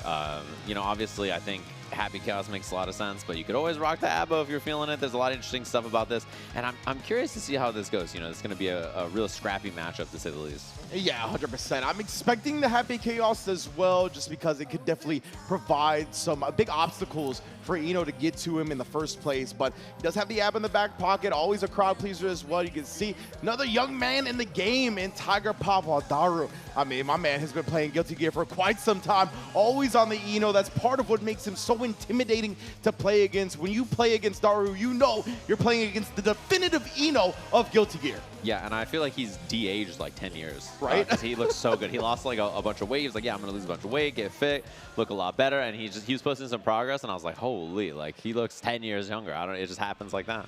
Absolutely, man. And you know, that has been a lot of players' journey where that physical health can kind of coincide and have some chemistry with the mental health and just your outlook on life. It is definitely part of the out-of-game meta that we should talk about. And Daru, of course, has taken full advantage of that. On the other side, Tiger Pop, UK's favorite son here, going to be most likely starting with the Happy Chaos, as we said, going to be able to put up a bunch of obstacles, whether it be the far S, the 6S, the 6P, just like gunshots in general. If he manages to get the curse on top of Ino, it's very difficult for her to start dashing in and maneuvering around and try to thread needles when that reticle is going to lock on so quickly. Yeah, like, it's hard for her to, like, you know, use her normal movement options as well. And the other thing is the reward that you get when you hit her makes it so difficult, right? You just get that wall break off basically every interaction, which is, you know, something that a lot of characters are capable of now, but I think very, very hard still for this character to deal with, so. And of course, Happy Chaos, one of his god buttons is that 2S, which is definitely going to smoke any stroke the big trees as well if he manages to preemptively put it out. So that's another option that Daru has to play around when trying to get in on this Happy Chaos. Let's get into it. Losers round one, Daru Ino versus Tiger Pop. Already off to the races as we get a burst. Tiger Pop looking to not give Daru any momentum out the gate. Yeah, and I like that they just pulled out the gun immediately and then just said, I'm going to get Curse on and then make this happen very quickly. Smart burst timing from Daru as well there. Oh, and a backdash escapes. And that's a scary one. Man, big chance now. We'll see if there's wall break. Ino's combos are so much better with this move, NLA, and then also the new HCL that they gave her a little while ago. There's so much more opportunity for her to route into wall breaks and stuff like that. Delay, and I love the wake up 6P there. Calling out that delay option from Daru. Looking for the jump D late. You can tell Tiger Pop has studied the stay tapes and then the high 10. Putting him out there with the far S, and you already know when they get some wall splash into the Ex Machina for the advantage and the reload. Yeah, and this is so hard to deal with. You know, obviously they have so many mix-ups options to go for here. And just running, close slash, it was going to be gun. And then what kind of mix-up afterwards? You have to deal with the left, right, you know, all kinds of stuff. Tap dust, very, very difficult.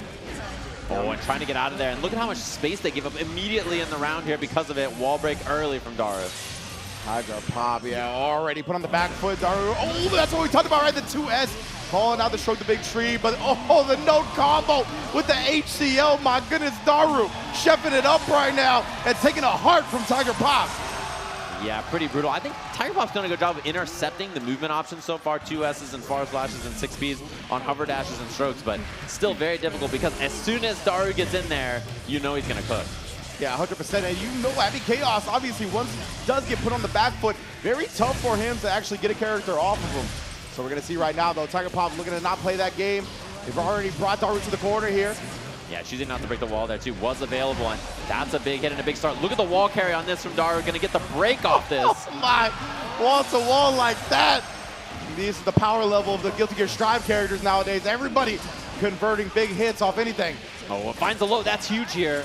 Not quite on super just yet, so it doesn't take the break, and then the reset. Super on the wall should be the kill. Bring out the guns, let the shots ring out. Tiger Pop, 1-0 already. Yeah, and just good challenges on these hovers and, you know, strokes and other opportunities to approach, not getting beat up too bad. The big thing about this character is you can really kind of swing on her, right? Like, she actually does leave, like, pretty large gaps on a lot of things she does. You just have to be brave enough to do something about it. And if you're wrong, you're going to explode. So it is a little scary if it's called out. 100%. And Daru's note usage is usually so good, but there's so little opportunity to really manipulate the note up against somebody like Happy Chaos, right? Who's making you block bullets constantly. RC for the burst. My goodness, every angle covered.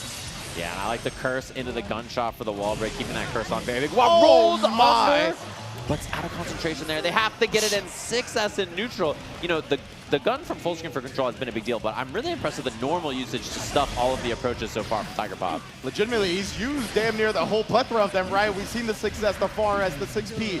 So many things shutting down that air approach. Now we get the knockdown, though, and oh, yeah. Like we said, once you get knocked down by Daru, though, it's a whole different ball game. We're going to continue that advantage. Tiger Pop, no burst, got the deflect shield, but that's about it. Oh, it just gets smoked immediately. Pretty rough spot there. And without the burst, it feels so difficult. I feel like every round that Tiger Pop wins, it's like, builds burst, spends it, and then, wow, routing around the burst there, trying to be very safe. Jump 5K afterwards. But as soon as the burst is gone, then Happy Chaos gets offense, then the round is winnable. But without burst, it's been a little tough so far. Yeah, 100%. Tiger Pop's just done a great job once they've gotten the momentum, not surrendering it to Daru. And again, the Ex Machina confirmed. We're going to get the advantage on the other side. The approach going to be here, just going with that S again, tried to bait out the burst. Oh, and look for the OS there on that. Didn't catch, but still Daru getting advantage. And now super wall break plus meter for the pressure here. This is huge for Daru. Tiger Pop. The wire's going to come out. Oh my, disgusting. Quick BRC low after showing the air approach. Yeah, you ain't blocking that, fam. Not only that, but I love the immediate spend on the 50 tension for overdrive to break the wall, so burst wasn't even going to be a factor. Very, very smart as well, taking that option away from Tiger Pop entirely. And finds a low there, immediate burst out. And Daru, he's kind of down to be a savage on defense, you know, even though this character doesn't have any reversals, down to be a little scrappy because of that. So I think calling stuff like that, wow, that mix-up was diabolical. That was disgusting. Like to make him air block like that and then the quick BRC? Nah, son. The recognition was unreal, to be honest. Tiger Pop, that's how you know he's putting his time in on the Happy Chaos, and it's paying off. Already another round on the board. Yeah, they just spot the air block, and then they're ready with the PRC mix-up, cross-up, roll. Like, there's just no human who's going to see that. 2D round start, gets the concentrate here. All kinds of resources to work with, and takes the mix-up. Nice block, and the deflect, but hard to get away here. Running out of meter because of the FDs. Oh, my. And Tiger Pop Just looking to smother and suffocate in the corner, and that's exactly what they do. Wall break here, but they're always comfortable in this neutral position, right? Jump 2K! And this should be the wall break. Barely had concentration there, so the super is going to come out. That's the kill. 2-1 Tiger Pop here. Tiger Pop, both of these players so good at their conversions, not letting any opportunity slip through their fingers. We've seen a couple of choices to keep the corner rather than wall break, but besides that, they've been completing every hit that they pick up. And Daru just didn't get an opportunity to get going there, right? Just there's so much control in mid-range, and then even once there was kind of offense, it didn't last for very long at all. And this is kind of what we're seeing here as well. Man, rough for Daru. It's so difficult. She doesn't have defensive options to deal with this. The fade away, air dash back, jump D on the other side. That was such a good burst point, too, because Tiger Pop was out of focus when Daru first bursted, but still made everything happen. They completely nullified that aspect of it. Punishing with the throw, shooting. Major look for that one. Tiger Pop on set point. Potential elimination here for Daru, who's cursed immediately. Wow, finds a jump K, and there's a burst immediately. Hovers in, and that was an almost A-OK attempt. Unfortunately, though, the clone saving the day. HCL, oh, this is scary now. 2S counter hit confirmed. And there's super on the wall here. Doesn't get the, oh my, back dash does not get OS by jump S, jump D. So clean from Tiger Pop. YRC provides some relief. Oh, back dash again. Daru not sniping it. And wow, great block on that. Has the air hit on this. Jump H, and I believe there was a 6P attempt there from Tiger Pop, which we saw success earlier. It does not work out this time. Daru on the board. Nice job, Daru adjusting the timing a little bit, making sure the guitar hits nice and early. And low enough, I can't believe the deflect shield still worked in the 6B after. Yeah, the active frames on that. Barely clipping and block on the burst. Takes the resources, and nice block from Daru. Needs to survive here with no defensive options. Discipline the roll, getting the hits, gets the airborne clip. The Ex Machina enough. Tiger Pop gonna unload the clips, and does it. Tiger Pop 3-1 over Daru. Ino gonna advance into the losers quarterfinals. And an important one, especially in this bracket, you know, 7th place here for Daru. Nice running him in the ARC World Tour qualifying, of course. And that sets up Tiger Pop versus Tene on our loser side.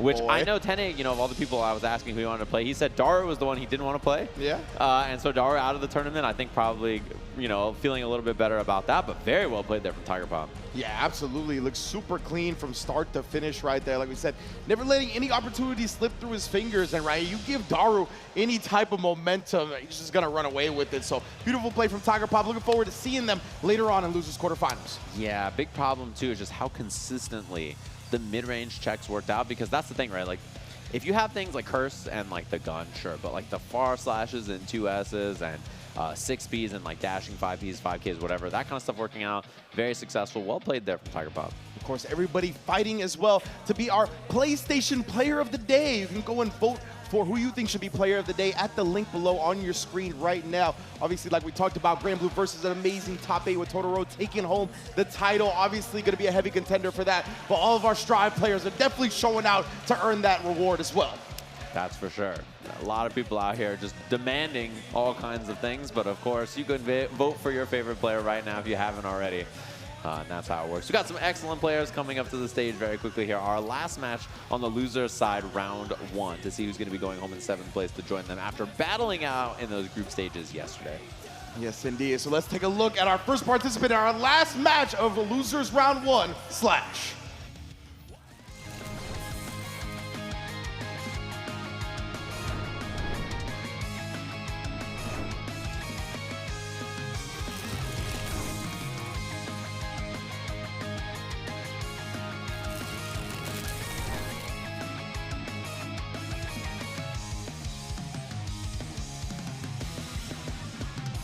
Over time, most things fade away.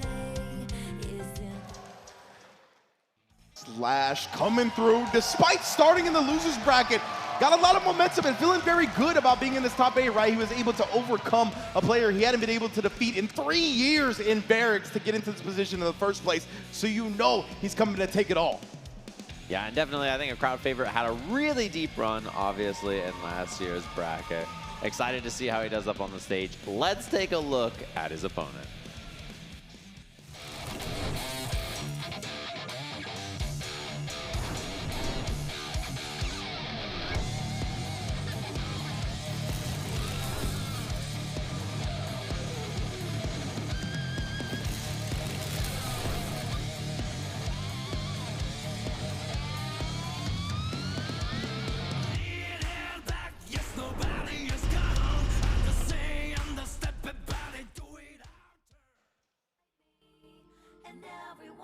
Our second Soul player here in the top 8, of course. And I saw, as you mentioned earlier, Tene and Slash, knowing that this is going to be the matchup. Some gaming going on, some prep work, of course. And I think one that's Slash probably very comfortable with. I think he's really good at playing around this kind of matchup. And I think like fighting around characters who fight in mid-range like this tends to be something that he's usually pretty comfortable with, you know? And a character like Soul who has to kind of pull up and deal with what Mei is representing in mid-range. Her buttons are great. She has 5K and 5H and far slash. Lots of good air approach options, or 2S as well. So there's a lot of good stuff for her to stick out in the middle of the screen here. As we see Saudi Arabia versus Japan, our worldwide affair here. Mei versus Soul, and both of them making it in on some points. Yeah, I really favor Slash when it comes to the type of play style that Tatuma brings to the table as well, right? You mentioned how good Mei is up against those characters that want to scrap in the mid-range. I think Slash has really embraced that aspect of the character as well, and it's excelled at that as a player. So Tatuma, a player and a character with Soul, that's going to be a bit more aggressive than somebody like Tene, is definitely going to be playing into Slash's hands, at least in my opinion, but we'll see if he's able to kind of adjust some of the game plan, bait out some of these big normals, and have the timing to punish them, because that's one of the big problems for Soul in this matchup, right? You mentioned the lights, the big buttons that can be swung, but the lights are very difficult to whiff punish. The far S is difficult to whiff punish. So Tatuma is going to have to be super on point to take big advantages. Now, Soul does have better hit confirms, right? If he does manage to find those whiff punishes off the Vortex confirm, but we'll see if that's in the cards.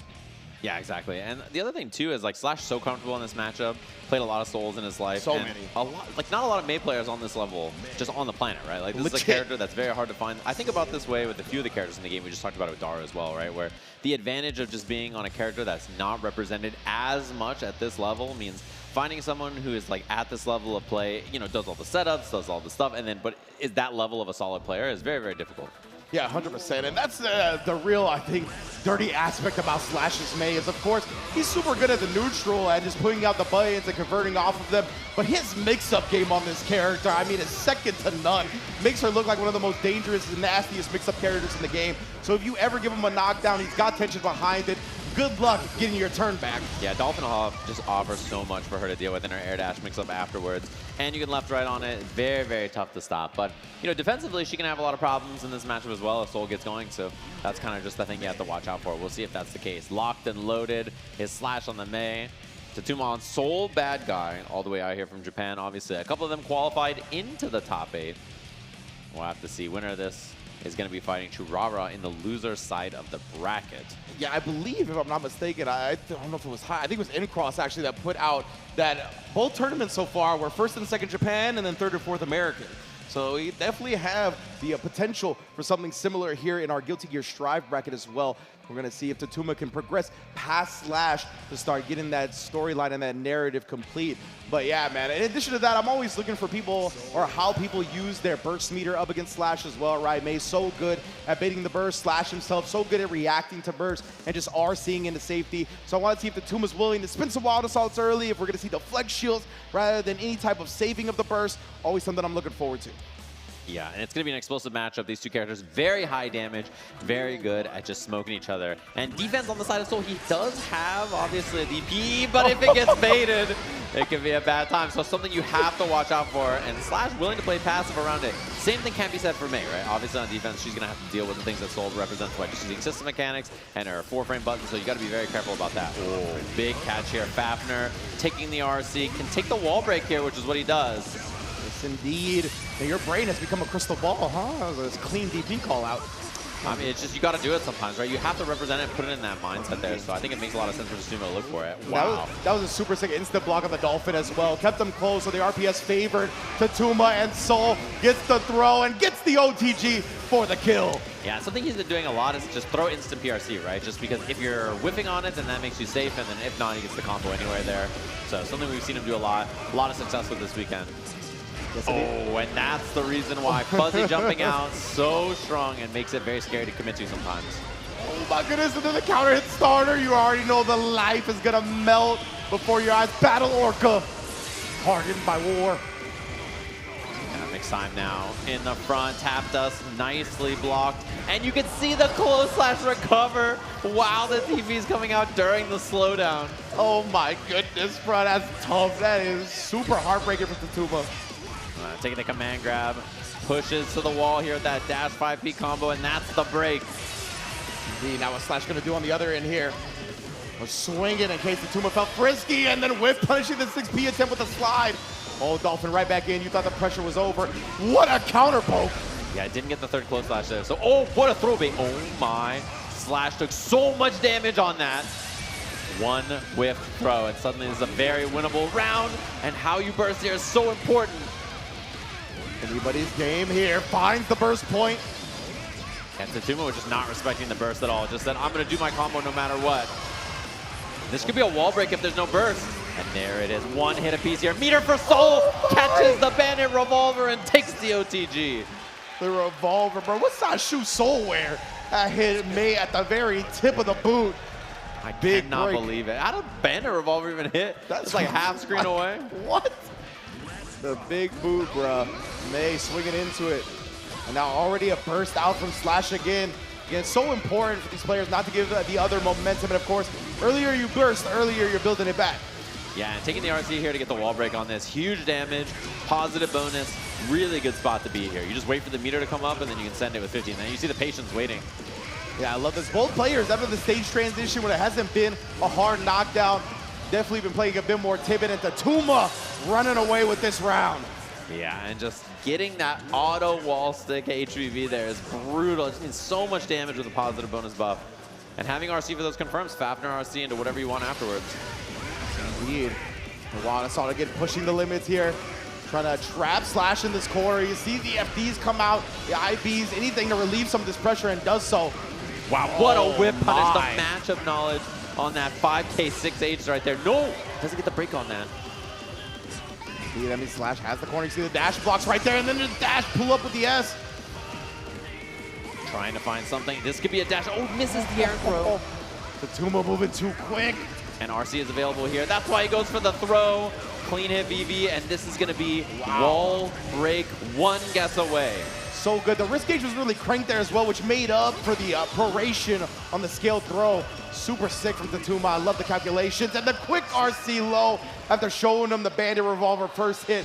Man, this Soul is like going off. Yeah, he's fiery right now. And just really showing good matchup knowledge in a lot of these scenarios against Slash as well. The whip punishes and the back dashes. The Totsugeki chat in the crowd. Yeah, even penetrating through Slash's headphones, you can see the smile from the crowd, trying to let out a sigh and play a little bit more loose. Started with Dolphin. Here in the crowd, he's like, all right, I'll try it. It's like actual backseating. He's like, all right, I'll try it. Why not? The IRL Twitch chat, baby, Slash, listening to him. But much like when you're at home, I don't know if they're giving you the best advice. No, I like it. Dashing in. Oh, big counter hit starter here. Could be the wall on this. Going for setup here. Oh, air dash miss, and now in the corner, and now going to be the break here. And I don't imagine we'll see a burst. Yeah, I don't think so.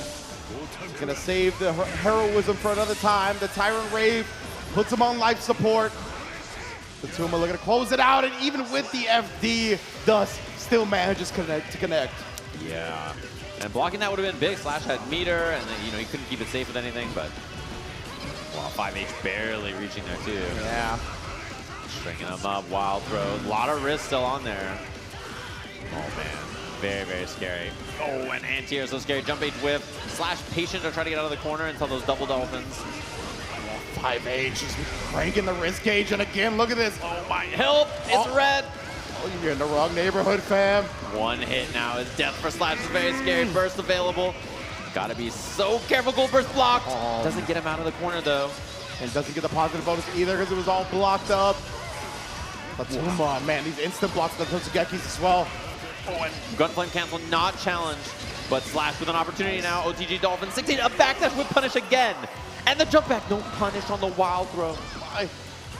Trying to take advantage of Tatuma's defense. He looked for the throw, but Tatuma finds the hit here.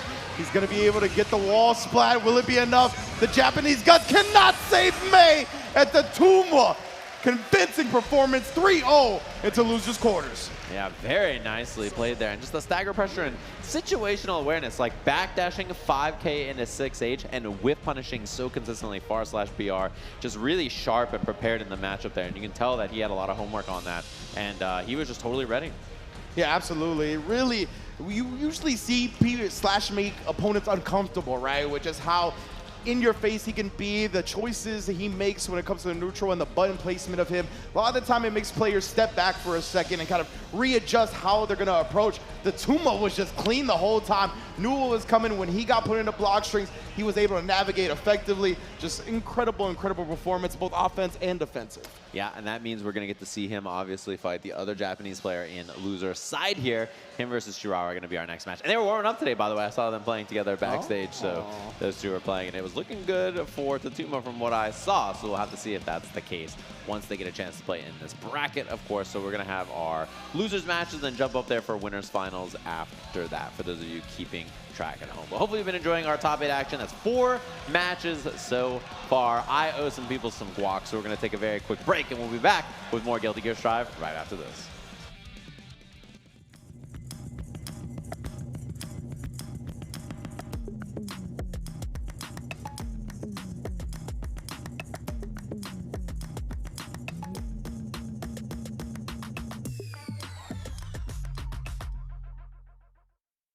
PlayStation 罪深き生体兵器ギアに滅びをギアとの聖戦により悲劇の時代は終わりました。終わっていない。このままでは第二次聖戦が起きる。君は一体我が名はユニカ。世界を救うために来た。聖戦の英雄カイキスクがギアをめとるとは。聖戦は終わりました。私たちも変わっていく必要があります。殺戮兵器だ。何も変わりはしない。生まれが全てではないでしょう。強引なアプローチは嫌いじゃないぜ。何が目的ですか。ギアとの共存という過ちを正し人類を救う。あらゆるギアを根絶することで。ボスの狙いか。母さん。全国民を敵に回すことになる。うち結構強いから。なんでこんなことすんだよ。そこまでよ。ここは任せろ。行け、援護する。ほら、ユニカと話するの諦めないさ。何か理由があると思うんだ。お前はそれでいい。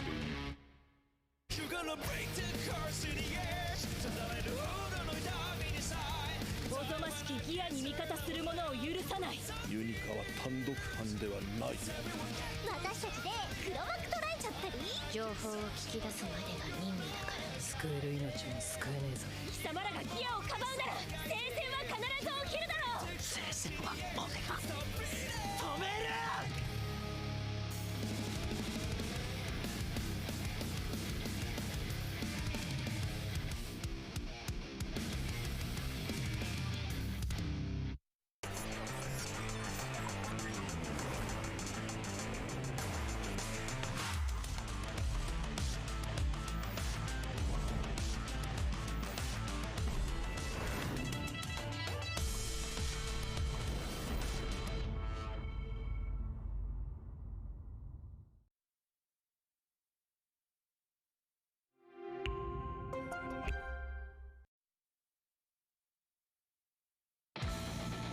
My name is Phantom. Threaten this town, and I'll show no mercy. Now's your chance to surrender!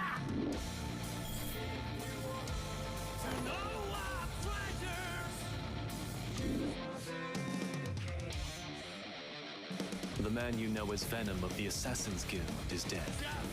If you think I look like him, you must be seeing a phantom. And that phantom roams the midnight streets, taking down shady hoodlums. That's right, hoodlums like you!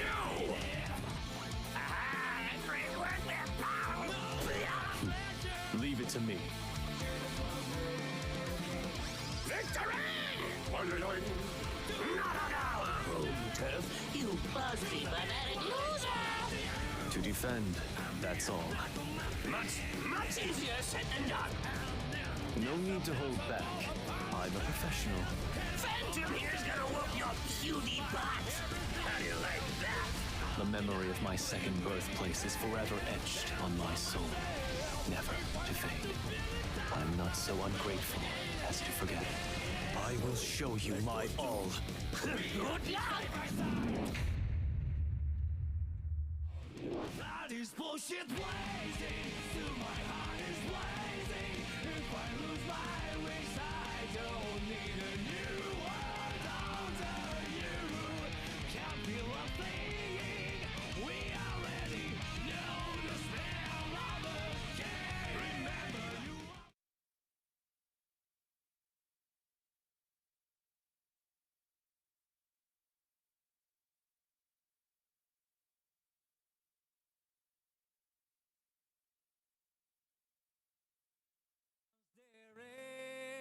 everything comes through. I've heard of such a dreamy place. Do you think my broken wings will heal? Hope so, 'cause I can't fly well. I wonder if this rain will stop one day. Someone's been crying all along. No worries, there's only one road, so I can't get lost. All I have to do is walk. Placed by the name of heaven, the promised land. Everyone is waiting in a very long line. Placed by the name of heaven, there's a comfort in that. I don't hesitate, just be guided.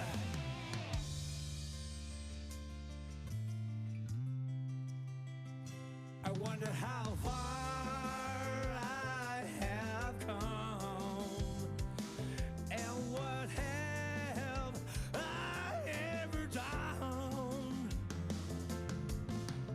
Alright, well, I'm sure I'll be there soon. All I have to do is walk.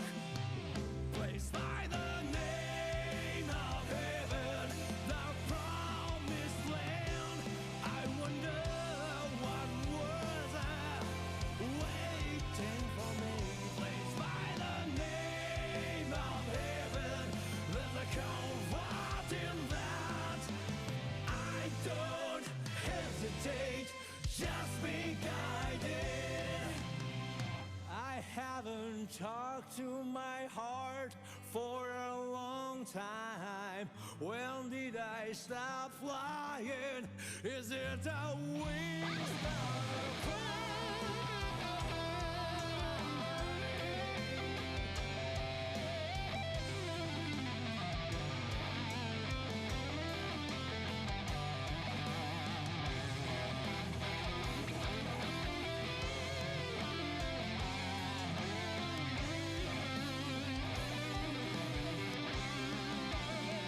Placed by the name of heaven, the promised land. Can I find myself again in that life? Placed by the name of heaven, there's a comfort in that. Freedom in my hands means that I can get. Placed by the name of heaven, wings. I'm sorry, I may sacrifice, but I should have known the name of heaven. I can't get out of line now. Freedom in my hands means that I can get more. Freedom in my hands means that I can get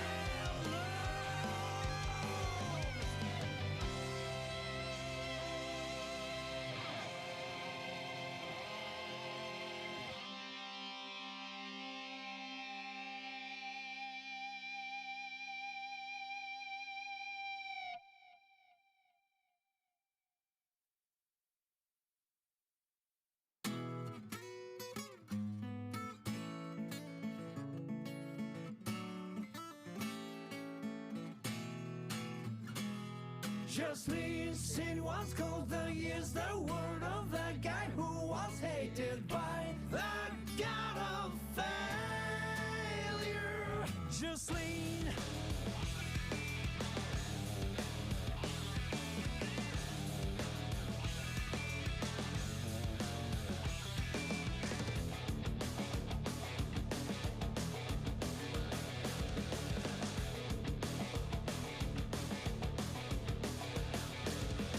No one here is thinking about the heart. It's this thing Welcome back, everybody. Hopefully you've been enjoying all of our action so far. We're back here with Top 8. Our players are already on the stage. We're going to be doing losers side of the bracket here in case you missed any of our action so far. We had our 2 winners matches and 2 losers matches. Only a little bit to catch up on. And obviously the Venom trailer, which is already being played up there. They played it a second time already for all of you who missed it out there with Robo-Kai rubbing his shoulders in between. So lots of good stuff. Most definitely. So let's take a look at that top 8 bracket and how it's progressed so far. Of course, our winners finals is nailed down with Red Ditto and Rang going to be duking it out to take advantage for the grand finals winner side, of course. But we got losers action to take care of first with Churara and Tatuma going up against each other. The Japan battle, as you mentioned, and then Jonathan Tene and Tiger Pop, which is what we're going to be kicking off with next. Yeah, and let's take a look at those two head-to-head here. Of course, curious about the character selection that we're going to see from Tiger Pop as well. Obviously has access to both Happy Chaos and ABBA, which are both very formidable characters. I think either one is possible here. And the cool thing about them is they just jump between the two depending on how everything's looking, how they're feeling, all that, of course. And we love the oops, a Joker. You know, if you're Balatro fans out there holding it up, get Most those definitely. better odds. Improves your odds, which is, I think, everybody's hopes in a fighting game. 100%. I mean, it was just so fitting, the fact that this was his pose and the way his group played out. Most definitely came into play, to say the least. But yeah, now we're going to get Jonathan Tene and Tiger Pop, both of them ready and rearing to go. And yeah, I'm interested, man. It looks like right now, at least, that Tiger Pop is going to be locking in the ABBA to start it off, which makes sense to me, right? Jonathan Tene is extremely good at pulling up with Soul, going with the 6 S's and whatnot. But I believe we are getting a button check beforehand, right? Both of these players just making sure everything is clean before going into it. But I am expecting the ABBA to start. I like the denim ABBA too. Big fan of that, of course. And Jonathan's button check was walking back full screen. Just like, oh, my buttons are good, bro. Put the buttons in the bag. Put the buttons in the bag. Let's get to business. Both of them gonna get this one started. And remember, we are in losers bracket, so no more safety nets. This is both of their second chances. Winner moves on. Losers tournament life is over. Yeah, and that clean performance earlier from Red Ditto, obviously, sending Jonathan here, so we'll see what it's going to be. Giving some space early, and this is where ABBA's very scary. Yeah, activates immediately. Overhead nicely blocked from Tene. Not a burst to preserve some of that jealousy gauge, and double overhead blocked, uninstalled. The last second there, that was going to be a key grab for even more resources, so I think a wise burst from Tene as the cross-up jump H hits. Nicely blocked in the fuzzy anyway. All the overheads blocked so far, right? Tene knows that once the install happens for ABBA, she is an overhead merchant. That's exactly where she's going to be looking to farm up, and Tene preventing all that so far. BRC backdash catches them slipping. Very nicely done. Didn't get the clean hit there, but that's going to be a wall splat on this and close to killing. Wow. Just not quite enough. Another shot here for Tiger Pop. Has resources, but the 6H, the slab. One of those things, right? On stage transition, you immediately got to deal with that. It's just so fast. Perfect distance to where the characters are left at as well. And Jonathan Tene, once again, picking up this work in the corner. Didn't get punished for that whiff throw either. Oh, no combo off that. Caught the backdash there, 2H. Gonna be close slash into the mix-up here. Fuzzy stuff, knowing it's coming, holding that FD. I love the 2S. Fishing for that as well. Uninstall back into the key grab. Goes low this time. Instead, uninstall key grab on the wall to build those resources back up. Yeah, literally every high option has been blocked, right? So Tiger Pop starting to switch it up a little bit. Showed an empty low. We'll see if that opens the door for some overheads later, but instead the Volcanic Viper with the stop to everything. And again, the overhead, nice, quick RC low. Definitely starting to switch it up. Not looking towards the fuzzy for the completion. Yeah, and the nice thing about ABBA as well is that 2K2D into Donzai launches, so you get the combo on it right away immediately. So you get the combo either way, whether it's fuzzy overhead or low jump H hitting. Where's the burst? Right on the Donzai there, which makes a lot of sense. Yes, indeed, and now got ABBA in the corner here. No more jealousy. Brutal spot now. Tene can just kind of wait this out. And then the counter hit lands. No gauge built on that, though, until right now. Overhead hits. I'm sure we'll see Rekka or key grab here. And once that game comes through, and again, builds so much meter in that process. Now Tiger Pop can get a little bit ignorant, but too far spaced out, and Tene takes advantage with the whip punish. Yeah, going to be out of jealousy rage very soon here. Tene just keeps the string up and knock down into that. Waits for the jealousy to pop to get the meaty after. It was composed right there. Literally no movement. Gets the wall stick and the kill. Jonathan Tene, first game on the board. And you see the stress on that head shake, just like, oh God. Just, you know, the perfect spacing too, like that overhead whiffs on ABBA, and then 2K2D was the party starter for Tene. Most definitely, and now putting the gunflame out as well while she's outside of jealousy. Making sure they can't just use the 6K for free. Yeah, oh, had the far slash, didn't confirm it there. Dashing 2K. Tiger Pop trying to make something happen. Huge counter hit confirmed. Resets, jumps in, gets the pressure, and DP on Wake Up does work out for 10A, challenging that. Scary thing for her to have to deal with as well, and Jealousy going to be running out here at the very end. I love the immediate Bandit Revolver afterwards as well, right? Since she's in Jealousy, you know that Tiger Pop is going to want to push that advantage. So 10A made him in the middle. Oh, but this time the DP, nowhere to be found. Nice bait on that all the way to the wall here. Doesn't get the splat, but the tap does for the kill. Nicely done from Tiger Pop, managing those resources perfectly all the way to the corner. Couple of love taps with the key to end it.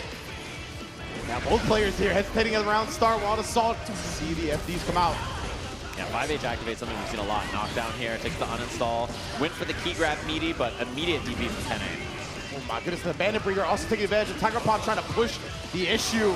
Open them up high, and that's when we're gonna get the burst. Oh, she's so fast and jealous. Dude, that jump H hit from so far away. 2H, no go on that. Trade on this. There could be a combo. Yeah, that's a combo into even more resources, which is brutal to get hit by for 10A here. And baits the DP, same setup again. Don's eye for the wall break, so can't build the resources properly. On to 10A here. Oh, goes to the Night Raid. What a call out. Yeah, and gonna be out of Jealousy rage here very quickly. So 10A just gets the string up here and wait. Gunflame feint and the throw after. I love the decision making. Block on the super, pops it. One chance here. What a block. 2K, 2D, the IBFD again, twice there from Tiger Pop. What a call out on the 6P. Yeah, to beat the Bandit Revolver right there, shutting down the approach from 10A.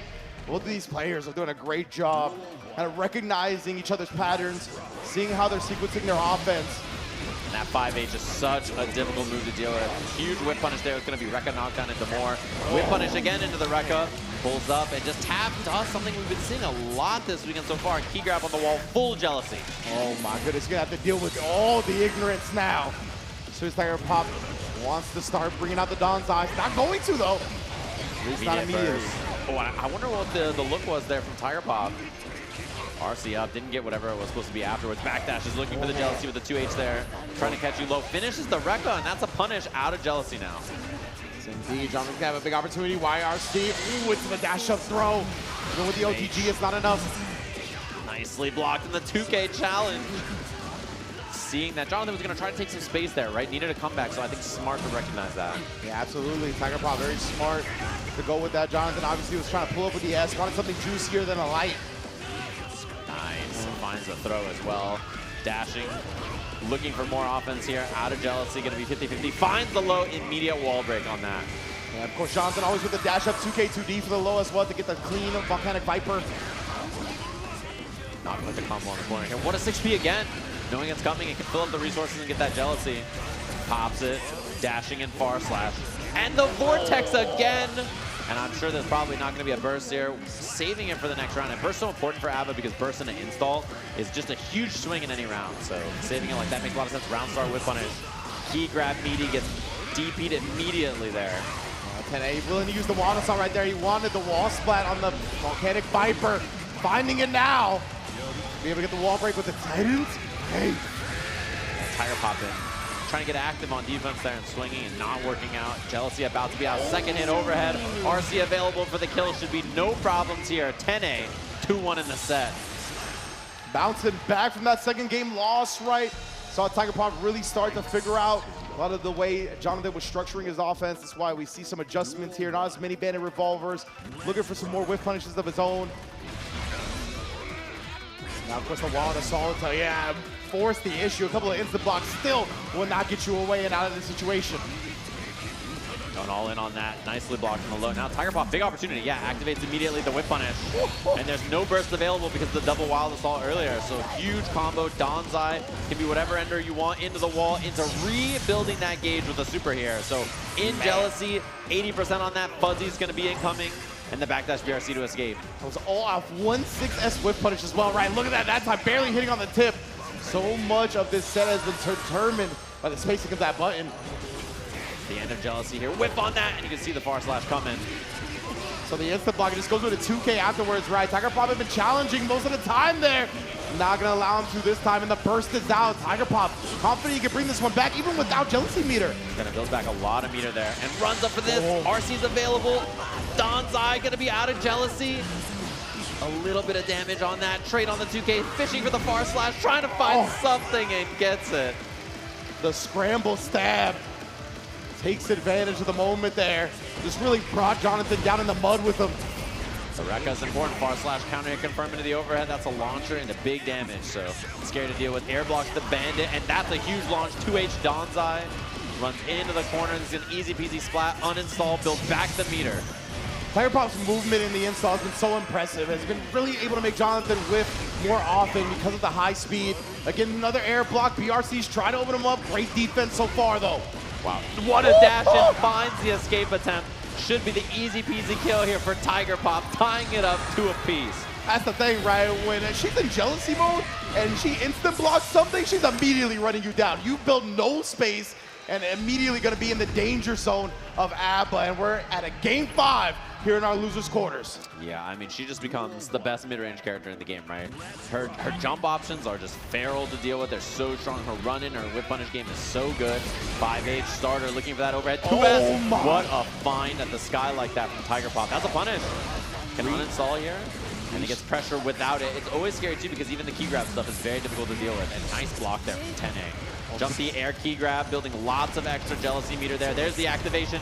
Too far for the punish, and now huge opportunity for Tiger Pop here. Jonathan, he was trying to shut down the air approach as well. You saw the 6P come out, but it was too preemptive. It's so hard to get a handle on the tempo of ABBA when in jealousy. You see Tiger Pop starting to run away with this, trying to put himself on set point. The 5K finally comes out, of course, nerf button, so you don't see it that much. Overhead puts Tiger Pop on that set point.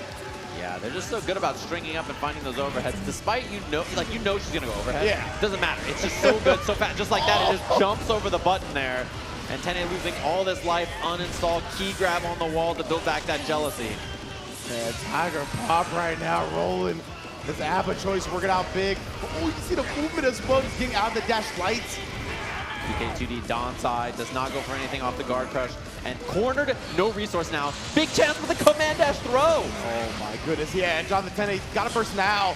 Trying to bring this one back. Finally finds a whip punish, but nothing afterwards. Oh, Tiger Pop has burst too, which is so important in this matchup. Wow, punish here. And it's a little far on the BR anyway. There's a burst from Tiger Pop though. Still has no jealousy gauge available just yet. Needs to find one more hit. Yeah, he's been blocking the lows after the Bandit Revolver RC mix so effectively too. The 2S counter poke though. We have a chance here. Doesn't break the wall because one hit on the wall here and the super could do it. So Tene patient. Building some resources, the throw. Scary thing though, if Tiger Pop gets any space like that, jealousy, so much jealousy to work with here. And the regular throw to do it. Tiger Pop eliminating Jonathan Tene, ABBA in top 4 of the tournament. Man, and yeah, the ABBA doing so much work right there.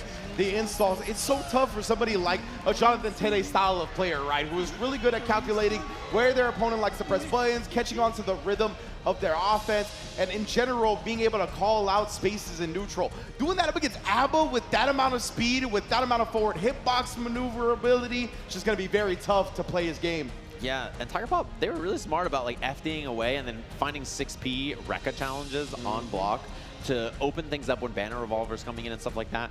Get the knockdown on it, then you could build up so much meter, pop the jealousy, just good management of the resources in the game. Like not only using FD to find openings, but then using that to build jealousy off your situations, but then using that to, using your burst as a resource, burst into activate as well, and the far spaced out 5Hs. Then Jonathan had to give up space because the 5H was such a difficult thing to deal with. If you give up space to try to whip punish it, that means ABBA's full screen, and ABBA's like, oh cool, activate back here. I don't even have to do a button, I just raw install. So, recognizing those situations, very smart. Very, very well done from Tiger Pop, man. Gonna be in that loser semifinals. What an appearance and what a performance so far from him from group stage now into the top 8 as well. We're gonna see them later, of course. And if you liking the way they're performing, then you can vote for them for PlayStation Player of the Day over at the link that you see below now. Of course, Jonathan Tene bowing out of the tournament, had an amazing performance over the weekend as well, but Tiger Pop continuing to roll, and a whole lot of these players are showing out for this PlayStation Player of the Day. Yeah, and a good performance from NorCal FGC, obviously. Some 5th place gamers, both in Uni and this as well. We just saw back-to-back, so we'll play to 2 GB with his atrocity of a stick.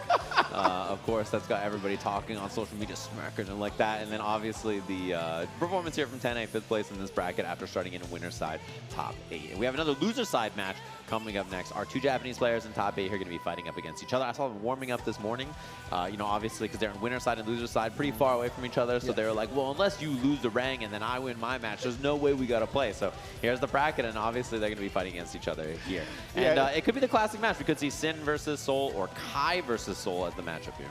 Oh, indeed, man. Yeah, the classic or the Sun versus one of his dads. You know, that's always going to be a good one regardless. And, of course, Red Ditto and Rang already chilling in winners finals. Tiger Pop has advanced to that top 4 as well, waiting the winner of our next match. And, yeah, man, it's going to be a banger, to say the least, right here. Churara in the building, going up against Tatuma. 2 veterans of the game here. Both points finalists as well. Just overall had tremendous seasons to qualify into the Arc World Tour Finals, presented by PlayStation Tournaments, of course. So it's been a hell of a ride here. And you know, obviously, nobody wants to fight their countrymen, but when you get to the top 8, usually you got no choice left.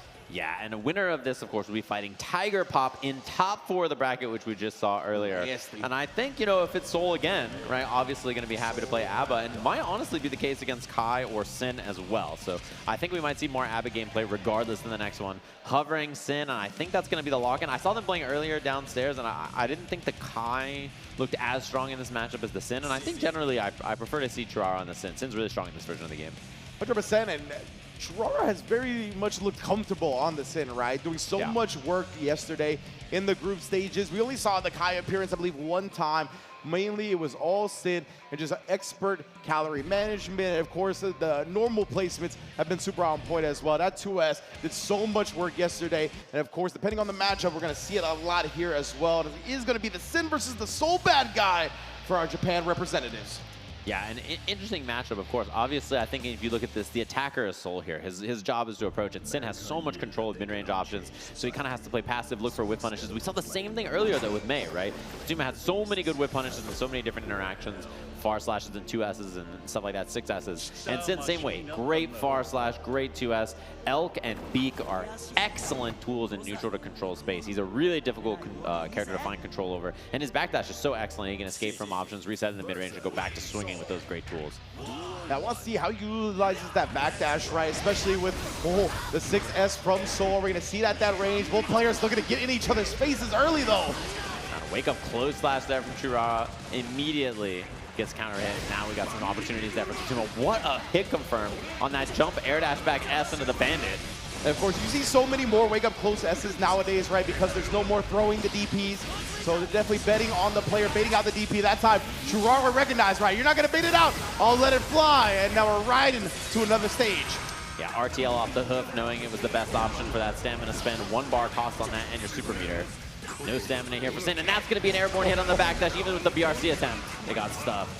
Yeah, just clipped with a big boot. Right, the follow, of course, is going to be a massive advantage here. Very low on the calorie count for Sin as well. 100% tension, walking up with the S. That's what we talked about beforehand.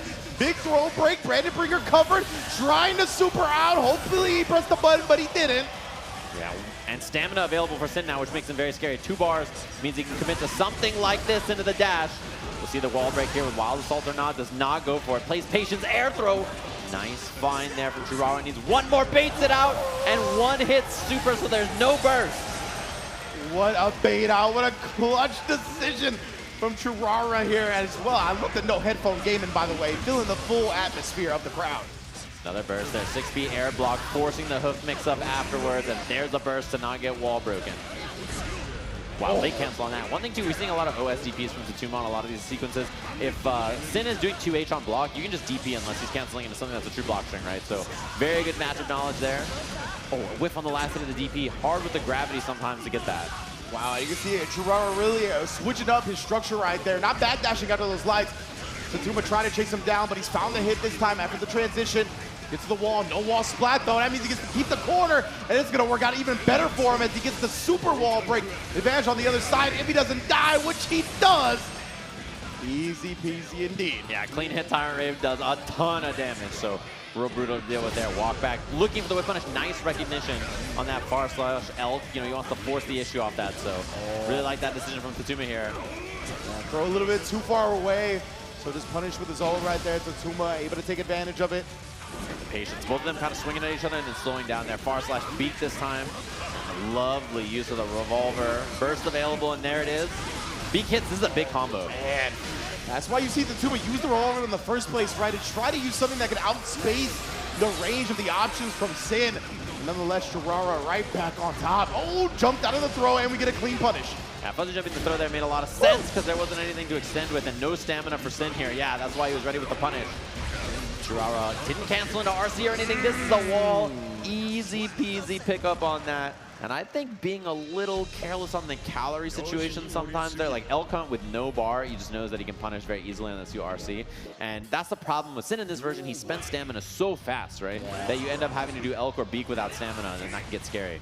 Yeah, that could be something that Churara has tried to throw Tatuma off with, right? Like, okay, you don't think I would do this because I don't have the calories to really make it safe, but that's why he does it in the first place. But Tatuma hasn't got caught off guard. Huge starter here. Counter hit Beak into the corner, into this. Even without the clean hit on that, it hurts. Yeah, man, Tatuma already looking on life support, but yo, this is the pull-up block. Caught him not blocking at the perfect moment. Wow, what a find there. 6 feet, clean hit barrel, not enough to kill, but Chip will do it, and he knows the meaty elf's coming. Wake Up hoof stomp over the 2S. What a way to low crush on Wake Up like that. Both of these players, you can tell they definitely warmed up against each other for sure.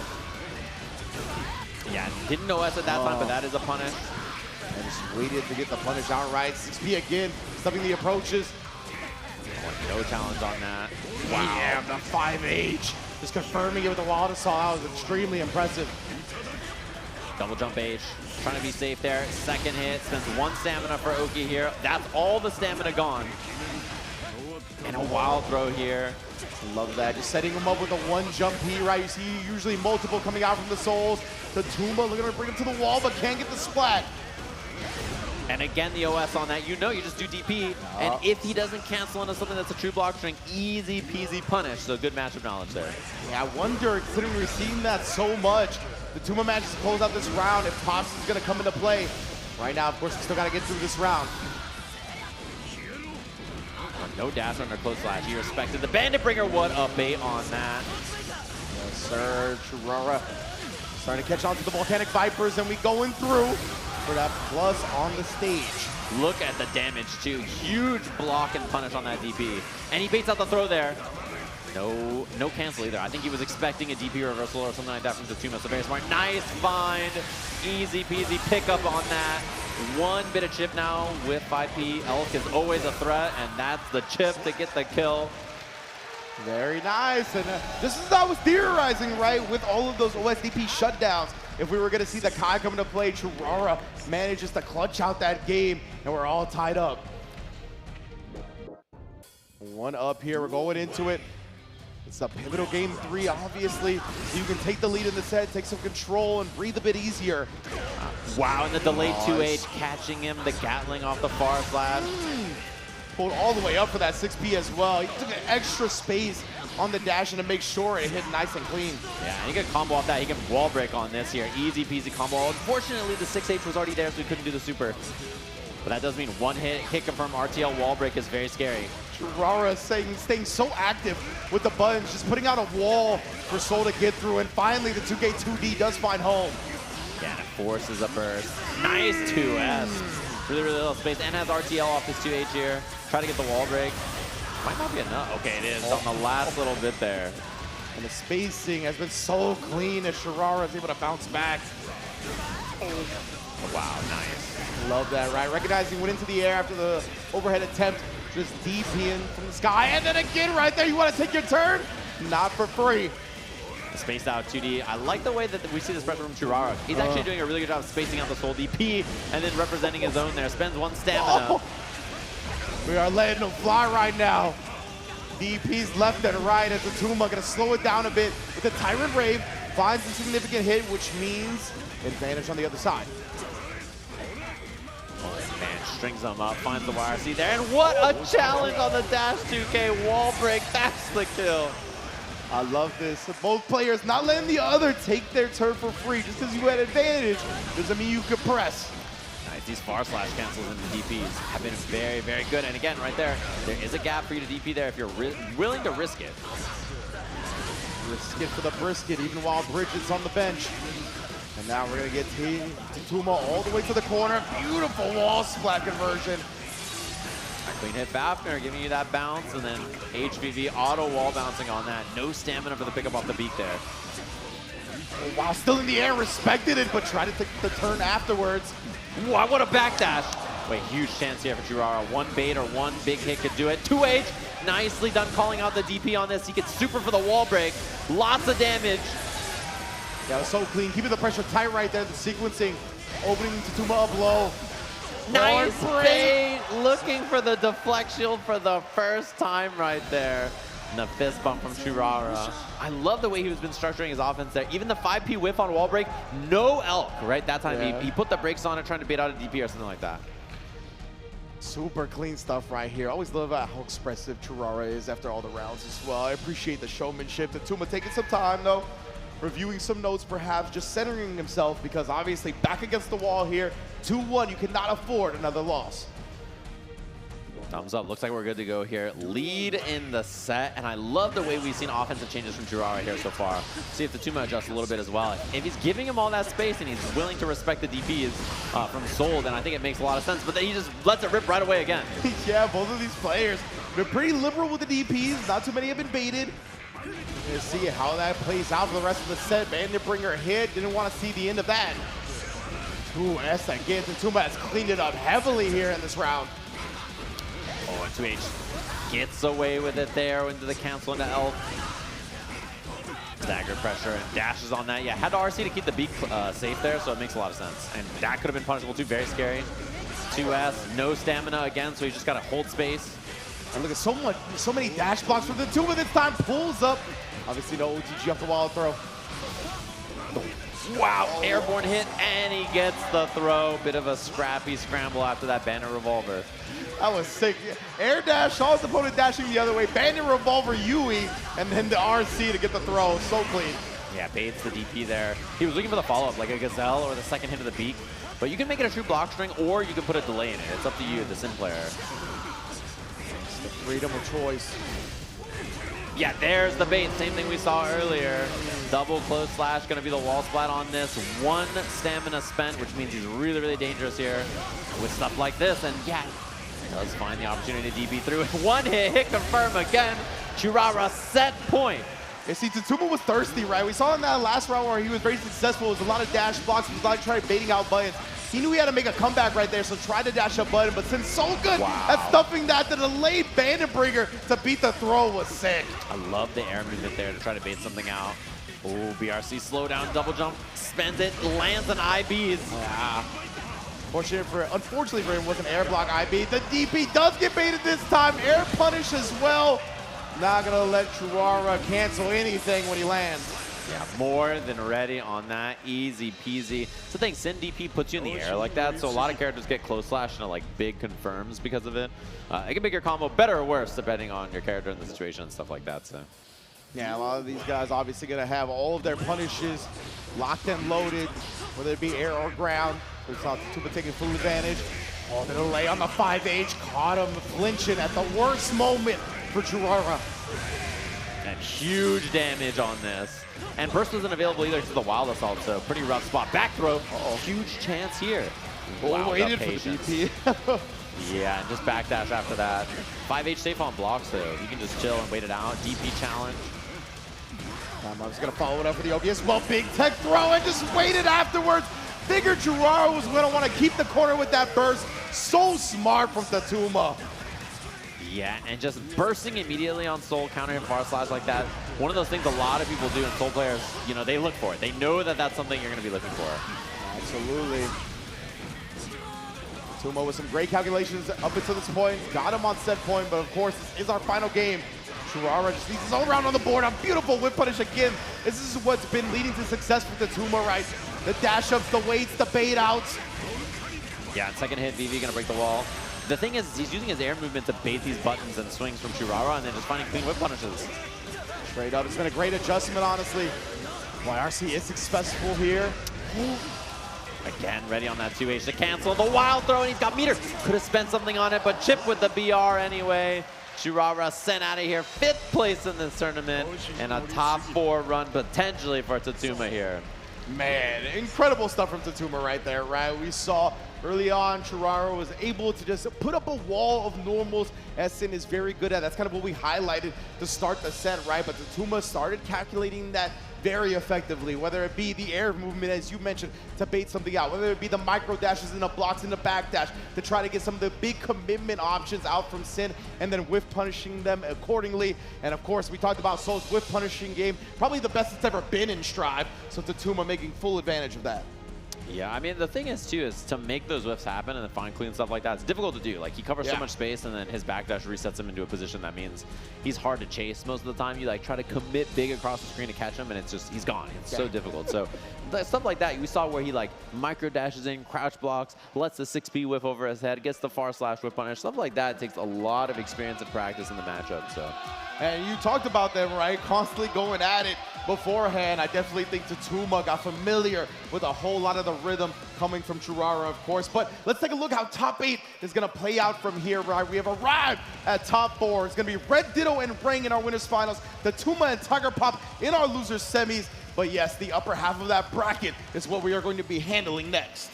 Yeah, winners finals, USA versus Brazil. And then obviously we have the UK and Japan, 4 different places represented in our top 4 of this bracket. Should be a good one here. And both of them, you know, I think looking very strong in their group. Rang making it out of like a very scrappy group with a 2-on, 2-on, 2-on scenario. Lots of wild stuff happening. Red Ditto 3-0'd his group. 9-1 overall in set record, and then 3-0 earlier today. So his overall record since he's made it out of the LCQ, 12-1 in this bracket. What in the world? That is mind-blowing, considering I don't even know who the next closest person is, right? It's kind of wild to have that disparity that Red Ditto has been putting on display here.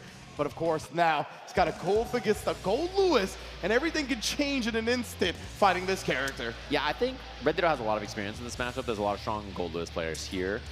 In the US, obviously, I'm sure a lot of people have seen Cherio or Aphodios or Lolo as well, right? There's a lot of good Gold Lewis players in the region that people have played against and have experience against, and then obviously you fight them in all the online brackets that Red Ditto plays in all the time. But Ram Gold Lewis is very scary, I think, for Ram. A lot of, like, you know, when you get offense going, it can be pretty scary for Gold Lewis, but like I think the reward and scary parts about Ram's kit, very, very, very dangerous for her once she gets on defense against this character. Yeah, man. It's always like the reward disparity when it comes to Gold Lewis. She gets stat check. Yeah, like legitimately, my man's big body coming through. You want to scrap with me, that's fine. For every 3 hits you get on the scrap, my 1 hit equals that amount of damage usually, right? So because of that, it's very tough to just stay in there with that. But I do believe Red Ditto is probably the most calculated Guilty Gear Strive player in the world, straight up, right? So he's not going to make a lot of mistakes. He's not going to give Gold Lewis a lot of openings that he doesn't earn outright, and he's going to have to really play that smart game to survive. Yeah, and I think like this matchup too is so scary for Ram. Like jump D and far slash and raw behemoth and like all the approach options make her life so scary. She's not a high health character. There's a lot of dangerous things about this, but it's on Red Ditto to like survive those interactions and force his own offense, which I think he's very good at. So here we go. We'll have to see it here. Winners finals of our ARC World Tour. Ram versus Gold Lewis. The USA versus Brazil, and wow, scary round start from Rang, and Red Ditto surviving 1 interaction, and I'm already fearful, you know. Yeah, one of the big things I think that's going to help Red Ditto in this matchup, obviously all of the experience, but I feel like he never panics. He never gets uncomposed, and because of that, like in the face of these scary situations, he's going to react better than a lot of players. Yeah, sharp decision making, and I think very good at surviving situations like this. 5K gets jumped over. This is the problem you got to deal with. Overhead behemoth. The 2P spending some security on it, and the backdash gets clipped. Meter available for Red Ditto. You kind of have to force here very quickly. Yeah, the YRC as well. You got to make something happen off that, right? He already used the burst. He spent the meter as well, and he's doing exactly what he needs to. Gonna take Gold Lewis to the wall. With the wall break, it will be enough damage, and the Shrine Auditorium comes alive. Yeah, crowd excited, of course. The Ram hats with the caught emojis. Bar crush, yes, all the way through, just staying on top of Gold Lewis, cranking that risk gauge in the process. The swords are going to be coming back momentarily as well. Oh, I wonder if that was a jump D attempt on the instant deflect shield on the jump maybe, but side swap now for Rang. Drones out, and Kara Behemoth for pressure. 6P gets stuffed. Yeah, it was just a little bit too quick on that, actually. Oh my, air blocking, it means there's so much air blocks in here. Spending that security for this, low blocked and stuck in just a tough spot. What a backdash on that. Chance for the cross up. Amazing defense from Rang as well. Oh, tried it again, the explosion didn't quite clip. And yeah, these air punches have been working out great for Rang. Wow. The decision making and awareness there from Red Ditto on that 5K. Just incredible. That, like, to survive that situation is so difficult. And now Rang's got to guess again here. YRC barely connects. 2K sword toss. YRC available for Rang, so there's the throw from Ditto, and burst available for Gold Lewis as well here. Has the hit, no burst yet, just waiting it out. 5H hits, and that burst was the last chance. Ditto trying to run in and build meter for 50 here. The throw with burst not used right away. The patience. This is amazing from Red Ditto right now, somehow surviving. Gets the 6B out as he uses the PRC to slow it down and then stays meaty. Not letting Rang move on Wake Up. First game in the books. Everybody else dies in so many of those interactions there. Like, the fact that Red Ditto survives that is just like a testament to like the understanding of that scenario, but like the experience to capitalize on it, right? Absolutely. It's really difficult spot to survive in. Like, has no business winning that round. It really feels like Red Ditto's processing speed is unmatched, right? His ability to recognize scramble situations, make the optimal decision. I mean, you need that tenfold in Guilty Gear Strive, and it's led to so much success for him. Oh, love that offensive sequencing. And Rang doing a pretty good job surviving most of the offense so far. Has had some really clutch blocks on a lot of things, but this character, you know, just puts you in so many interactions that you have to deal with. As you see that PRC there, late active frames on the 2D hitting, and Mix, again, like, Rang, you know, block 2, 3, 4 interactions and gets hit by the 5th and gets hit by the 7th. Like, so many things have to add up for you to win these interactions. So. Yeah, and Red Ditto didn't get caught. Going with an overcommitted mid move as well on the PRC Super, and again, shutting down the air approaches. He's been so consistent with that. Wall break 5H, 60% on that almost. Now just chilling, finds the 5K.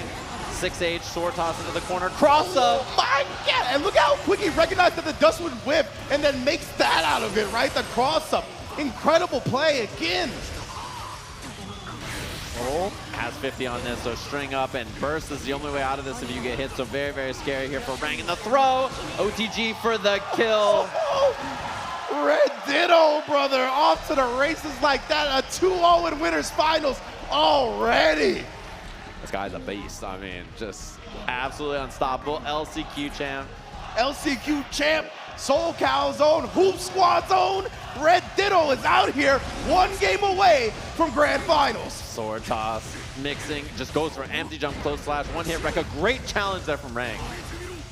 Chance now, and a burst forced off. She does not build burst fast in this matchup, so that burst is very pivotal. This round needs to last a while, otherwise it's gonna get scary. 100% here, you know Rang, this is where he's gonna be his most dangerous. Cannot afford to drop any more games. Back against the wall, a corner animal at this point. Wow, beautiful whip punish. And those 5K staggers to catch Gold Lewis out of jump startup frames or just beat something in the mid-range. That's gonna be easy peasy wall break on this. Sprinkling all the options, Red Ditto finding the dust. Wow. Perfectly outspacing the air behemoth Typhoon. My lord. Not quite the kill, but one gets away, and Rang has 50 to send it here. BRC is forward, finds a huge 6P, and the combo on this could be enough to kill. Not quite. The OTG misses, and that punishes the extended hurt box. Set point to Red Ditto. How is this man so ready and so smart? Red Ditto, are you kidding me? Oh my. Knowing the OTG whiff, like, yeah. Yeah, like what? The Fortunato being fast enough to punish, this dude is on another level.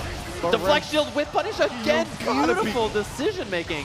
And we're going wall to wall on this just like that. 50 available, doesn't get the close slash. Looking for the whip punish again, not in time. So gonna be the pickup super for the wall break. One interaction away from 3-0ing in Winners Finals. Red Ditto, he's trying to prove he's a different breed right now.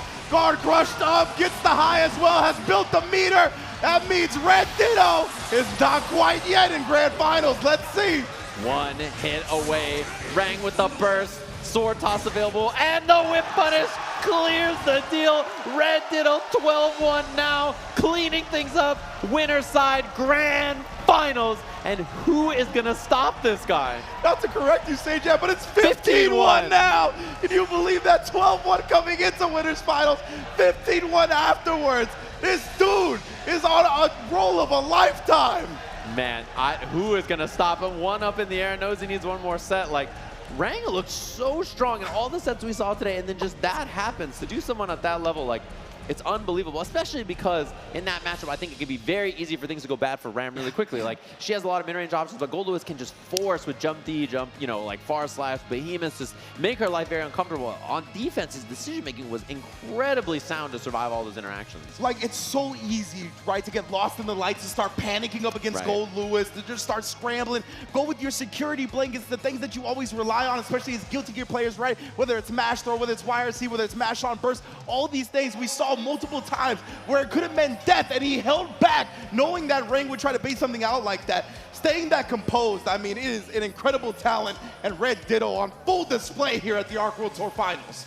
Yeah, of course. And if you haven't done so already, please vote for who you think the PlayStation Player of the Day is. I have a feeling a lot of people will have a certain player on their mind after the set we just saw, perhaps. But, you got to consider everything you saw across all 3 games, of course, and get your vote in at home. But, man, what an incredible winners finals. We have losers semis coming up next, and I expect it to be a repeat of one of the matches we saw earlier, Seoul versus ABBA, right? Obviously, Jonathan Tene lost earlier to Tiger Pop, and we'll see, I assume, that same thing here with Tatuma from Japan up against Tiger Pop from the UK.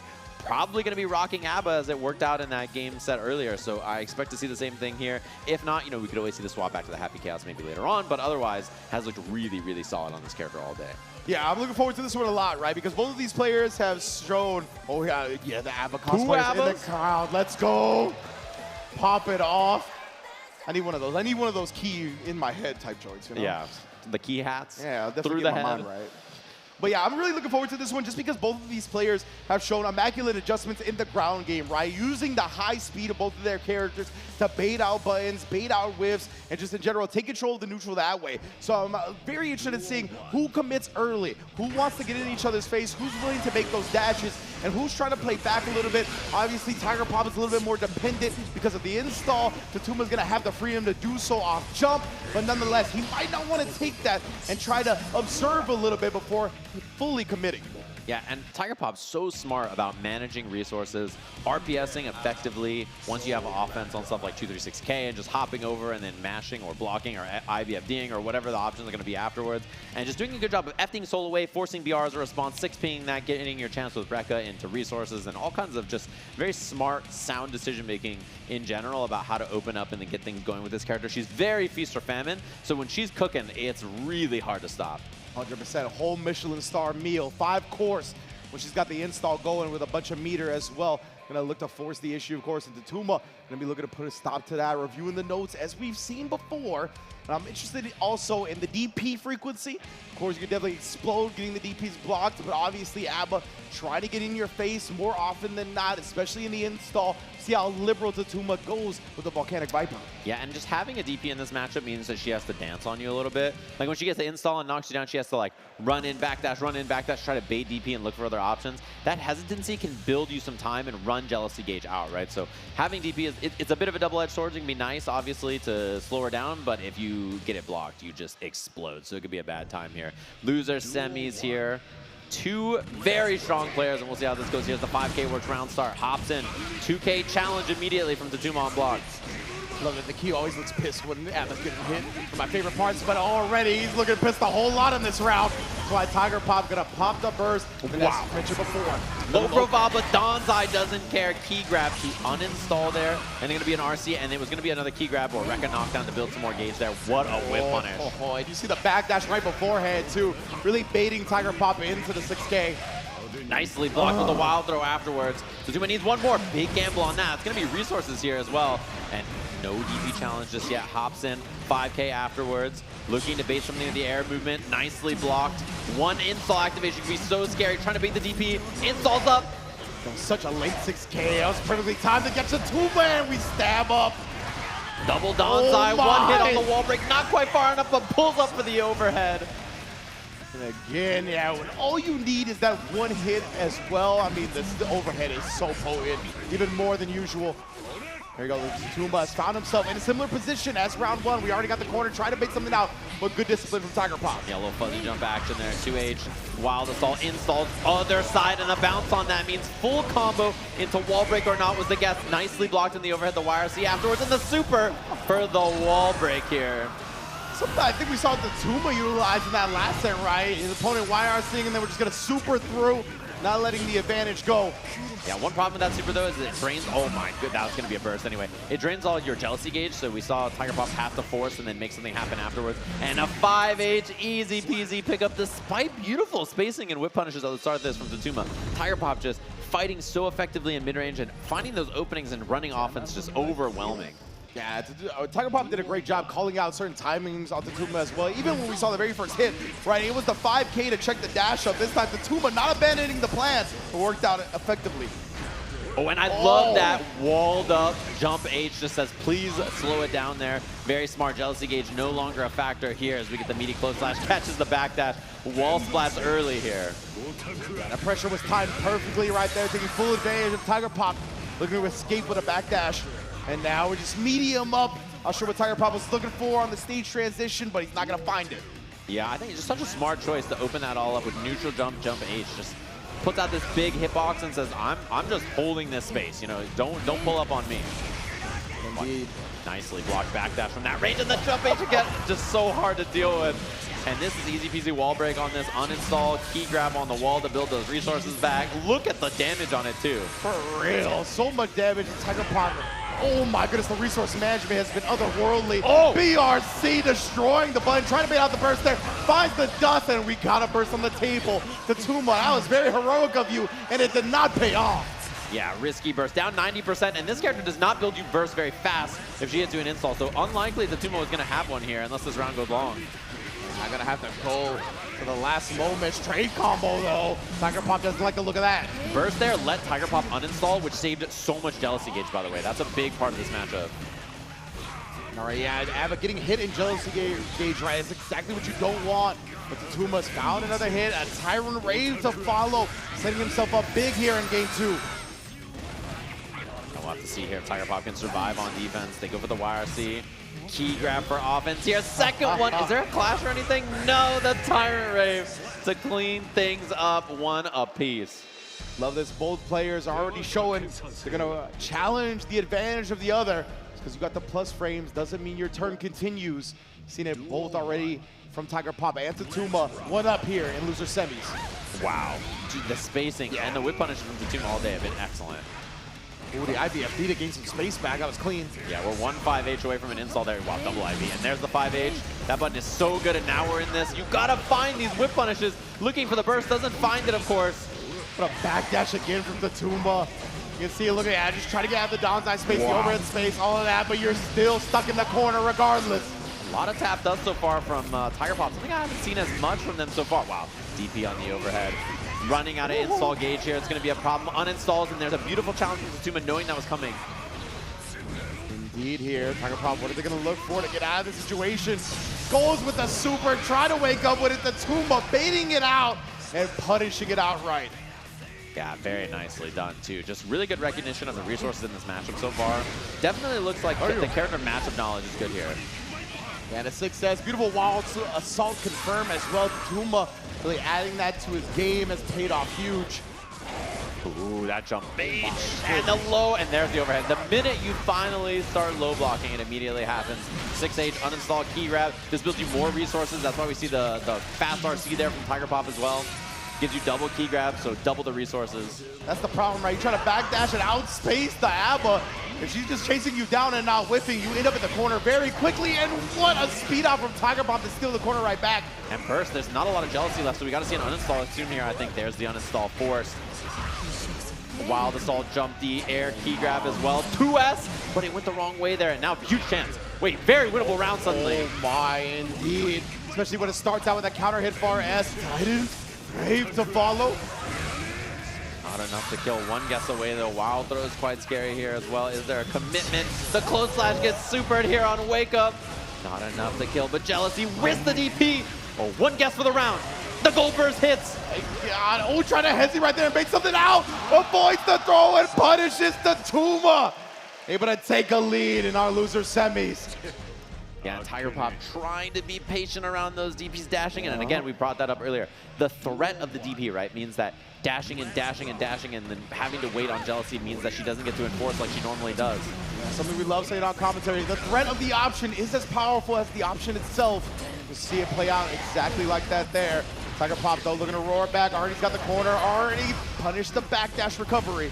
Yeah, and Donside not giving as much wall stick time there, so we just see the wall break immediately after. Overhead block. Fuzzy afterwards going to be uninstall. Burst blocked because the uninstall froze the screen. Oh, man. Tiger Pop. That was a devilish structure, my man. Yeah, and try to approach with the air options. Not the best when you're not in Jealousy, so Tuma ready for it. Oh, dashing in and it just catches a 2K. That's Fafnir -3, right? So Tiger Pop just tried to dash in and take their turn, but Tuma challenging with a 2K. Oh, Rekka time doesn't make it in, but almost has enough gauge for Jealousy now. Wow. Ooh, and then just floating over, seeing that she was reaching, doing some teaching to Tuma.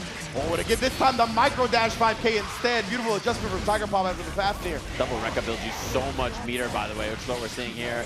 Fuzzy stuff, backdash BRC, DPs, wild throws after, and the Bandit Revolver. That's the round set point now. Can't blame you, bro. I'm lost in the sauce after that one. The Tuma here, 1 round away from getting into losers finals, and that top 3 pressure secured. But Tiger Pop looking to not go quietly into the night. Already counter hit after counter hit in this round. Yeah, and this builds a ton of meter, gives you hard knockdown and Jealousy, and you get the mix after jump key Fuzzy. The deflect shield just to not see any mix. Makes a lot of sense. Late PRC there. Dust whiffs. Jealousy's about to run out here. Got to be the uninstall or it's no bar here, but Tiger Pop just needs 1. Yeah, and a beautiful 2S counter poke to Tuma's 2S placements. All top 8 have been A1. Once again, now the pressure in the corner with no Jealousy. The delayed Bandit Bringer. Oh, backdash. And the dash in 2P gets the Rekka. Has enough for that, and the tap does. Could be the kill on the key grab. Not enough. The Donsai gets goal bursted. Oh my goodness. Opens the door. Knock, knock. There is FD though. Oh, the FD, you're going to give me your meteor or your life. Oh, and a beautiful backdash to bait out the Volcanic Viper. Tiger Pop stays alive. And that dancing to bait the DP is the exact thing we saw in that other game, and then finds it here. So Tiger Pop tying up the set, 2 apiece. Final game between these two. You had to know, right? When you're forced in a situation like that where you have to FD constantly or you're going to get chipped out, the DP is coming sooner or later. Runs up looking for the 2H, tries to find the 2S as well. 2H looking low. That's such an important thing to represent because the overhead is so good. You have to have these low options on deck. Another beautiful 2S counter poke. Oh, and a clean hit Fafnir. A jump D after for the wall break. No resources here for Tiger Pop on that Jealousy gauge. Rekka's going to build a bit, and the key grab does as well.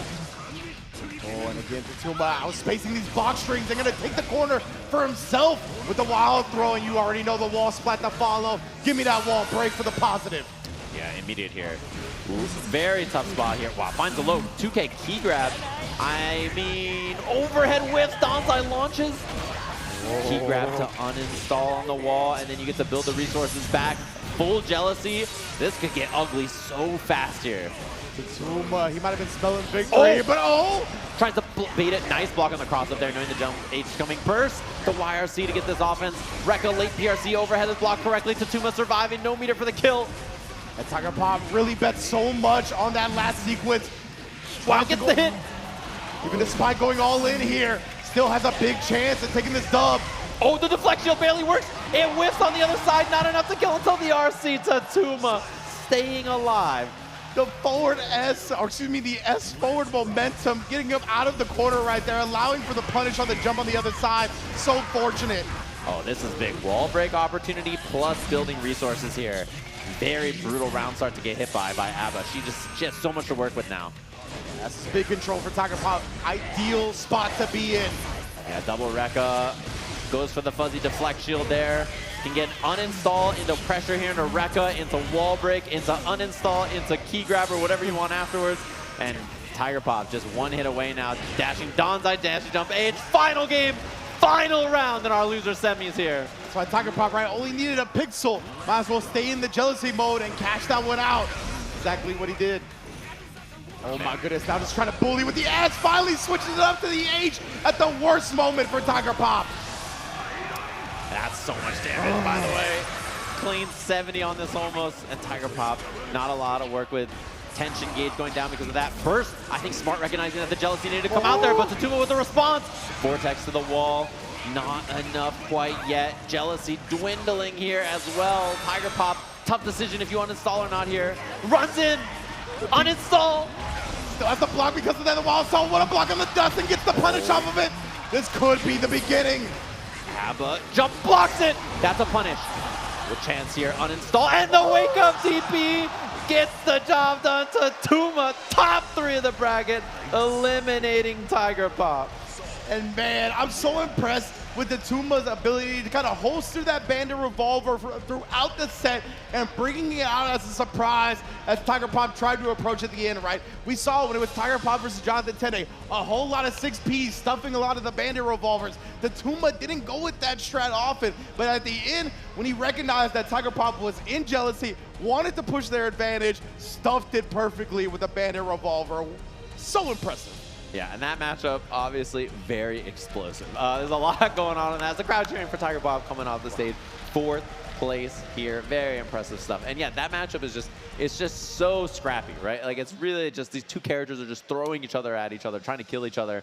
And it's a scrap. It's fun to watch because of that. And Abba's such an interesting character, I think, to watch. And very tough to pilot at a high level when things go wrong. Like, if you're in jealousy and you're hitting your opponent, awesome. But when you're not, that's the hard part about the character, and I think Tiger Pop plays that very well. 100%. That's what you need as an Abba player, right? That's where it really makes the difference. Your defensive style, when you're outside of jealousy, and Tiger Pop, one of the best in the world at doing that. So amazing loser semis. We've arrived at our top 3, but before that, I need a breather. I hope everybody at home needs a breather. We're gonna take one and be back to conclude the ARC World Tour Finals presented by PlayStation Tournaments.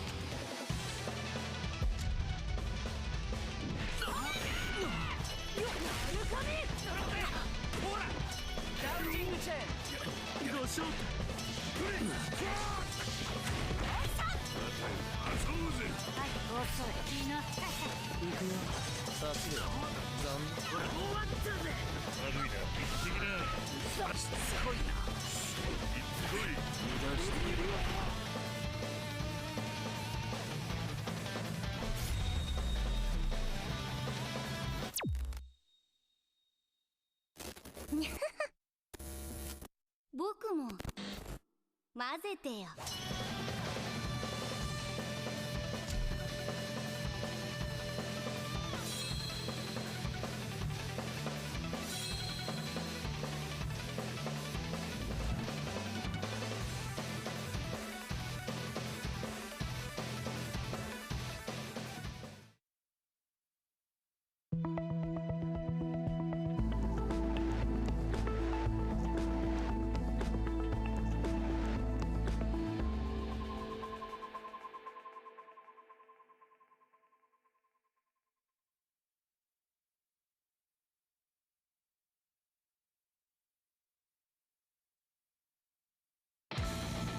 My name is Phantom. Threaten this town, and I'll show no mercy. Now's your chance to surrender!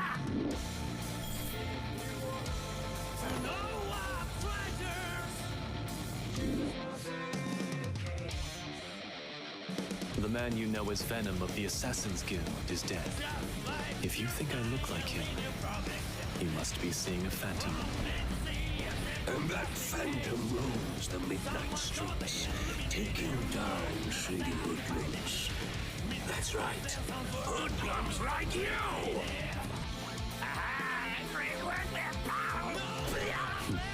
Leave it to me. Victory! home turf, you busty pathetic loser! To defend, that's all. Much easier said than done. No need to hold back. I'm a professional. Phantom here's gonna whoop your cutie butt. How do you like that? The memory of my second birthplace is forever etched on my soul, never to fade. I'm not so ungrateful as to forget it. I will show you my all. Good luck! That is bullshit blazing, still my heart is blazing. If I lose my wings, I don't need a new world under you. Can't feel a thing, we already know the smell of the game. Remember you.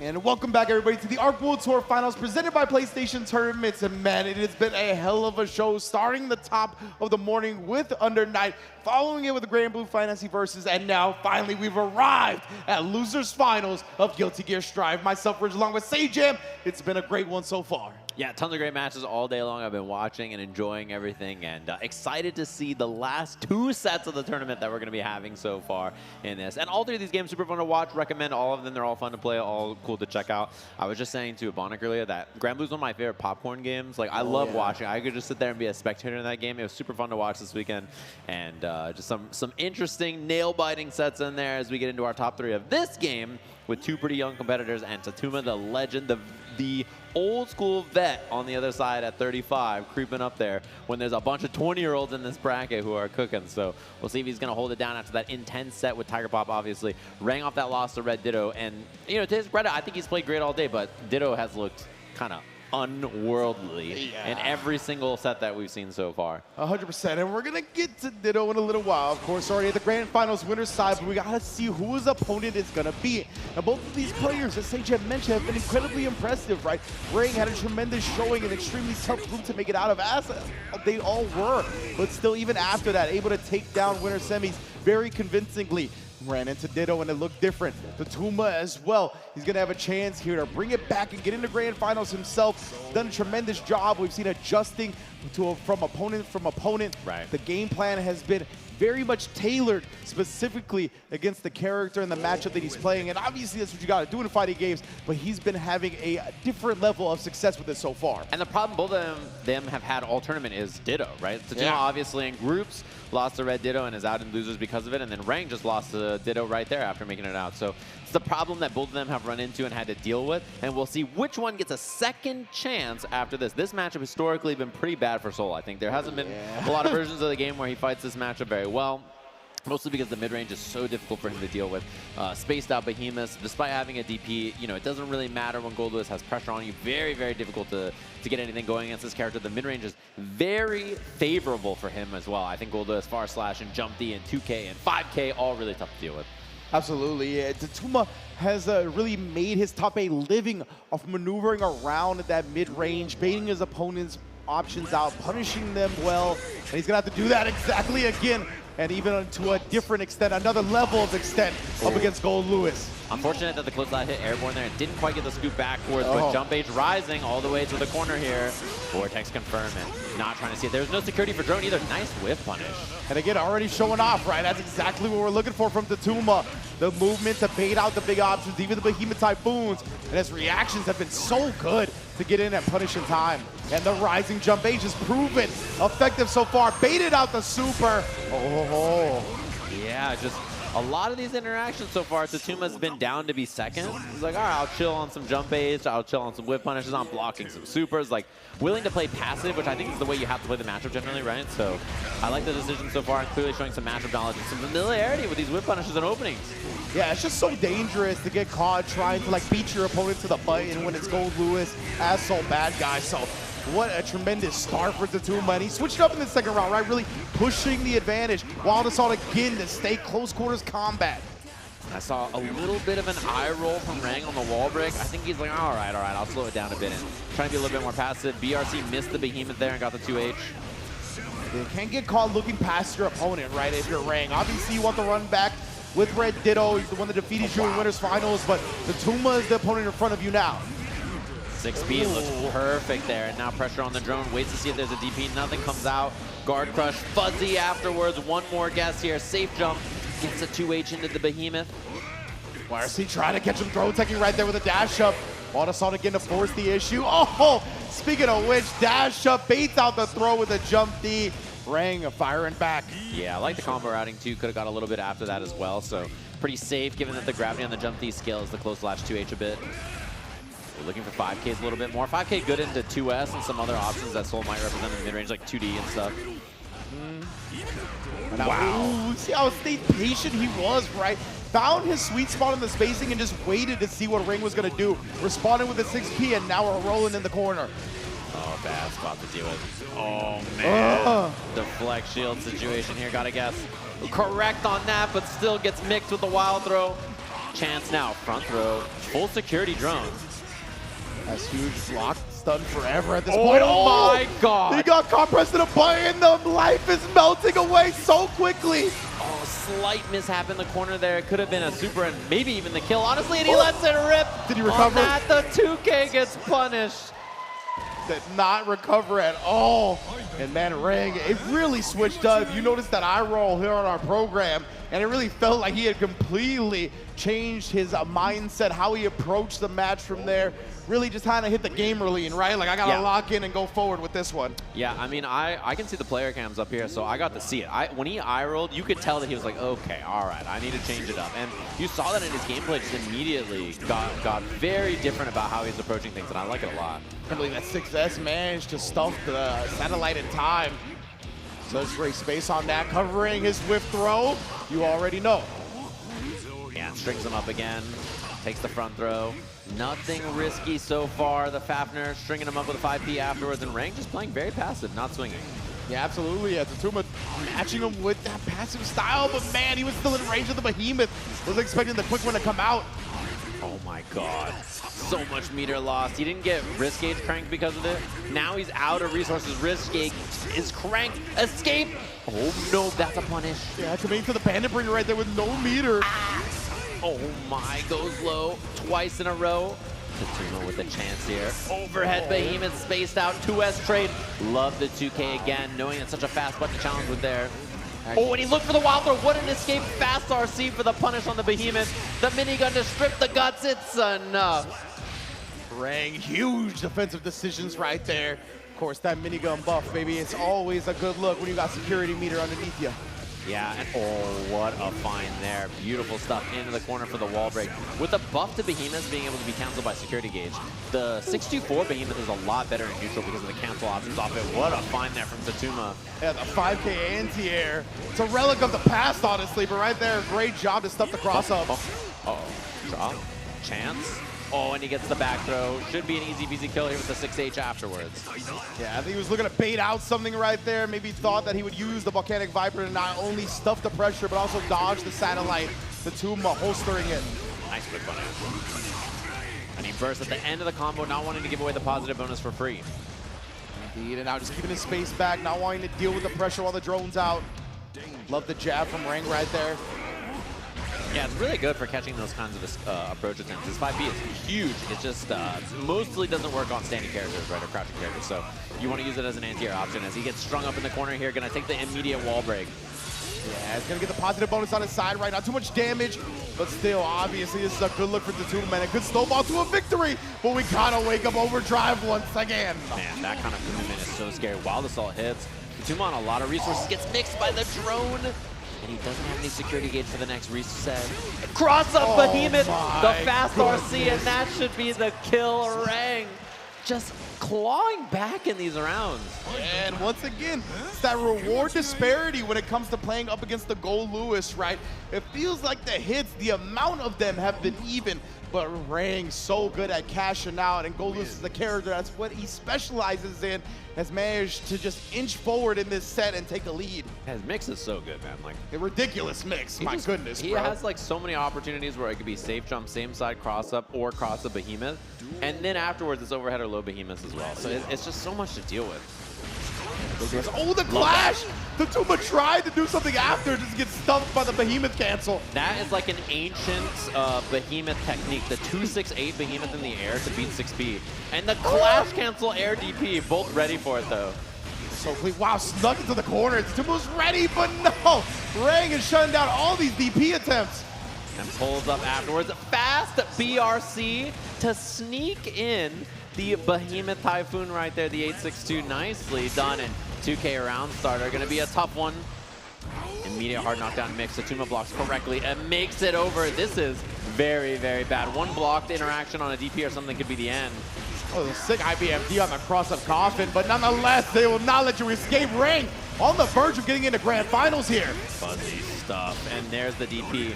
Scary. Around losing DP at block. And look at the spacing on that double Behemoth to build the bar. 3-0, and Rang gets another try against Red Ditto in our grand finals. Rang and Brazil in grand finals. Rep it hard. Beautiful stuff here. And yes, the chance at revenge has been completed.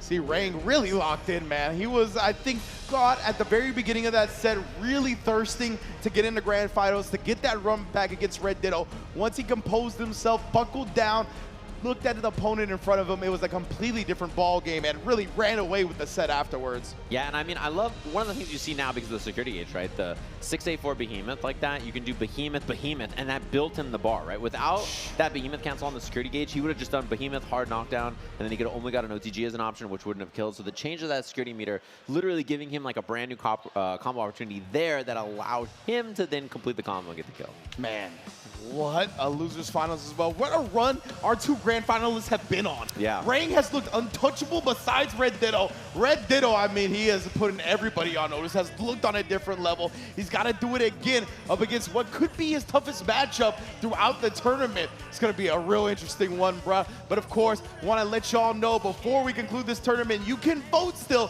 for the PlayStation Player of the Day. Both of our grand finalists definitely deserving so, as well as all of our other competitors, whether it be an Under Night, Grand Blue Fantasy Versus. It's been an amazing day of fighting games, and we know whoever wins is more than deserving. I think that's the coolest thing about Arc World Tour Finals is not a one-game final, right? A lot of the fighting game tours out there are one-game finales, but having all 3 games here I think is super, super cool to get to run all 3 of them all weekend long. So if you haven't checked those other 2 games out, check out their finals. They're really awesome as we have 2 young competitors here from the US and Brazil fighting here. Ram versus Gold Lewis, a rerun of our winners finals where Red Ditto looked unstoppable, but Gold Lewis just needs that one to get going, and that's kind of how things are. So, you know, I know when people lose sets, they tend to reflect basically immediately, and so Rang probably had that chance to sit down and be like, what am I doing? I just need to do this, this, this, and this, and I think I'll be good to go. And we'll see if that same level of reflection is there for Red Ditto and he can match that pace. Yeah, I think that's extremely accurate. Even when we saw Rang up against the Tuma, like the beginning of the game, it really felt like he got caught looking past it. Like he was still thinking about that Red Ditto set. So you know he's thirsting for this run back, and obviously he wants to implement some type of alternate strategies. He's gonna have ideas to take down Red Ditto, but Red Ditto, man, it just feels like so much of his game plan, so much of what he does is foolproof. We're gonna find out here as Rang once again taken to the stage to go up against the grand finalists on the winner's side in Red Ditto. And obviously Red Ditto has the home crowd advantage as well. Yeah, and he is a force to be reckoned with no matter what. I think not able to travel as much because, you know, he's in college and money is spent on Chipotle as the crowd gets hyped for Red Ditto on the stage. So, you know, he's been spending all that money on Chipotle and textbooks and hasn't been able to travel around as much as everybody else, but I hope he gets an opportunity next year. If somebody doesn't send him anywhere, I'll send him somewhere. That's what I'm saying, bro. He'll be the first Chipotle's angel. You know, I put out a tweet about sending some players around, and I was like, if no one picks him up, he'll be a Chipotle's angel. I'm sending him everywhere to get him qualified for next year's Arc World Tour. That makes you Mr. Chipotle? Yeah, that's happening. It's my over. man, Sage, Mr. Chipotle. Let's get it popping, though. Of course, well, these players going to take some time, make sure everything is prim and proper before getting into this grand finals. That means we got the hand warmers, the button checks, and all that. Make sure it's in good space. Man, goodness gracious, man. It's been an incredible journey throughout all of the Arc World Tour Finals presented by PlayStation Tournaments. As we said, both of our tournaments previously already in the books. We got the dap up as well, which means I think we're gonna get into it here shortly. The Eagle is flying. We'll find out if it's gonna land. SoCal, can I hear some noise for Grand Finals? Ooh, indeed. You know that noise is not only for Strive, but for their favorite son, Red Ditto, who's in Grand Finals. Let's get it poppin'. And Patience at Roundstar finds a whip punish on that overhead behemoth and knocked down early. Red Ditto, this is where he's really thrived. He's not gotten opened up in mid-range. Oh, Minigun's a new idea in this matchup immediately, but not been opened up in mid-range and then really found good whip punishes, and his offense has looked excellent. And look at this man, Rang. Yeah, you can tell he's really trying to figure it out here, which is causing some hesitation, and that's one of the best parts about Red Ditto's game. This feels like he knows every situation so well. There's no hesitation. There's no second guessing. There's just in-your-face action. One round already on the board with a perfect. One whip punish at the round start, and immediately after that, it was all clean gameplay. Even got the burst on block, and oh man, look at this. Just immediate wall break scenario already. Red Ditto, all kinds of offense. The gameplay has been so clean and effective so far. My man is leaving this setup spotless with how clean he's playing, but finally Rang getting a knockdown, and of course the same side. What's it gonna be this time? Again, that was disgusting. Yeah, there's the burst. Wild Assault in, and I like the RC to keep the advantage here.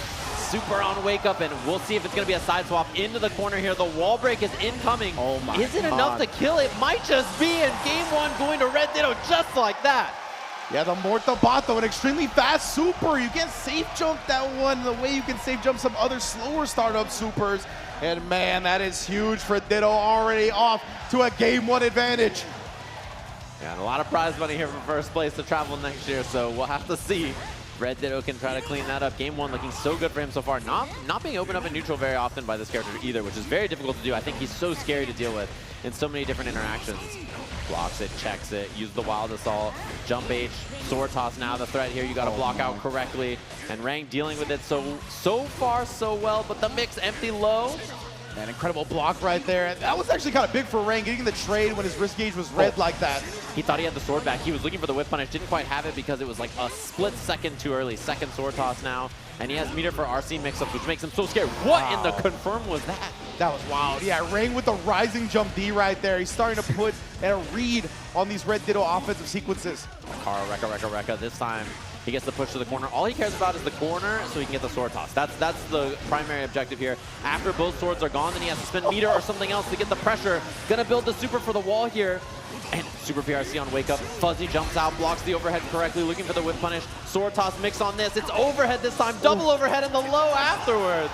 And Red Ditto looks like he can't be stopped right now. Another round. See the 2S again trying to check if Rang is going to get frisky in the neutral. The 5K is the one that does it though, as soon as he takes to the sky. The Let's Go Ditto chants also ringing out throughout Shrine Auditorium. No flip from Ditto right there too. Played it patience on that. Air blocks this. It's tough to see the mix here. He blocks it correctly, looks for the backdash timing on the Behemoth. And there's a beautiful 6P, but out of range, and another one. Yeah, exactly. Rang using the pause from the RC and the rising jump D. It's something he's looking for more and more of in this grand finals. Oh my God, 6P gets blown up, and that's the kill. This is how it starts. Gold Lewis just needs a bit of momentum and a coffin, and all of a sudden you're in trouble. 6P anti-air, correct on it. The sword toss, it hits! Oh no! No shot. Trying to take his turn a little bit too early right there. Got clipped by the explosion. And sword toss to deal with the drone. Yep, he's had that response a few times so far. Rekka, overhead mix this time. Charge does for the confirm. It's going to be an easy peasy wall break, which gives you both swords back. Oh yeah. Ideal scenario for Red Ditto now. Staying away, doesn't quite get the whip punish on that, but nonetheless, these instant blocks aren't going to help you. Oh, he gets the cross up into the dust of the explosion. Still combos in the corner, but Rang has a chance here. Love to see what the guess is going to be. Overhead Behemoth. Overhead again. Gets the wall break on this. Super available as well. We break the glass in two ways, baby, on the spectacles and the wall. Advantage Rang here. Red Ditto, what are we going to do with it? Tries the backdash, gets clipped, and gets defeated. Rang, now some momentum, some confidence, able to be built back on his side as he ties up this grand finals. And he didn't pull the trigger on the Wake Up Super. That was a big thing to put in his mind, right? Because if he had done it on any of those knockdowns, it could have killed Gold Lewis. He could have just done it, and it would have been like, oh wow, what a challenge with the 6B after. So now Red Ditto's got to think about it. Wow. You know, Rang's got that in his back pocket as well. Yeah, I think Ditto was looking for the whip punish on that Wild Assault, but the last bit of the active frames ended up clipping him. Oh, the PRC wants the burst to keep him in the corner. I thought that close blast was going to be a burst bait for sure, but not quite on time. Oh, the 2P check on the string, but the clash cancel. You're kidding me, Red Ditto. And the counter hit Daro just explodes them for the launcher here. Super knockdown, mix time. Strings them up with the sword toss. Trying to bait something out. Nice block on that too. Into the corner. An immediate super confirm again for the hard knockdown. Loving the recognition right there, knowing the exact distance Morzabato goes. Has got a lot of horizontal spacing to clash. He tried to let it rock. And beautiful 6P to stuff it. Just a dash up. Went for the super. He wanted to RC cancel it, but the drone in the way. Wow, put it in a stop to that attempt at the Morzabato. Wow, this all round star catching the backdash. Ditto on no burst just yet and stuck in the corner with no meter. Jumps out, but back thrown back to the corner. And it's time to guess here. Drones out, deflect shield. No go on that. That's the jump D over the far slash. So many jump Ds here. Red Ditto's done a great job shutting down the ground approach and a backdash on the Behemoth. Beautiful stuff, the rock there, and that strings you up a little bit. Rock again to pull you in. Jump H just out of range. Rang feeling a lot better about this. Oh, the air dead push. zone. Oh, indeed. A little bit too far for the choice on the Behemoth. I should say too close, honestly. Yeah, 684 Behemoth has that dead zone right in front, so you have to be very careful about that. PRC mix and the overhead this time. Burst on the table. Doesn't commit to it. One more hit for the kill. Still surviving on a pixel here, but the Rock will do what it needs to be done. The final boss, after all, went up here. Jump H, air dash. Wow, what a mix-up. No wall break, but now you're in such a bad spot. If Ren gets hit here, we'll see the burst pretty quickly, I think. And yeah, just burst on block, doesn't want to deal with the sword toss pressure. Throws the sword to try to get rid of the drone, but actually down both swords here. Yeah, most definitely cornered up. What a 5K placement, though. Oh, Red Ditto, we got a little bit too happy with it. Ate a counter hit and didn't want to see the rest of that damage. Calls out the machine gun. Yeah, something Rang hasn't been doing as much, and the awareness is outrageous there. Legitimately, you saw the way he just kind of buffered and then went with the instant air dash. That's exactly what he was looking for. I like the adjustments we're seeing from Rang here, though. The mix, the overhead has landed every time. Super build for the kill. Not enough. Just barely hanging on here. Rang's got 50 tension. He's got full security gauge. Something big can happen, but he's going to have to sacrifice so much meter to FD. And Red Ditto is one match away from being the ARC World Tour Guilty Gear Strive champion. And so many of these interactions, Rang is doing a really good job adjusting, I think, and calling out more stuff, you know, fishing with that jump D a little bit more, being passive, not getting whip punish as much, but just so much control from Red Ditto. Bagley and Red Ditto, he's been a little bit more passive himself, being careful about the way he chooses buttons on the ground to not get himself opened up by that jump D as much. Look at that, even take it to the air himself. Oh, Rock there steals a turn, which is so important when only one sword's available. This is a wall break immediately. Hard knockdown. Rang does have super PRC, but still a rough spot to be. Red Ditto smothering, close slash there, Rock, and there's the super on the rip, and you saw Button the close slash there. Yeah. Big break. Drone's available as well. Wild Assault available. Yeah, Red Ditto immediately gonna YRC, so he gets the block afterwards, but he just goes into the sword toss.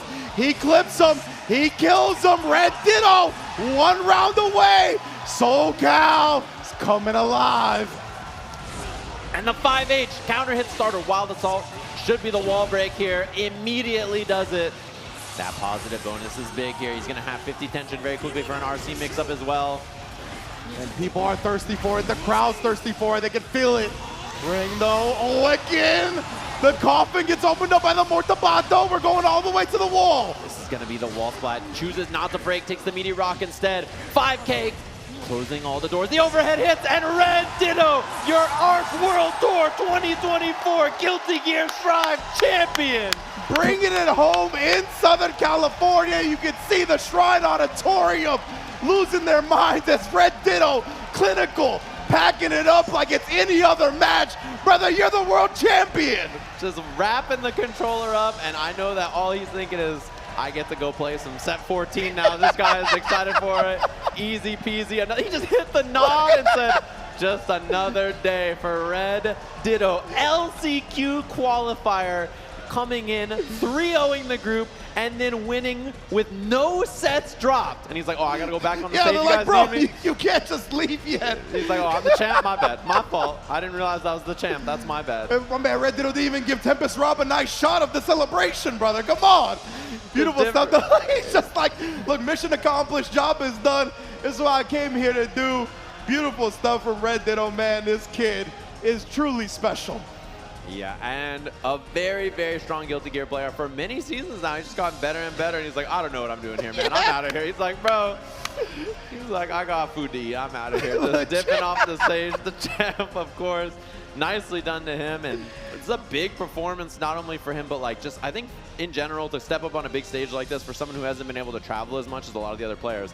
That's why this LCQ exists, right? This is why we run LCQs, so that someone like that can win the LCQ and then win the tournament with that kind of domination.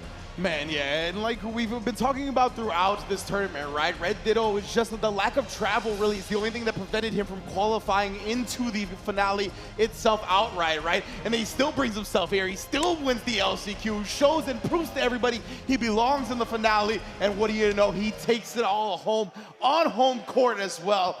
I mean, one of the best performances in any game that I've ever seen. Yeah, the Hoop Squad's finest, of course. Nicely done to Red Ditto there. Very impressive. Big fan of that man's gameplay, and excited to see him get a big W here. That is very deserved, obviously. LCQ qualified and then winning the tournament afterwards is a tough ask, right? I think, you know, many events have had people close to doing that kind of stuff, but to win LCQ and then win the tournament after is a big deal. So congratulations to him. And you can see that big old trophy on the stage back there. He's going to be getting that in a second here. I don't even know if he's going to be able to carry that thing. That's a big trophy back there. So congratulations to him, of course. Excited to see how how he does. And hopefully he gets to travel this year more often. I'd love to see him out at more places. Yeah, absolutely. And you mentioned he's going to have plenty of money to do so, but it is going to be a crime if this man's phone does not blow up and it's on somebody else's dime that he goes to every other tournament next year because, man, he's one of the best. And right now, the best in the world. Yeah, if you don't do it, I'll do it. That's I'm straight warning up. you right now. I'll just Let him steal know. it from you. If you don't do it, I'll do it. That's So- what you did with the slam, right? Yeah. If you don't want to do it, do I'll it yourself, baby. I'm sending him somewhere. He's going to qualify next year as well. So congratulations to him. And thanks to all our players. It was an awesome top 8. The groups were really, really awesome as well. Really fun to watch. Really excellent play from everybody. And I think it's just sick. This level of play for this game is just getting higher and higher and higher. Lots of new stuff to look forward to. Literally Venom tomorrow, by the way. So very, very exciting, of course. And we appreciate everybody coming out, checking this out. Everybody watching at home online, getting jump scared by RoboKai like I did. Really, really They cool really stuff. just studied with the RoboKai animations. They were like, yeah, we know our animation game is continuing to get better and better. Just throw RoboKai out there and let him stunt, bro. He just goes whoop, and then he like gets big, and then he massages your shoulders.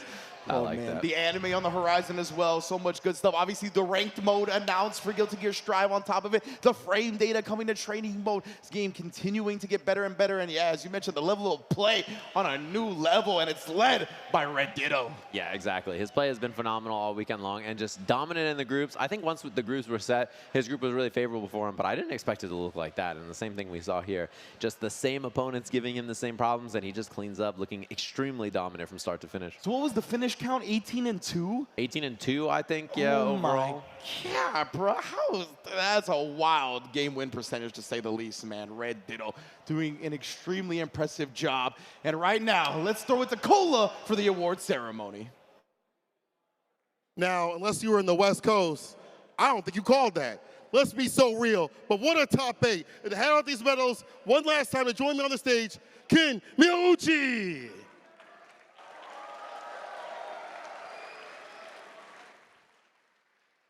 All right, let's begin with 7th place, Doru Ino!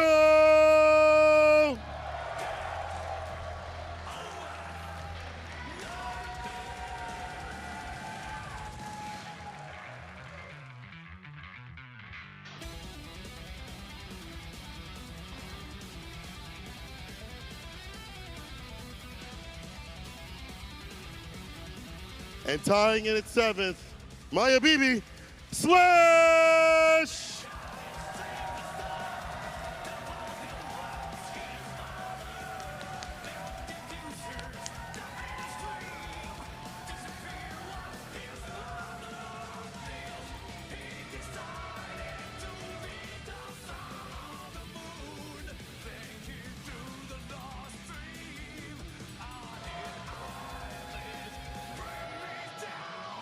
In 5th place, Jay Nasty, a.k.a. Jonathan Tanay.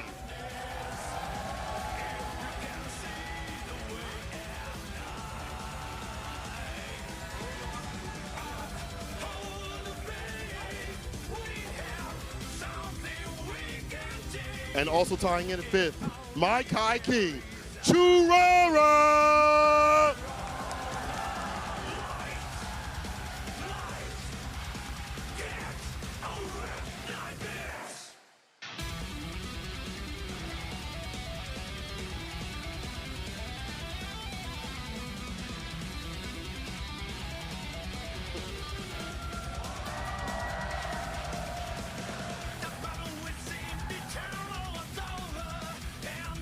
One of the masterminds of Guilty Gear, it's Tiger Pop!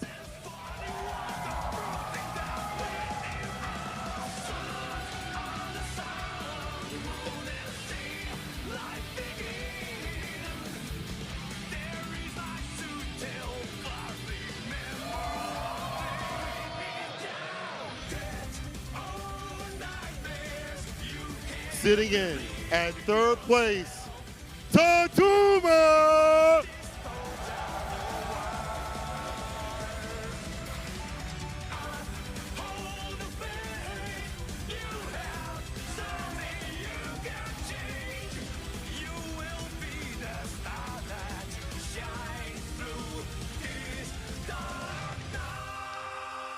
The hope of Brazil himself, Reign 13!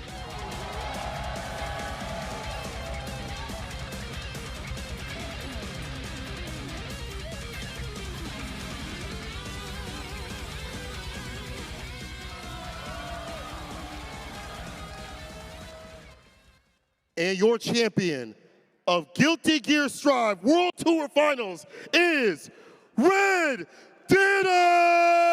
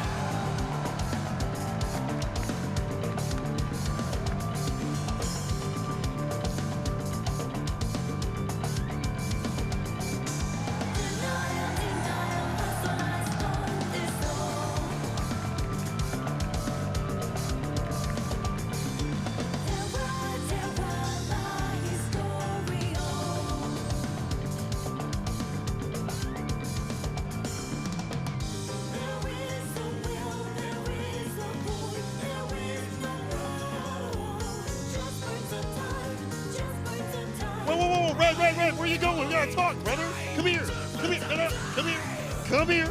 Come on. First of all, how'd you even lift this up? How are you? Those arms, strong they look, bro. Willpower? Willpower. All right. Normally this is the time where I'd ask you like a corny question, but your people are sitting right here in front of you. So I want you to talk to them right now. Thank you for supporting me on this run. I really appreciate it.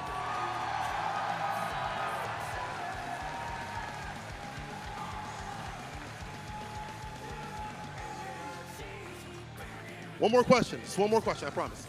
And then you want to go home. What does it mean to be a world champion to you? I don't know. Maybe I'm just the best today. Well, you certainly are the best there is. One more thing you want to say to the people before we go home? Thank you, everybody.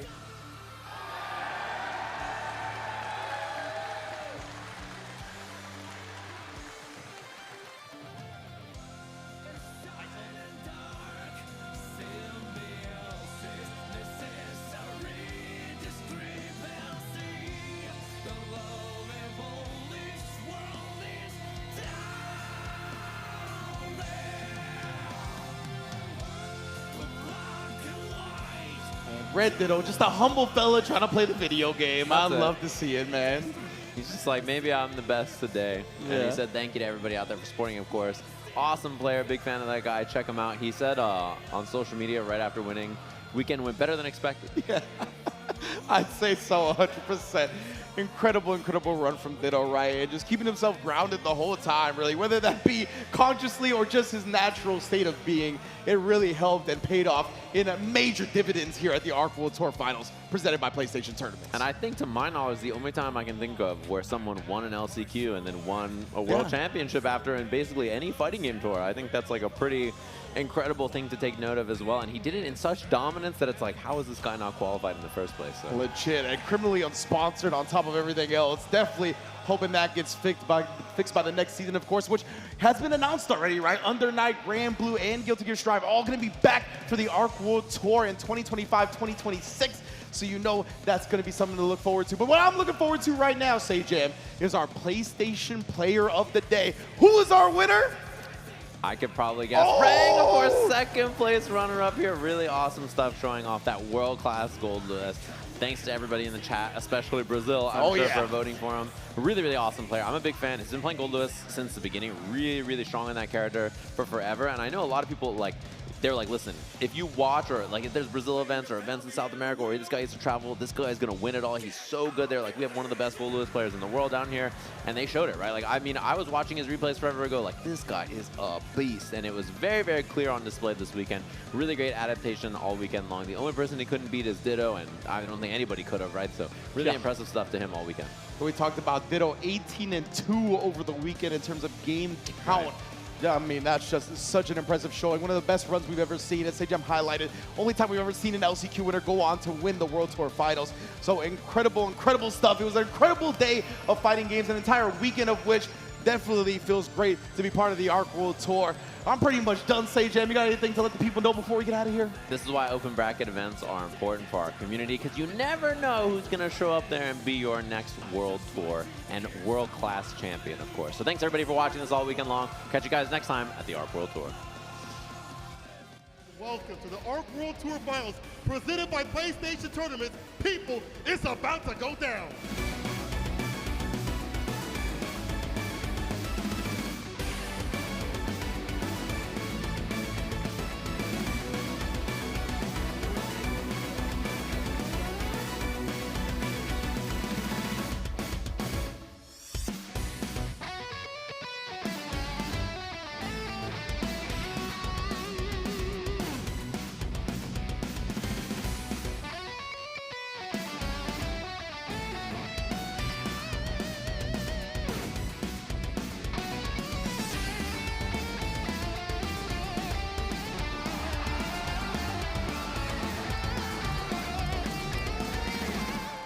Well, we are here, Arc World Tour Finals for Uni Top 8. another Great Draw, he's alive, but no, Gas no. between 4A. Here it is, the ADP. It's still his turn. What in the world No are you way! doing? And, oh my And god! Senharu, he's done it! Your Arc World Tour 2024 champion! And welcome, Skyfarers of all identities. You are here rising early with us To determine our victor, our champion of Grand Blue Fantasy versus Rising. Flame Carpets, you had to sit in at least 2 of them now. Got the hit and can spend the rest of it right now. And Totono is finally gonna do it. Totono is no longer the bridesmaid, as Totono is going to win Arc World Tour Finals 2024. SoCal, can I hear some noise for Grand Finals?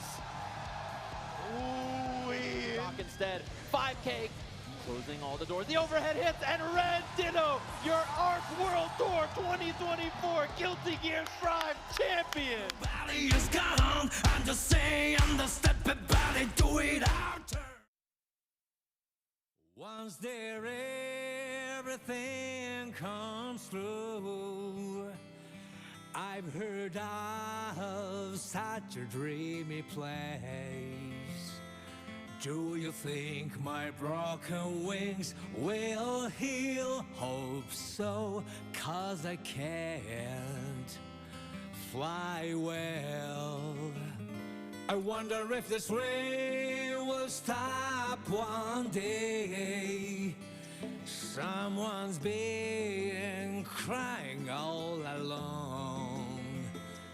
No worries, there's only one road, so I can't get lost. All I have to do is walk. Placed by the name of heaven, the promised land. Everyone is waiting in a very long line. Placed by the name of heaven, there's a comforting lot. I don't hesitate, just be guided.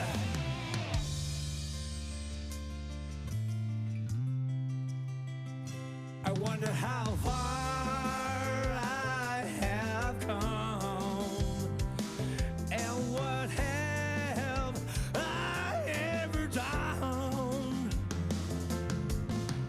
Alright, well, I'm sure I'll be there soon. All I have to do is walk. Placed by the name of heaven, the promised land. I wonder what was waiting for me. Placed by the name of heaven, there's a comfort in that. I don't hesitate, just be guided. I haven't talked to my heart for a long time. When did I stop flying? Is it a wings?